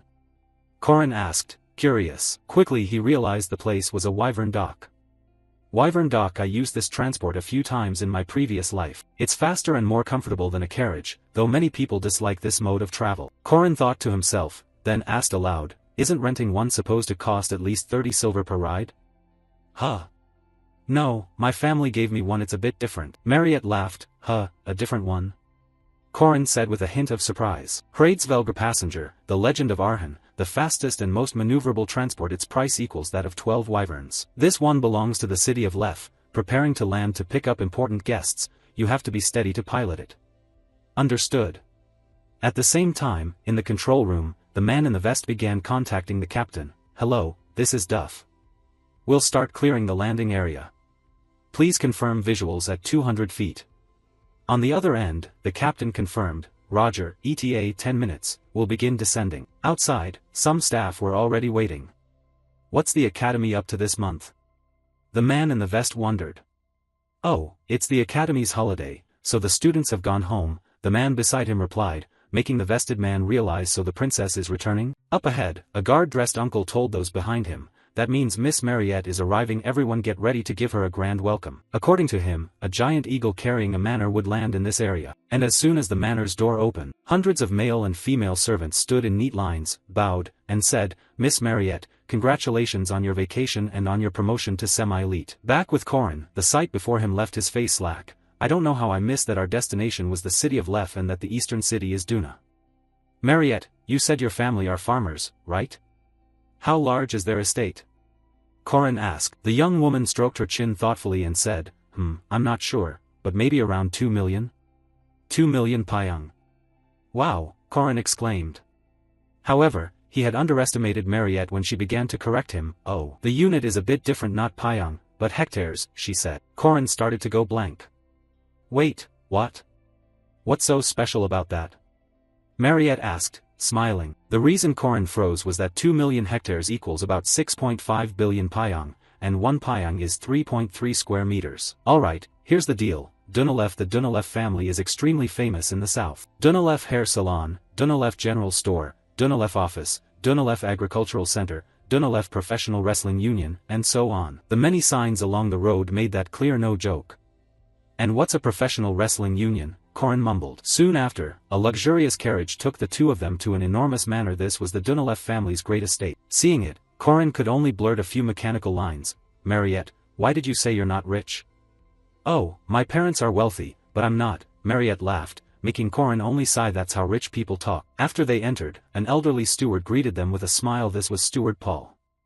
Hearing them, he chuckled. Anyway, you will inherit this fortune, since you are the eldest of the Dunalef family. Startled by his sudden appearance, Korin asked, where did he come from? Who is this Paul? Oh my, you nearly gave me a fright, the busty girl reminded with a smile. Steward Paul continued, let me take your luggage, and oh, who is accompanying you? He asked with interest. Mariette didn't try to hide it. Oh, this is Korin, he's my junior. Hearing her say that, the old steward's gaze shifted and immediately fixed on the young man. Aha, she returned, with a junior? For generations the family has always had a son-in-law living with them. Of course we'll provide and support a house for the Dunalef household duties from the son-in-law's place. Our Miss Mariette has been called the flower of the South for her intelligence and beauty since childhood. The number of marriage proposals she's received could fill an entire potato barn, maybe more. After praising Mariette, he turned to her and said, by the way, Miss Mariette, as I mentioned before, this is about the Duke's castle, right? She answered, and Paul then shared what he'd heard. I heard someone recently bought it. If it's the Duke's castle, Count Cassius purchased it. Hearing that, Korin began recalling details from his past life. The Duke's castle was owned by someone else in my previous life too. If I remember right, it was a merchant from the distant southern isles, but he was a rotten man. What did he say back then? Some guard. If you don't catch the sea monster, don't even dream of coming here. So, to get permission, Park Siho and I spent day and night defeating that sea monster, and after many hardships we finally entered the Duke's castle. At the thought, Korin's head ached. Did he have to go through that again? Up ahead, Mariette seemed to notice his worried expression and smiled reassuringly. I already told Count Cassius in advance, so let's go together. I figured you might want to visit the Duke's castle, so I warned him. He agreed and said we can come whenever. He mentioned he's hosting a party on Friday, so let's go together then. When she said that, our protagonist went blank for a few seconds. When he came to, he inwardly sobbed. This quest could be completed this easily? In my last life I had to crawl like a dog just to get in once. Is Mariette a goddess? Putting that aside, Mariette then suggested, Corin, do you want to go shopping tomorrow? We need to prepare outfits for the party, and it's kind of boring here anyway. Yes, of course, Corin replied cheerfully. Time flew, the scene shifted to Mariette's shopping street, and Corin was genuinely a little frightened. Is this real shopping? A suit costs 3 gold, a necklace and shoes 6 gold, casual wear 4 gold, plus a watch, and payment is a blank bank draft. All of these items are designer brands. This pile of money could make someone a wealthy real estate owner in Seoul. She won't make me sign a slave contract, will she? Corin worried inwardly. Meanwhile Mariette showed no sign of stopping the shopping spree. Ah, we're here, Corin, here we are, she said, and Corin began to cry tears. You're scaring me, Mariette. Please, stop buying things for me. Scene changed to a forge. When the owner saw Mariette arrive he greeted her with a smile. Oh my, Miss Mariette, you're finally here. You've come to pick up the items you ordered, right? Yes, she nodded. Then this vampire girl went inside, carried out a chest, set it before Corin, and said, Corin, here, this is the same kind of ore used a lot in Odachi. As she spoke she opened the chest, and Corin immediately recognized what was inside, an item he couldn't touch before, seemingly absent even from the academy, the unbreakable stone. Unlike refined silverstone that shatters under very strong magic, the unbreakable does not break. This stone made him happier than all the gifts he'd received today, because it was the special stone used for the hidden blade of sword Emperor Garand. Thinking that, he couldn't help but pick up a piece of ore to inspect and asked, how did you get this? It's not something you can find easily. Beside him, Mariette's face blushed a little seeing Corin so delighted. If you attach this to your spear it'll massively increase its power, even expand your domain. You'll be able to overcome every challenge easily, right? This is a gift I'm giving you specially. Seeing you this happy makes me happy too, she said with a smile. Aside from thanking her, Corin couldn't find any more words. Thank you, he said. Time quickly passed until evening. At that time, in a huge dining room of the manor, a banquet table had been set, and Corin felt a bit awkward upon arrival. Hello, he said. Corin, this way here, Mariette said, gesturing, while the lady opposite, who looked like her mother, smiled and praised him. Oh my, what a handsome young man, please sit here. Yes, then, Corin bowed and thought to himself that when visiting a friend's home, dining with their family was obligatory. The warm smile belonged to her mother and beside her was. As he thought this and was about to sit, suddenly another voice rang out. Wait, let me ask you one question before we eat. Depending on your answer you'll be allowed to sit or not. Are you a virgin? The one who had just asked was Mard Dunilef, Mariette's father. The question genuinely left Corin a bit stunned. What? He asked, puzzled. At that, the lady beside him began smacking him playfully and scolded, Oh my, Mard, why would you ask such a question? Corin, ignore him and just sit, Mariette said. However, stubborn old Mard persisted. No, if he's going to become the Dunilef family's son-in-law, he must be a virgin. Father, Mariette said helplessly. It seemed the meal would not go smoothly. Speaking of Mard, he suddenly declared something shocking that froze everyone. My daughter won't be easy, she'll marry whoever she loves. I will never. Before he could finish, Mariette hurriedly pinned him down, making him cry out, Wait Marie, that hurts, how are you so strong? You take after your mother. Father, stop it, she shouted, cutting him off. She began dragging him away from the table to prevent him from blurting more embarrassing things. Mard thrashed like a child, Why are you like this? I'm just trying to protect you, please, father, stop talking, Mariette said in exasperation.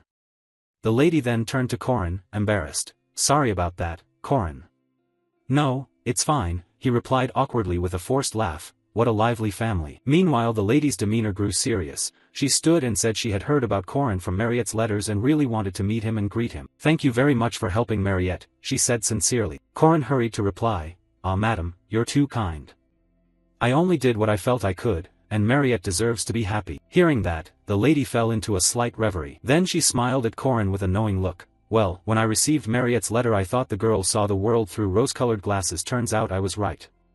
Corin, the girl, Before she could finish, Mard interrupted. Hey, I do appreciate it, but I'll only allow holding hands, and you must remain chaste. He hadn't finished speaking when the mother and daughter promptly pinned him to the floor. Father, stop it, Mariette shouted, while the lady glanced at Corin and laughed as if amused. Welcome, Corin, ho ho, so different from my husband, I'm more easygoing. Mother, what are you saying? Mariette said awkwardly. Corin could only sigh to himself. Indeed, an interesting family. The next day, at the Duke's castle, as previously planned. Corin and Mariette set out for the place.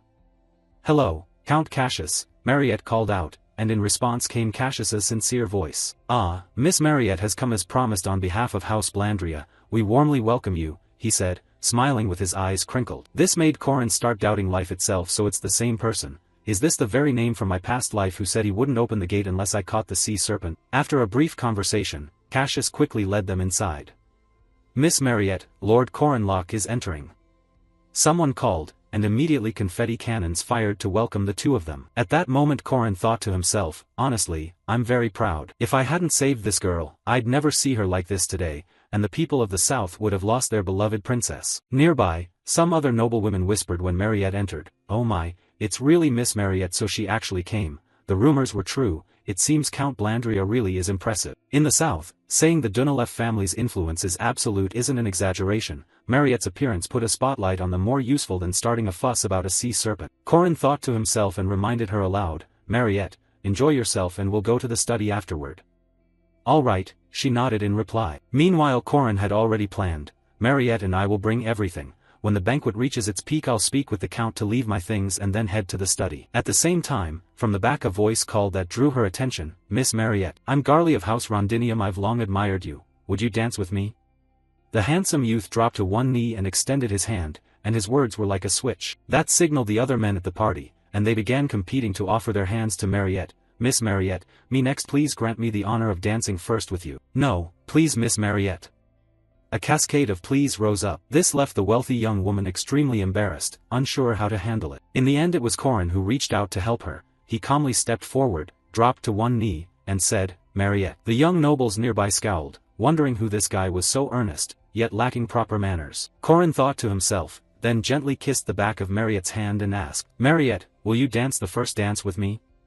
This is the basic etiquette to request the first dance. Corin remembered words a girl once told him, "If a beautiful lady stands before you and you want the first dance, first kiss her hand." Last life I was scolded for forgetting. Across from him, Mariette's face went bright red and she murmured, "All right." Then the music began to play. At the same time Corin added, "You're so famous I'm embarrassed. If you're uncomfortable, I'm sorry." "No, I like it," Mariette hurriedly replied. Corin kept thinking he felt like he was repaying his savior. He had relied on her a lot back in the south, so he had no choice but to return the favor. But still, this was risky. As he thought that, Corin glanced down slightly, where a pair of enormous speakers caught his eye. He felt a bit embarrassed himself. He sighed inwardly and turned his face away. But at that moment Mariette's heel jabbed his toes. It sent a searing pain through the general, but he gritted his teeth and endured it. "Sorry, I'm not a very good dancer," she hurriedly said. "No, it's fine," Corin replied. At the same time he thought it would be better to guide Mariette, and without hesitation Corin began whispering into her ear, "Put your left foot on my foot, we'll dance like this. Your foot will get dirty and the steps will be a bit awkward, but who cares? You don't need to worry about other people's stares. Just look at me now and enjoy the dance. Now place your foot on mine and just follow me. Look straight into my eyes, watch the direction of my feet and anticipate the movement. You have a good eye." A guiding voice began to play, "Just like what I learned in my past life. When your eyes tremble, lock onto someone else's gaze to find stability." We both smiled, not knowing who started first. She and I danced, sharing a dreamlike moment, and time flew by. Right after the dance ended, the other bootlickers immediately jumped in with offers. "Milady, next time me, no, me." A torrent of requests began to rise, but the wealthy young lady no longer had the mind to entertain them. "I'm sorry, I'm a bit tired. I want to rest for a while." "Then let me escort the lady," Corin said with a smile. "Thank you, Lord Corin," Mariette replied. Hand in hand they began to leave, making the bootlickers behind grind their teeth at how Milady Mariette walked off with such a ridiculous fellow contrary to the men's assumptions. The thoughts of the other young women at the party were entirely different. "Did you see?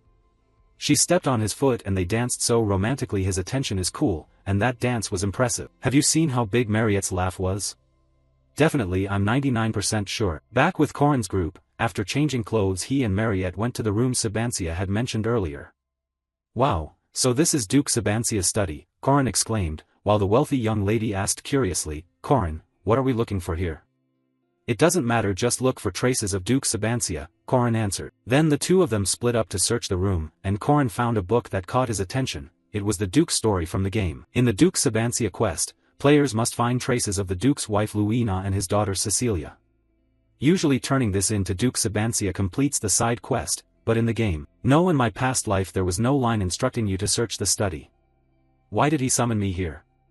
I'm not sure either, let's just look, Corin muttered. After tiring themselves out, the two sat down in frustration, having found nothing. Mariette spoke up. Corin wasn't too surprised. It's not easy to find, he said. Mariette asked, no clues at all? I thought there might be a hidden space or something like that. I'm starving, she said, rubbing her belly. You didn't eat earlier? Corin asked. I didn't have time, I came straight here, remember? How are you, Corin? Mariette said, casting him a strange look. That look was a sign that formed naturally as our relationship progressed. Mariette went on, I just realized your jawline and collarbones are really beautiful. As she said it, she unconsciously sat on Corin's lap, and the scene between them became very suggestive. Knowing Mariette was about to suck his blood, Corin didn't feel ashamed at all. You must sweat a lot, mind if she began. I mean, it's okay, then I'll do it here. With that, she lightly bit the protagonist's neck, while his face showed almost no reaction. After a short while, Mariette breathed heavily and reluctantly pulled away. Done? Corin asked. Yes, it didn't hurt, right? She replied. Maybe it's because I have the endurance of a persistent warrior, so I didn't feel anything at all, he said casually, which startled her too. Really?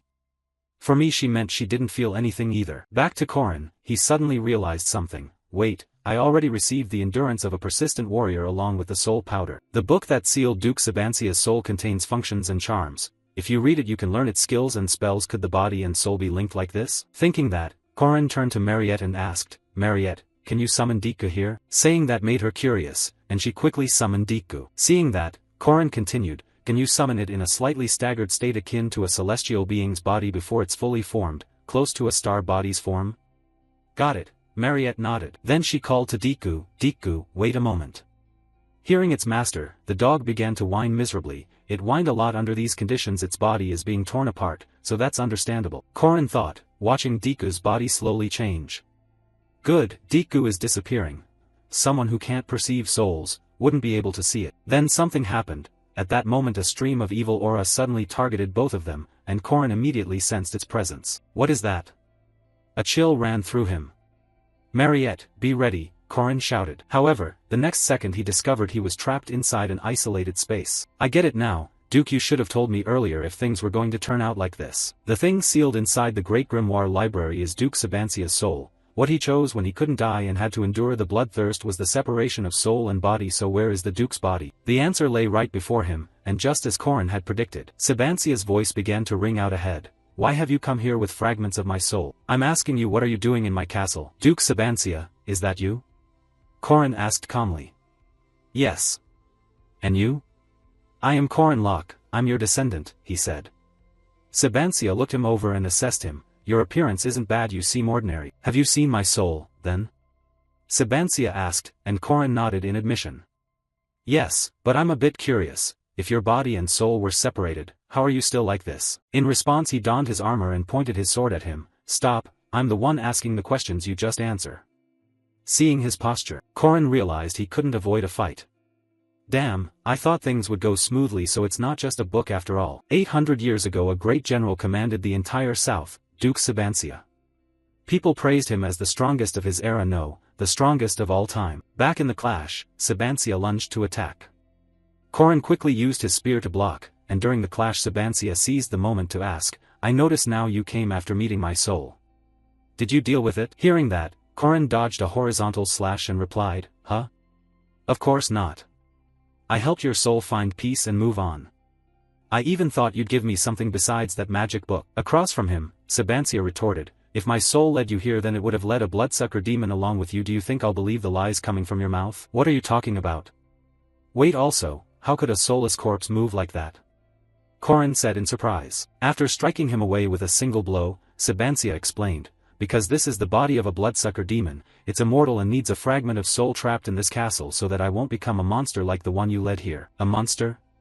Mariette isn't like that, she's already controlling the bloodsucker's power, believe me, Corin shouted. Sabancia paused at that, drove his sword point into the floor, and slowly removed his mask. Believe you? To free myself from the bloodthirst, for 800 years I have crushed my soul, my senses, and my emotions. But there's one thing that hasn't faded: the taste of fresh blood. A bloodsucker demon cannot resist that instinct. With that he removed the mask completely, revealing Sabancia's true face scarred all over, and with his mouth sewn shut so he couldn't feed on people. After showing Korin his real face, he put the mask back on and continued, "I'm the same. I won't simply believe things I can't verify. If you try to stop me, you'll put yourself in danger too." As he spoke, a crushing aura flared out and shoved Korin backward. At that moment Korin realized negotiation was pointless. He hadn't planned for this. He shouldn't have brought Mariette here. The one who sealed Sabancia's body long ago because of a grudge with the bloodsucker demon, the hero, had gone completely mad. If he was the strongest in his era when alive, then at least now he's quasi-superior. I have to give it everything, Korin thought, and he began to use his trump cards, the 6 techniques, the magic halberd, Azura, the supreme serpent essence, serpent ascension, venom dragon head strike. Thus an attack filled with force and a phantom dragon image began aiming at the hero ahead. Facing that attack, Sabancia calmly raised his sword above his head, wrapping the blade in a violet energy and said, "Look, this is the power of creation. In life I felled a dragon to gain this power, the demon sword supreme, dragon slaying technique." His cold voice rang out. Immediately he slashed, projecting a blade of energy that shattered Korin's assault. Only then did he realize how vast the power gap was between him and the man before him. I was wrong, this guy is even stronger than a high-tier monster, Korin thought inwardly. Back where Mariette stood, for some reason another Sabancia appeared before her, staring and accusing, "You are a low-grade monster. How do you expect to live a human life?" He tightened his grip on his sword and slowly advanced toward Mariette. Of course Mariette couldn't understand what was happening. "A monster? What are you talking about?" Before she could finish, Sabancia interrupted, "Don't you already see yourself as a monster? If so, are you sure you've overcome it by the strength of your will? In the end you'll crave the blood of the one you love, and massacre everyone you care about. Get out of here!" He shouted, and lunged his sword straight at Mariette, but she nimbly dodged. At the same time, Deku the dog, seeing his master attacked, rushed at Sabancia from behind intending to take him down. Unfortunately, before he could act, Sabancia noticed him. "Bind!" He uttered a single word and countless chains shot out to restrain Deku. Quick and agile, a truly brave beast. "You're even faster than I was at my peak, but you fight without strategy. You're just a creature that relies on raw strength." As he spoke, he thrust his sword into Deku's body. Mariette screamed in horror beside them as Deku turned back. After speaking, she was also incredibly startled, because Deku's body was still there, and all of this was caused by the sword in Sabancia's hand. "This is the sealing sword of Romania. This sealing sword imprisons immortal beings into a space attached to it. Facing this sword, your immortality means nothing." His voice rang out. Then 2 swords shot forward and stabbed straight at Mariette. They dragged her away. Sabancia also directly removed his mask and tossed it aside. "Go die quickly. I will end that empty life of yours." "A monster will always be a monster," he said with absolute certainty. It was puzzling how this old man could still speak with his mouth sewn shut. At his words, Mariette remembered what Korin had told her before, "Whether now or before, you're still you." Those words gave her renewed courage. "No," Korin said, "it's okay, so I." Before she could finish, Sabancia summoned Korin's body and declared, "Let me say it again, go die. This is the best path for both of you." Looking back at Mariette, seeing Korin's battered body like that, she rushed over and began panting, as if the symptoms of bloodthirst were starting to kick in. Sabancia stood coldly watching and felt contempt inwardly. I expected nothing else. The bloodsucker demons should all die. Even at her lover's deathbed she couldn't overcome her instincts. That was what he thought before finishing off the pair. However, her next action was truly beyond Sabancia's expectations. Through his eyes, Mariette began to kiss Korin through her tears. Wait, she's not going to suck his blood? She used her own blood as a healing draft and put it into him. She didn't drink his blood, she gave her blood to him. She overcame the limit. In that circumstance she should have lost reason and given in to her instincts, Sabancia thought in confusion. "Korin, please, open your eyes," Mariette cried. That plea made Sabancia begin to reassess himself. "I failed. I couldn't save anyone. I surrendered to my own desires. But this kid and this girl. So it turns out I can't judge everything," Sabancia muttered. "And living alters some decisions." Then, a second later, the sword in his hand turned pink and plunged directly into Korin. Seeing Korin stabbed like that, Mariette turned and screamed, "Stop it, enough. How long will you torment us? Don't take my Korin," she cried, her face full of fury. At that moment, a light flashed. Then, immediately after, the two of them reappeared inside the original room. "I'm okay now, Sister Mariette, I'm right here," Korin said calmly. When Mariette saw him awake she began to cry. Corin, are you okay? Are you really all right? Corin didn't answer. He began to touch the scar on his chest, then turned to look at Sabancia and asked, "Why did you save me?" Hearing him say that, Sabancia threw his sword aside and explained, "I transferred my core heart magic to you. Now I understand why my soul led you here. Corin Locke, I see the qualities of a hero in you.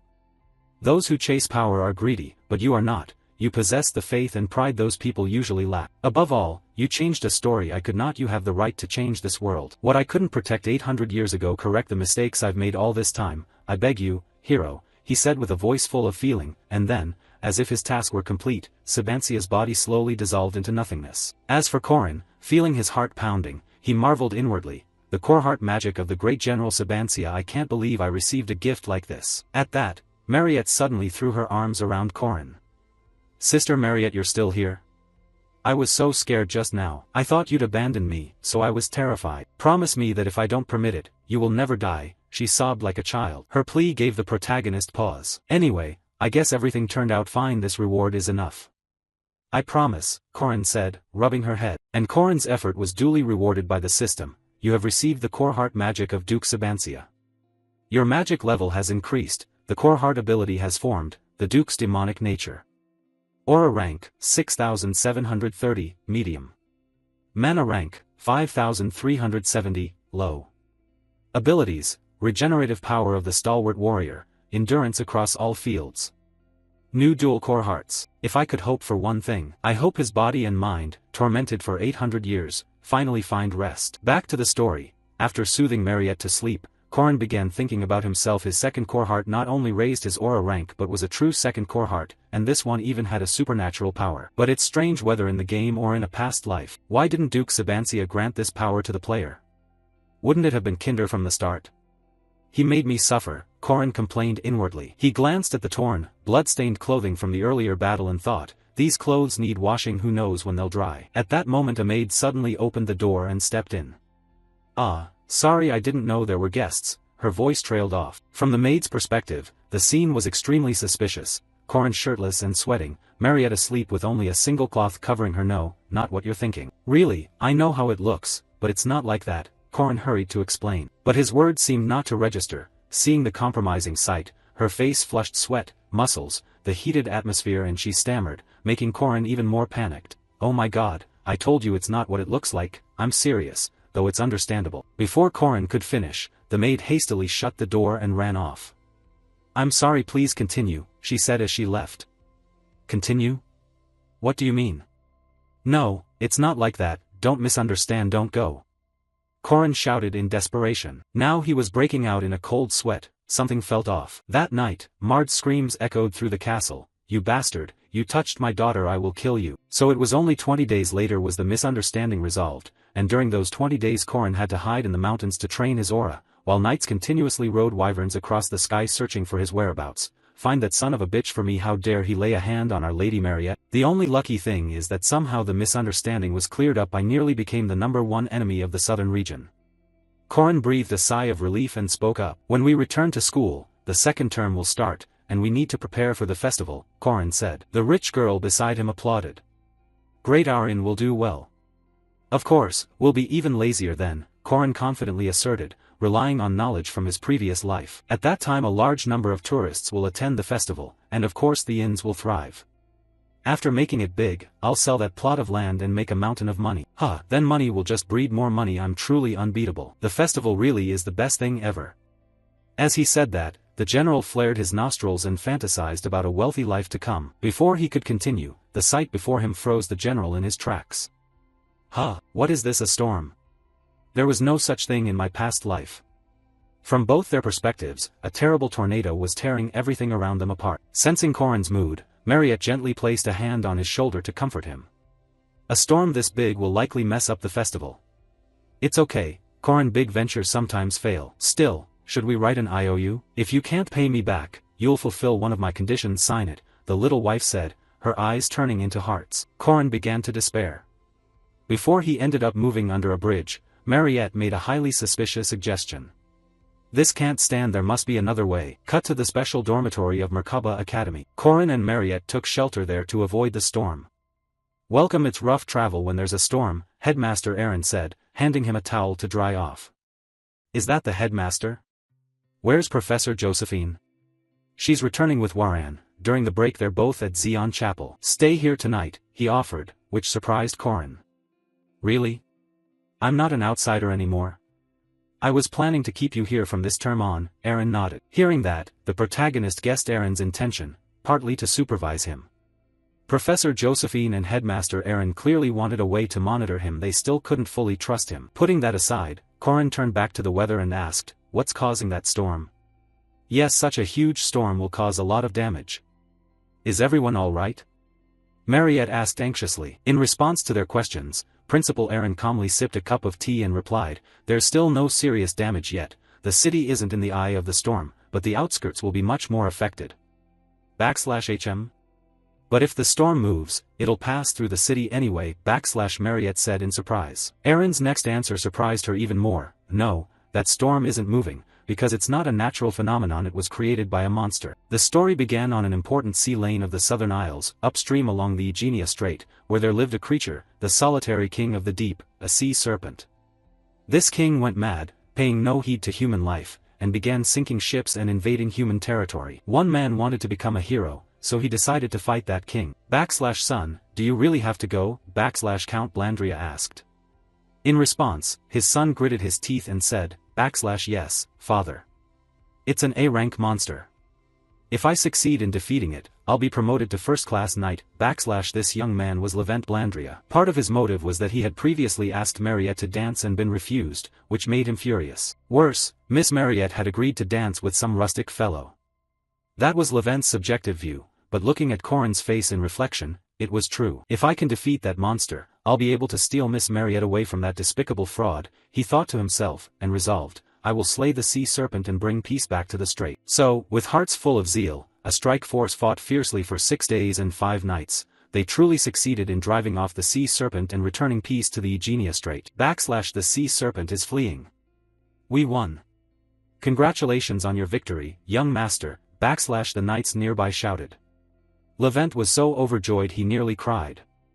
Miss Mariette, I dedicate this victory to you, Back to the story. The problem was that in the end they couldn't catch the sea serpent and it got away. And that sea serpent had caused the deaths of innocent people, starting with a pair of storm bats, which reproduce by falling into the eye of the storm to protect themselves from predators. Their nickname is Stormfall. Because their bones, blood, and flesh are all potent elixirs, even monsters crave them, and the wounded sea serpent couldn't ignore this brood of Stormfalls. And the female Stormfall made a decision, for the sake of the offspring in her belly. She headed north, flying as fast as she could towards safety, and so she chose to give birth near the Merkaba Academy. And, more precisely, she selected the exact lot that Corin had raised funds to buy back to build an inn for the festival, and now well everything was ruined by the storm, my land. Who would have thought of that, a storm bat? They're rare, hardly seen in summer because they breed on the small islands of the archipelago, so why are they here now? Ah, I get it, must be the butterfly effect I caused. One flap of wings and it brought a whole storm, a real storm, Corin thought bitterly. Meanwhile, with the storm, the construction workers had packed up and left. We're evacuating, we can't work anymore. Wait, you're almost done, why leave now? Corin grabbed at their sleeves but couldn't stop them. The crew was determined to go. The storm kept growing. To keep building would mean death. You should give up too, that's just how life is sometimes, they advised, and left. If the storm keeps like this, there won't be a festival at all. If it drags on another week, my inn will be gone. I spent 280 gold to buy this plot, 330 to buy raw materials and pay construction workers, 220 to finish the architecture. Of that, 110 gold was mine, the rest I borrowed. If my business fails I'll be on the hook for 720 gold. It's over, really over, Corin said, face as if he were dying. A short while later, Merkaba Academy called an emergency meeting to deal with the storm. Principal Aaron Kazar summoned several students and professors. Is everyone here? Surely you all know why I called you, it's because of the stormfall, so we have to subdue it? Professor Dana asked, and she added that if they caught this bat, all the research funds poured into Mount Design would be recovered immediately. Nearby, Professor Hamen slammed his hand on the table and shouted, of course we have to catch it. I object, the storm will be over in a month. I don't think we need to take that risk, Professor of Magic Edgar said, shaking his head. And as soon as he finished, alchemy instructor Lurala spoke up, oh, Professor Edgar, what's your evidence? she asked. The professor then explained, Alvin's breeding season typically runs from June to September, they're known for short birthing cycles, and even accounting for other variables, the storm should end after a month. Hearing this, the busty woman covered her mouth and laughed, then there's really no need to take the risk. I think we should leave things as they are. At the same time, a burly man at the table, after some thought, offered his opinion. I still think we should subdue it. He was Ogun, the new professor of the Knights Department, probably to replace that brutal instructor. He continued, not only would students fail to return to school on time and the festival be postponed, outsiders would assume the academy was doing nothing. Professor Ogun argued our institution is an educational body, the job of monster eradication should fall to the guild first. Someone objected, either way, this is a breakthrough. I'm with Professor Edgar on this. Back to Corin, after a while of discussion with no decision, he began to stand up. Professor No, elders, though I'm still inexperienced, please hear me out once. We swore to be brave and pursue truth with kindness. I will not betray my ideals even if it costs me my life. To protect the weak and defeat evil, we are the guardians, the protectors of humanity. Of course we must fight, Corin said with passionate voice, but his words still weren't enough to convince Professor Edgar. Corin, I understand your sincerity, but about that. Before Edgar could finish, Corin interrupted, Edgar, how can you say that? Can't you see the victims who lost their homes to the storm? At this, tears began to stream down his face, as if mourning those ruined by the storm. But of course, inwardly he worried for himself. Please, subdue it, I'm about to become a beggar, Corin screamed inside. He then started embellishing to move them. They're driven into the streets, losing their jobs, children go hungry because they lost their homes. Can you buy back human lives with money? How can you abandon them? Hey, wait, I didn't mean that, Professor Edgar protested, and the other teachers began to be moved too. Oh, he's sincere, what a model of knightly spirit. Hearing that, Corin unleashed his final act. This wasn't just knightly spirit or the guardian oath anymore. It was something grand. I only want to save people. So save the Enro, save the townsfolk. As he spoke, Corin's tears flowed and his gaze drifted off into the distance. At Corin's words, the knight instructors started pumping their fists. I knew I picked the right person, he's right. So young and already a passionate knight. Damn, so touching. But an inn? There's people running an inn. Oh, I see. Form the strike team at once. In the name of the guardians I swear we'll protect them, Ogun declared, while Professor Dana grinned with narrowed eyes. Hee, my research fund. At the front, Principal Aaron announced, so we have a decision. And so, thanks to his brilliant performance, all the professors and students agreed to attack. The strike team was formed and moved toward the storm. I've spoken with the support team, we just need to time it right, Edgar said. Corin began to pant, which surprised Professor Ogun a bit. Huh, you're so moved, didn't expect you to have such a desire to save others. Yes, lucky me to protect everyone, Corin laughed loudly, secretly thinking, of course I'm sincere, I have to repay 720 gold, my whole life depends on this. Back to the raid, the plan was simple: to catch a living Stormfall Alvin in the eye of the storm. We needed help from the support team to create a breach in the storm. If they successfully made a crack, the entry team would go in and defeat the Alvin. It would be great if the plan went so smoothly, but the eye of the storm teemed with countless monsters. These monsters had been drawn into the storm while trying to eat the Alvin. They've gone hungry for a long time and were becoming incredibly feral. I was also very worried because Professor Hamen was present at his peak. He was called Hamen the Brawler, a first-rate knight, Hamen Welsh. He wielded a 2-meter great axe as if it were a pair of chopsticks, a first-rate knight. Professor Ogun, a top-tier mage and temporary captain, whose staff know it's not a cigarette, was the weapon he used to display outstanding talent. Professor Edgar, and moreover a second-year student who was also a first-rate knight like him, a member of the savage Northern Al tribe. The Berserker Bajacker. With these excellent members, it would be surprising if they couldn't beat those monsters.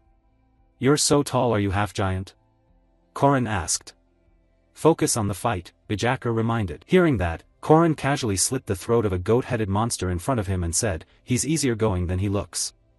He thought to himself, anyway, the main focus is to catch the Alvin. We must penetrate the eye of the storm before the damage spreads and capture the Alvin. And of course, about the damage to my inn, just wait, Alvin, I'm coming, Corin said, his face flushing with anger. Meanwhile, Professor Hamen had cleared away the monsters ahead and volunteered to lead. We will enter the eye of the storm, everyone follow. So everyone followed him, but once inside they were even more astonished. Whoa, I didn't expect this. A small storm inside a bigger storm. I've never seen anything like this. I think it sensed intruders approaching and used its final power to create a smaller vortex. Professor Edgar speculated as he stared at the whirlpool before him. Can an Alvin do that? Professor Hamen asked. It can only be maternal instinct. Even as a beast, it's truly remarkable. Edgar replied, then turned to ask Ogun, Professor Ogun, do you think we can get through? Hearing Edgar, Ogun thought for a moment and answered, if we can endure wounds all over our bodies, so we'll take heavy casualties too, meaning we shouldn't overexert ourselves, let the support team go in. Professor Edgar said calmly, then quickly drew a pistol and fired a luminous bullet into the sky, signaling those outside. Outside the storm, the support team quickly spotted the signal. Professor Dana, request for support, someone called. The professor became excited. Let's see, it's been a while since I got to show my power. She then began casting some spell, forming a magic circle at her feet. At the same time, lightning in the sky began to strike chaotically, making Edgar inside tremble with fear. Professor Edgar, isn't this a bit dangerous? Someone shouted. Oh my god, Professor Dana, are you trying to kill us all? Everyone hide behind me, I will raise a shield. God, we only need enough power to dispel the storm. Someone complained about Professor Dana's brute force magic. And then, from above the sky, a gigantic column of lightning struck straight down. This was the chain damnation spell. Seconds later the lightning vanished, and the strike team staggered out of the rubble. The angriest was Professor Hamen. Lord, this is why I hate mages, they almost wiped us out, he complained. Edgar, hearing this, cautioned, well, it's dealt with now. With that amount of lightning the storm should. Wait, why is it still there? Edgar cried out in alarm, for the small vortex before them was still active with no change, leaving everyone stunned. With that many lightning strikes, even top-tier monsters shouldn't have survived, Edgar muttered, while Professor Hamen quickly noticed something and said, wait, there's something strange. That Alvin is getting bigger, what the hell is going on? Turning to Korin, he too stared ahead in disbelief. Evolution, it's evolving, he murmured. Evolution, damn it. This is a unique phenomenon that occurs during the accumulation of life experience. It's not simply a stage where the alpha, the pack leader, ascends, it's when the species vessel ascends. For a creature that can survive in a storm of this scale, it's not surprising it can resist lightning. The Alvin absorbed all of Professor Dana's lightning. We can no longer regard it as a weak monster. The Alvin now is the thunderstorm's sovereign. Damn it, everyone be careful, someone shouted before the whole group was swept up by the storm and thrown into the sky. Hey, support mages, can't you do anything? Hamen asked urgently. Professor Edgar shook his head, even if we called them in now, the Alvin's power would only grow stronger. Look at Professor Dana, this creature isn't ordinary. Damn it, what do we do now? Hamen said angrily. While everyone struggled, it was Korin's moment to shine. Time for me to take the stage, Huxia, Zaliu. Korin shouted as if activating an ability, but then he realized martial arts only work with feet planted on solid ground. He had to cling to his spear shaft to avoid being carried away. This is so frustrating, I can't do anything. Give me a chance to show what I can do, Korin thought inwardly. He glanced at the big guy next to him. Hey Bajacker, do something, shut up. What do you want me to do? The big man shouted, and because they were airborne, whether 2-meter giants or spear wielders were all equally helpless. No, the 720 gold depends on whether I catch that bat, Korin told himself. He shouted again, Bajacker. Hearing this, the big man grew annoyed. You bastard, why do you keep calling me? In response, Korin stomped straight on his head, using it as a spring. Korin muttered and thought inwardly, just because I'm flailing in the air doesn't mean I can't do anything, I won't give up. Then Korin used Bajacker's head as a foothold to launch himself into the air. Not stopping there, he also used the bodies of other professors as springboards to propel toward the monster. I'll kill you, I'll kill you. Korin screamed like a madman. Across from him, the golden bat saw him coming and screeched to intimidate. It was the clash of a man blinded by vengeance and a monster trying to protect its offspring. Their lives hinged on this moment. A desperate battle had just begun. But at the moment they collided, suddenly Korin's foot hit something soft. Then his whole body sank into that soft thing. God, why is there slime here? Korin cried out, but he didn't give up his attack. Not over yet, Tumashan, 2 strikes will do it. Red strike. He shouted, throwing all his strength into the spear aimed at the Alvin shrouded by the vortex. And the moment it touched the vortex, the spear was easily knocked back, ultimately because Korin had no solid footing to fully deliver his force. Not again. All ground techniques are useless in the air. It's over? Is it done? I shouldn't have invested from the start. I should have used that money to buy good food. Damn it, Korin thought bitterly as tears threatened to fall. Thus Korin's world seemed to collapse inside the storm, or at least that's what he thought before suddenly a dark figure hurtled through the storm and kicked the bat square in the neck. The impact was loud enough that Korin could hear it even inside the storm. Someone was fighting the Alvin, but who was it? he wondered. He strained his eyes to watch. The one beating the monster was none other than Waran. Under the small girl's rapid punches, the creature could only groan in pain. Then Waran gathered power into her fist and struck the center of the monster's head directly, causing its whole body and the surrounding storm to explode in an instant. And as soon as the vortex vanished, all the professors began to plummet back down. The storm has stopped. But who are they? Ogun said curiously as he looked at the two dark figures ahead. Even if I must go through the Valley of Shadows, I will not be afraid, for the gods are always by my side. Even before being buried by a debt of 720 gold coins, the rescue team will come. Hearing that, Korin immediately fell to his knees, raised both hands above his head, and clasped them in prayer before the girl who had just saved his life. Time passed quickly. The vortex that hit the outskirts caused an uproar and minor damage, but thanks to early intervention, aside from the rural roads the city suffered little loss. Although there were a few casualties, they would recover soon. The academy is funded by taxes, so symbolism and heroic image are important for the guards trained by the academy. Volunteer work is one way to maintain that image. Of course, there are exceptions like now, she gave me extra potatoes, the man said with a smile, but Waran shot him an annoyed look. If I'm offering it, then just eat it. Why yes, he stammered in fear. Nearby, Korin spoke up to chide her, you're so mean. Do you even know when humans began forming civilization? Don't talk like those professors. She scolded, but the captain couldn't stop talking. I only heard it once, but civilization began when a broken leg showed signs of healing, he said. If your leg broke, you'd clearly die in the wild, but a healed broken leg means someone helped you until it mended. When someone survives disaster and receives aid, that's the start of civilization, he said with a smile. But these theories seem to have no effect on Waran. She replied that it just meant humans are weak. It means nothing to me. No human would ever help me, she said. I can help you. So does that make it meaningful now? Korin asked with a smile. Waran fell silent for a moment after hearing him, then replied, a weakling shouldn't talk nonsense. Hearing that, Korin only sighed and smiled. Turning back to Waran, she was trapped in her own thoughts. I am a Dasha, a creature created when a human grows close to a monster. If you knew my past, if you knew my true nature, would you trust me enough to stand beside me without guarding your back? I know this isn't my body, but if you knew, would you still help me? At that moment, inside Waran's mind a spirit seemed to exist, constantly screaming to have its body returned, and she immediately refused that demand. Shut up, this is my body. It's mine, I'll never give it back. Night fell quickly. The Guard Academy was located in the city of Merkaba, commonly called the safest place in the world, but the reality was different. Alleyways ran everywhere, and those who held power in those lawless districts were the Black Star Guild. Their main income came from slavery and distributing bootleg liquor, but to cement their status they also ran more special businesses. For example, handling troublesome customers like this one. Bring the drink here. Korin shouted like a true drunkard, his arm wrapped around a serving girl who could only force a smile, while the old man behind looked awkward and unsure how to react. Then, after finishing the bottle that had been brought out, the little captain started causing trouble. You bastard, this called wine? Who's the manager here? Tell him to come out and meet me now. In response to his demand, a big boss barged in with a few underlings, kicking the door open. Which bastard dares cause trouble in my tavern? Hearing the shout, Korin glanced at the group. Finally they're here. The Black Star Guild supplies this tavern with bootleg liquor while collecting protection taxes. If you want to find them, there's no better place than here. Korin thought to himself as the big boss approached and spoke. You look like an academy student. What's a minor doing here?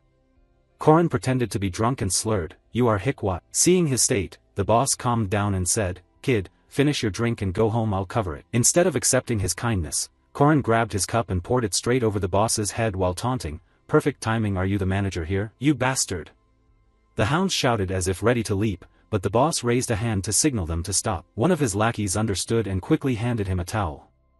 I've seen plenty of brats like you always stirring trouble because you go to the academy. They think they're the best and fear no one.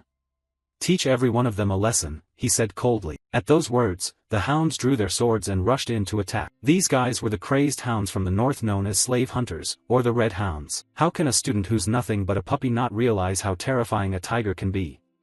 The boss yelled, but reality differed wildly from his expectation. With just 2 punches and 3 kicks, Korin easily sent the pack of hounds crashing down into pools of blood. By then the boss had lost his composure. Why you? Who are you? He stammered. Korin was happy to introduce himself. Me? I'm the one who catches crazy hounds. No sooner had he finished than Korin punched the boss square in the face, denting it inward. And so that day the Black Star Guild vanished. Well, it wasn't just about cleaning out a gang. there was a specific reason for targeting them: they trafficked in slaves. He wanted to free their victims, the demi-humans. They moved to a warehouse where countless cages were stacked, each containing a person. Seeing the scene, sympathy crossed Corin's face.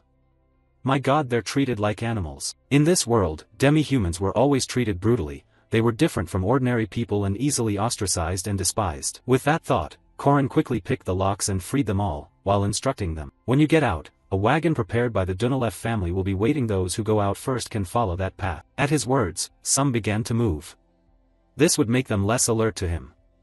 Alright, time to complete the final objective, Corin thought. Then he approached a green-skinned demi-human girl and asked, are there siblings here named Ren and Ron? Hearing his question, the girl calmly pointed to the side. That drew his attention to a pair of wolf siblings. The older sister was desperately protecting her frightened younger brother, and after taking a good look at them, Corin was extremely surprised. What the, they're so small. Odd. In my previous life I met them around 20 years old. I'd heard that a werewolf's body develops according to the maturity of its mind, but this is way too small. Still, even so, thinking that, Corin stepped closer and called out, hey. Inside, the older sister hurriedly hugged her brother and shouted, don't hit him. Seeing the siblings' frightened looks, Corin thought to himself, so this must be the sister Ren. I heard werewolves awaken right after birth, so they were sold when they were little. I'll kill you, you bastard. In my previous life she used to spit lines like that at me. Her attitude was very different, she used to be so abrasive. Did she really change like this within a year? In my previous life, Ron and Ren were villains working at the Werewolf Catholic Church, orthodox extremists, fanatic segregationists. In attempts to raise public awareness about demi-humans, humans committed countless brutal acts against captured werewolves made into slaves. Those events sparked the political confrontation between the Crown Prince and the Second Prince. Neither was an easy opponent in my previous life. Still, in the end they were both killed by Park Siho. I'm saving unfortunate villains who would later evolve into powerful mid-tier bosses, Corin thought. Then he opened the door and said, you're prettier than I expected. Come on, and he reached his hand toward the two of them. But Ren immediately shoved his arm away. Go away, leave us alone. She cried, while the others kept trying to soothe them. Be good, let go, let them go. You'll get hurt. It's okay, no one will hurt you anymore. You're safe now. After saying that, Corin opened his arms and hugged the two children. Children who had never known adult protection and were always oppressed. How miserable, he thought. After waiting for the siblings to calm down, Corin asked, what are your names? Ron, I'm Ron, the boy said, and the older sister wiped her tears and replied, Ren. I see. I'm Corin Locke, he introduced himself. Are you a guardian? Yes, that's right. After hearing Corin's confirmation, the two children immediately fell asleep. They must feel more comfortable now, both of them. Thank God, he'd calmed them down. But do I really have to hand them over to the academy guards? Corin wondered awkwardly. Time passed quickly. Back at the tavern, the serving girl spoke up. What do you think? Her name was Lenya, a tavern worker. She looked like a typical alley server, but she actually managed a guild that gathered information. Hearing that question, Corin began to sweat. Things hadn't gone as he expected. He'd assumed mid-tier bosses Ren and Ron wouldn't be children. He thought they'd be stronger and had planned to use their power to control enemies. Who could have predicted this? Thinking that, Corin stammered, just put them in the shelter first and feed them. Are you playing philanthropist now? Lenya asked skeptically. Think what you want, Corin grumbled, rubbing his temple. Forget the sibling situation, don't I have to save Waran first? He painfully reminded himself. Time flew.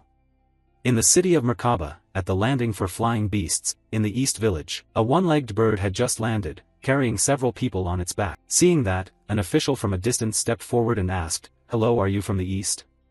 Show me your registration papers. After saying that, he studied the group closely, and with his gaze the three people jumped down, two men and a woman dressed in Eastern-style ancient clothing. Then the white-haired youth held up an eagle-shaped badge to prove his identity, and the official immediately recognized it. Oh, an officer from Borome Academy, I see. Next, the old man dressed like a priest stepped forward to introduce himself. I'm Kong Ryan.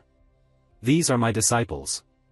I'm Jinhyuk, nice to meet you, the white-haired youth said, and the girl beside him put her hands together and added, I'm Student Council President Kong Yua. Hearing them, the official smiled and replied, the Kingdom of El Los welcomes you three. A carriage is ready this way, please, and he gestured to the side. After boarding the carriage, Jinhyuk relaxed and said, phew, they sure treat us well. Seeing that, Yua immediately pointed her sword at him and snapped, you haven't sat yet. Come on, Yua, you know I'm not strong, he said casually, which only annoyed her more. First night, and you talk like that? Jin Hyuk replied nonchalantly. At that point, Master Kong had to chide them, enough, sit down. Stop your nonsense. Hearing him, Jin Hyuk sobered and asked seriously, Master, are you sure? That creature is here, right? Yes, he confirmed, adding, the leader here definitely took it, the Emperor already knows about it. A flare of aura burst from Jin Hyuk, making the Master slightly uncomfortable. Hide your killing intent. We must forget all that for now, remember that only then can we act, he instructed. But Jin Hyuk looked straight at him and asked back, forget it? How am I supposed to forget? What did that damn thing do to us? As he spoke, memories flitted through his mind, the academy tower engulfed in a sea of flames, and before it stood a girl standing atop countless skulls, a talisman affixed to her forehead for some unknown purpose. Time passed quickly. It was now a month after the falling storm incident, and the academy was bustling about the upcoming festival. The festival, despite its name, was more like a competitive exchange. Students from the 4 academies in each region battled for dominance. At that time, friends Lark and Jiger excitedly suggested, shouldn't we form a team soon? Right, we need to pick individuals, pairs, and teams to compete, they agreed. Nearby, Foodie Alicia asked, what event are you entering, Korin? If it's pairs, I'll take you with me. Korin replied calmly. Behind them, burly Jiger said he wanted to pair, while Lark said he'd do singles and team events. Alicia's face paled slightly after hearing Korin. Me? Humph, what, we're already a fixed team, Korin reminded her. Alicia, knowing that, asked again, what about the team matches? Teams are randomly assigned, so I don't know, hope I get grouped with you. Korin replied, and Alicia snorted coldly, which annoyed Korin a bit. Why does she keep snorting? Before she finished, Korin smiled enigmatically. Announcements will come soon. If you're rank 2 or higher, you'll have the right to choose. So you're making me a laborer again at the festival, she complained, head down, having to work hard. Korin didn't know how to respond. Why don't you pair with Mariette? Isn't she the strongest? Alicia asked, prompting Korin to recall and explain, Mariette, she'll probably do singles. Hearing that, Alicia's eyes widened in surprise. A mage doing singles? She asked. Yeah, seems like she wants the singles prize, Korin answered. At that moment, murmurs began to ripple through the room, drawing Korin's attention. Hey, look over there, check out that outfit, must be from the east. From the east? Korin mumbled, quickly shifting his gaze to the distance, where the 3 Jin Hyuk and the others were strolling. Is that a Taoist robe? Idiot, it's just Eastern clothing, someone said. Seeing them appear, Korin thought, have they already arrived? The immortal Taoist Kong Ryan, Combat Hound Sa Jin Hyuk, and Sword Saint Kong Yua. They're the main characters of Part 3, Tian Yiswa. Cut to a room somewhere else, where Professor Josephine's voice rang out, transfer students from our academy to Borome Academy? I cannot agree to that. Across from her, the Taoist Kong replied calmly, we're only making a reasonable request, as if we were the child's own kin. A year ago we faced a tragic accident, and sadly, the center of that tragedy was my granddaughter. While our hall burned to ashes, she took my granddaughter away. We found the girl, and of course we want to bring her home. Professor Josephine fell silent for a moment after hearing this, then said, Waran is a special case, you should know that. She thought to herself, did he request a meeting as a judge for the team matches because of Waran? Kong tossed his chin and continued, you know as well as I do there's a monster dwelling inside Waran. I only want to help my granddaughter free herself from that creature. Waran's body survives because of that child, and that was also the wish of Principal Aaron's friend and student Kong Yu's father, Josephine replied. We will handle that ourselves. Do you really think you can harmonize with that monster from the start? He challenged. Of course. Waran completed the first semester with no problems, Josephine conceded. At that moment, another voice suddenly cut in. I want you to prove it. Has that wicked demon truly been integrated? Who's to say this isn't part of her cruel scheme? The voice belonged to the fat man, a bishop sent by the Catholic Church named Li Jinyang. Professor Josephine frowned and warned, Bishop Li Jinyang, please watch your words. No, we trust what our eyes and ears tell us, not this woman's claims, he snapped. What do you mean by that? She retorted. The bloated pig of a man then stated his intent, release the evil thing during the festival. If that murderous entity is inside her, its true nature will reveal itself in the heat of the grand event. You want me to expose Waran during the festival? Professor Josephine asked gravely, then began mulling it over. Although their accusations were baseless, she wasn't confident she could persuade them. When it comes to trust, a witch like her is only a target of suspicion. This might actually be an opportunity. If she could show others that a demon can be harmonized and possess conscience, it would bode well for the future. With that in mind, Josephine consented to their request. Fine. I'll enter Waran in the singles match. And Professor Kong Ryan. Where Waran wants to be is the girl's decision. I don't know the Eastern Continent, he said. Here, her legal guardians are Principal Aaron, myself, and the High Priestess of the Zeon Temple. I think we've said enough. You two may leave now, she said, dismissing them. Having achieved their purpose, the two men didn't want further entanglement. Understood. Thank you for your time, Professor Josephine. Back with Professor Josephine, after the wicked visitors departed, she finally exhaled and reflected. In hindsight, everything really was just as he had said. During this festival, Balthazar's henchmen are in hiding. Corin spoke up, startling the female professor. Where?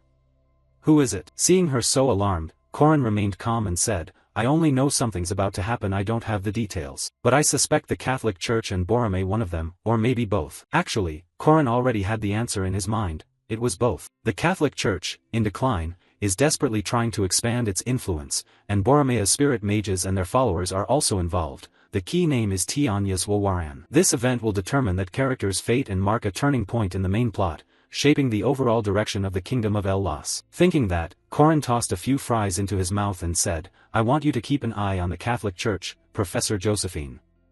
The professor asked, curious about Corin's intention. Sensing her curiosity, Corin explained, there are inns built around religious groups out there. With Borome students staying there, it'll be easier to watch them. How can I trust you? She fretted, which left Corin a bit exasperated. Does she still think I'm Balthazar's disciple? Having no choice, Corin took off his shirt to prove it. You can keep doubting me if you want. That's the proper mindset. But whatever you do, my goal remains the same. With that, Corin revealed the oath engraved on his body. I will save the world. He thought that if she saw a warrior's oath, her suspicion might ease a bit. As Corin expected, Josephine hesitated after witnessing the commandment, and after some pondering she spoke up. I heard the new Outskirts Inn was built with funds pooled by students, so that has nothing to do with you, the general quickly denied. Unfortunately, the professor exposed that claim. I have information that the innkeeper received the contributions, she said. I heard Mariette recently moved supplies there and set up a stall on the street totally unrelated to you. Corin stubbornly refused to admit. Although the professor's words were correct, the stalls Mariette moved were to support 100 long-term lodgers, daily supplies, food and drink, round-trip transport costs. All those profit projects were planned by someone with far-sighted vision. Sometimes you need a little help. Don't be so stubborn. Time passed, and finally the preliminary round of the team tournament took place. Arriving at the gathering ground, Lark and Jiger were grinning ear to ear. Hey, do you think we'll actually survive? Jiger said nervously as he looked at the crowd scanner. From this sea of people, only 16 teams will pass, the rest will be out. There are so many people, even veterans are joining, they said, faces falling. Only Corin remained untroubled. Waran was absent from the roster. She was probably only entering singles. Where's Alicia?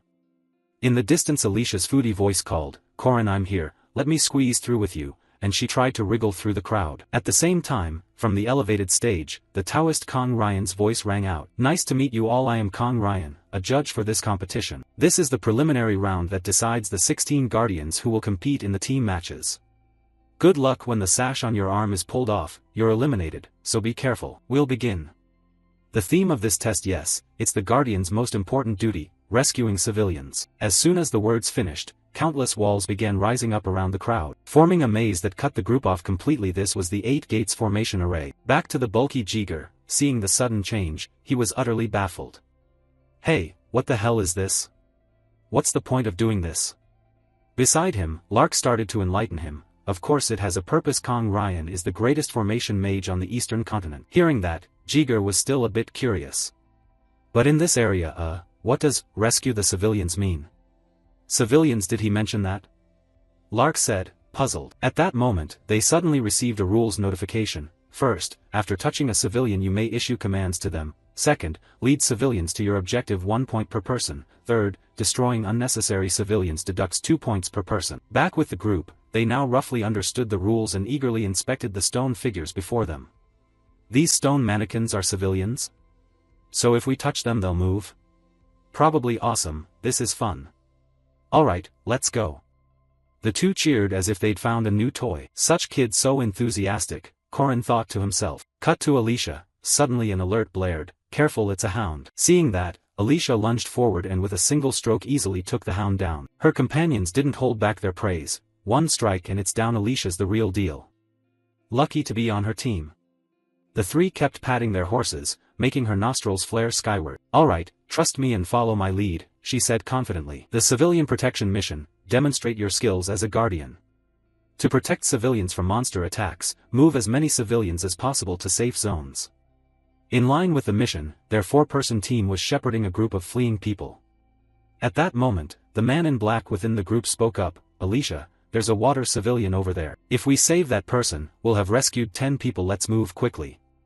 Okay, then scouting for the safe zone first would be best, Alicia nodded. I'll send someone to scout. This is an 8 gates formation, so a safe zone should be nearby, the man in black suggested. But before they could act, the ground around them began to tremble violently, forcing the group to halt. What's happening? All of a sudden the ground's shaking. Is that a drum? The man in black shouted as he heard a booming noise. Beside him, the foodie girl also saw something and cried out, behind us. The group turned in unison and witnessed something enormous thundering toward them, accompanied by a haughty voice, lay down your weapons and we'll spare you. Back to Alicia, seeing this unbelievable sight, sweat broke out on her face. What the cart? Meanwhile, the sharp-eyed boys got a clear look and shouted, no, they've tied the mannequins together to make a cart. What on earth is that? Neil, we're robbers. The bulky Jiger bellowed, and Alicia, seeing his stance, couldn't hide her astonishment. Jiger, what are you doing? No, also, are those lyres being strummed like guitars? Ignoring them and turning back to Korin, he thought with a smile, does he want over 1,000 students to score points by transporting a limited number of mannequins?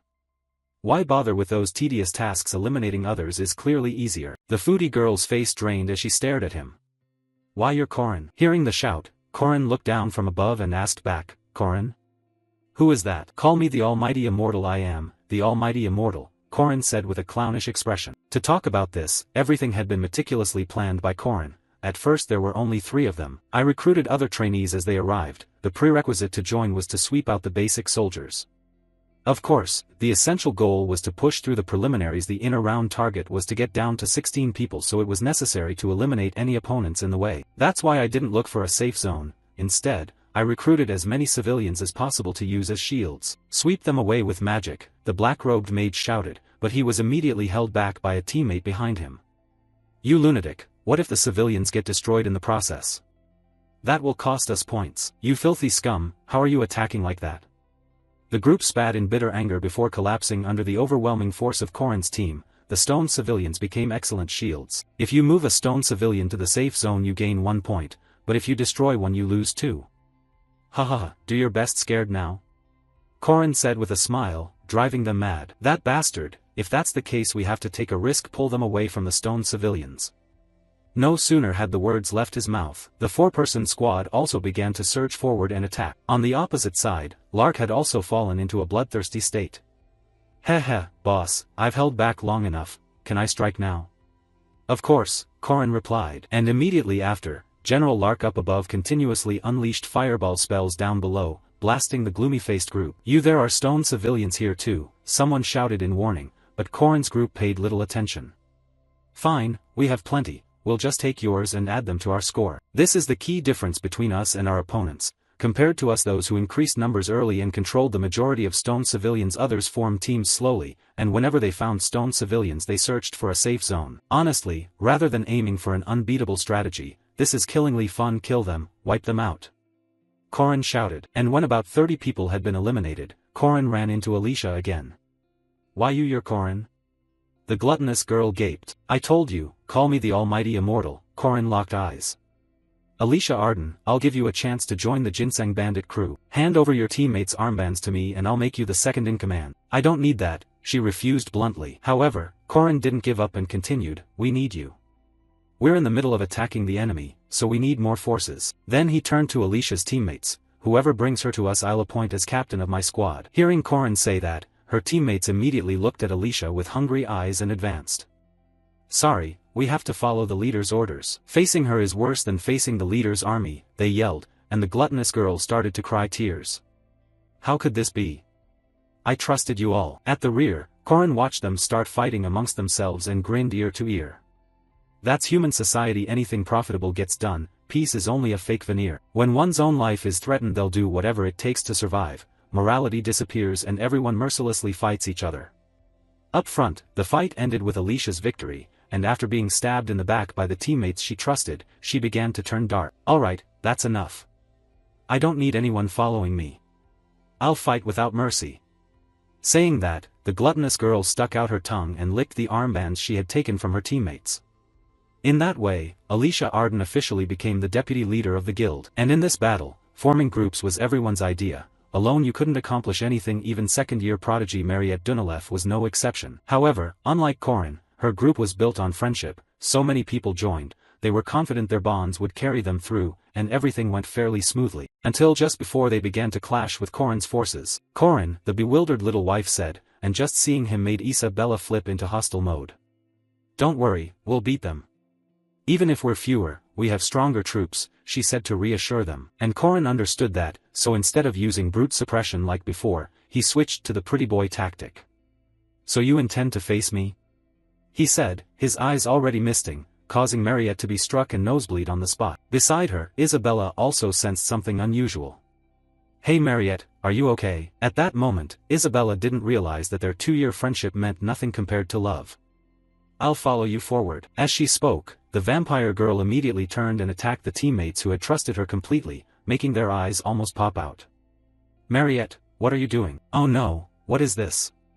The pitiful cries rang out, and Isabella realized the harsh truth that the girls' friendships were more fragile than soap bubbles. Meanwhile, Corin's people in the back yelled like mad, "That's it, rookie, good job, take them all down." "Alright, I did it. I'm the champion warrior, victory to all." "Forget them, onward Corin forever. Corin forever."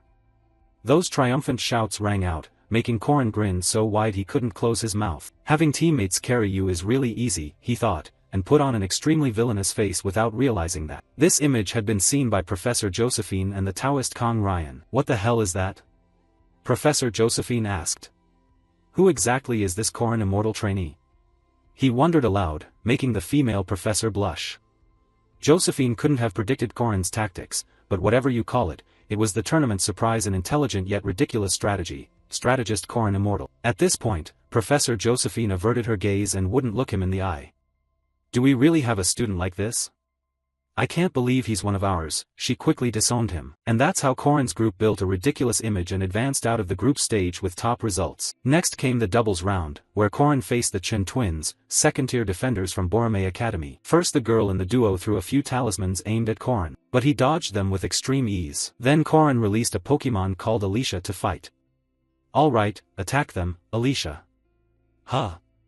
Wait, why me?" "Damn it, this is why you teamed up with me, to use me," she said through gritted teeth. But she quickly launched herself at them and defeated the pair with just 2 simple sword strikes. "Nice, we won the doubles match easily," Corin said with a smile, which only annoyed her more. "I'm the only one who fought, you idiot, so exhausted." "What are you talking about?" "I was cheering for you," Corin retorted. "My god, you're so annoying," Alicia shouted. At the same time, in the observation tower, Jinhyuk and Yuhua were quietly watching and evaluating. "I was excited when I heard she was the Sword Emperor's granddaughter, but there's nothing special," Jinhyuk said in disappointment. And Yuhua nodded in agreement. "I do notice her foundation is somewhat lacking, but more than that, who's that guy with the spear?" she said, turning her gaze to Corin with curiosity. "You see it too?" "He's the key," Jinhyuk replied. "Yes, based on what I heard, he used to be a level 5 knight until he earned merit helping the academy in an event." At that, she began thinking inwardly. The toughest anticipated enemies before coming here were those two, the berserk warrior Bajaker and the vampire Mariette Dunelef. But that guy with the spear dodged every strike from the Chun sisters as if it were nothing. The Chun sisters were by no means weak, they were among the strongest in Borome. I can't sense his power from breath, posture, or gaze, and beyond that there's his experience. He's Corin Locke, the strongest first year, a level 1 knight. Back to Jinhyuk, he was already fed up thinking that if they ran into him in a team match it would be troublesome. Brainy types like him shine more in team fights, hopefully he won't interfere when we use that formula. Saying that, the guy suddenly noticed someone's silhouette, and his whole body gave off a terrible murderous aura. Meanwhile Waran, wandering outside, was lost in thought. Maybe because everyone was gathered at the festival this place was quieter than usual. The silence in this normally noisy spot reminded her of that day. The day I became a celestial yiksha, everything was destroyed that day. As she thought, she recalled an image of a tower engulfed in flames. But at that moment Waran suddenly sensed a burst of intent aimed at her. An ambush, she thought, glancing back just as a knee strike came straight for her. However, very quickly Waran realized the image was an illusion. It was a killing intent created by someone ahead. "Phew, impressive, not everyone can sense that," Jinhyuk said. While Waran quietly observed, the murderous intent had been so strong she mistook it for a real attack. As if he wanted to say, "I will kill you, I will definitely kill you." Thinking that, Waren's eyes narrowed slightly and she asked, "You know me, you know me?" "No, I've never met you before, female prisoner," he replied, his face full of killing intent. "Sorry, I thought you were someone I knew and meant to tease you a bit," he explained. And Waren, though a bit suspicious, paid it little mind. The familiarity felt strange, but she remembered nothing probably not important. With that she turned and left. "Be careful." "Yeah, I'll be more careful next time," Jinhyuk said with a smile, hiding all his murderous intent. At the same time Yua appeared behind him and warned, "That was reckless, you shouldn't reveal your power in a place like this, but thanks to it I proved my master's 8 gates still work on that monster," Jinhyuk replied. Then he stared after Waren's departing figure, thinking, a powerful monster, a masterpiece of soul mages. To seal this monster and save Waren, the 8-gate golden lock great nether extinguishing formation must be set up, he thought to himself. And as if reading Jinhyuk's thoughts, Yua advised, "Don't provoke Waren, we must wait for the right moment. Be silent and wait, Jinhyuk. Once that evil thing is removed from her, you can do whatever you want." Over here, the white-haired guy knew losing his temper would ruin the plan, so he gritted his teeth. "Relax, sister, I don't intend to act rashly. When this is over, I'll kill you after I've subdued you," he told himself silently. Back to the knockout qualifiers, the second round venue is in the El Lost Kingdom Center, the city of Nazaria. At this moment, inside some tavern, Korin was also there and was a bit surprised. This was beyond expectations. Who knew this round would take us so far? Remembering Professor Josephine's words, Professor Kong Ryan had changed the live qualifier venue. When he heard this from Professor Josephine, he was somewhat taken aback. Apparently the report said Griffin's cargo was stolen by bandits. "Did you do it?" she asked, and Korin broke into a cold sweat when he heard it. "Huh? No way, that wasn't me." "That cargo?" the professor pressed, catching the key phrase in Korin's answer, which made him startle when he realized he'd just blurted out too much. "Actually, I did take something, but what I took belonged to an ex-instructor. Items Kong Ryan was secretly moving through this country. Things needed to activate the 8-gate golden lock great nether extinguishing formation to restrain Waren in the next round. The Griffin cargo theft was just a staged act. Kong Ryan and the fat Li Jinyang set up to buy time and recover that smuggled gear. Those little rats really have nothing but schemes in their heads." Back in the present, Alicia at his side spoke up, "Nazaria isn't like the rumors, huh? Korin, do you want anything to eat?" she said, raising her hand to order, but Korin stopped her. "Didn't you read the rules? No eating or drinking here." "Huh? Is that so?" The food-loving girl blinked, and at that moment the stinking Taoist who had just entered glanced around to assess and announced, "Red, blue, green, yellow teams from Borome Academy 16 people total, teams A, B, C, D from Merkaba Academy 16 people total, everyone has arrived." Now 58 minutes, 59 minutes, 59 minutes 30 seconds, the countdown began. Everyone gripped their weapons like they were about to act. Only Alicia looked completely clueless, turning this way and that. "Begin!" Kong Ryan shouted. And the moment the command rang out, Korin drove his spear into the head of a nearby patron, making him cry out in agony. "Korin, what are you doing?" Alicia asked. Not far away, Mariette used her magic to send another patron to the scoreboards. And it wasn't just them, everyone in that tavern went berserk, rushing forward to slaughter all non-students, leaving Alicia stunned. What the hell is this? Before long the entire tavern was soaked in blood. The swordswoman went pale with fright. "What is everyone doing?" Regarding Korin, to explain to the clueless girl he had to speak up, "Look closely at those corpses, Alicia." Hearing Korin, the swordswoman hurried to inspect a corpse Mariette had felled and found it was withering away. "Are they decomposing already?" she wondered. Of course Korin knew why, but what puzzled him was why Kong Ryan picked this exact location. Since the event 300 years ago, this city had been trapped in a time loop. By day it's ordinary life, but when night falls this city of 1.2 million turns into a land of the undead. It's an anomalous existence, the city of the dead, Nazaria. Returning to Kong Ryan, he explained, "Now you should understand the situation. The knockout qualifiers begin. I'll divide the group soon.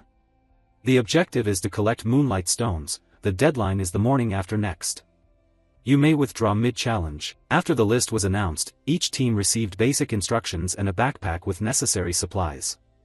Team D is Korin's team, consisting of Korin, Alicia, Jiger, and Lark. After that, everyone was tossed out to the inn, with 1.2 million undead swarming outside. The cutoff for advancing is the top 4 teams. To save Waren we have to reach round 3, so for now we have to play by the rules of this ridiculous festival. The plan is simple. The truly dangerous ones are concentrated in the city center. We'll target the outskirts where the difficulty is moderate. To clear a path, my spear alone will suffice. Cut to the watchtower on the outskirts. At this point Korin's group was on top of the tower surveying the scene, planning to climb somewhere high and only target the Moonlight Stone undead that glow brightly after swallowing Moonlight Stones, collecting points safely. Lark looked down at a huge glowing zombie and asked, Korin, what's with that glowing undead? That's the boss of this round, we need to catch it. Quality over quantity. You just need to use magic to make us fly, Korin said calmly, and his friend nodded in agreement. Right, with this lineup we're fine. I'll act with long-range magic. As he said that, the bespectacled guy suddenly paused. Wait a sec, I haven't even cast anything yet, why is it coming this way? Through Lark's eyes they saw a massive revenant titan dragging its great sword, charging at them like an ox through a grave. Just seeing that made Korin break into a sweat. Damn it, run, Lark. Huh? What's wrong? What is it, danger? He asked in panic. Dangerous, of course, that thing's the center area boss, Korin screamed inside and urgently ordered, use your flight magic now. But as soon as Korin finished, for some reason the giant bell behind Lark moved and smashed into him. Korin stood dumbfounded. What the hell, did a ghost control that bell? He wondered, and with that, the bell blasted Lark off the clock tower, but before he hit the ground he was teleported away. Lark Bergam was eliminated. When a player takes a strong enough hit, they are eliminated and removed from the arena, so the group's mage logged out before he could even show his skills. Eliminated already? That fast? Seriously, Korin shouted, but he quickly regained his composure and turned to the two remaining teammates. Damn it, Jiger, Alicia, first we. Before Korin could finish, below them the revenant began to gather force, and hurled its greatsword straight at the top of the clock tower, causing the tower's summit to split in two and start collapsing downward. Crap, it's collapsing. Climb to the top and run the other way. Korin shouted. Why do things always happen to you? The big guy Jiger ground out. With that, the massive structure thundered down to the ground, and when it was over Korin's group climbed out from the rubble. Phew, you all okay? Traveling with you sure opens my eyes, Alicia complained. Just think of it as making friends with an interesting person. Anyway, let's call the first day a wash. Lark got eliminated too early, and that special monster noticed us. Just run until morning, Korin suggested. Yeah, we have to keep at it, the big guy replied. But before he could say more, a giant foot suddenly grabbed his two hands, and hoisted Jiger into the air. The foot belonged to a giant-looking monstrosity, and its sudden attack snatched Jiger away before anyone could react. They weren't done talking when the gluttonous girl screamed in horror and pointed ahead. Korin, look. Without Alicia calling, Korin knew what she meant. I know if there's this much commotion, someone has to step up. White Soul King thinking that, Korin looked toward the Frost Knight riding a horse before him. The Giant Bachelor, the Abyss Demon, and even the White Soul King, the three bosses of Nazaria, were all present, and each of them was at least elite rank. Korin worriedly pondered, while Alicia could only glance around and ask, Korin, are we done for? This is maddening, they're coming, Korin shouted as he saw the monsters lose patience and charge to attack all at once. And in this situation our protagonist had no tricks left. Damn it, I've been trying to hold out until elimination. Is this how it ends, failing here in the live qualifiers? He bitterly thought. Just then, a flash of light suddenly streaked down from the sky, and slammed into Korin's group's position, causing the monster's attack to falter for a moment. It wasn't an attack but a blinding light meant to obscure vision. Moreover, the thing that was glowing the spear, Korin muttered. But before he could think further, a cloaked figure lunged in, grabbed the spear, and spoke to him. Over here, Korin, are you all right? And Jiger, what about him? Alicia asked anxiously. That big guy probably went flying. Korin no longer hesitated and turned to flee immediately. Let's go. The two of them began to follow the figure. Only when they had fully put distance between themselves and the monsters did they stop, panting. You okay? Thank goodness you're not hurt, the stranger said. Thanks for saving me, but what about the spear a moment ago? Korin asked, puzzled. That's what I was going to ask, how could you use my spear technique? The person said as they pulled down their hood, revealing their true face. I thought the voice sounded familiar. The godlike figure's silent blue eyes were as clear as a mountain stream. My disciple Aaron Danua, you're my disciple from some distant future, aren't you? She asked, and Korin instinctively replied, why are you here? Back to some time in a past life. It was around the second-year winter break for upperclassmen. Can you hurry up a bit? Park Siho complained. Park Siho, that's your problem, do you always talk to me like that? Why did you call me all of a sudden? Wait, this is the principal's office? Korin said in surprise as he watched Park Siho begin to knock. Then Park Siho cracked the door open, peered inside, and said, you mentioned this before, right? You want to become stronger so I can introduce you to a teacher who can help you get stronger. Inside, a beautiful woman spun her chair and smiled. So it's you. Hello, young man. The connection was made possible by Park Siha's gamer privileges. That was the first time Korin met his master. Back in the present, Master Eren led the two of them into a house and set up protective formations outside to keep the undead from breaking in. That should do it. Normal undead won't be able to enter this building, Alicia said, and then added, thank you, please try some chocolate. As she spoke, the gluttonous girl pulled out her chocolate bar, but Master Eren gently shook her head. I appreciate the kindness, but you can't eat food from another era here.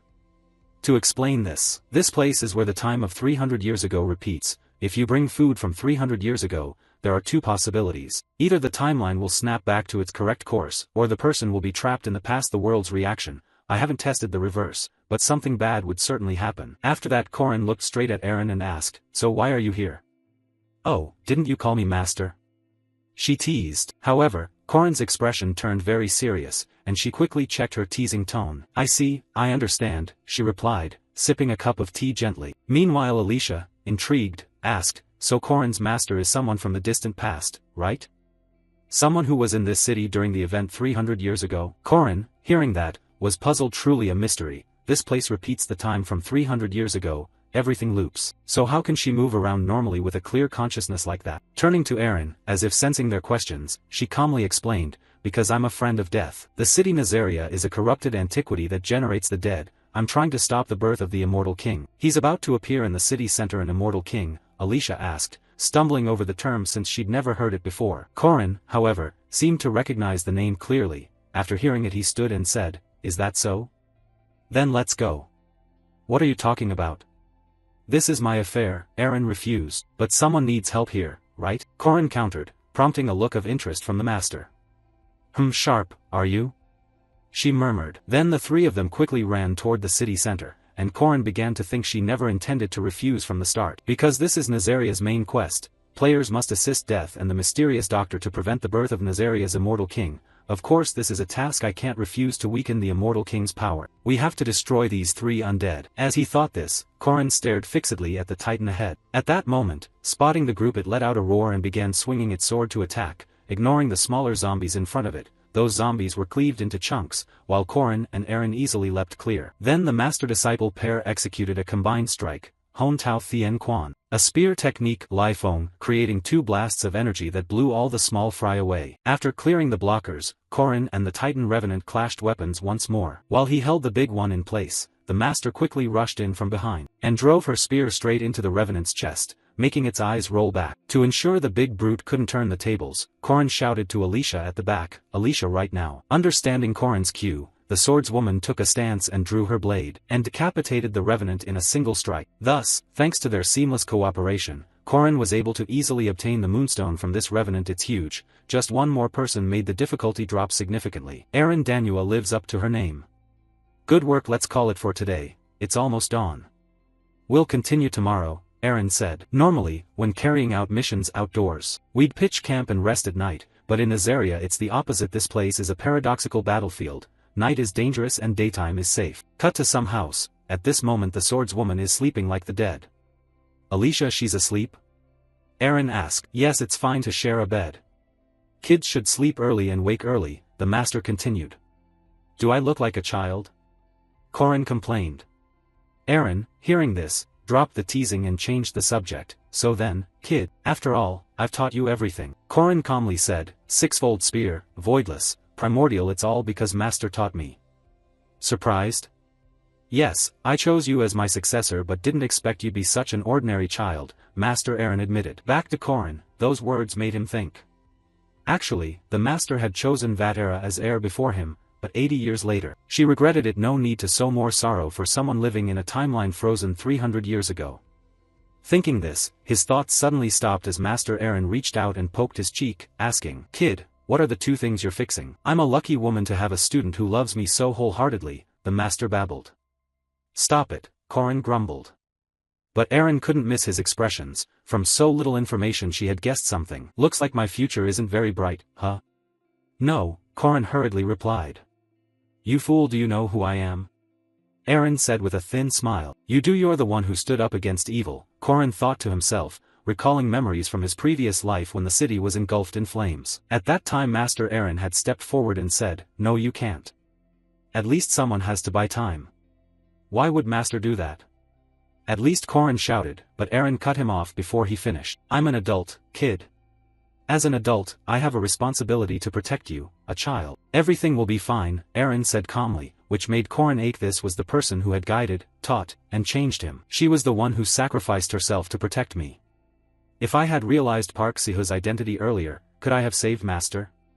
Even knowing the future, I failed again and again, and each time I had to correct my mistakes. Even a single flap of a fallen bird's wings can cause unforeseeable consequences. I joined this festival to rescue Waran, but I ended up here. The unexpected reunion with my master from 300 years ago in this city was never part of my plan. A surprise variable could ruin everything. This time I might fail again. I can't shake that thought. It keeps me from sleeping, Korin thought inwardly. Before he could shout at Lien for Eren pinching his nose. Fail? What failure? Only fools worry about others' failures. Those who constantly question their own failures are the wise ones. At least you belong to the latter, right? Hearing that, Korin's face darkened and he said, "If someone had failed, could they say things like that?" In response, Eren gently hugged Korin and comforted him. "I have been and still am a failure, repeating mistakes. But at least choosing you as my successor seems to have been the right decision. Queen of the Lost Garden, I will bless the path ahead of you. Now rest, sleep well. Everything will be all right." Everything will be all right? Can I really save everyone?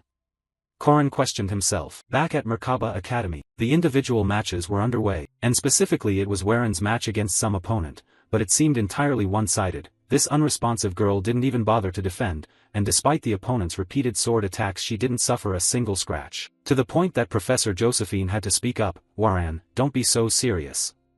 Unable to contain his frustration, the young man tossed his sword aside and leapt directly onto her, hoping that making her budge even a little would count as a victory. But sadly, no matter how hard he strained himself, Waran stood motionless like an iron statue. "Come on, at least move a little," he yelled in despair. In the next match someone even swung a heavy strike straight at Waren's head, but it had no effect. "Can't even cut her hair?"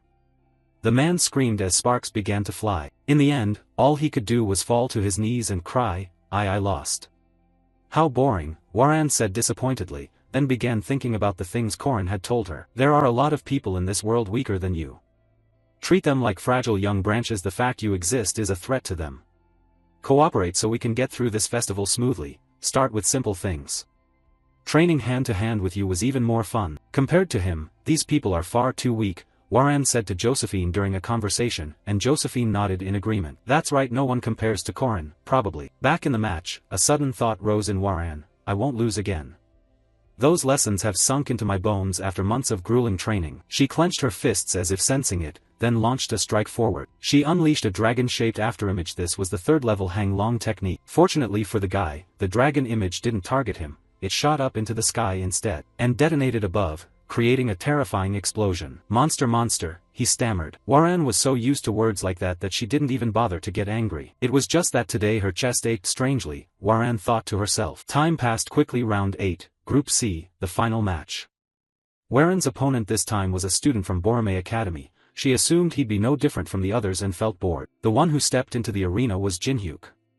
"Hello, we meet again," he said with a crazed look. Then, as if not giving Waran time to react, he unleashed a barrage of attacks from every direction. He used Tianfeng Strike, Celestial Dance, Armor-Piercing Fighter, and the Crushing Grass Ferocious Kick. Each blow was a lightning-fast strike with massive damage. "Take this," he shouted. Saw Jinhyuk was indeed quite strong. The students watching from above gasped in astonishment. "Wow, his momentum is different from the others," they said. Down below, Jinhyuk delivered a direct kick straight to Waren's face, and caused a massive explosion right on the arena floor. But when the dust cleared, Waren's body showed not a single scratch. "Out of moves already?" she said wearily. It wasn't surprising by human standards. These strikes would be hard to block, but Waren's absolute defense made the difference. Turning to Jinhyuk, she said in disappointment, "Give up, continuing is pointless. Damn it, really a monster. Stop pretending to be innocent, it's too late for mercy or kindness." "What are you talking about?" Waran asked. Jinhyuk began to roar, "That compassion, you should have saved it for my family when they were slaughtered." Hearing him, Waren's expression shifted as if recalling some memory. Cut to a forge somewhere in the city of Nazaria. Inside a room filled with books, an angry voice rang out, "Damn it, what happened?" Why did my calculations go wrong? This is the perfect moment and opportunity, almost miraculous. The voice belongs to the dark mage Gerald. Right now he feels that something is wrong. Impossible, impossible, the ritual succeeded. Wait, did it really succeed? But I haven't even activated the magic array. Did I activate it yesterday? Why is it like this? Why is it so calm? Who interfered with this? What is going on? What did they do? Questions began echoing in Gerald's mind. Then he realized something and rushed outside. A witch, it's a witch, that bastard with the spear, the blue eyes, the monster is a sorcerer. Right, the witch is the cause of all this. But how could that be? How could those 3 repeating days have gone on for hundreds of years? As he thought that, he looked up at the massive magic array looming over the city's sky. The moon's power had been fully absorbed and used to amplify the array she carved over the city. The pure magical force was forged by raw power, fiercer than any archmage in history. So it didn't take long to recognize the strange symbol engraved into this colossal magic substance. The language of the origin, an archaic script forgotten and faded since 300 years ago. Primal. At that moment a voice in front of Gerald drew his attention. Seeing Aaron's figure, the finder of the magic started cackling. Ha! I know you, Witch Gerald. I know your secret. I've discovered it. It's you, it's you. Time keeps looping because of your trickery, haha. Ignoring his revelation, Master Aaron replied coldly, Immortal King Gerald, play your role. As her words rang out, the dark mage's body swelled like a balloon, looking as if it could explode at any moment. Time quickly moved to the second night in Nazaria. According to the plan, Corin's group went out hunting again. Corin, look. Alicia called. Yeah, stick to the plan, he nodded. Then the swordswoman successfully cut that falling monster clean in two. Corin also delivered a blow that left the bony man with 3 holes in his body. We defeated the Abyss Whaler and the White Soul King. Though Alicia and I aren't high-level guardians, we both beat advanced undead bosses. We could easily hunt them through this zombie-filled city thanks to Aaron Danua's work. Well done, now only the Immortal King remains, she said with a smile that made Corin pause, as if Master Aaron had done this 100 or 1,000 times. The guidance of someone truly seasoned, a perfect plan. On the third night's end they encountered Gerald. At last we reached Gerald. We must stop him before he awakens his power, Master Aaron instructed. As for Gerald, he was the sorcerer who sparked Nazaria's Undead Legion uprising 300 years ago and coveted the title of Undead King. Regarding Alicia, seeing the sorcerer's appearance she was a bit disappointed. That's the Immortal King Gerald? He doesn't look very imposing. In her eyes this sorcerer looked like a shrimp monster, nowhere near that Titan Revenant. Maybe his evolution is incomplete, Corin guessed. Possible. His soul hasn't been fully demonized, and he lacks the wisdom of a true sorcerer, Master Aaron replied. Hearing that, Corin tightened his grip on his weapon. Is that so? Everyone else, stand back, I'll handle him myself. With that he lunged forward, making Alicia worry uncontrollably.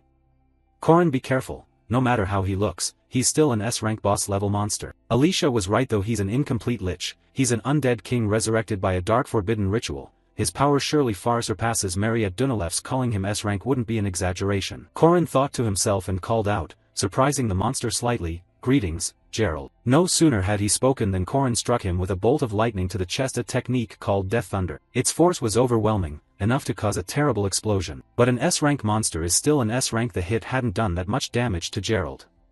Huh, he's no pushover, Corin muttered as he watched the creature scream in fury. In response, the monster spread its arms and activated a skill called the Curse of Death, the Reaper Wind, Apocalypse. It launched countless energy orbs at Corin and tore through the surrounding buildings. What the, he's casting high-level spells without cooldown. Corin, are you okay? Alicia asked anxiously. The sorcerer began cackling like a madman, as if he'd won. And a second later, his body was sliced into countless pieces by Corin's spear tip using the skill Void Spiral Return. Powerful enough, but wasting mana like that, how do you expect to defend against this? Saying that, Corin used the skill Natrama Strike, sweeping his spear and blasting away the rest of the undead's body. All that remained was a pool of blood. The Immortal King, obsessed with raw power, was actually easier to deal with. If I can overwhelm him with skill, I can toy with him like a weak boss. Besides, Nazaria is a repeat mission. I've killed him thousands of times before, Corin thought. Meanwhile Alicia walked up stunned and asked, my god, that was that easy? It feels like you're getting stronger. Corin shook his head. Just normal. You might even handle him easier than I did. But why are you alone here? Corin asked, which made her look around and realize Master Aaron was nowhere to be seen. What? We were standing next to each other a moment ago. Hearing that, Corin felt thoughtful for a moment and said, I'll go find Aaron. Stay here and guard against any remaining undead. Cut to a completely different area by his memory. Korin easily found Master Aaron there and asked, "Not much to see here, right?" "No, nothing special," his master replied. To confirm his suspicion, Korin asked further, "This isn't the first time Immortal King Gerald has appeared, is it?" Master Aaron admitted, "You noticed?" "Yes, how many times has it been?" 36,539. Nazaria resets the quest to defeat the Demon King every 3 days. That dark sorcerer Gerald used the eclipse to turn the city into the undead. 300 years, 3 months, and 27 days ago, 1.2 million undead suddenly appeared and then vanished with the Immortal King. She repeated it 36,539 times. So every 3 days someone has to defeat Gerald? Korin wondered. Why does this keep repeating? Master Aaron didn't hesitate to explain bluntly, "Because I created this city. If the 1.2 million undead leave the city, the entire continent or even the world would immediately vanish. So I intervened in Gerald's magic circle using the ancient tongue." Beside them, Korin was truly startled to hear that reviving 1.2 million people, doing something like that is just too much. Before he could finish, another voice suddenly cut between them, "You'll understand soon." Hearing the familiar sound, Korin's gaze cleared this voice. Of course it was. It was Death. Now before Korin stood a dry skeleton in a cloak with a scythe on its back. "I will keep watching you, one who dares defy death," Death said. Korin locked on. Hearing Death speak, Korin began to speculate inwardly. Did he already know? Maybe he knew Korin was a time rewinder. Death is an entity the system created to collect the souls of the dead. Death's task is to ensure collected souls are reborn into new lives to continue the cycle. So the undead, those who repeatedly escape death and reclaim life, are Death's torment. Nazaria has repeated this for 300 years. Back with Master Aaron, she now explained everything. "Yes, I am the one who created this 3-day loop, which is why Death came here. To destroy the primal ancient script that defiled Death, but I made a pact with Death. Because the undead would also turn those they killed into the undead. If those 1.2 million undead left the city, all humanity would become undead and there would be no souls left to continue the cycle. So I forced Death to choose, forsake the cycle of 1.2 million souls, or witness the collapse of the entire world. And Death chose to make a pact. That pact had 3 conditions. Death would not interfere with this 3-day loop. Condition 1, only when Aaron Danua defeats Immortal Gerald. Condition 2, Gerald's memory will be reset to 3 days earlier and Aaron Danua will leave the city. Condition 3, Aaron Danua, the creator of the 3-day cycle, will not intervene. After that, the Immortal Giant, the Demon Spawn and the White King would be defeated. On the 3rd night, Immortal King Gerald would be executed, and the 3-day cycle would repeat like that. For 300 years, repeated like that. Gradually everyone became exhausted. After 20,000 iterations, Gerald finally realized he was trapped in the 3-day loop. Hearing this, Korin couldn't hold back and began to demand, "How long will you keep doing this? How long can your mind endure? And how long do you think you can keep killing Gerald? How long do you plan to keep this up? Are you going to keep repeating this for 3 days straight?" Korin shouted, and Master calmly replied, "As long as I can almost understand why you came here. You're trying to save someone, right? You're trying to save many people. And now is the time. Go quickly. Saving the world requires sacrifice. The lost individual Aaron Danua doesn't belong to this city and doesn't even know you exist." With that said, Master Aaron turned and left. And this only made the protagonist angrier. "No one would notice you, that damned self-sacrifice.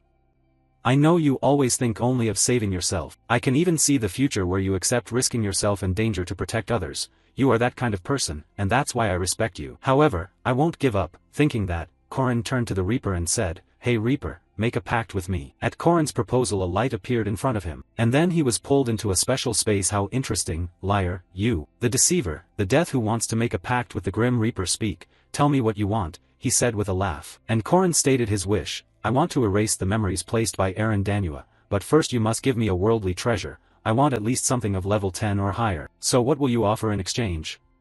the Reaper asked, and Korin said his price. "Within half a year I will cleanse all of Nazaria." Hearing this, even the Reaper couldn't hide his surprise. "You can't do that. That isn't your decision to make. You just need to put it on the scale," Korin said coldly. Then the orb of light representing Korin's price was tossed onto the scale. "Well? Is my pact fair?" Korin asked. "No, not enough. Wiping out 1.2 million souls still doesn't match your reward. It's unbalanced. Choose a number, only then will it be balanced," he explained, giving Korin pause. The number referring to epic items ranked in the top 10, "If you must choose, definitely." Thinking that, Korin made his decision and spoke, "Fine, then the treasure I want. The next part of the conversation was hidden by the author. Outside, after completing the deal, Corin returned, and the moment Master Eren saw him she shouted, "What have you done? Oh, you still waited patiently? To cleanse Nazaria within half a year. If you succeed, your pact with me will be void," Corin calmly explained, and just like the Reaper reacted, Master Eren thought Corin had lost his mind. "You're crazy. If you don't fulfill the pact with the Reaper, you'll even lose your soul. You will be stripped of the right to reincarnate." In response, Corin gently put both hands on her shoulders and replied, "These are things I learned from you. At first I thought it was just a game, but in the most dangerous, hardest moments, I met someone who truly matured. That was the first time I met a real hero. A hero I couldn't protect, who sacrificed himself protecting me. This time I want to save that person. This time I will not fail. I am no longer the weak person who wouldn't even try before. After all, it's not something as grand as saving the world, it's simply repaying a debt," Corin said with a smile. Time passed quickly. Later in the city of Nazaria, life went on for 300 years, and today repeated the same. With a single strike Eren easily defeated Gerald. This city is still a hellhole full of chaos. Mechanical activities repeat over and over for 300 years, she had to fight through that miserable routine the whole time,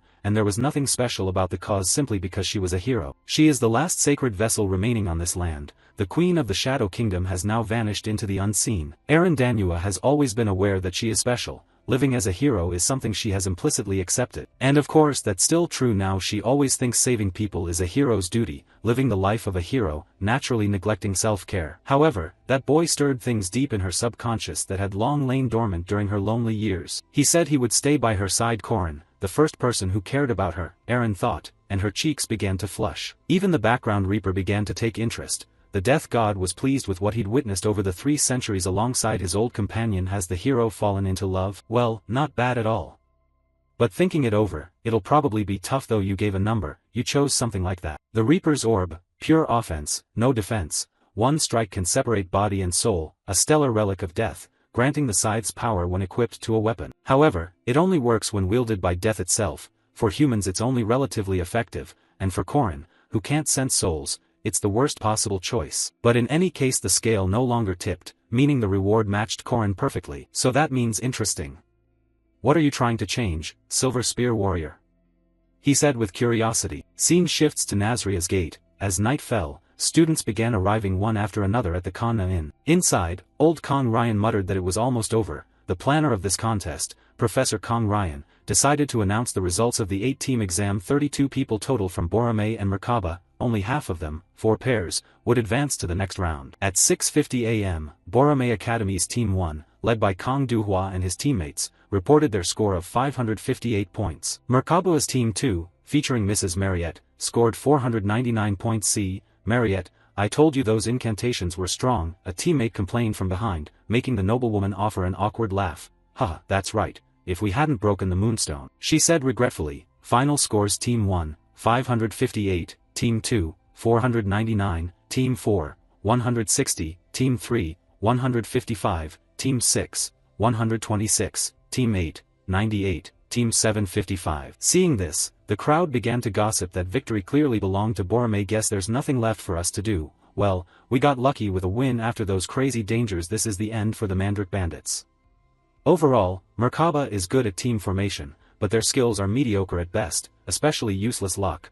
No one expected the team to do well from the start. Merkaba's chances are gone now that Mariette's Team 2 and Corin's Team 5 are out, one armored man said. The person beside him shook his head. Team 5 already lost 2 members on day 1, how could they stage a comeback? Over here, the Taoist Kong Ryan heard this and wore a triumphant smile. So Borome has 3 teams while Merkaba only has 1 pair in the finals. At that moment the inn door suddenly opened. "Good morning. Oh, looks like our group arrived just in time. 59 minutes.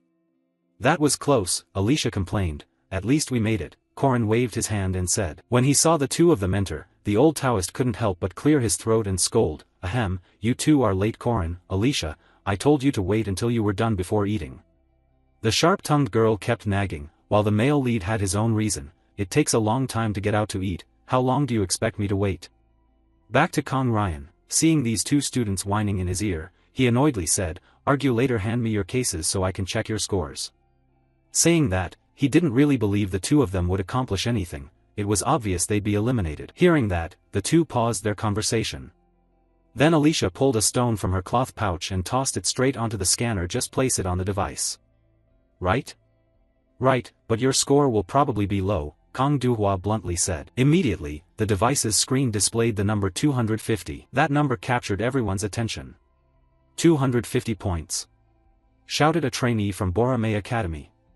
People couldn't hide their surprise at the scanner's reading. Just with this one moonlight stone they jumped to third place. How did they manage to beat a powerful boss and get a moonstone like that? Someone cried out. Ahem Team 5, 250 points, third place. Old Kong Ryan hurriedly announced the result. But it didn't stop there. Korin dug back into his pocket and pulled out a few more stones. There's still more. He then placed 3 moonstones taken from the Immortal Giant, the White King's moonstone, and the Abyss Shrieker's moonstone onto the scanner, making the onlookers gape. Where had these two been? Don't tell me they went to the city center and defeated the 3 great monsters from the test or something like that. Crazy. Murmurs of admiration began to spread. Back to Korin. At this point he also produced a small red spirit stone. Oh, and this too. This is the final item. He tossed that tiny spirit stone onto the scale. This is the moonstone of that immortal king. Immediately the scanner's numbers began to spin out wildly. When people saw the reading, everyone broke into a cold sweat at the figure. 1,768 points. Impossible, Kong Ryan said, dumbfounded. So in the end, Team 5 led with the highest score. The teams allowed to enter the final deciding match were determined. Time passed quickly. Since the test here was finished, the group would depart as soon as the results were announced. Inside the carriage, Alicia suddenly spoke up. It's so lively. Are you leaving again? Hearing this, Korin in front looked a little surprised. Then he nodded. Yeah, I have to go. Did she realize I'm about to go rescue Eren?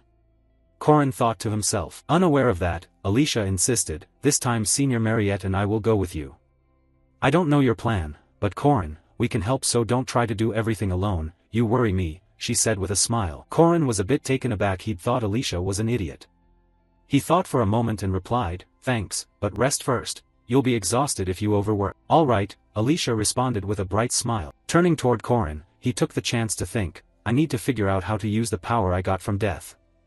Although the worldly relic is a bit different from what I expected. The Reaper's Orb might become a special hidden item for this operation, or it could be the secret card to save that stubborn child. Thinking that, Korin blurted out, what is Waran doing right now? After returning to the school, he was informed by Professor Josephine. Waran has been arrested. Student Waran has been detained. Once upon a time, there was a little girl named Lan who grew up surrounded by everyone's love. But because she was born frail, she was never allowed to go outside, and that was what made her an unhappy child. It was due to Jingzhu Taiyin Ti, a concept passed down through generations, considered a curse when yin energy flares and overwhelms the yang energy in the body, disturbing the yin-yang balance. Lan had been afflicted with that curse since birth. Lan's father, Kong Ru, tried every possible method to cure his daughter, but his efforts all returned nothing. The family that had been happy and warm was suddenly struck by 2 misfortunes. First, their daughter Lan suffered from an incurable congenital disease. And second, Kong Du was a genius hailed as the greatest death spirit master of the time. He had always sought things imbued with such strong yang energy that they could overpower Yin. But the barrier of Jingzhu Taiyin Ti was not something an ordinary person could overcome, so he changed his approach.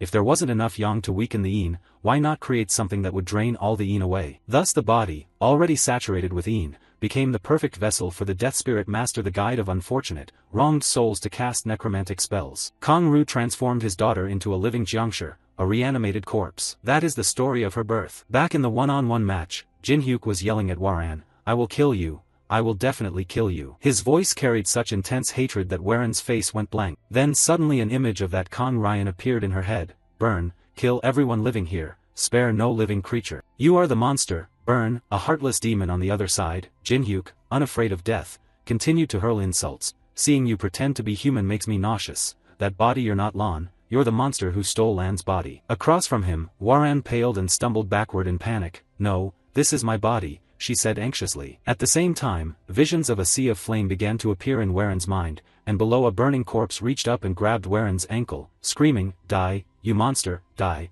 I beg you, your father is dead, and in the name of the royal line I will not spare you. Die, you monster, you should never have appeared, give me back my body, give it back. The silhouette of a girl identical to Waran appeared. No, it's mine, the body is mine. Shut up, Waran shouted at the top of her lungs. At the same time her body unleashed a terrifying aura, hurling Jin Hyuk far away. Simultaneously, countless chains flew out of the void. They wrapped tightly around Waren's body and sealed her power. Yet Waran seemed not to notice. She kept murmuring, I have the right to this body, I will never let anyone take it from me. Back in Professor Josephine's office, and because of that incident Waran had been detained, she summarized everything. And although this was anticipated, Corin hadn't expected it to happen so soon. Is it because of Huang Jinlian? Corin asked, frowning. It seems you already know, right? Exactly as I thought. That's correct. Waran is currently restrained by Zion's chains and the protective talisman. These two items have always been on her. The talismans were burned during the fight with the student Jinhyu. Bishop Li Jinyang used this to accuse Waran of violent tendencies, so under Professor Kong Ryan's guidance Waran was taken eastward to have a new talisman created. Across from them, Corin shrugged when he finished. It's really surprising they resorted to such violence just because one of those two items was destroyed. Since the academy can't maintain Waran's stability, it looks like it's about to become a target of criticism. Hearing that, Principal Aryu, standing in the back, spoke up after a moment. Corin, how much do you actually know? On this side, the male lead glanced at the principal and thought, just as expected, perhaps even my master has vaguely guessed already. This situation involves both the old church and Professor Kong Ryan of Borome, so surely they've been secretly plotting something. Thinking that, Corin didn't directly answer. He calmly asked instead, you don't want to hand Waran over to Borome like that, do you? Then leave it to me, though it's a bit suspicious. I hope you'll trust me. The outcome I want is what everyone wants. I won't abandon anyone. The Act 3 boss in the legend of the hero Ahan has a backdrop slightly different from the bosses I've faced before. Based on characters' preferences and prior plotlines, people are forced to choose between two things. One is to save Hua, the other is to save Lan. Honestly, the easiest path is what Park Si-hu did. That is to choose one of the two, and that's also the most efficient method. But I'm not interested in that scenario, because I want to save everyone. Main quest, Waran, difficulty A+, failure conditions, fail if Hua dies, fail if Lan dies. Cut to Waran's location, imprisoned inside a stone prison. She keeps murmuring, it's mine, this body is mine. Responding to the question, the Taoist Kong Ryan also edged over and said, is that right? I am kin to the body you're occupying. I am Kong Lan's uncle. On this side, looking at his expression, Waran gritted her teeth. No, give it back, it's mine. Ah Hua, you misunderstand. You want to possess it completely?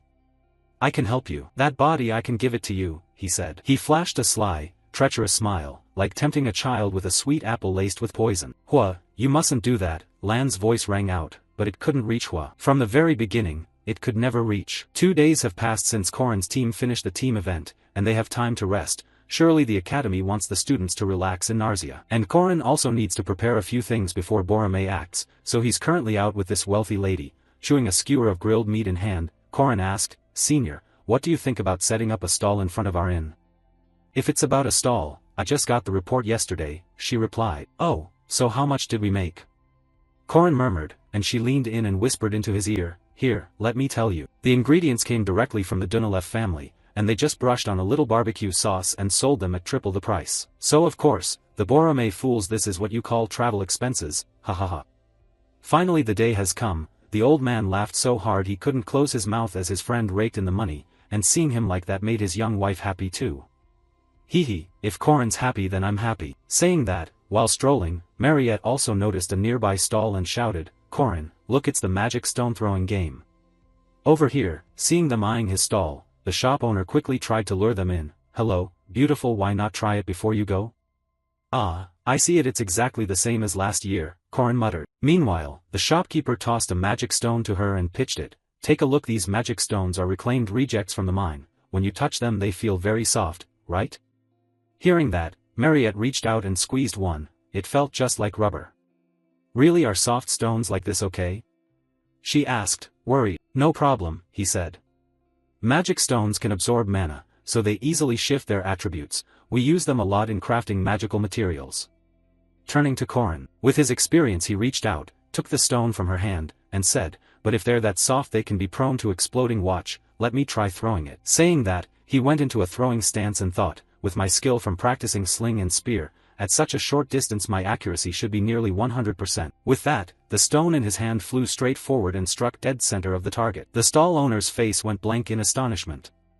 99 points, he blurted, while Mariette's face registered nothing but admiration. The higher the accuracy, the narrower the wound, the lower the accuracy, the wider the wound. In one match I'd been hit by every negative status and spell at once, dropping my accuracy to 0%, which stretched its area to about 100 meters. If I exploit that, mulling that over, an idea struck Corin and he proposed to the stall owner, hey, sell me all of these magic stones, I'll pay you double. Hearing the offer, the owner had no reason to refuse, though he asked curiously, these? But what are you planning to use them for? What else? Corin replied. I'll use them to perform a skill only specialists can use, that's why I came to the festival. He muttered under his breath, thinking, if I give these to Fergus then he, perfect, perfect. He said it with a sly air that made Mariette even more smitten. Corin's grin was wicked. Returning to the male lead, after laughing he turned to his young wife, Senior, the teleport carriage is one of your company's branches, can you get its schedule? Sure, but what are you planning? Mariette asked in surprise. In response, the male lead put on a very villainous look. Now's the time to make him pay. Time passed quickly. Cut to a carriage moving down the street. This was the carriage carrying the three Kong Ryan. Inside the carriage, Kong Ryan suddenly spoke, Joa. Yes, uncle, she answered. She replied and quickly forced Warren's face open, making her unhinge her mouth and shoving several objects into it, charms carved from peach wood, items specialized for suppressing juncture. Immediately upon contact with those wooden shards, Warren's face contorted, a wave of weakness and lethargy spread through her body, making her cough violently and collapse to the floor. All these measures were precautions in case Warren somehow broke their seal. Don't do anything foolish before we reach our destination, Kong Ryan warned. Jin Hyuk, still resentful, spoke up, is that enough? It'll only make her hurt a little. Hearing that, Joa snapped, enough. Our goal is to remove that evil thing from Lan's body, she said. Below, Warren heard this and glanced at them. What do you mean? She asked. As I said, Uncle Kong Ryan will separate you from Lan's body, Joa said coldly, making Warren look terrified. But before Warren could finish speaking, Joa continued with Warren's fate. Without a body, you will either dissipate or degenerate into a demon. This body was never yours, you know that, don't you? Hearing that, Warren could only grit her teeth, cold sweat pouring from the effect of those peachwood shards. At the same time, outside there was suddenly a strange noise that made the coachman curious. What's that sound? Is that a drum? He looked toward the source of the noise and saw a carriage loaded with many wooden crates charging straight at them. The large wagon then rammed their carriage, sending it flying to the side. The unlucky coachman was crushed under the wheels. Ugh, who on earth, he weakly croaked. Elsewhere, after the collision, the three Kong Ryan members managed to get out in time. Joa, Jin Hyuk, are you both okay? Yes, I'm fine. Who ambushed us? They asked. I'm not sure who did it, but they don't look easy to deal with, Kong Ryan said, frowning. No sooner had he finished than a blood orb appeared out of nowhere. Then the area around the three of them turned a blazing red. Mariette's blood barrier skill. What, this is a barrier? Jin Hyuk exclaimed in alarm. In another corner, the highway robbers eagerly asked their leader, all right, boss, what do we do now? The leader sneered, ha ha ha, grab anything worth money. Then he spotted Warren collapsed on the ground and shouted, hey, there's a pretty girl. We hit the jackpot this time, brothers, snatch her up and let the immortal king deal with this, the clownish leader said. Cut to Professor Josephine's office. At that moment she received earth-shattering news from a subordinate report, kidnapping. Who was kidnapped? The professor demanded. The man quickly blurted out, 5 minutes ago, a band of brigands attacked the carriage carrying guests from Borome and kidnapped a student named Warren. At that, she didn't need to hear more, the name immediately sprang to mind and she dropped her teacup. Outside, Lady Josephine, who had never sworn in 35 years, couldn't help but shout, what the hell? Back with Corin's group, after successfully snatching Warren they mounted horses and fled. At that moment, Warren realized who had saved her and asked, you, what do you think you're doing? I heard you were in trouble while I was away, so I came to rescue you, Corin replied. Useless, Warren complained. Hearing that, the male lead didn't get angry, he calmly explained, if you'd been captured, it would have ended badly. What does that have to do with you? Warren retorted boldly. If we live under the same roof, it's my business, Corin said, shaking his head and feeling a bit lucky. Good thing I didn't arrive too late. If Kong Ryan had taken her, her soul might already have left her body. Then either Huo or Lan would have been lost.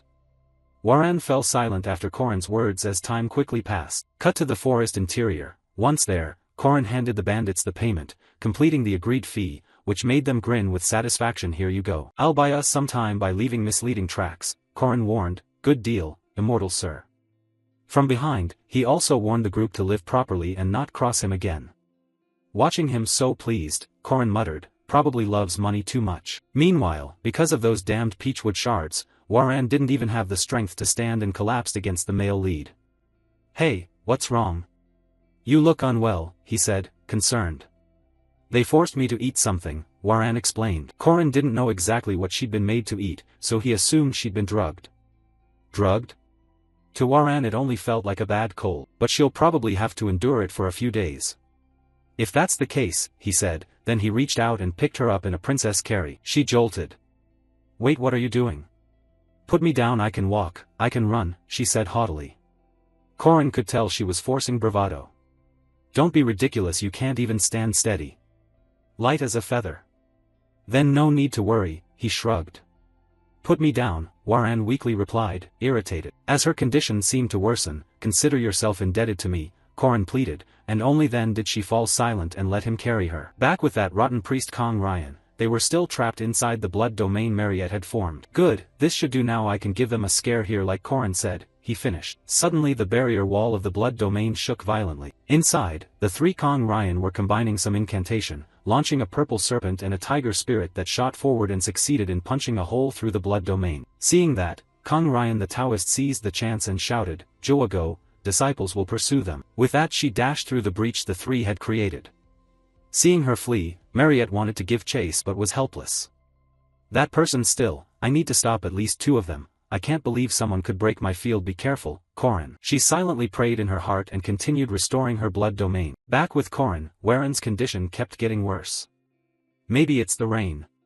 We've come pretty far, let's find a place to rest. No sooner had he finished speaking than Joa's silhouette appeared beside them. She'd caught up. She broke the spirit domain? He frowned, thinking. Too slow, I thought you'd get farther. With that she threw several darts aimed straight at Korin, and although he successfully dodged two of them, the protagonist still had one dart pinned into his shoulder, his face contorting in pain. Seeing that, Waran's eyes filled with worry. Hey, are you okay? Humph, this is nothing, he said. Those kinds of women wouldn't use poisoned blades. Wait here a moment. Saying that, he gently propped Waran against a nearby tree.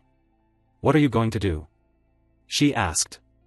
What else, fight? He pivoted, using the spear in his hand to block Joa's incoming attacks. As the two clashed, Joa sneered, oh, you're not running anymore?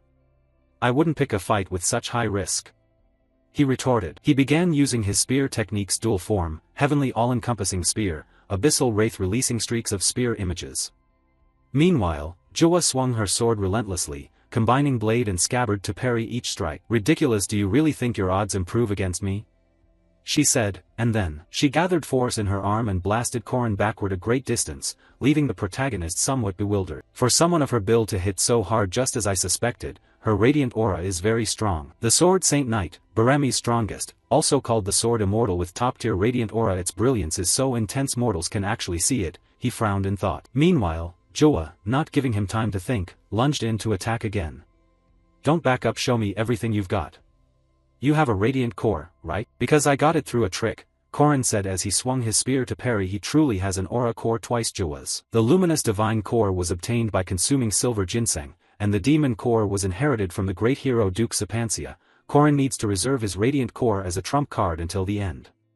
The radiant core is something he received after Duke Sapancia. Honestly, it's more of a burden than a help, like a sealed dam blocking the flow of radiant aura. Turning to Joa, realizing Korin intended to conceal his strength, her gaze gradually grew colder. Fine, if you want to hide your true power, then I'll force it out.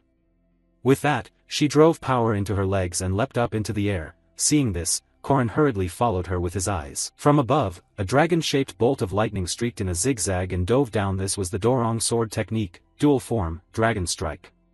Back with Korin, seeing the attack, his biological instinct kept ringing alarms, forcing his body into an attack posture as he launched a similarly powerful counter, the Serpent Awakening ultimate technique, Disturbing Serpent. Thus, the two devastating attacks collided directly with each other. The impact sent a deafening boom through the air. When the dust settled, Korin exhaled heavily. Phew, that was fierce, a real close call.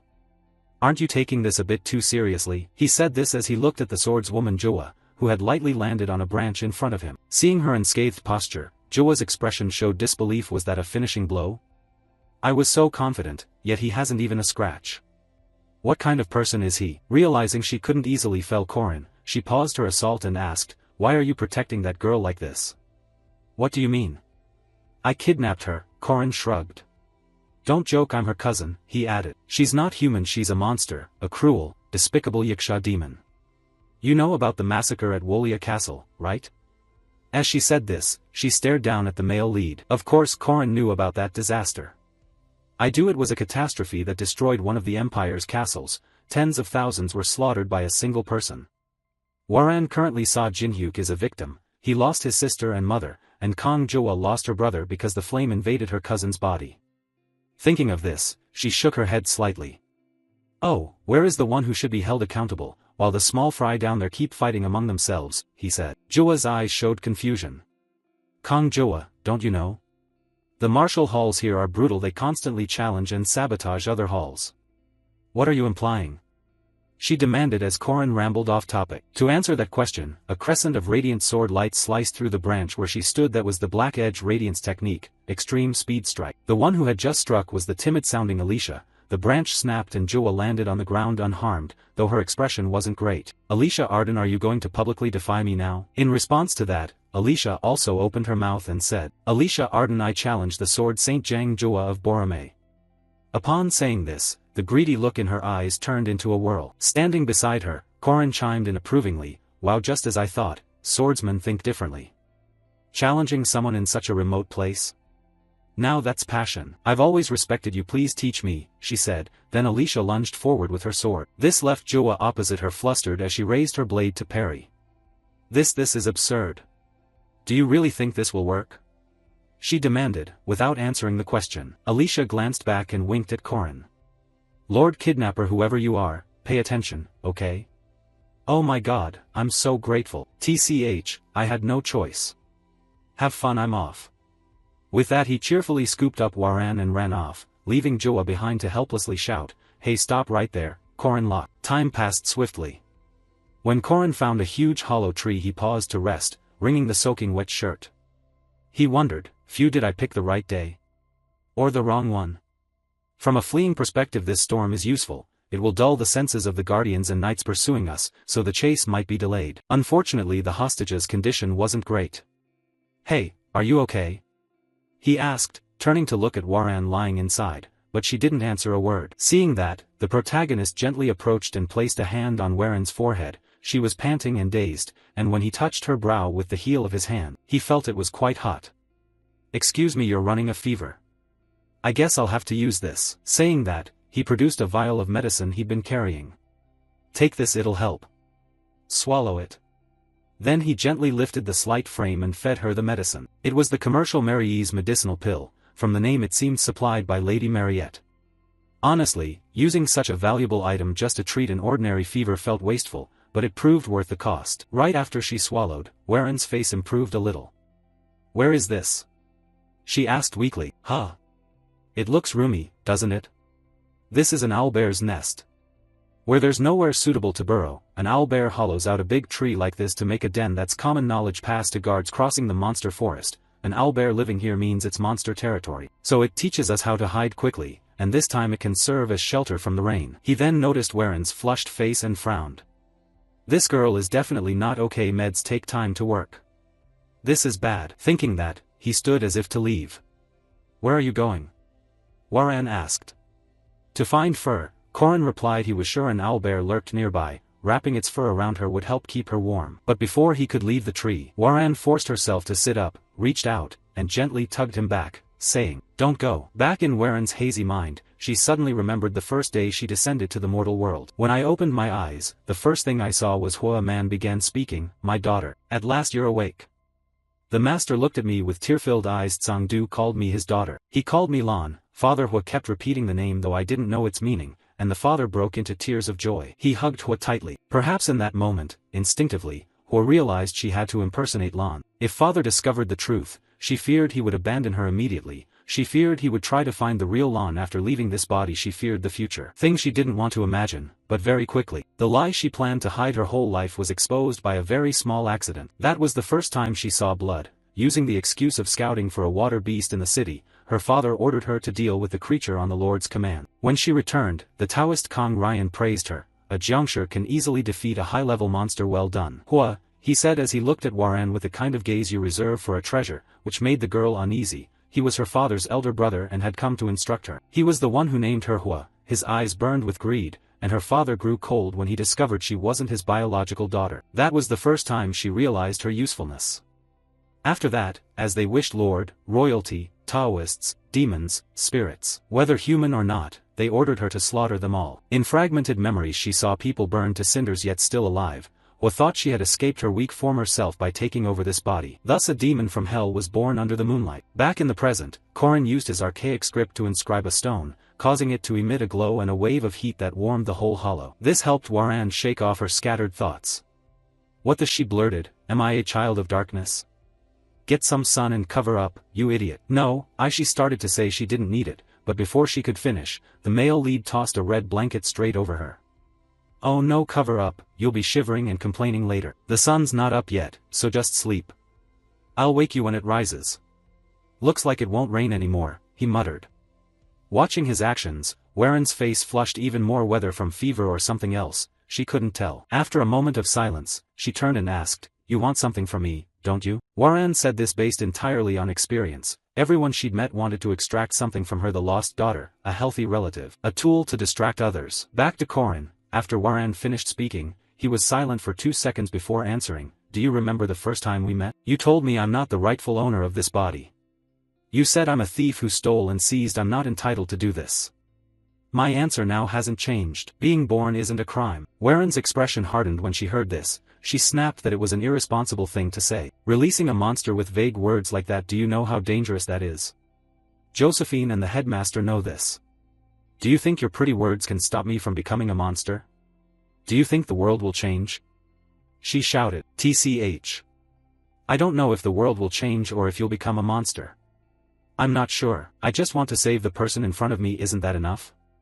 Korin reminded himself as he spoke. Those trapped in preordained misfortune have been set that way. I'm the only one who can save them. Hearing Korin's words, Waran's resolve seemed to weaken. She buried her face in his blanket and sobbed. I'm so scared. This body isn't mine. It never was. People tell me I should give it back. I know I must return it, but if I do, what will happen to me? She asked, turning to look at Korin. He remained silent and said nothing. Answer me, should I return it? She pressed. This time Korin looked at her sternly and said, yes. You must give it back. So in the end you do, her voice tinged with disappointment. However, Korin added, but first we should talk, like, for example, about a landlord. I'll pay the deposit and rent, so could we live together? Stuff like that. He smiled as he proposed the plan, which made her startle and repeat that such talk was human. You know my true nature. Hearing that, Korin shook his head slightly and explained, what's wrong? There are people who act far worse than demons, those villains who pose as heroes but stab others in the back. The important thing is choice and action. It's always been that way. So whatever you are doesn't really matter. You still haven't made any choice. Until then, I'll help you, so don't worry and just go to sleep. Anyway, remember that. I'm going to sleep. With that he immediately rolled over and slept like a pig, leaving Waran alone with 1,000 thoughts. A fate predetermined from the start. I can't return this body to Lon. I can't tell him the truth. Because if I do, the only hand reaching out to save me will withdraw. It hurts. Waran can't grab that hand, but she can't push it away either. Time passed quickly. The next day Korin led Waran wandering through the forest, making her curious and ask, where are you going? But he didn't answer. Korin kept scanning both sides until he reached a tree trunk. Must be around here. Why's it so ruined? Things aren't usually smashed up like this, he said, inspecting the tree before him. What is this? Waran asked again. A crabapple tree struck by lightning. What do you need from it? She wondered. Korin quietly broke off a piece of wood from the trunk. He then asked softly, where in the woods shouldn't we take something useful? Hua, you're a Jiangshi. Do you know Jiangshi with heavy yin energy have certain weaknesses? Bichjomak contains a large amount of yang energy. It's usually used to repel evil. If you absorb it, it will temporarily balance yin and yang, and your Jiangshi abilities will be neutralized. If you take this, you'll lose control of your body, he said as he placed the piece of wood into Waran's hand. Immediately after hearing that, she panicked and threw it to the ground. Why did you give me this? She demanded. Korin wasn't overly surprised by her reaction, but who had to choose. She couldn't take everything and benefit without bearing any responsibility. Because I know of someone with bottomless greed. I hope you won't become like him. Whatever you choose, Waran. I hope you'll take responsibility for your actions. Thinking that, he picked up the wood and placed it back in the nun's hand, repeating, you know that, right? Waran stammered, at a loss for words, but before she could decide, a voice behind them Jinhyuk's rang out, oh. You're here. Hey, monster, some skills, huh? You've even caught yourself a man. He said that as a thick murderous intent burst forth. Seeing him appear, the male lead knew a fight was unavoidable, so he stepped forward to shield Waran. Back off.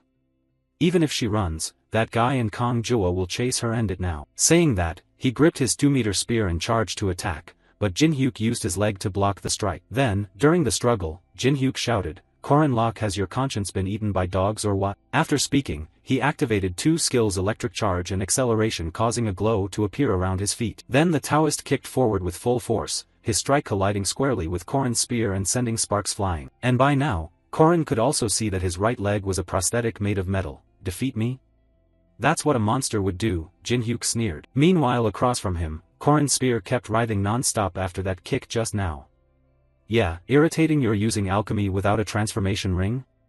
If you can, show me. With that, the male lead also tightened his grip on his spear and surged forward like a storm. Turning toward Jin-hyuk, faced with such a barrage his face was sweating from constant dodging, the rate of fire was terrifying, on par with 100-fold, no, maybe even more. Thinking that, he activated a skill called Fengluan and counter-kicked, forcing Korin's assault to falter by a beat. Isn't he being reckless? So many openings. Korin chuckled and prepared to land the finishing blow while the opponent hadn't yet recovered his guard. However, at that very moment, suddenly a cold voice rang out. Playtime's over, the voice finished. From the sky above, countless talismans plunged down and surrounded Korin, then they formed some kind of array that sealed him inside, pressing him to his knees from the crushing force. This as he ground his teeth and tried to resist the pressure, but couldn't. To spare him the effort, the Taoist named Kong Ryan stepped forward and said bluntly, "Don't waste your strength. This is a protective talisman using the Bagua principle, something that can strengthen will, train muscles, and circulate inner energy. It's not something that does whatever you want." Now then, he said as he glanced at the woman Waran at his side. "Damn it, run, Waran!" Korin shouted. However, with her weak body and her power sealed, how could Waran escape them? Right afterward, the Taoist stepped in front of her and placed a talisman on her forehead. It immediately caused Waran to lose consciousness like a puppet. Seeing this, the woman Joa behind her curiously asked, "Master, that talisman, it's a talisman that seals the mind of fire? A soul whose consciousness is erased will vanish forever and be crushed to fragments?" He nodded, which made Joa breathe a sigh of relief. Finally Lan is saved. Back with Korin, hearing them discuss and decide Waran's fate like that, the deity couldn't help but roar, "Kong Ryan, you damned, you'll pay for that delusional dream of yours." There was no time to trade words. Kong Ryan paid him no mind and immediately led the two away. "Now go be monster bait," and with that, the 3 of them left coldly, leaving Korin behind still roaring in impotent fury. "Kong Ryan, damn you, what happened to Alicia? I can't let Waran go like this." "Waran, no," he said as he watched their retreating backs. Then, once they had completely disappeared, Korin's whole body suddenly began to tremble in beats. Everything went according to plan, Korin thought, smiling so widely he couldn't close his mouth. The earlier helplessness had all been an act for those people. Time passed quickly. A while later, a pack of grey wolves surrounded Korin while he was still locked in the array. Then, within the pack, 2 wolves with blazing golden fur slowly stepped forward. Next, both of them howled and lunged straight at Korin. However, instead of attacking him, the 2 wolves used their fangs and claws to shred all the talismans imprisoning Korin, destroying the formation. Then, as if expecting it, Korin spoke up, "Kong Ryan's gone," he said, his whole body numb. "We're out, right?" he said as he stretched to ease his aching body, and below, the 2 wolves smiled at him. "Master, your acting was amazing, truly top tier." Hearing that, Korin nodded and smiled at the 2 of them. Ron, did you finish the mission?" Below, the 2 wolves began to shift into human form. It turned out they were the Beastkin sisters Ren and Ron, whom Korin had rescued before. "Oh, that affair?" Sister Lunia said she'd handle it, Ren replied. "But Big Brother, no, Master, what task did you give her?" Ron asked curiously. Nothing special. If I say it was like rooting out corruption in the military, you'll get it," Korin said, stroking his chin with a sly grin. Time passed quickly, the scene shifted to some church. Inside the church, the swordswoman Joa spoke up to someone, "So you still haven't tracked down who stole the relic? And what about a replacement?" In response, the fat, sleazy Li Jinyang stammered, "Please be patient, this place isn't under our control, just like with the trainee Joa and her team. Come to think of it, you brought quite a lot of goods here, didn't you?" she said with a pointed tone. The sight made the bastard's face vein pulsate with anger as he privately despised them. These heretics dare speak like this? How could they have ever addressed a bishop like this in the past? "I must endure this humiliation. The church isn't what it used to be, so I need to borrow their strength," he thought, and dared not argue aloud. instead offering a mild explanation. They're just phantoms. They wouldn't reveal themselves casually. I've found a caravan that can provide a suitable replacement, an experienced trader with long-standing business in the eastern colonies. He'll bring the item today. What's the name of that trade caravan? Jua asked. The Mandragora Trading Company, Li Jinyang replied. The name of that trading company sounded vaguely familiar to Jua, as if she'd heard it somewhere before. Time passed quickly. The scene shifted to the grand arena, where the announcer's voice echoed around the stands. The final duel is about to begin. Who will claim victory in this last round? At the same time, inside the candidate's resting room, the Taoist Joa's voice called out, "Where's the item?" "Here it is, sir," another replied. "Good, it's still intact." He said this while looking at Waran with a lifeless gaze as she sat inside a coffin. In her hand she still clutched the lightning-struck piece of wood tightly. Back in the arena, the announcer continued, "Now please welcome the contestants to the field," and at that the crowd extras in the stands roared loudly. Pausing briefly, the announcer introduced, Team A and Team B of Tsang Jua. Team A and Team D of the Merkaba Academy. Team D has one member disqualified, correct? Because Team Corin Locke's captain is missing and he didn't show for the one-on-one match, the team battle will proceed accordingly, the red-haired teacher explained. But then, as he glanced toward a corner of the arena, his voice faltered, "Wait, hold on, the contestant is." In another corner of the ring, a spear was raised high, accompanied by a rousing speech. "The moment of victory our light will shine like an eternal globe, I myself will lead you to the gate of Valhalla. Are you ready? Give it your all." Corin cheered, prompting the loyalists behind him to chant like they'd taken a stimulant, "Long live Locke.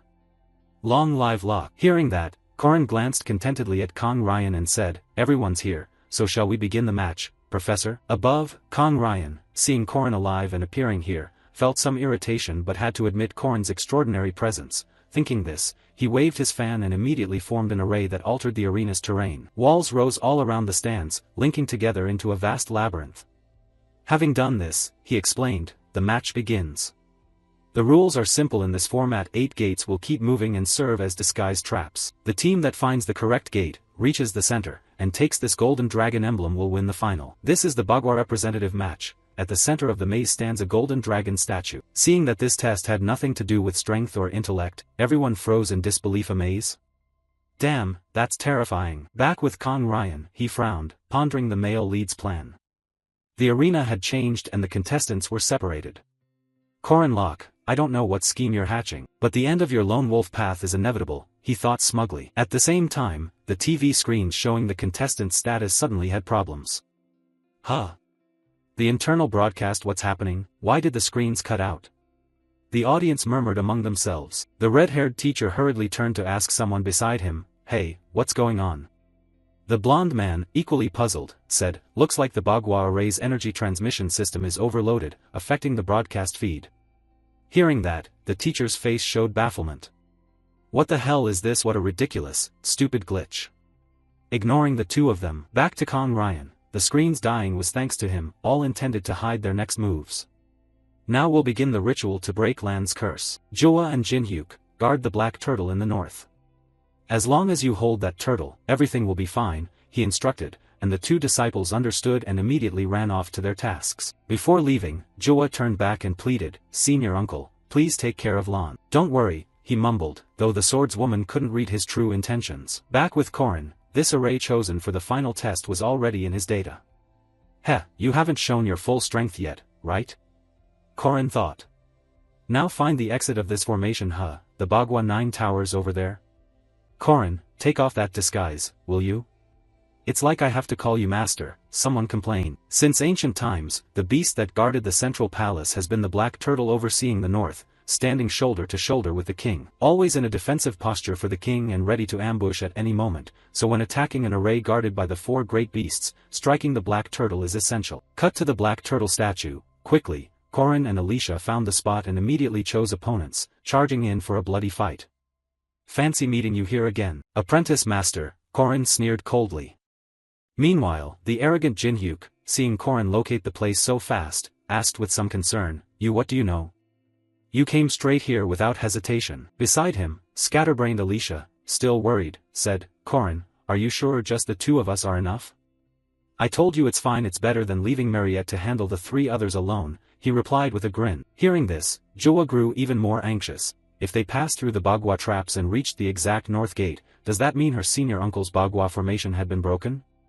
But how could that be? The Bagua formation included countless stone soldiers, fog, maze-like roads, and a total of 365 different battlefields. No matter how brilliant a strategist you are, if you get trapped inside this formation it's hard to escape. The more she thought, the less she understood how Korin could have found his way here, so much so that the protagonist could clearly see the puzzled look on her face.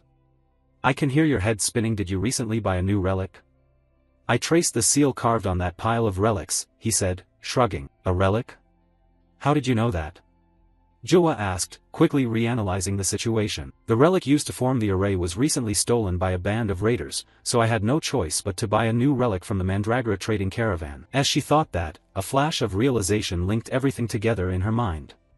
Impossible, she exclaimed. Korin nodded and admitted it. Yes, I stole it, and I sold it to you.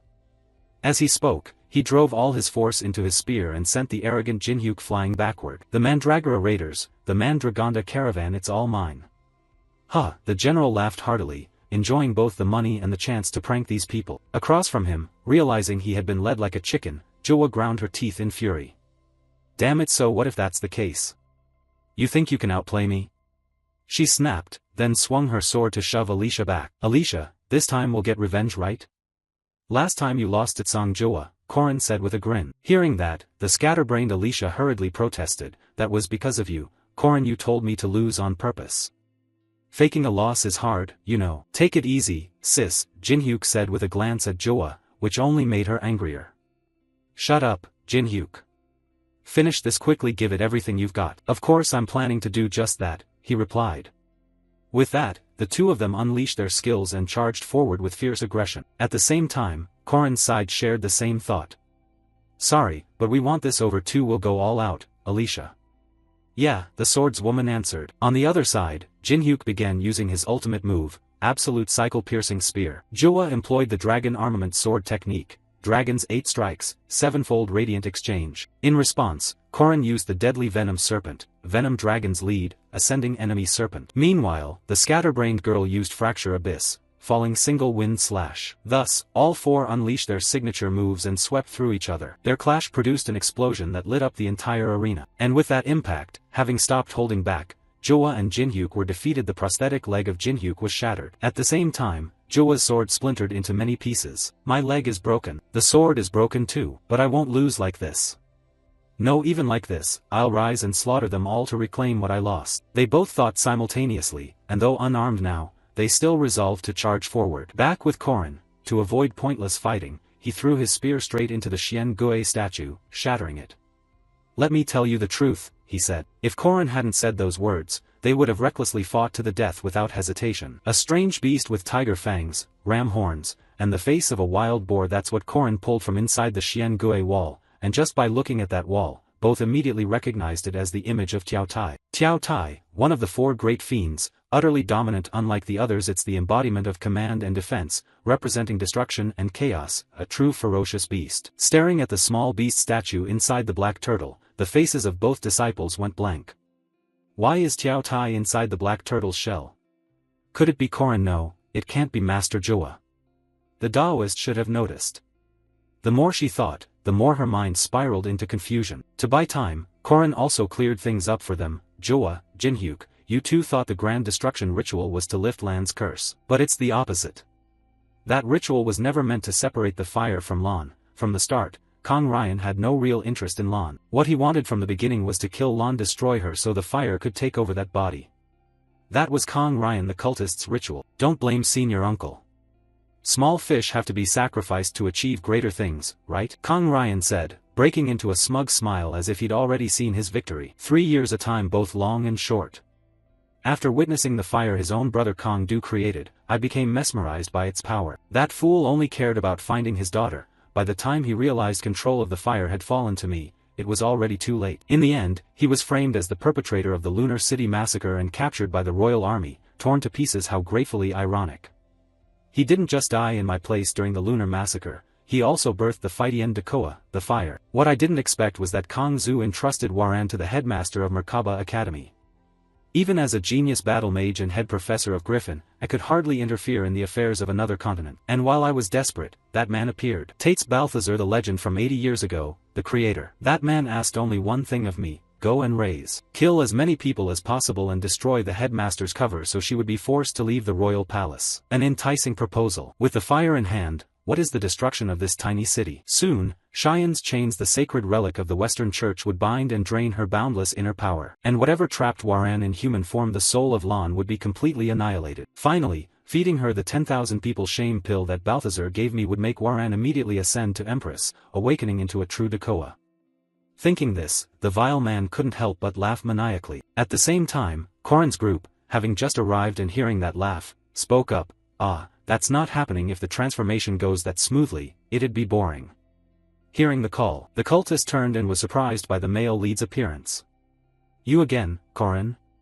Meanwhile, the swordswoman Joa hurriedly said, Senior Uncle, I heard a shocking truth from this man. Answer me, is it true this ritual is meant to destroy Lan? Why use relics of the 4 fiends instead of the 4 divine beasts? Was the Lunar City massacre ordered by you, not caused by Waran losing control? She shouted, demanding answers. And now the villain laid his cards bare. No more hiding. You idiots are useless. Seems you've outlived your exploitation value. But don't worry, in 10 minutes, every living creature inside this formation will melt into the fire as one. I'll turn them into fuel to help the Dakoa ascend. Saying that, he waved his fan toward the group, creating a blood-red energy current that pushed them back. This is blood magic. Back to Corin, he fully understood what this man intended by letting Waran ascend. That golden bat had been at best a 2-star monster, yet after riskily ascending it easily wiped out a group of level 1 and level 2 guards. If Waran, a top-tier monster, were to ascend, how powerful would she become? Of course I couldn't possibly withstand that. Saying that, he slammed the butt of his spear hard into the floor, and on impact it sent a ripple wave radiating outward in all directions. Remember this, you reap what you sow. At that moment, in the stunned eyes of the Taoist Kong Ryan, the blood magic he had just arranged began to inexplicably start fading away. What the hell is this? My blood magic is disappearing. He stammered as the situation slipped from his control. On the other side, Corin kindly enlightened the vile man, and now came the explanation. The relics that old Kong Ryan secretly transported through the former church. Who stole them? The trade guild supplied goods in an emergency, so who introduced them? Who supplied the relics? Who engraved the runes on the relics? It was all me, you damned old man. Do you know what will happen when Mariette destroys all the relics of the 4 fiends? Your plan to ascend Waran will evaporate, and you will die too, he concluded, driving the old Taoist completely insane. You bastard, it's not over yet.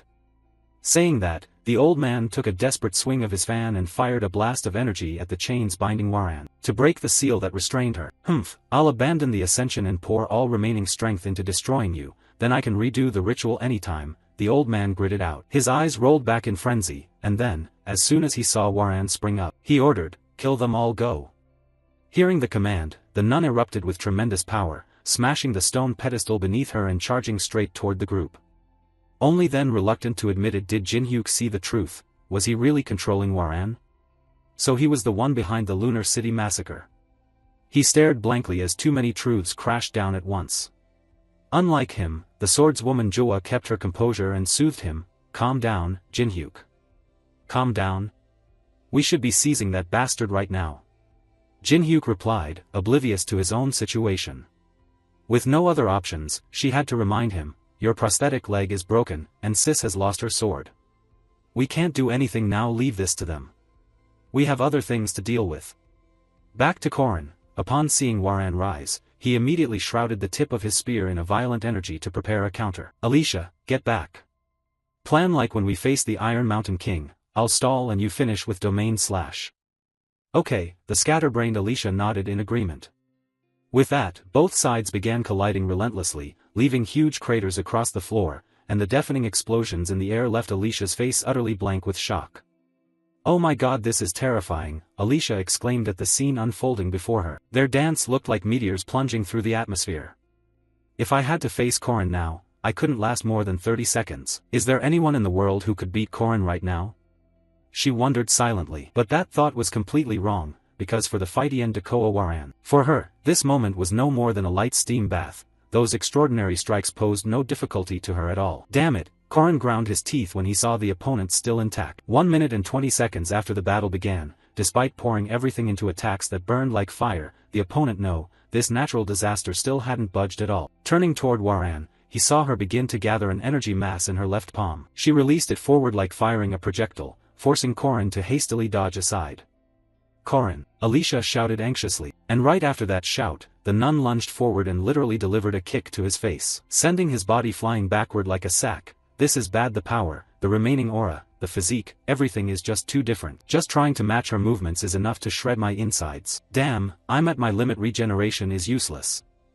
Am I about to die? One more hit and I'll be gone. But no matter what, Korin's face twisted in pain as he saw the opponent right above him. Then, at the critical moment, Alicia couldn't wait any longer and unleashed her domain slash, slashing straight at Waran, and after executing the move, she herself was bleeding from the pressure of the strike. "Alicia, he began to warn, but before he finished Alicia cut him off. "I know the plan, but Korin will die otherwise." After saying that, her whole body trembled as if merely speaking caused her immense pain. She had taken dozens of steps inside the domain, enduring stresses worse than absorbing Waran's attack. Back to Waran, the domain slash only slowed her, it couldn't wound her at all. Immediately she began gathering energy in her fist and lunged forward. Seeing this, Alicia gripped her sword tightly, ready to intercept. Korin, seeing her make such a reckless move, rushed forward yelling, "Damn it, you idiot," and then, a massive explosion occurred where they stood, blasting earth and rock outward. When the dust cleared, Korin and Alicia were gone from Waran's sight. In that dangerous moment, Korin had managed to dash in and drag the greedy girl into a corner to hide. "Why did you do that? Take care of yourself first, don't be so reckless," the male lead scolded. "Huh, my body just acted on its own," Alicia replied with a silly laugh. With no choice, Korin only shook his head and took out several healing potions he'd prepared. "Open your mouth." Saying that, he fed medicine to Alicia while thinking this was the miraculous elixir he'd specially brought, but if he didn't treat her immediately, she would be crippled or die from blood loss. Sure enough, high-quality stuff makes a difference right after drinking it. Alicia's voice relaxed considerably. "Phew, I thought I was a goner," she said softly. Back to Korin, seeing Alicia's condition, he had to change his plan. Normally, he'd try to hold out until Mariette destroyed all the four fiends' relics. Then, waiting for a brief opening, Alicia's domain slash would deal 100% piercing damage and I'd unleash the final move. I'd planned this since returning from Nazaria, but there are two variables. First, Waran was freed from her restraint and is far stronger than I imagined. Second, Alicia got injured trying to save me. I handled the emergency, but Alicia lost her combat ability after recklessly running dozens of steps inside the domain. Can I hold out until Alicia destroys all those relics? Saying that, he could only let out a weary sigh. "Sorry," Alicia said apologetically, but Korin understood that she had no other choice. He couldn't blame her for the plan falling apart. If that attack had hit directly, I'd likely be dead instantly. Regeneration wouldn't help. Thinking that, he picked the petite girl up and said, "It's okay. Thank you for saving me. We should be safe now." "Korin, are you okay?" she asked, and the male lead admitted, "No, I'm not okay at all." Saying that, he considered his current state. All the aura stored in his core and body had been depleted after the fights with Jinhyuk and then Waran. "I've exhausted far too much aura. Should I keep using it? Though I could force it, this demon core contains a power my body can't endure even with supporting laws. I'm not sure." He hesitated, unsure whether to use the demon core that Duke Sabancia had given him. At the same time, below, Alicia called up to warn him, "Korin, listen. Waran, from start to finish, has never used her right hand. It seems she's clutching something tightly." Hearing that, Korin snapped awake and clicked his tongue with a smile. In the end she still has to choose for herself. She's still carrying that burden. So it's still there, Waran. Looks like I have no other choice, he thought, and with that decision Korin stepped forward to face the nun directly. They have to choose. She can't keep being selfish and taking the benefits without accepting responsibility. I know well those who only think of themselves. I don't want her to become one of them. I want Waran, whichever path she chooses, to take responsibility for that choice. Are you still there, Waran? Korin asked inwardly as he looked at the small figure before him. Then he raised his spear high toward the sky. I remember now. The cursed blade that Duke Sabancia had, the one I saw in his castle. Its demonic power has certainly been passed on to me. Duke Sabancia, the great hero from 800 years ago. Now I will recreate that legend, he thought, and a bizarre surge of power began to emanate from him. You've waited long enough, haven't you? First demonic spear. Black abyss, he muttered, then thrust his spear forward at wind-tearing speed. Meanwhile, opposite him, Waran also focused energy into her fist and charged to clash with him. Thus the two attacks collided, producing an utterly terrifying explosion. The floor cracked into countless pieces from the impact, and shockwaves began to spread outward. A clash worthy of anticipation. This isn't just a fight between me and Waran, it's Fightian Dakoa against Duke Sabancia, a duel between two legends. On the other side, the old Taoist Kong Ryan, seeing Korin trading blows head-on with Waran, nearly had his eyes pop out. No, this can't be happening. How could you stand equal to Fightian Dakoa? Saying that, he turned to Waran and demanded, "What are you standing there for? Finish him off." Hearing the order, her body began to move automatically as she curled her fist, preparing to strike again, the punch concentrated aura probably around 1,000. If that's the case, Black Abyss, Demonic Spear, Demon Blade, what I need to prepare is also 1,000 aura. Even if Waran has 100,000 aura, the amount she can release at once is only 1,000. If I can compensate for and nullify that power, then I can stand against her. Borrowing aura from Duke Sabancia, my body feels like it's being crushed bit by bit. Pain starts at my fingertips, making it impossible to hold the spear steady, and all the tendons and muscles feel severed, losing their function. But I can't stop. No, I can't stop. Because she still hasn't used her right hand. Thinking that, and with his spear knocked away, Korin poured force into his fists and invoked the Black Abyss technique, Baji Fist, until both fists glowed red like forged steel. Now, to counter Waran's left hook, Korin used his right elbow to block. Seeing that, Waran lifted her right leg and delivered a high kick aimed at his throat, but Korin quickly deflected that strike as well. Taking advantage of the opening, Korin lunged in close, right up against her. He risked a step forward, his right foot planted as firm as Mount Tai, his left arm drawn back like a short spear. Consciousness, breath, muscle movement, and half a step of distance. The gap appears for just a moment. I won't miss it. Black Abyss, Baji, Fist of Piercing Stars to shatter evil, Fire Mirror 8 forces, Primordial Clash. Thinking this, Korin unleashed a single palm strike straight into Waran's stomach. The blow was so powerful it sent a shockwave blasting out from behind her, carving a long groove across the arena floor. Right after delivering that strike, Korin collapsed to his knees from exhaustion. Haha, I did it. I broke through Waran's absolute defense. But that's all. I didn't completely overpower Waran. Is death already predetermined? He murmured as he watched that living disaster slowly advance toward him. Nearby, the Taoist Kong Ryan, who had been watching anxiously, breathed a sigh of relief. Ha! I knew it. What can you do? Kill him now, time's up. The old man barked. Hearing that, Waran began to gather energy once more. Across from her, Korin stared intently at her. In that moment Waran trembled, as if trying to say something. But before Korin could hear it, countless golden chains shot out from the void. They wrapped tightly around Waran's body and began sealing her power. What's happening? Kong Ryan shouted in panic. Seeing this, Korin smiled success. The time I bought wasn't wasted for a single second. Mariette, Joa, and Jinhyuk, the others, had vanished from the area. They must have destroyed all the relics inside the formation. Back to Kong Ryan, he still refused to accept his defeat. Impossible, this can't be, the old man shouted again. Before he could do anything more reckless, a blade of light rested at his throat. Stay still, Professor Kong Ryan, said the newcomer, none other than the beautiful Professor Josephine. Back with Korin, seeing someone handle the Taoist, he could finally turn his attention elsewhere. Okay, that side's done. So he looked back at Waran. She was completely sealed, sitting like a statue on the ground. Seeing the talisman on her face, Korin shook his head. How could someone use such a disgusting thing on a girl? Without hesitation, he removed the talisman. Like a robot that had powered down, Waran collapsed backward the moment the talisman was removed, and Korin quickly caught her before she hit the ground. Then the lively light returned to her eyes. Ah, she's decided, Korin said. Why? She exclaimed in surprise. I told you I'll help you until you make a choice. Make a serious, proud choice so you won't regret it, he said firmly. Back with Waran, hearing this, her hand unconsciously clenched. I must repay his kindness. I must prove I'm not the monster they say I am, defined by choice, not by what made me. Thinking that, she suddenly felt an emptiness in her right palm and looked down. She saw the lightning-struck log had crumbled into black dust. Crushed by a supernatural force, the blue algae wood had turned to powder, useless now. No matter what I choose, the outcome won't change. I want to show him now. I want to repay his kindness. What do I do? Waran said, her face full of panic. The blue algae wood was pulverized. She's truly strong. But there are still many ways. Anyway, thank you for responding to my kindness. After saying that, Korin collapsed onto Waran's shoulder. I am a monster. I hurt you. I've killed many people. I stole Lan's body. Can I be forgiven?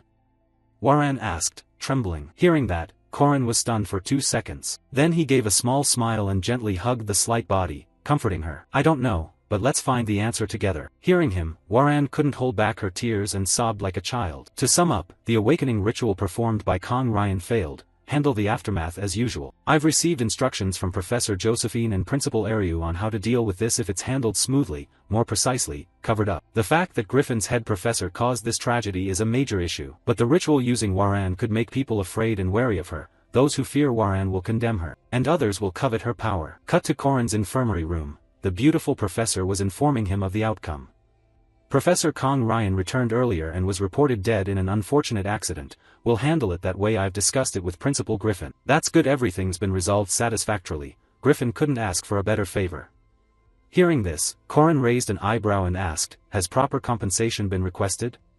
Josephine shook her head in response. The principal planned to let it go, but I agreed with you on this, she said regretfully, making the general feel indescribably dispirited, right? The principal is a bit too kind. We can't trust others easily, but you worked hard, Corin, she said, nodding. It's nothing. I just did what needed to be done. Someday we'll trust each other, he said with steady conviction. I hope that day comes. Take care, the festival isn't over yet. After saying that, the female professor turned and left, and as soon as she stepped outside, Madame Mariette, who had been waiting outside, immediately rushed in to embrace the male lead. Corin, you're awake, are you all right? Does anything hurt? My fingernails are all broken. Looking like this, oh, no wonder I felt empty under the bandages, Corin said in surprise as he looked at his hands. Mariette scolded him a bit. Really, Corin, you're always reckless. You're always getting hurt and ending up in the hospital. Honestly, her voice began to break as she spoke. Why are you crying? Is something wrong? Corin asked. I'm crying because I worry about you, she snapped. Did you get hurt anywhere? Did you destroy the stone walls and relics by yourself? Ah no, Jua and Jinhyuk destroyed one too, Mariette added. So that's why they left. If so, I barely survived, Corin thought to himself. But Mariette wouldn't have it. She slammed the bed in anger and shouted, it's all their fault. Seeing her like that, Corin hurried to calm her down. Don't say that they're not bad people, they were put in a difficult situation. He explained, being a gamer, he understood. Jinhyuk wanted revenge for his family, and Jua wanted to save her cousin. They were just doing their best. The real villain is Kong Ryan. He exploited their desperation. We shouldn't mistake who to hate. Turning to Mariette, she could only sigh at Corin's words. Corin's always so mature, he should be more grown up, or call him on, he suggested with a smile. That phrase, call me on, Corin always liked being called that. I just hope Corin stops getting hurt, she said, then added, but Corin will get hurt many more times, won't he? She looked him straight in the eyes, waiting for an answer. Corin fell silent at that. He couldn't deny it.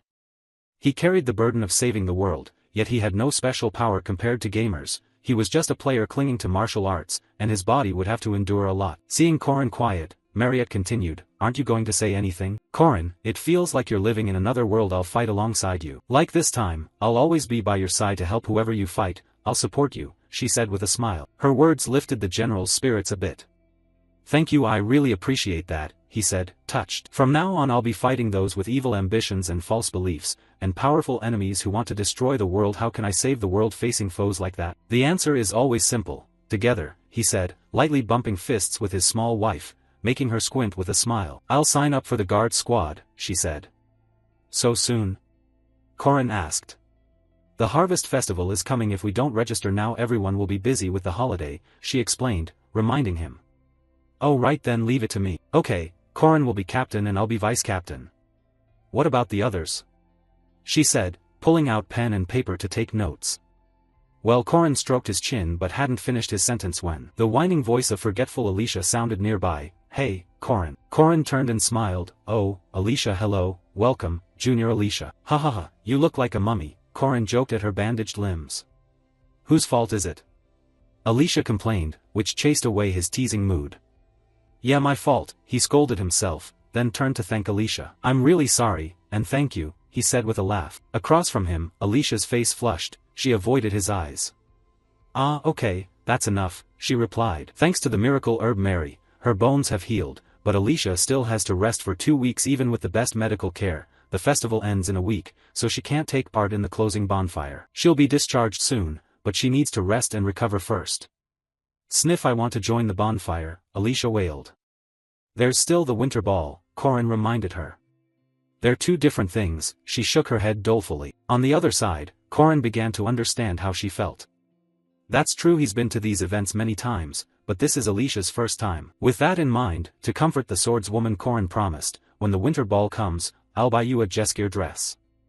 No sooner had he spoken than he failed to notice Mariette beside them had gone strangely quiet. Really? That luxury brand? Alicia widened her eyes. Tell me what you want, I'm rich now, the confident god boasted. Hearing him call himself An, Alicia corrected him immediately, An. We're the same age. Oh right, do we make a lot? She asked excitedly. Huh, enough to buy a nice dress is fine.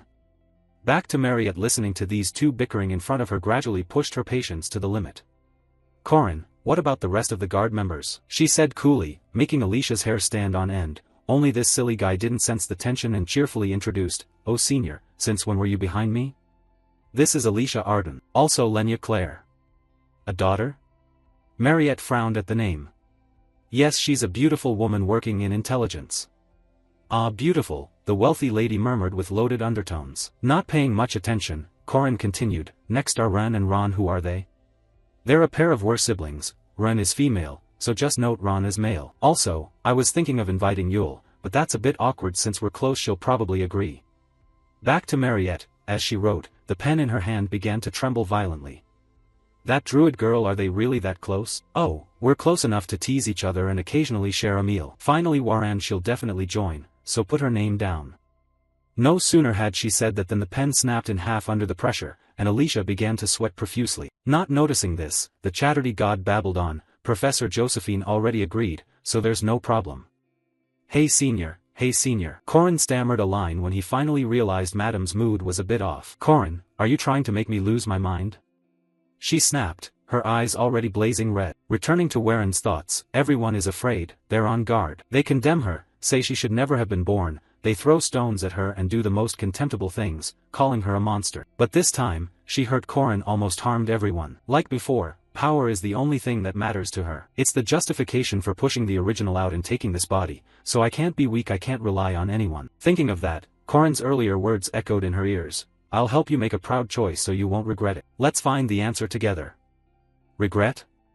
What am I supposed to do? The warmth that pains the concern and worry feel like sharp knives stabbing her heart.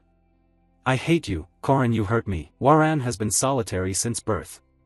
She's lived a life of being used, so she doesn't allow anyone into her world. Yet thinking this, something in the little girl's heart seemed to choke up. At that same moment Corin appeared at the familiar window, reached out, drew aside the curtain, and looked inside. Hello, are you feeling better? Are you okay? Over the past while without waiting for him to say more, as if guessing the purpose of his visit, Waran spoke up. Hurry, Lon, do you have a way to change all of that, right? Hearing this, Corin's face fell into a serious expression. How pitiful. He thought for a moment and reached his hand forward as if to comfort the girl. Waran hurriedly grasped his hand and, voice trembling, said, Do you want to eat? She asked, looking so fragile. Corin grew more convinced of his thought. Right, she must be terribly frightened. Then, like a protective instinct, the male lead reached out, stroked the young nun's small head, and nodded. It's okay, when this is over, I'll definitely buy it for you. Scene shifts outside, looking at Waren's figure standing atop the tree. Corin said seriously, let's begin. He then looked at the gem set on his spear. It was the death god's jewel he'd traded for before, a guaranteed hit item that severs the soul from the body, bypasses all defenses, a soul harvesting artifact with 100% accuracy. Of course, if a human used it, the accuracy would drop drastically and become useless. Let alone me, someone who can't sense souls, so the accuracy would be nearly zero. As he spoke, he hurled the spear straight at Waran, and as he predicted, the spear, upon approaching her, suddenly twisted and plunged into the ground as if it had collided with something. What's that? Waran asked, puzzled by the strange sight. Corin didn't elaborate. Look, I'll show you a spell. He took out the flawed magic stone used at the festival that he'd bought from the tavern owner. This thing's spread radius grows larger as accuracy decreases, making it harder to control by its dispersion mechanics. At the lowest accuracy of 1, the maximum range is 100 meters. But if someone like me with 0 accuracy uses it, the dispersion range becomes infinite. Putting aside that I can't influence souls or trigger its effects precisely, this isn't my attack, it's the dispersing magic stone's attack. At that moment the soul jewel began to emit a spreading purple light, and the instant it touched Waren's body, her eyes rolled white and she toppled straight off the tree as if she'd lost consciousness. Seeing that, Corin rushed over and caught her. He said, Waran, I only infused a bit of mana. How are you?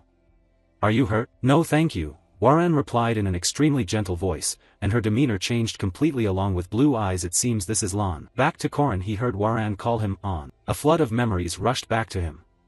On again, this is happening again. Always on. Do you really want to be called On that badly, Korin? On what? We're the same age, you know. Thank you, Sir Knight. Remembering these memories, he had never been called Big Brother before. Successful now, finally free from being addressed as Sir. Lan's first impression was the best, he thought as tears streamed down his face. You look happy, Lon asked. Many people have told me I look old, he said as he gently set her down below. I thought so too. It seems you really want Hua to call you brother, she shrugged in reply, and with that, Korin's gaze also calmed. Oh, she had been watching everything. Hua had occupied this body for 3 straight years. She had been trapped inside and observed everything. Thinking of that, he casually asked a question. Having her body taken for 3 years and you don't feel angry? In response, Lon fell silent for a moment. Then she grabbed her skirt and skipped forward like a child. Wow, look, I'm running. This is the first time since I got sick that I can walk and run like this. It's all thanks to Hua replenishing the energy reserves so I can do this, she said cheerfully while Korin hastily warned, hey, your body isn't used to this yet, don't overexert yourself. Turning back to Lon, he slowed his steps. She admitted, at first I hated her. I yelled and tried to take back my body, but she couldn't hear me. Hua often talked to herself, but I know she wasn't ignoring me. She always felt remorse and guilt. I understand how hard it was to overcome that fear and anxiety. I understand, after all we lived together in one body. So I don't hate her anymore. Hua summoned all her courage to return the body to me, Lon said as she idly splashed the puddle at her feet. He felt reassured hearing her say that. That's forgiveness and acceptance. Someone who had their body taken for 3 years willingly forgave Hua. She's pretty mature, he praised. Of course I stopped aging at 13, but Hua is only 3 years old, right? I've always wanted a little sister, and now I have one, Lon replied happily. And Korin agreed with that. She's not wrong now, it's like 2 sisters sharing the same body, he thought before Lon stood up and continued, but you know, if I fall into danger again, you'll still come save me like last time, won't you? Just say it any time. Korin nodded and said, I knew you'd answer like that. As I've heard, you're wonderful. Korin, I also like fish. It seems Hua and I share interests. In food, music, books, and even men, she whispered into Korin's ear, making his face flush bright red. Huh? What? The flustered fool stammered. If you become my husband, you'll have 2 legal wives, she said as she unbuttoned the top button of Korin's shirt, sending him into a panic. No, wait, what are you doing? Answer me now, Lon teased, while undoing a button at her own collar, revealing a patch of pale skin, and the more he looked at it, the more the male lead broke into a sweat. He was even at a loss for words. No, I mean, I don't tease people like that. After saying this, he hurriedly pushed her away before the nervous bridegroom lost control. Across from them, seeing his awkward, tangled demeanor, Lon couldn't help but burst into laughter. I'm not joking. Where do you think I come from? At this age I've done everything. That, you know, a relationship and so on. Since you're sharing a body with Hua, you should consult her opinion too, the general advised. But it seems there's a certain resolve brewing in that head. And as soon as he finished speaking, Lon tiptoed and planted a quick kiss on his cheek so Korin couldn't react. Thank you, she whispered. What are you saying?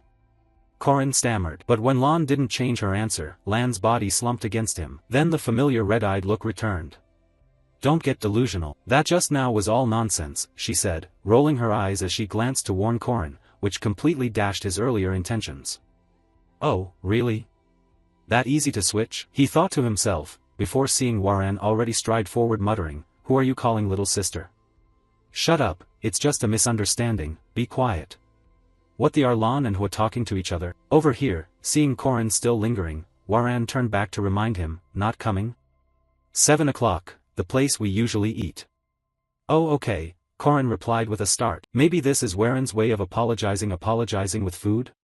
Anyway, she's still just a kid, Korin exhaled in relief. But when he thought of what Lon had whispered in his ear, the general grew a bit suspicious. Still young, right? Time passed quickly. Cut to some cave. At this point countless bodies lay scattered across the cavern floor. Damn it, the old cathedral poured so much effort into the Merkaba festival, and yet I was sure we'd take down those opposing the archbishop. What a total failure. Who the hell was that guy? How did he know all of our plans? I had summoned the 14th Crusade as Bishop Li Jinyang ordered, and the tunnel had been built 100 years ago. To trap Waran I took an enormous risk, and yet that man. He destroyed everything, he said, glancing at Korin while Korin remarked, the Crusader army? If you valued this so much, knights should have been sent here instead. Turning back to the scar-faced man, oblivious to his own situation, he still dared to mouth off at the protagonist. You think you can get away from here? You think you can walk out? And before he finished speaking, Korin drove a spear into his face, knocking him unconscious. Watching this, Professor Josephine, observing at the side, said, I can handle this myself. No problem, I also want to test a new technique, he said as he retracted his spear. You mean that throw that took out the whole bunch just now? Anyway, don't overdo it. Thanks for the support, I'll take care of capturing these people, Josephine said as she turned to leave. Before she went, Korin didn't forget to warn, as a precaution, take the pill from the right cheek of each of them. Turning to Josephine, his reminder left her pensive. How does Korin know so much information? From the look on her face, the protagonist could guess what she was thinking. Josephine had many questions, like how did he know the old cathedral's tunnel had been prepared 100 years ago, and why he initially told her to be on guard during the cathedral. Professor Josephine issued restrictive orders to the other engineers. Cut to Waren's room, the confidence of a born genius with a body that can't be killed. This made her daily routine slower than others. In short, Waren was very lazy.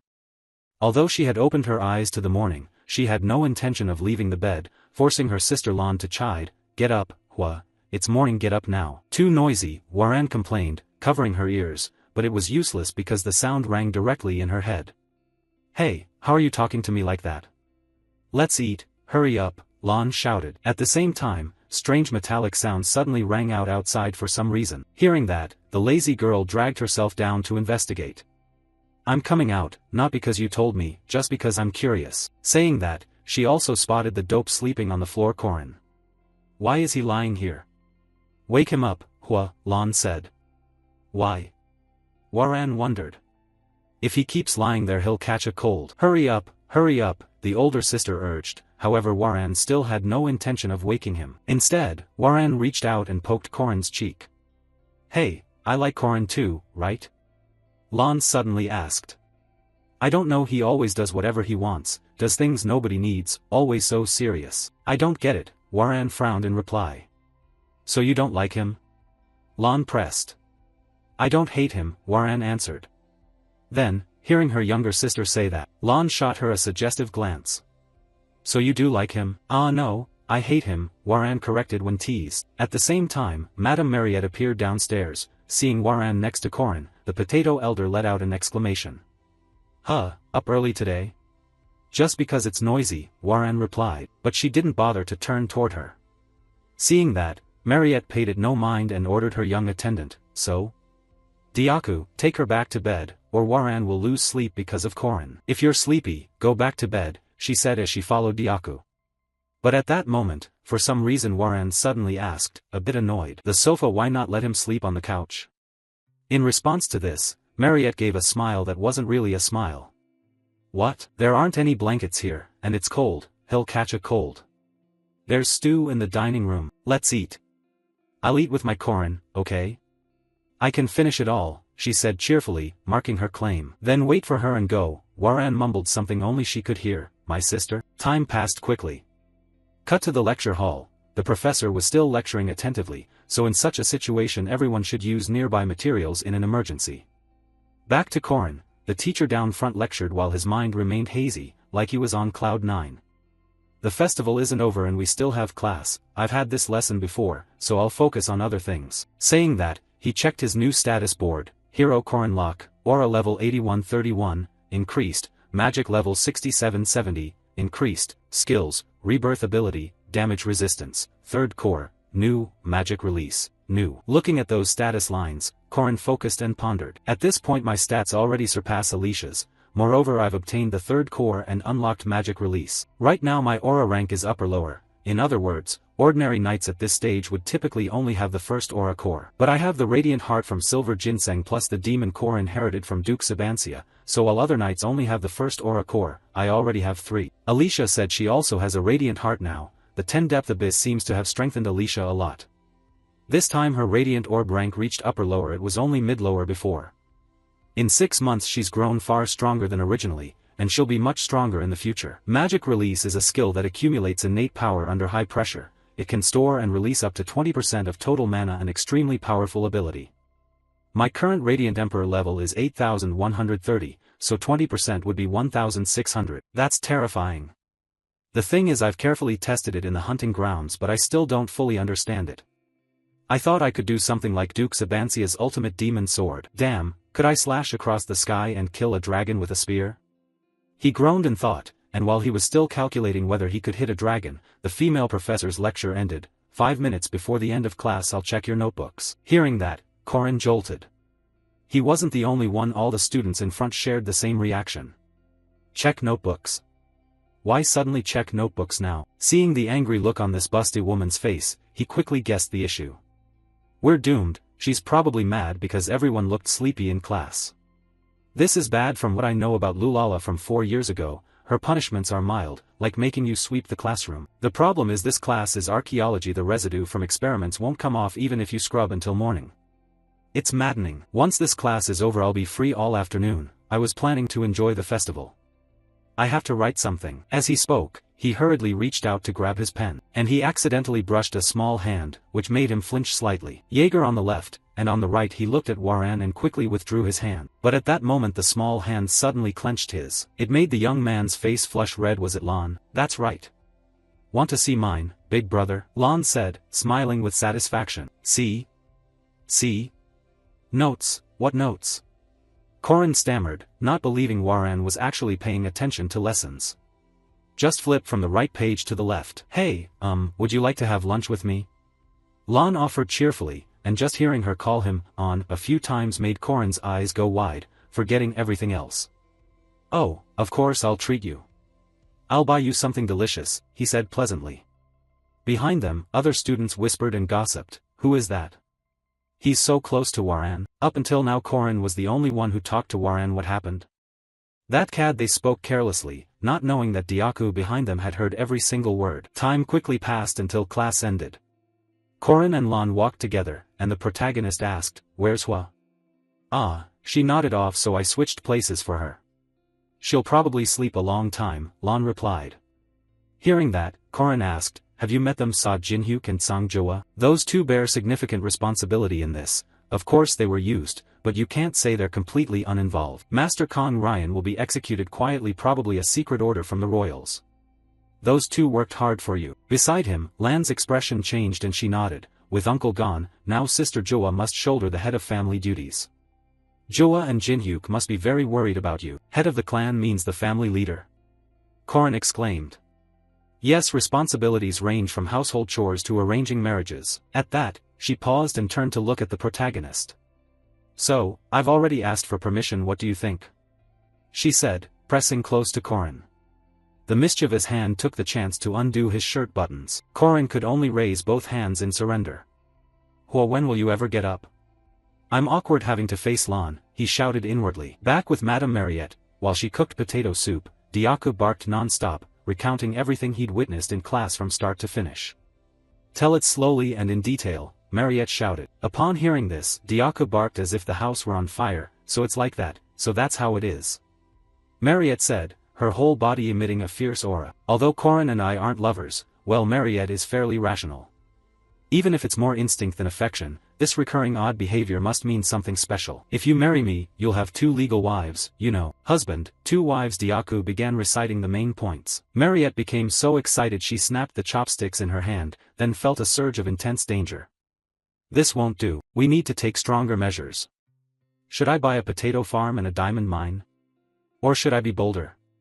Saying that, she imagined herself in a sexy nightgown and shook her head. No, I've done enough already. No, but this, the more she thought about it, the more a fire seemed to flare up inside her, leaving Diaku momentarily speechless. Then, as if not knowing what to do, Mariette turned and asked, Hey Diaku, son, what do boys like? Hearing his young mother's question, Diaku's eyes suddenly lit up and he flashed a sly grin. Time quickly passed, scene changed to the cafeteria.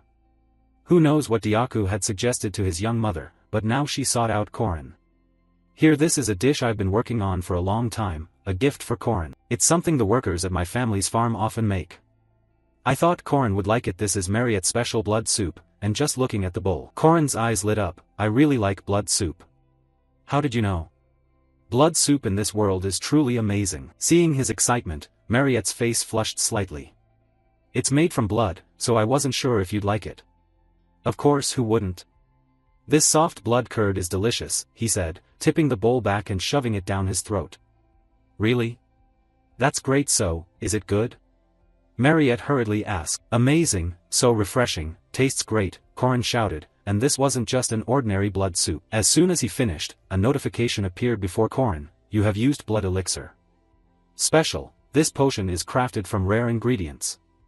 You have learned the skill, Monstrous Might, Strength plus 30, Monstrous Might. Temporarily increases strength by 200%, cannot stack with other strength buffs.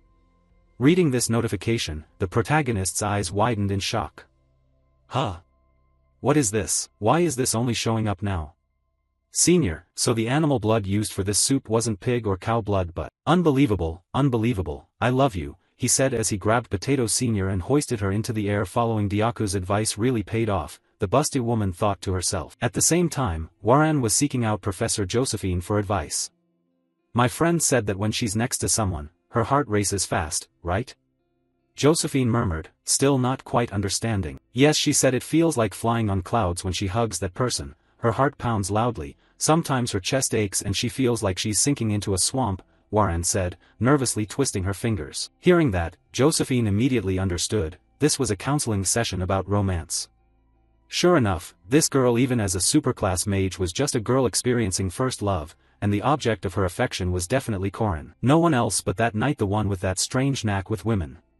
Waran only interacts with men through him. That earnest, mature new trainee is actually a notorious philanderer, to the point that second-year female students reported him to the school.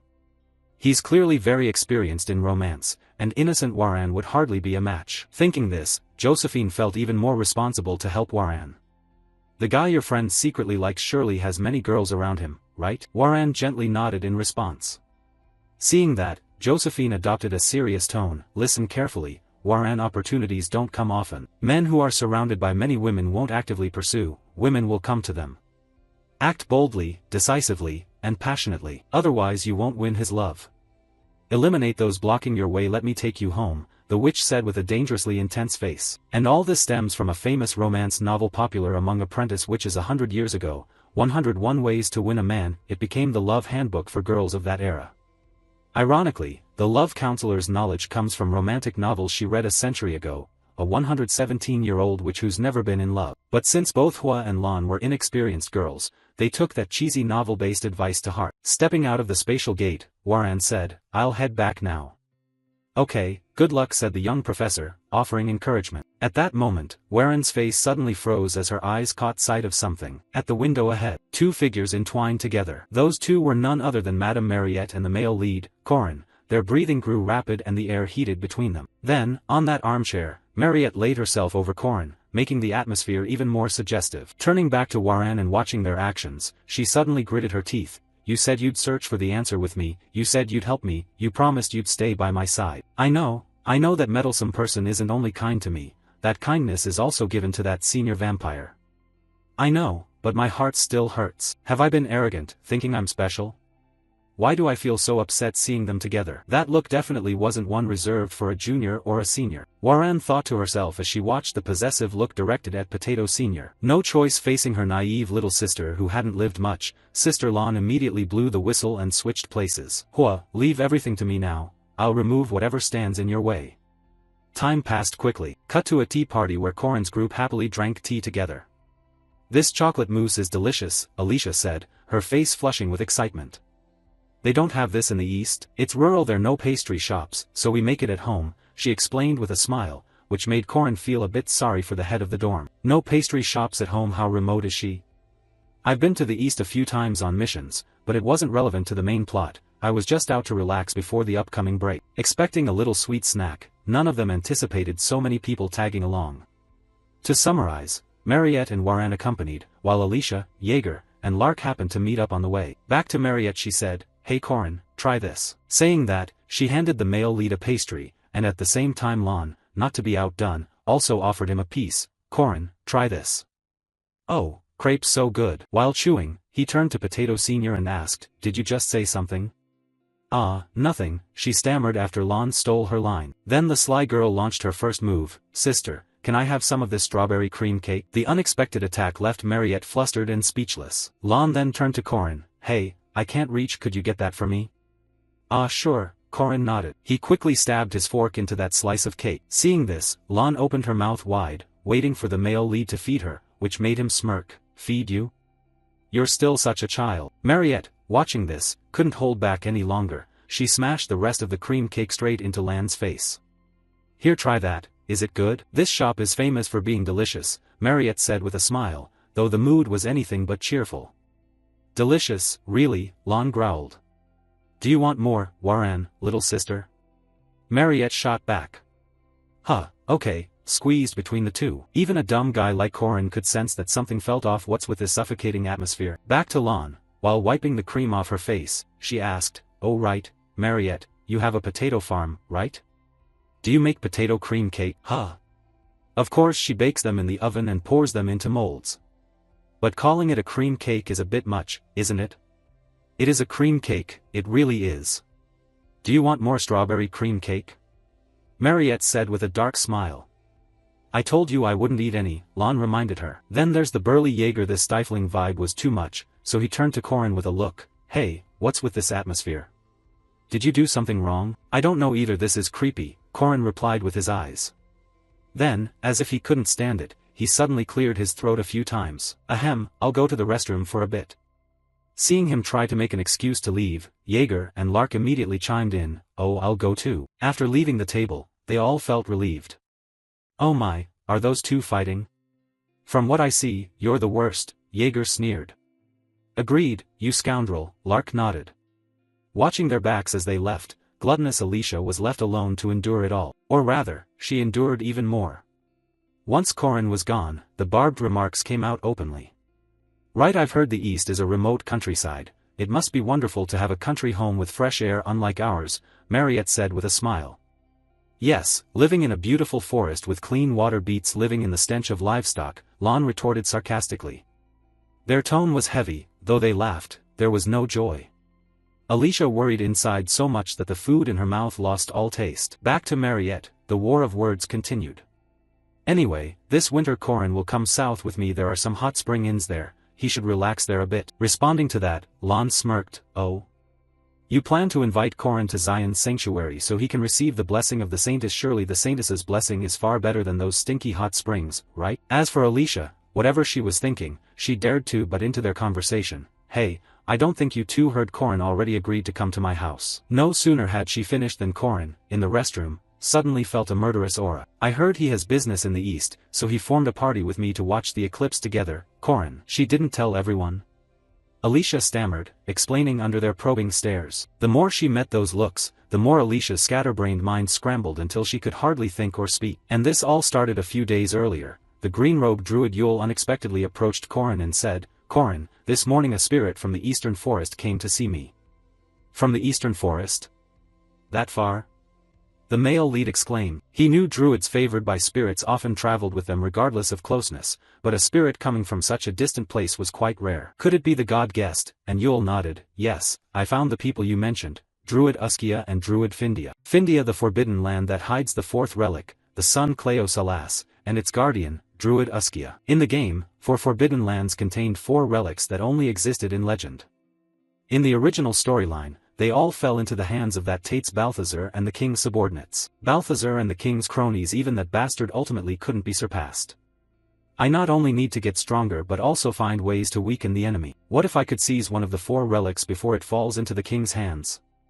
Normally it's impossible because the time and place are unknown, but the reward after defeating Firmak Daemon. That was the map to the 4 treasures, the son of Findia. The information is transmitted directly into memory rather than as an item in the inventory. An eclipse. Cleo Salas can only be obtained when the sun's power is weakest. In 3 years of playing this game there's only one eclipse on February 8th during the spring break the following year. Thinking that through, to be sure he asked again, both Findia and Uskia are in the east?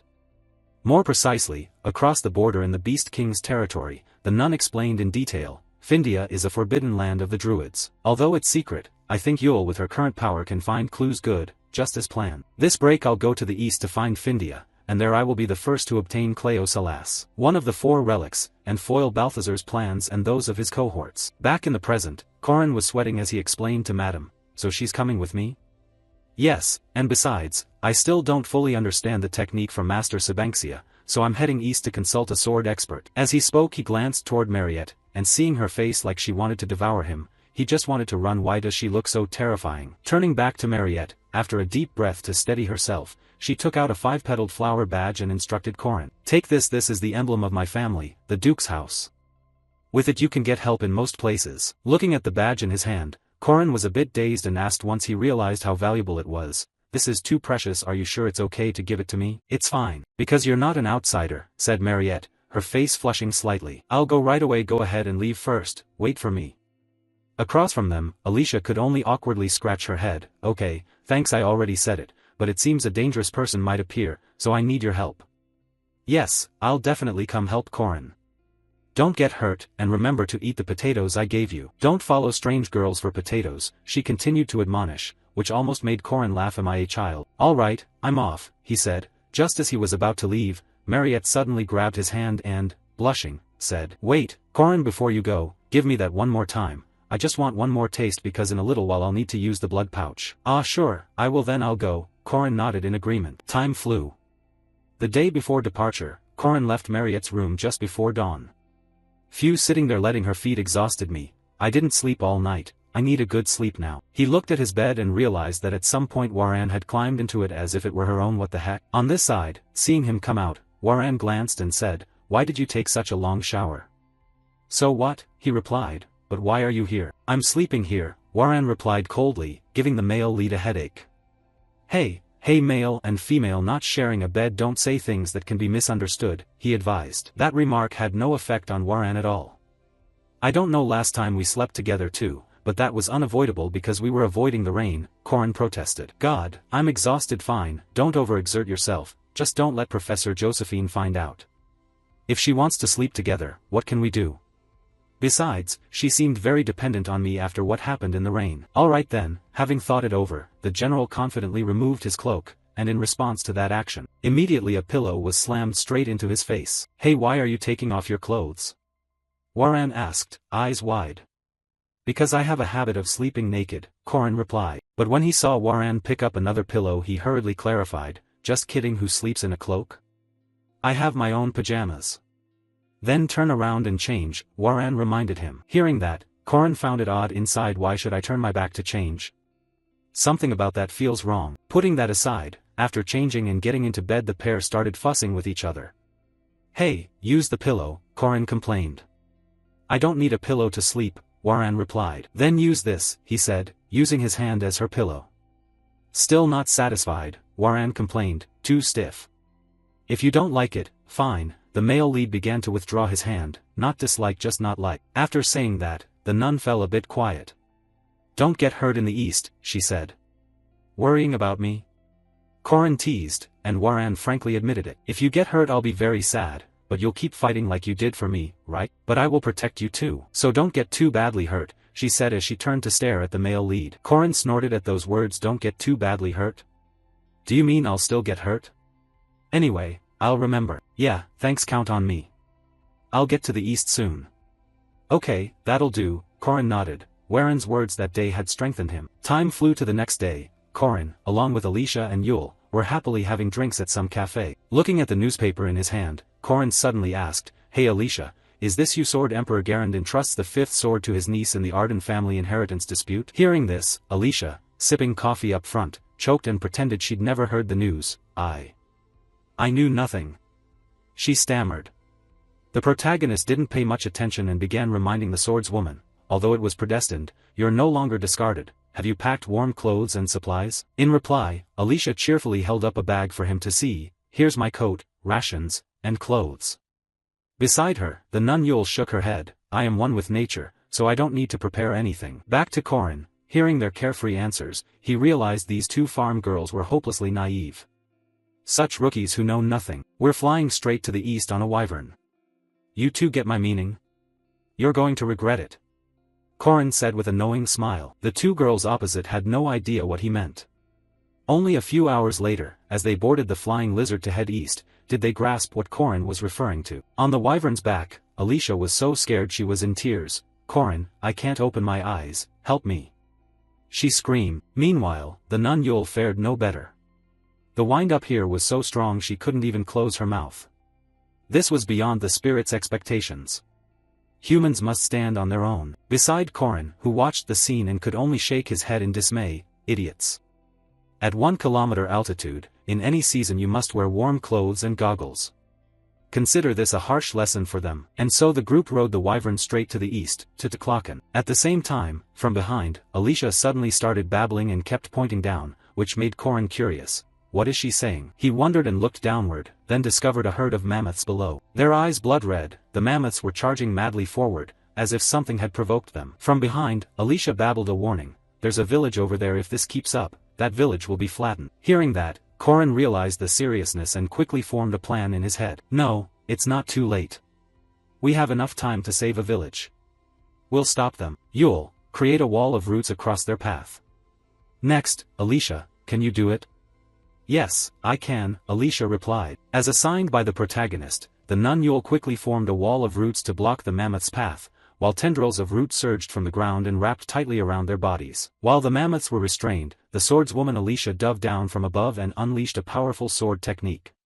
Unfortunately, the mammoth noticed in time and used its tusk to block the strike, leaving the swordswoman stunned. "What? It blocked it?"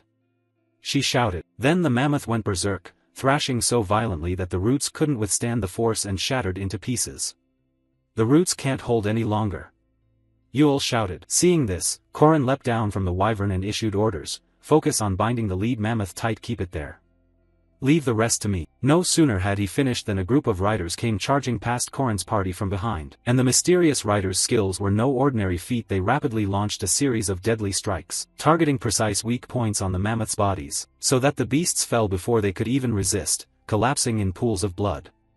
They were Arden's monster hunters, and Corin recognized them at once. With their appearance here, Corin suspected someone notable was accompanying them. Sure enough, as he guessed, the voice of Lunia rang out. "You're still as pathetic as ever. Can't even handle a slow pig like this?" she said coldly, prompting the swordswoman Alicia to stammer a greeting. "Sis, second sister?" The nun Yule, unfamiliar with their identities, asked Corin, "Who is that?" "That's Lunia Arden," Corin explained. On the opposite side, Lunia's tone grew sterner, exerting real pressure. Worthless, wanting to hunt a monster nearly caused a catastrophe. Seeing her attitude, Corin felt a flicker of worry and wondered, is she scolding her sister? Is this about that article this morning?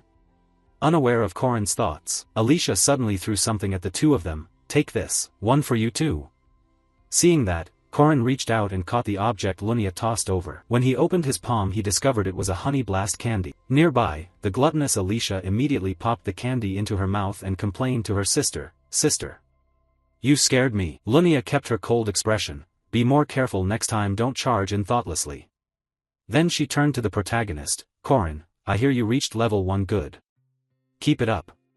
"Thank you," Corin replied calmly. He wasn't overly surprised by Lunia's demeanor. She was, after all, always so cold. Then Lunia seemed to recall something. She abruptly stopped and turned to say, "Oh, by the way, Corin, would you like to marry me?" Her sudden question left the two other girls in the group staring with their mouths agape. As for Corin himself, he still almost didn't understand the situation. Dunaleft is a great house in the south, holding fertile lands, countless islands, and vital trade routes. In contrast to the east, which not only faces a heretical empire but also endures harsh nature and constant magical assaults from those barren lands. Yet despite such hardship, the east has maintained a solid reputation, certainly thanks to its frontier guardians, House Arden. At that moment, Corin's group had returned to House Arden, and as they arrived a line of clan members bowed with hands clasped. "Welcome home." Seeing that, Lunia nodded and instructed her younger sister, "She's my sister and her friend. Prepare rooms for them."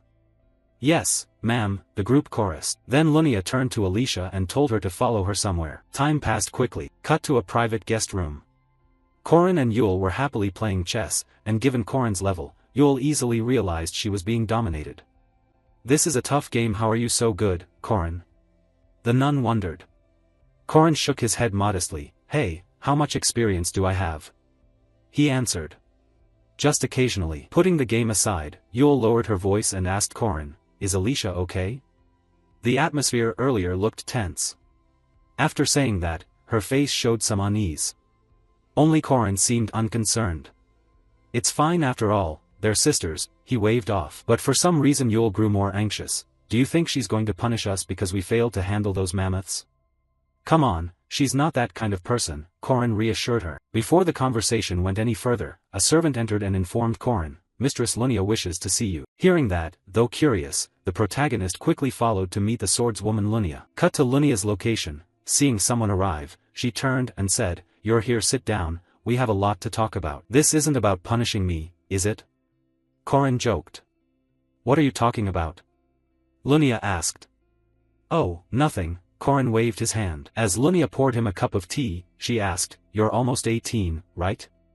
Same age as my sister. Have you married yet?" Opposite her, Corin had just brought the cup to his lips and, hearing the question, spat it out. "Why are you asking that?" Seeing Corin's reaction, Lunia concluded inwardly, "So you're not married, then? If you don't have anyone, would you marry me?" She proposed, which nearly made Corin burst out laughing as he wondered if Lunia was serious.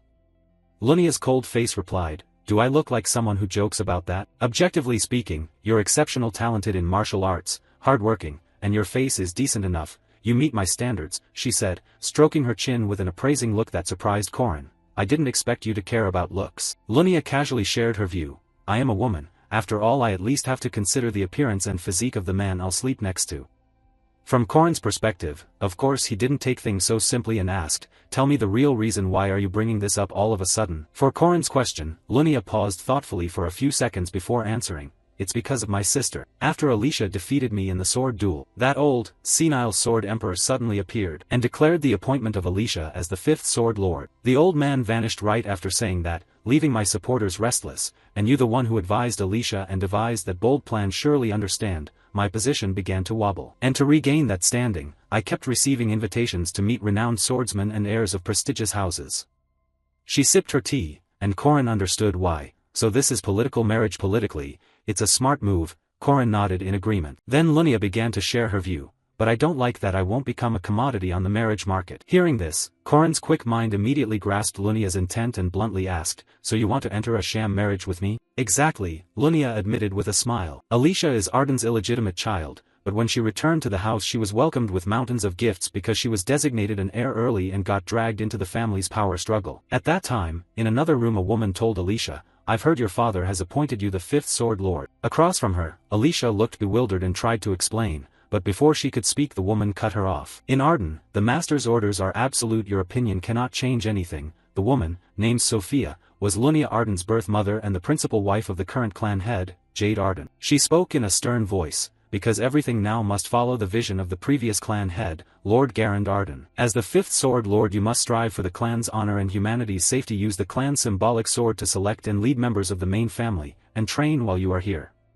As she spoke, she set the sword down in front of Alicia. In response, the food-loving Alicia took the sword with vacant eyes. She didn't resist. More precisely, she couldn't resist. Obedience had been bred into her since childhood, and that hadn't changed, even though she knew she would never truly be accepted by this house. After taking the sword and leaving Sophia's room, she passed by the room where Corin and Lunia were talking and happened to overhear Lunia's voice. "All right, think positively. Then tomorrow we'll spend the whole day together. Go out and have fun."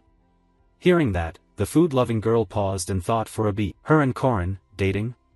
Her lip tilted slightly, her tone more excited than usual. That mismatched comment was really only something her sister would say. Of course, a serious matter like marriage needs justification. But she must have good intentions. I sensed that from the midterm test. Lunia was both curious about and fond of Corin. She respected a talented swordsman and longed for territory. But if she didn't like Corin she wouldn't have made the offer. "This is good," the glutton murmured. Because Alicia cared for both of them. Lunia was the half-sister she'd always admired, who had cared for her like a mother since childhood. Though they now faced off, she truly wanted her sister to be happy. Corin was also someone special to Alicia. He had believed in her talent, supported her, and helped her survive those who pursued her sister. The two of them were truly well matched and both people she deeply loved and respected. It would be good for them to be together, Alicia thought to herself. Back with Lunia, Lady Sophia handed her a paper and explained that it listed famous Eastern swordsmen and the eldest sons of distinguished families. Without further words, Lunia understood that it was a roster of candidates for her prospective son-in-law. For Lunia, a quick scan of the names made it clear,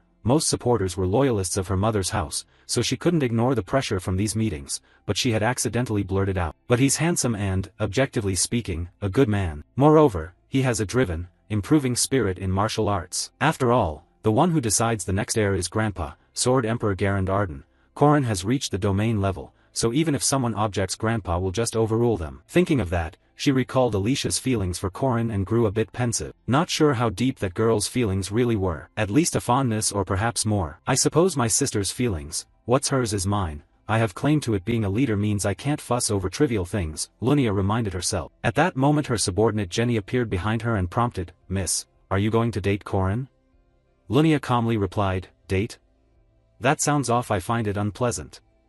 This is a marriage assessment, aren't you okay with that? Seeing that, Jenny furrowed her brow and asked, is he really superior to the men Lady Sophia brought? That's why we lost the duel. Moreover, he dominated Lena at a very young age and achieved impressive accomplishments. He's worthy of her. Hearing that, the swordswoman turned slightly and praised, indeed, Jenny, you have an eye for people. Then Jenny asked again, so are you going to court him looking like that?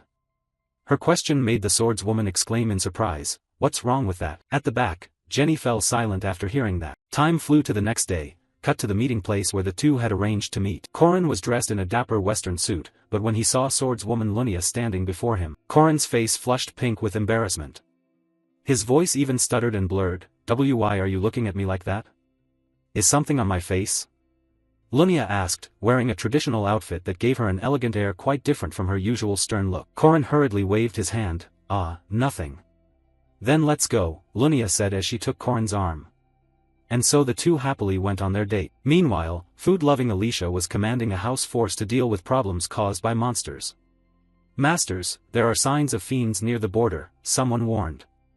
Alright, then let's head there quickly, Alicia ordered. Thus, while Corin and Lunia were enjoying their date, swordswoman Alicia was slogging through battle, cutting down monsters. After finishing, she exhaled in relief and told those behind her, good work today, everyone. Elsewhere, after enjoying the concert, Lunia asked Corin, did you have fun? Yes, the title Angel Voice isn't an exaggeration, Corin nodded. But that wasn't what Lunia meant, so she repeated, no, what I mean is, did you enjoy yourself? Corin nodded and said, it was a new and thoroughly enjoyable experience. Hearing that, big sister Lunia squeezed Corin's hand and whispered, that's good. The most important thing is that you're happy today was wonderful. She said this as she bent and kissed Corin's hand, leaving Corin momentarily stunned. You couldn't help but ask curiously, isn't it improper for a man to kiss a woman's hand? Lunia replied that she was used to doing it, and said, next time it will be your turn, see you tomorrow then, I've prepared a lot for you. She waved goodbye to Corin as she spoke.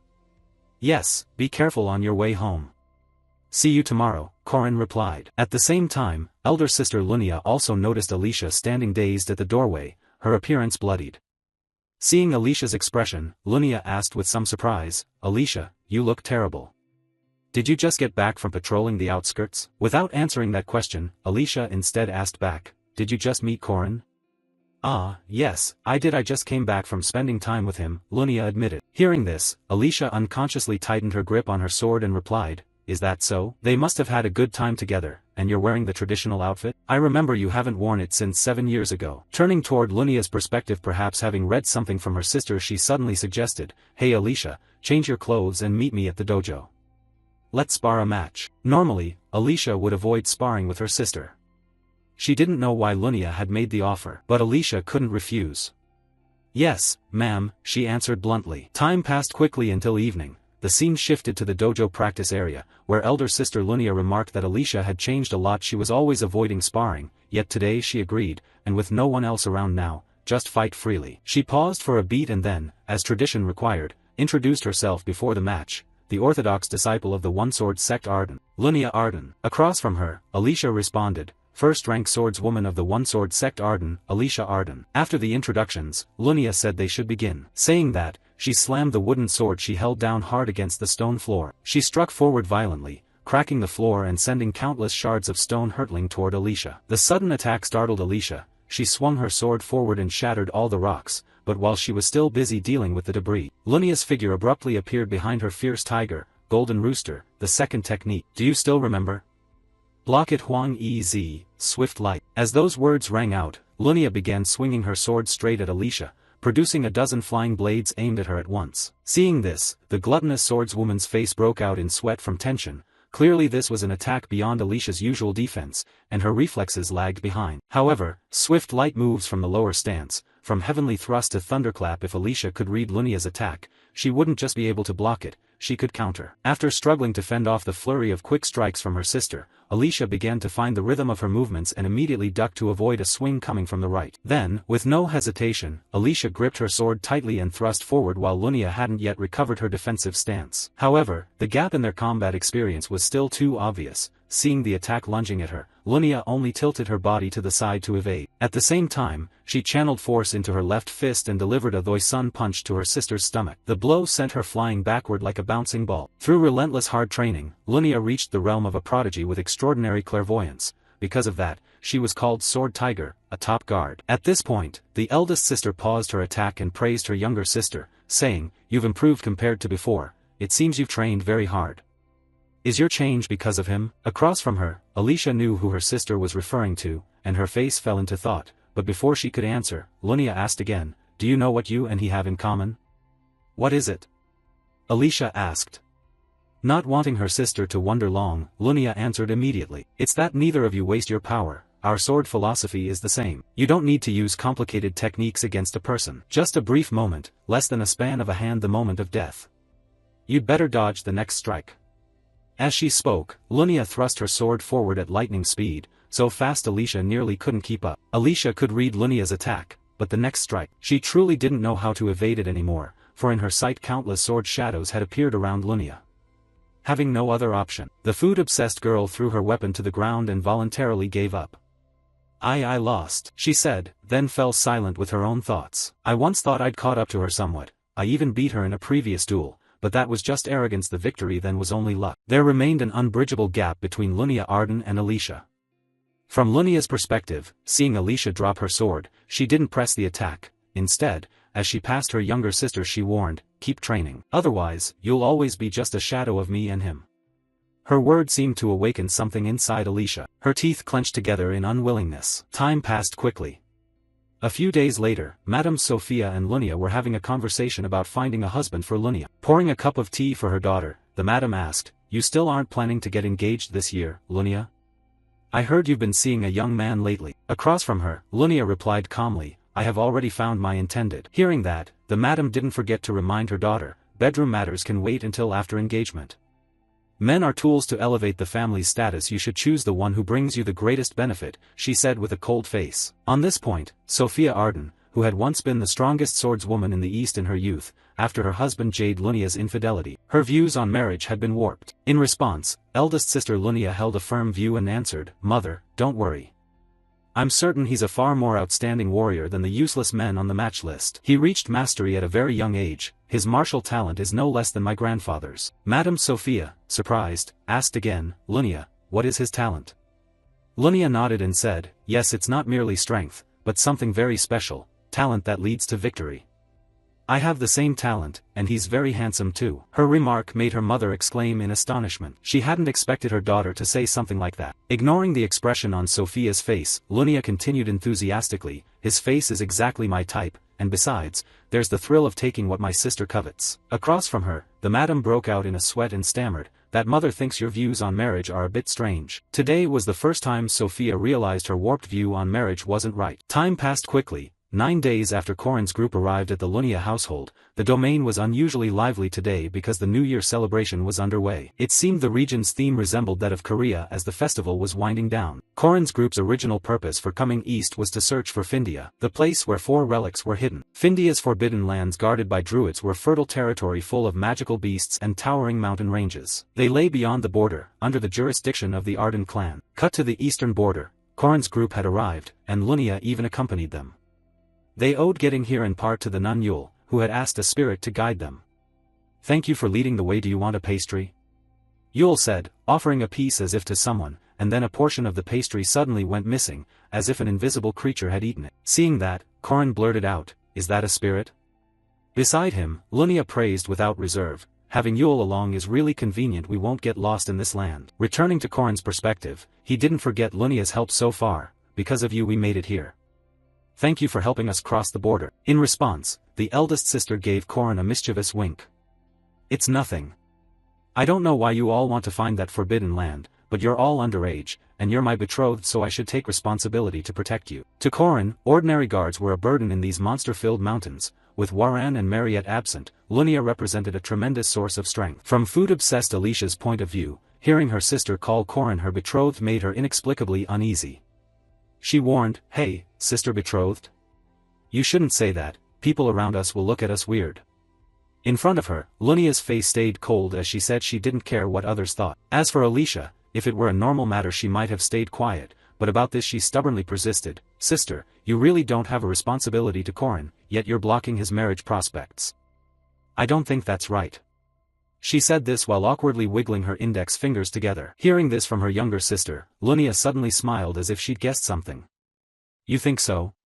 she said with loaded meaning, leaving Alicia confused. While they were still talking, Nun Yule in the front found the entrance to the secret area and warned, "We're almost there, just past here." Hearing that, everyone turned to look and discovered a strange circular sigil ahead, radiating bright light. But at that moment the space around them suddenly cracked like shattered glass. When it reappeared, Corin realized there was no one around him. He narrowed his eyes and scanned his surroundings warily. They'd been tricked. This place was worthy of a sage-level druid's protection. Was he isolated? It was an illusion meant to make intruders lose their way within the territory, like the 8-formation array from last time. Next came a form of trial likely to test whether those accompanying the druid were worthy of entering the forbidden land.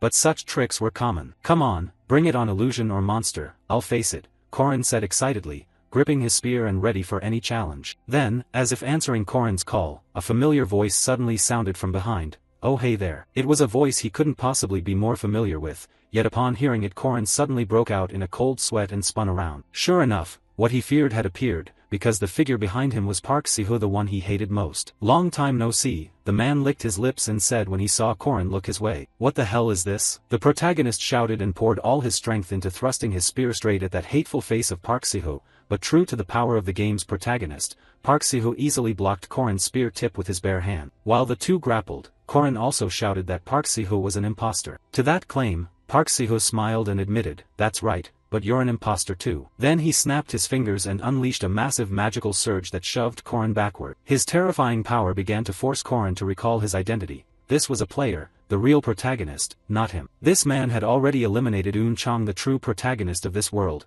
Park Siho. Though cruel, his power was real. He was godlike, on a completely different level from Corin now. The more Corin thought, the more his fighting resolve wavered, and to crush the little spirit he had left, Park Siho's figure across from him suddenly vanished and reappeared beside him like a phantom. "You can be proud you killed me. But listen you, I will save the world." "Are you truly confident about that?" "I possessed everything and still failed." "So what are you? With a half-baked system like yours, what can you do?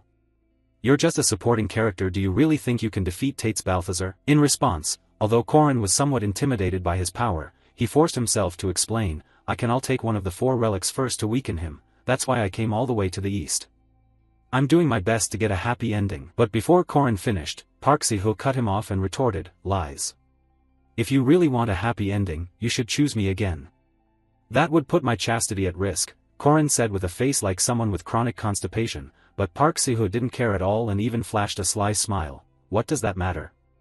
You like it, don't you?" His words immediately silenced Corin. Before Corin could reply, the world's protagonist continued, "Sacrifice. You treat self-sacrifice for others as normal, but think about it. Instead of wasting time saving those NPCs, think of the bigger picture. If you find and claim the relics sooner, you could become stronger. You know your current playstyle isn't the most efficient, right? I sacrificed 100,000 people to gain this power. Players are like that. The more you sacrifice, the stronger you become. Sacrifice what's necessary and join me in saving this world." The honeyed words he whispered into Corin's ear seemed to carry a kind of enchantment that made his mind go hazy. Corin's mind began to concur with his words. Phew, yes, that's right. I restarted this game and can't deny I regret every time I missed an item or event. But because I still have that leftover sentimental trash, I see this illusion, Corin shouted in anger. Then memories from his second playthrough began to surface in his head. I will save the world. Mariette Dunalef, Alicia Arden, Hua and Lan, those I rescued, regardless of the outcomes. I saved them and will save many more. That is the world I want to protect. At that voice, Corin hurled a furious punch straight at the illusion of Park Siho. It made him emit a pitiful cry and vanish immediately. Seeing that, Corin laughed to himself and mocked, was I frightened by such a petty illusion? But now I'm awake, and I have no regrets. Even if I could go back and change my choices, I wouldn't, Korin told himself once more. At the same time, the nun Yule's voice rang from behind, drawing Korin's attention. Seeing that his sister Lunia had long since awakened, he couldn't hide his surprise. Yule is a druid, so she certainly wouldn't be affected by illusions, so how did Sister Lunia get out so fast? Hearing this, Lunia recalled the earlier memory and felt a touch annoyed. That old man babbled too much, so I dealt with him, she said, which made Korin admire her inwardly. She really lives boldly. Then Korin turned to stare at the dazed Alicia standing nearby. What about Alicia? He asked. Lunia replied, she's the most susceptible to things like this. She'll probably wake up soon, Yule guessed. Suddenly an unfamiliar voice sounded. I didn't expect you to pass through the mist so easily. The voice came with no warning, putting both Lunia and Korin on alert as they tightened their grip on their weapons. They turned toward the sound and found a black leopard standing on a nearby cliff. Noticing Korin's group watching it, the leopard spoke again, remarkable guests. Though Korin had seen many things, he still cried out in surprise, a talking leopard? It doesn't seem like a monster. Hearing him, the black leopard seemed to worry its appearance might frighten the guests, so it awkwardly said, forgive my rudeness, pleased to meet you. Young Yule and her companions. I am Uskia, guardian of Findia, I will guide you to Findia. As it spoke, the leopard began to dissolve into light and transformed into an old man with a chest-length beard neatly tied. Following Uskia's lead, the group ventured deeper into the forest to an architectural area built around a colossal tree. Numerous clerics gathered there, an astonishing sight few would expect in a forbidden land. This was Findia, the forbidden land housing the fourth relic, the sun sword Cleo Salas. Turning to Korin and glancing at the surrounding clerics, he asked with some speculation, Yule, are these people all? Before he could finish, Yule nodded and explained, yes, they are my kin. The houses here are beautiful, can I buy one? Korin asked tentatively. Yule was slightly curious why Korin would want to buy property in such a wild place. Is it okay? She'd heard mortals call this the Green Belt. Our protagonist replied, it's real estate investing for the future. Time passed quickly as the scene shifted to a wooden house inside a massive tree trunk. Old man Uskia invited them inside and slowly asked, yes, I've heard that a young Yule would come here by way of the spirits, so why have you come to this remote land? Korin, having no intention to hide anything, straightforwardly stated his purpose, we came to find Cleo Salas, the sun sword, one of the 4 relics left by the Dinu tribe. His answer left the old man's face briefly puzzled before he asked, you're searching for it too? Korin gripped his spear and proudly declared, because I am a disciple of the first queen of heaven, Danua. I am here as the rightful human heir. Though he said this, in this life Korin had never formally taken Ariu as his master. Yet he still told himself he was his master's legitimate heir, and even if he went back to the past that wouldn't change. Thinking that, he remembered old Uskia's remark and asked, what did you mean by, you too? Before the old man Uskia could answer, a sudden hacking cough came from behind the group, and then a tall shadow stepped inside. The air reeked of blood. So that's it, you're the brat who killed Firmak. I expected someone to come, but I didn't think it'd be an even crazier one. The voice belonged to a strange figure with pointed ears, unnaturally tall build, and a cowboy hat on his head. This was a Muria monstrosity, king of darkness, beast lord Dun Sky. He stepped forward toward Korin and stared at him. You know me, Queen's Hound, kid, there is only one Lord of Darkness. When the age of darkness comes, your goddess will be torn apart and become feed for the beasts. He said this with a gruesome grin. But then, suddenly, he fell silent, turned to the side and barked at the air, don't call me, I told you not to call me. Then he smiled and addressed Korin's group as if suffering from split personalities, oh, sorry everyone, my friend can be a bit loud, please disregard him. Seeing this, old Uskia stepped forward and declared, because both of you want Cleo Salas, I have no right to decide who will possess it, I only set the challenge. Back with Korin, the old man's words made him stroke his chin and ponder, druids are always neutral, but this isn't good, I don't know what the challenge will be. And that guy might not know either, but in the last playthrough Tate's Balthazar's side held all 4 relics. If the story follows its course, he would pass the challenge. Unaware of Korin's thoughts, old Uskia asked, both of you should return to your rooms to rest, we'll announce the challenge details after we discuss. Hearing that, Dun Sky replied with a hearty laugh, haha. I love challenges. The brat who killed Firmak, I'm looking forward to this. Time passed quickly. By night, the scene shifted to Alicia's bedroom. She was still deep inside the illusion the druid had created. Inside her dream was the scene of Korin and Lunia happily married. They had a brood of children as big as a football team. A warm, happy family. The 2 people she loved and respected had married and loved each other. 12 little grandchildren called her aunt and ran to hug her. Surely this is an unbreakable happiness. Sister is very faithful, and Corin isn't the type to make his wife cry. This is a happy ending, a good ending for everyone, so why do I feel so uneasy? Why? Thinking this, Alicia's face twisted, she let out a cry that made Corin beside her think she had woken. Alicia? You're awake? Corin whispered, but there was no answer. So not yet. Ah, she's still trapped in the illusion. That means one is missing. Huh, hopefully she'll wake up tomorrow. Corin said as he rubbed his face. At a critical moment like this, even losing one person could greatly affect the bigger picture. Then suddenly Alicia's hand shot up and grabbed Corin's collar. Alicia? You're finally awake? The male lead said as he leaned down, but before he could say more, Alicia pulled him off the bed and suddenly straddled him. The scene turned intensely suggestive. Before Corin could utter a word, Alicia gently placed her hand over his mouth, signaling him to be quiet. Through Corin's eyes, Alicia's face was still hazy, as if she remained trapped in the illusion. Her breathing began to quicken. Her eyes couldn't tell truth from illusion. She reached down, touched Corin's ring finger, and made a motion as if removing a ring. Then Alicia leaned in slightly and whispered into Corin's ear, her voice barely a breath. Brother-in-law, right now, second sister isn't here. Hearing that, Corin's face flushed crimson. He was embarrassed and had no idea what this gluttonous girl was up to. But his fantasies didn't come true, because a moment later Alicia's eyes slowly closed and she fell asleep beside him like a dead pig. The scene moved so fast Corin couldn't adapt. What the hell is happening? He shouted inwardly. Time passed quickly to the next day, when Corin's entire group and the lanky Dun Sky had been gathered by old Uskia. He announced, "All right, I will reveal the second challenge." Hearing this, the swordswoman Alicia's eyes lit up with surprise as she asked, "Second? Wasn't that the first challenge?" Explaining, Uskia said, "You have already passed the first challenge. It was a test of your resolve, and whether you are firm in your convictions. You have proven yourselves." From Alicia's perspective, the old man's words made her think a little. "Prove myself?" she murmured. Then, remembering last night when she had gone to flirt with Corin, her face turned beet red and her voice stammered, I didn't think I could go that far." Seeing this, Corin winked and gave her a supremely confident look. "Huh? You don't need to feel insecure. Be confident you acted according to your belief." Not only him, even her sister Lunia patted her head and praised her. "Whatever your action or cause, stand by it. Human strength comes from their will." Hearing both say that, Alicia recalled her actions and grew even more sweaty and flustered. "Really? I didn't think I could." Then she collapsed, as if all her strength had drained, dropping to her knees until the nun Yule ran over to comfort her. "If you're tired, rest." "No. How can someone as sinful as me deserve that?" Alicia lamented. Ignoring their attitudes, old Uskia continued his explanation. "In the second challenge, the druids accompanying you will assist. The task is to find a mistletoe oak and craft a magic staff. Begin. The deadline is before sunrise tomorrow." With that, all participants swore before the challenge was announced. The oath was that both sides would accept the challenge result and refrain from attacking each other for 60 days. Back to Corin's view, he watched the enemy druid warily.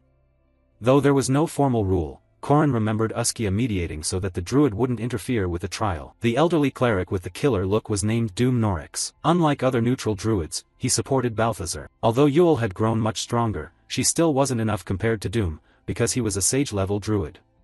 Even with a non-aggression condition, the gap remained large. Back at position 15, she closed her eyes to focus on sensing the spirits. However, after a while her face twisted and she told Corin, "This is bad, the spirits aren't responding." Corin wasn't too surprised and explained, "It seems they follow Doom Norix." "Then this will be difficult." The swordswoman Lunia frowned in judgment. Meanwhile, gluttonous Alicia was pulling a chunk of wood from some corner and cheerfully told everyone, "Hey Corin, I found mistletoe." In response Corin shot her a reproving look and explained, "That's just an elm." Returning to his thoughts, the fact that Dun Sky's group had Doom's help made the test feel quite difficult. This was a perfect gamble. Mistletoe rarely parasitizes oaks, and finding an oak in this vast watery area was already hard. Finding an oak with mistletoe attached was even harder. Even with forest spirits aiding them, it would be difficult to locate one, and now those spirits had all gone with Doom. Unaware of Corin's thoughts, Alicia proposed, "Why don't we just cut mistletoe and attach it to a regular oak?" Opposite her, Lunia said, "I can handle the chopping." Yule shook her head in response, "That would lose its spiritual significance." For some reason, at that remark Corin's eyes suddenly lit up, as if he'd conceived an idea. Time passed quickly. Both groups gathered at old Uskia's place to report their results. He said, "I will conclude the challenge. Present the magic staffs you made." Hearing this, everyone hurriedly produced their finished staffs. When Dunsky saw Korin's staff, he couldn't hide his astonishment. "What is this? I prepared a thick, rigid staff. How is yours thicker and stiffer than mine?" He stared at the enormous staff that required both Lunia and Yule to lift. "Shut up, pervert. None of your business." Lunia snapped. To explain, Korin had actually used a trick. Alicia had retrieved mistletoe seeds and embedded them inside an oak seed, and Yule used magic to accelerate their growth. Normally it would die immediately, but he tested this substance he'd brought from the east, and it worked. Korin thought this while staring at a vial of yellow liquid in his hand. Back at old Uskia's position, he turned serious and nodded before continuing. "All right, you have all excellently completed the second challenge. Everyone passed. I will now announce the final challenge. In the northern forest there is a mata tree bearing red berries. Your task is to bring one of those berries back here." Following his directions, by late afternoon Korin's group and Dunsky's party arrived before the oak. However, just as Korin predicted, the final challenge was not going to be that simple. As soon as they arrived, a cold bead of sweat formed on his face. "I figured it wouldn't be that easy." At that moment, the ground suddenly rumbled under everyone's eyes. Next, a giant rose up from the earth and coldly observed the group. "Whoever dares to seek the berries must prove their worth." This was a sky colossus, the same kind that guards the sun Findia and a figure named in the hero Arhan legends. "Huh? A giant?" Dunsky's eyes showed delight. Even Lunia felt daunted by the towering figure. "Taking him down looks a bit difficult," she remarked. Korin immediately shut that idea down. "Don't even think about it, Lunia. Win or lose, we won't get Cleosalas that way." He reminded himself once more, "Right, they won't force us to fight this giant. The first and second challenges weren't combat either. So it must be." Before Korin could ponder further, the giant spoke and presented his test. "I will test your intelligence. I will pose riddles, and you shall solve them." At that, Korin's eyes flashed as if he'd anticipated it. He said to Yule, "Didn't you know mythic monsters love riddles?" "I honestly didn't," the nun admitted with a nod. Meanwhile, Dunsky shouted excitedly like a child, "Wow! I love riddles. I want to try. I want to try." Sky colossi are fond of rare treasures and riddles. Because the world is easily broken by other games, they restrain themselves. Korin thought and nodded, then told the giant, "All right, I agree too." Hearing that, the sky colossus continued in a cold voice, "Good. I will explain the rules. The side that solves 5 riddles first wins. And to ensure fairness, only 2 people from each side may participate. However, the druids will be excluded from this game because they already play riddles with us frequently, so they cannot participate." Hearing this explanation, Dunsky not only wasn't worried but his eyes went even more manic, like someone just high on drugs. "Huh! I love riddles!" he exclaimed exuberantly. Turning to Korin's group, Sister Lunia began to opt herself out of the contest. "Do I look like the riddle-solving type?" Beside her, gluttonous Alicia raised her hand to volunteer. "I've solved riddles in books before." Seeing that, Korin thought it would be enough for just him and Alicia to participate. So the 2 sides chose their participants. The giant then quickly read the first question. "Then let's begin. Question 1. It grows large in the morning, shrinks at noon, grows large again in the afternoon, but by evening it disappears. What is the answer?" Hearing this, Korin felt his head go fuzzy.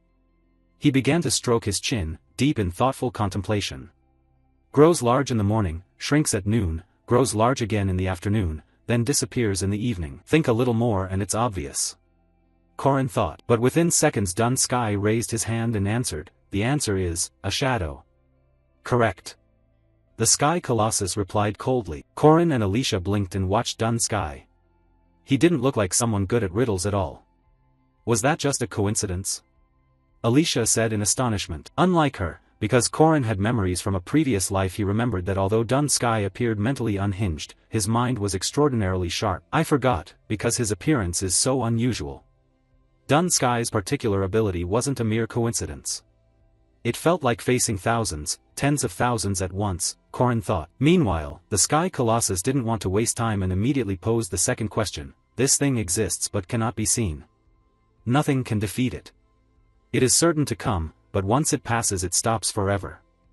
Dunsky even looked a bit disappointed and complained, as if the question were too easy. Time. The answer is time.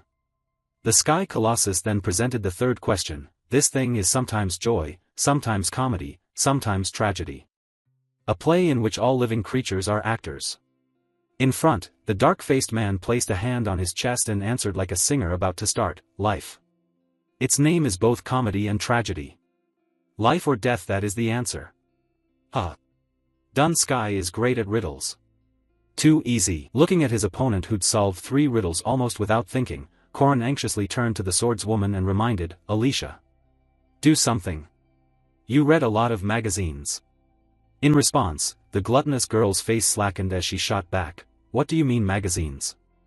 I only read the magazines young women always read. Unfazed by Korin's group's bickering, the Sky Colossus mechanically posed the next riddle. Question 4. To me it is something beautiful, but others may not understand. To some, it is violence. To others, it is release. At that question, our protagonist only knitted his brows. He murmured to himself, this question is tough too. Is my imagination really that poor? From the back, perhaps thinking of something, the gluttonous girl nervously raised her hand and stammered, can I answer? Speak. The Sky Colossus responded. Hearing that, Alicia's face began to flush. Her fingertips touched, as if this answer was extremely hard to utter. Adultery?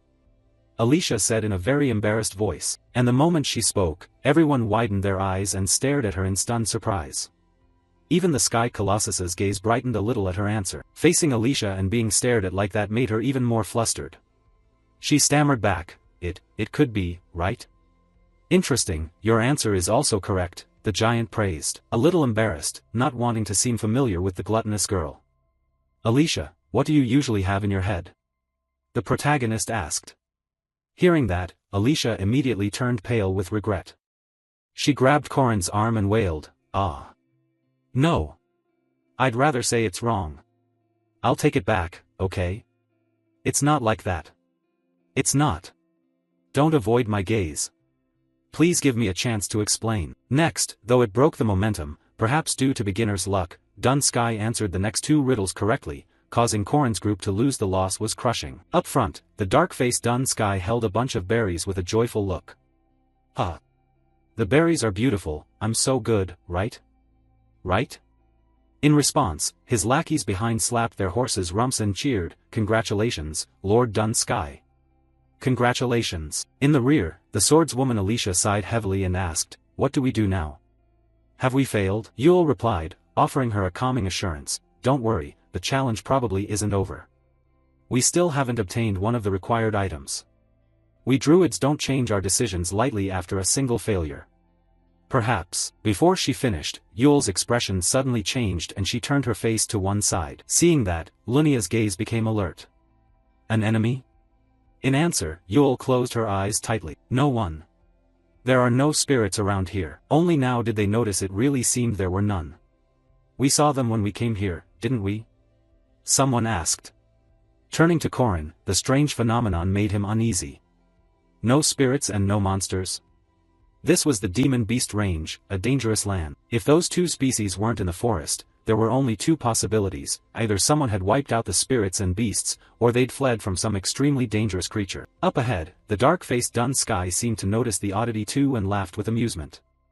Have we gone too deep? No sooner had he spoken than old Doom beside him muttered an incantation, then slammed his staff hard onto the ground, creating a green magic circle that radiated an intense aura. Then, from inside that magic circle, a small fortress rose up out of the earth. However, just as it appeared, several beams of energy flew in from afar and sliced the tiny fortress in 2. Dodge!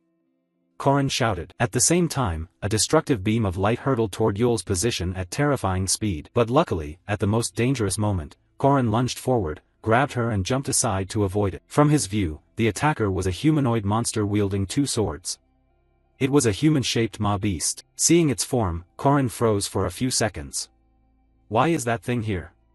He wondered, as if recognizing its identity, and warned Yule, find cover quickly. Up front, Dun Sky, furious at being ambushed, couldn't hold back.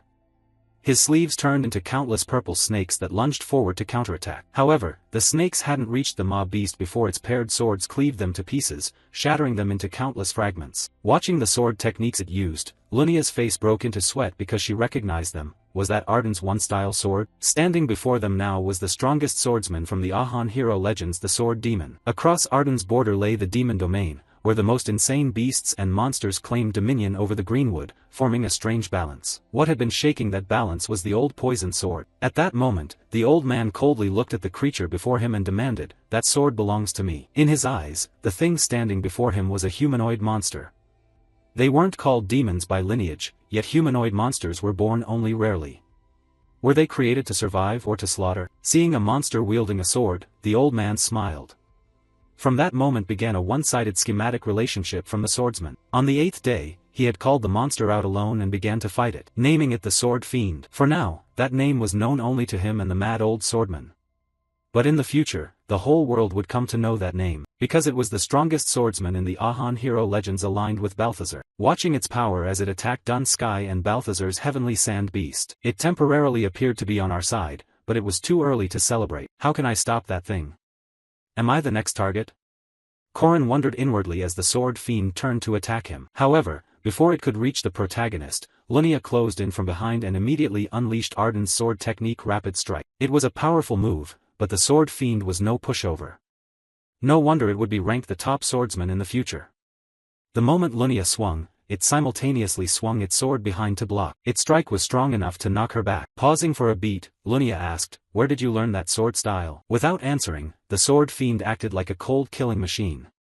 It immediately used its overwhelming speed to close in on Lunia from behind, and launched a wind-tearing slash.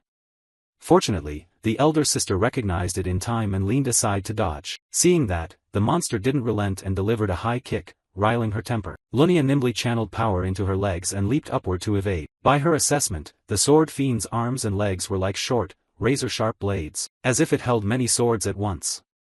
Its thrusts were so fast they created countless afterimages in the air, driving straight toward Lunia's position. At that moment, her body was still flying backward. From Lunia's perspective, watching the blade surge toward her, she narrowed her eyes and activated her mind eye, allowing her to see through the opponent's super sword strikes and create an opening with a single cut. Closing the distance the way it did was Lunia's specialty. Then she shot forward like an arrow cutting the air, and slammed her foot down onto the disgusting foot of the monster, temporarily immobilizing it. Lunia then smiled and murmured, "Finish it off." At that sound, Corrin and Alicia moved in perfect coordination, appearing behind the Sword Fiend. The protagonist covered his spear with energy and used the ultimate skill Blood Dragon Thrust dual-faced Heavenly Ruin, while gluttonous Alicia used the ability Iron Smash 3 Cranes. Both powerful attacks struck at once, ripping up the ground into a ravaged mess. Unfortunately, just as both powerful strikes surged forward together, tearing the earth into chaos. But sadly, at that moment, the Sword Fiend adopted an extremely bizarre, unfamiliar stance and leaped back to evade. "Dodged that? Do you think this is a circus?" Someone shouted. However, Corrin's group's assault was far from over. Immediately, the three of them launched a coordinated strike from 3 different directions. "You won't get away." Corrin snarled, but then his gaze went blank, because at that moment the Sword Fiend suddenly broke into a triumphant smile. It began to use a skill Territory Cleave, 8 hands unbeaten. Suddenly the Sword Fiend seemed to sprout 8 arms at once and unleashed 8 attacks aimed at the 3 of them. From Corrin's point of view, trapped inside the enemy's domain, his whole body went rigid. Just moving within this barrier drained him. Even if it's not perfected, it can strike 8 times. Corrin ground out. He and the swordswoman Alicia began to use Territory Cleave in response. Alicia employed Arden's blade-style single sword, while Corrin used the skill Venom Dragon Emerges. The two of them managed to block 5 of the attacks, but 3 strikes were still headed straight for elder sister Lunia. Lunia had perceived the Territory Cleave but was half a step too slow. At that speed, what would become of her? Corrin worried. Then, to their surprise, a surge of energy erupted from Lunia, forming a protective barrier. It was something Alicia could only learn at the final stage, the swordsman's ultimate defense, the steel gold shield. Immediately after, she used Arden's technique Single Sword Territory, launching a flash strike straight at the Sword Fiend's neck, causing blood to spurt from its body without stopping. But after seeing the wound she'd left, Lunia clicked her tongue regretfully. TCH, still not the weak point. This is dangerous, we have to finish it here. Agreed. Corrin replied. Then the two gripped their weapons and charged again, determined to settle this with the Sword Fiend. More precisely, they wanted to send it off for good right here. To Corrin, the Sword Fiend hadn't yet reached the level he feared, but it would eventually. so he had to take advantage of its current weakness and deal with it now. As he closed in, Korin prepared to use his skill Peerless Thousand Hands, making the sword fiend's face confused as it let out panicked cries. However, before Korin could strike, the dark-faced Dun Sky suddenly appeared behind it and called out, "Hello, my friend." The unexpected voice came from behind with no warning, startling the sword fiend, which immediately spun around and unleashed countless sword ki at once, tearing Dun Sky's body into innumerable pieces. Pieces of his body began to fall in a shower to the ground. However, those body parts then transformed into a pool of black liquid, and from that pool countless venomous snakes with reddish-pink eyes lunged straight at the sword fiend. Seeing that scene, even a berserk monster like the sword fiend couldn't hide the confusion on its face. But things weren't over yet. Immediately after, a magic circle appeared beneath its feet. From within the circle, thick roots sprouted up and coiled tightly around its legs. This was the combined attack of Dun Sky and Doom. They were the Emperor's slaves, with no other choice when facing such a twisted duo. The sword fiend could only roar in fury and swing its blade like an executioner, shredding all the snakes that had attempted to attack it. After finishing, it tucked its legs in and fled. Facing an almost immortal opponent, they Dun Sky and the Dark-Scaled Judge were Korin's mortal enemies. Seeing the scene, Korin couldn't help breaking into a sweat and muttered, "Monsters." Time quickly passed into evening. Cut to Yule's resting chamber. She was fretting to the two before her, "I'm sorry, I couldn't help at all." Hearing this, gluttonous Lunia shook her head to reassure her, "Don't worry, it couldn't have been avoided." Yule was about to say more when Alicia interrupted, "Come on, it's fine, I'm not that badly hurt." That monster used ardent sword techniques. Could it actually read the manuals? She looked at her older sister with a puzzled expression. With her intellect, Lunia immediately grasped the issue. The fact that the sword fiend can use ardent techniques. Are you joking? It's a monster, it could read the manuals 100 or 1,000 times and still be useless. Only one person could do that. As she spoke, Lunia seemed to think of someone. Right after she said that, a strange laugh echoed from behind them, drawing the group's attention. "Hee hee. Looks like your niece discovered me, huh?" The newcomer was Sword Emperor Garand Arden. His arrival startled Alicia a bit. Lunia shot him a cold glare and demanded, "What game are you up to now? Who goes and teaches sword techniques to monsters?" Explaining, old Garand merely smiled and said, "That's in the past. To be clear, I didn't teach it. I only showed it." Saying that, the old man began to activate his domain. And from his tone, a domain. It doesn't use human swords, it uses the swords of monsters. Interesting, right? He's truly insane. Lunia gritted out. Garand conceded to her, "Maybe so. We're about to witness the next realm of swordsmanship." His face was full of anticipation. Meanwhile, Alicia seemed to make up her mind. She stared at the Sword Emperor with resolute determination. "I don't want to feel helpless anymore," she told herself. Having witnessed the power of the two monsters Dun Sky and Doom, she then spoke up, "Sir, please teach me swordsmanship." "All right. Of course I will teach you," Garand replied cheerfully. This was the moment Alicia's terrifying natural sword talent began to awaken. Anger surged up.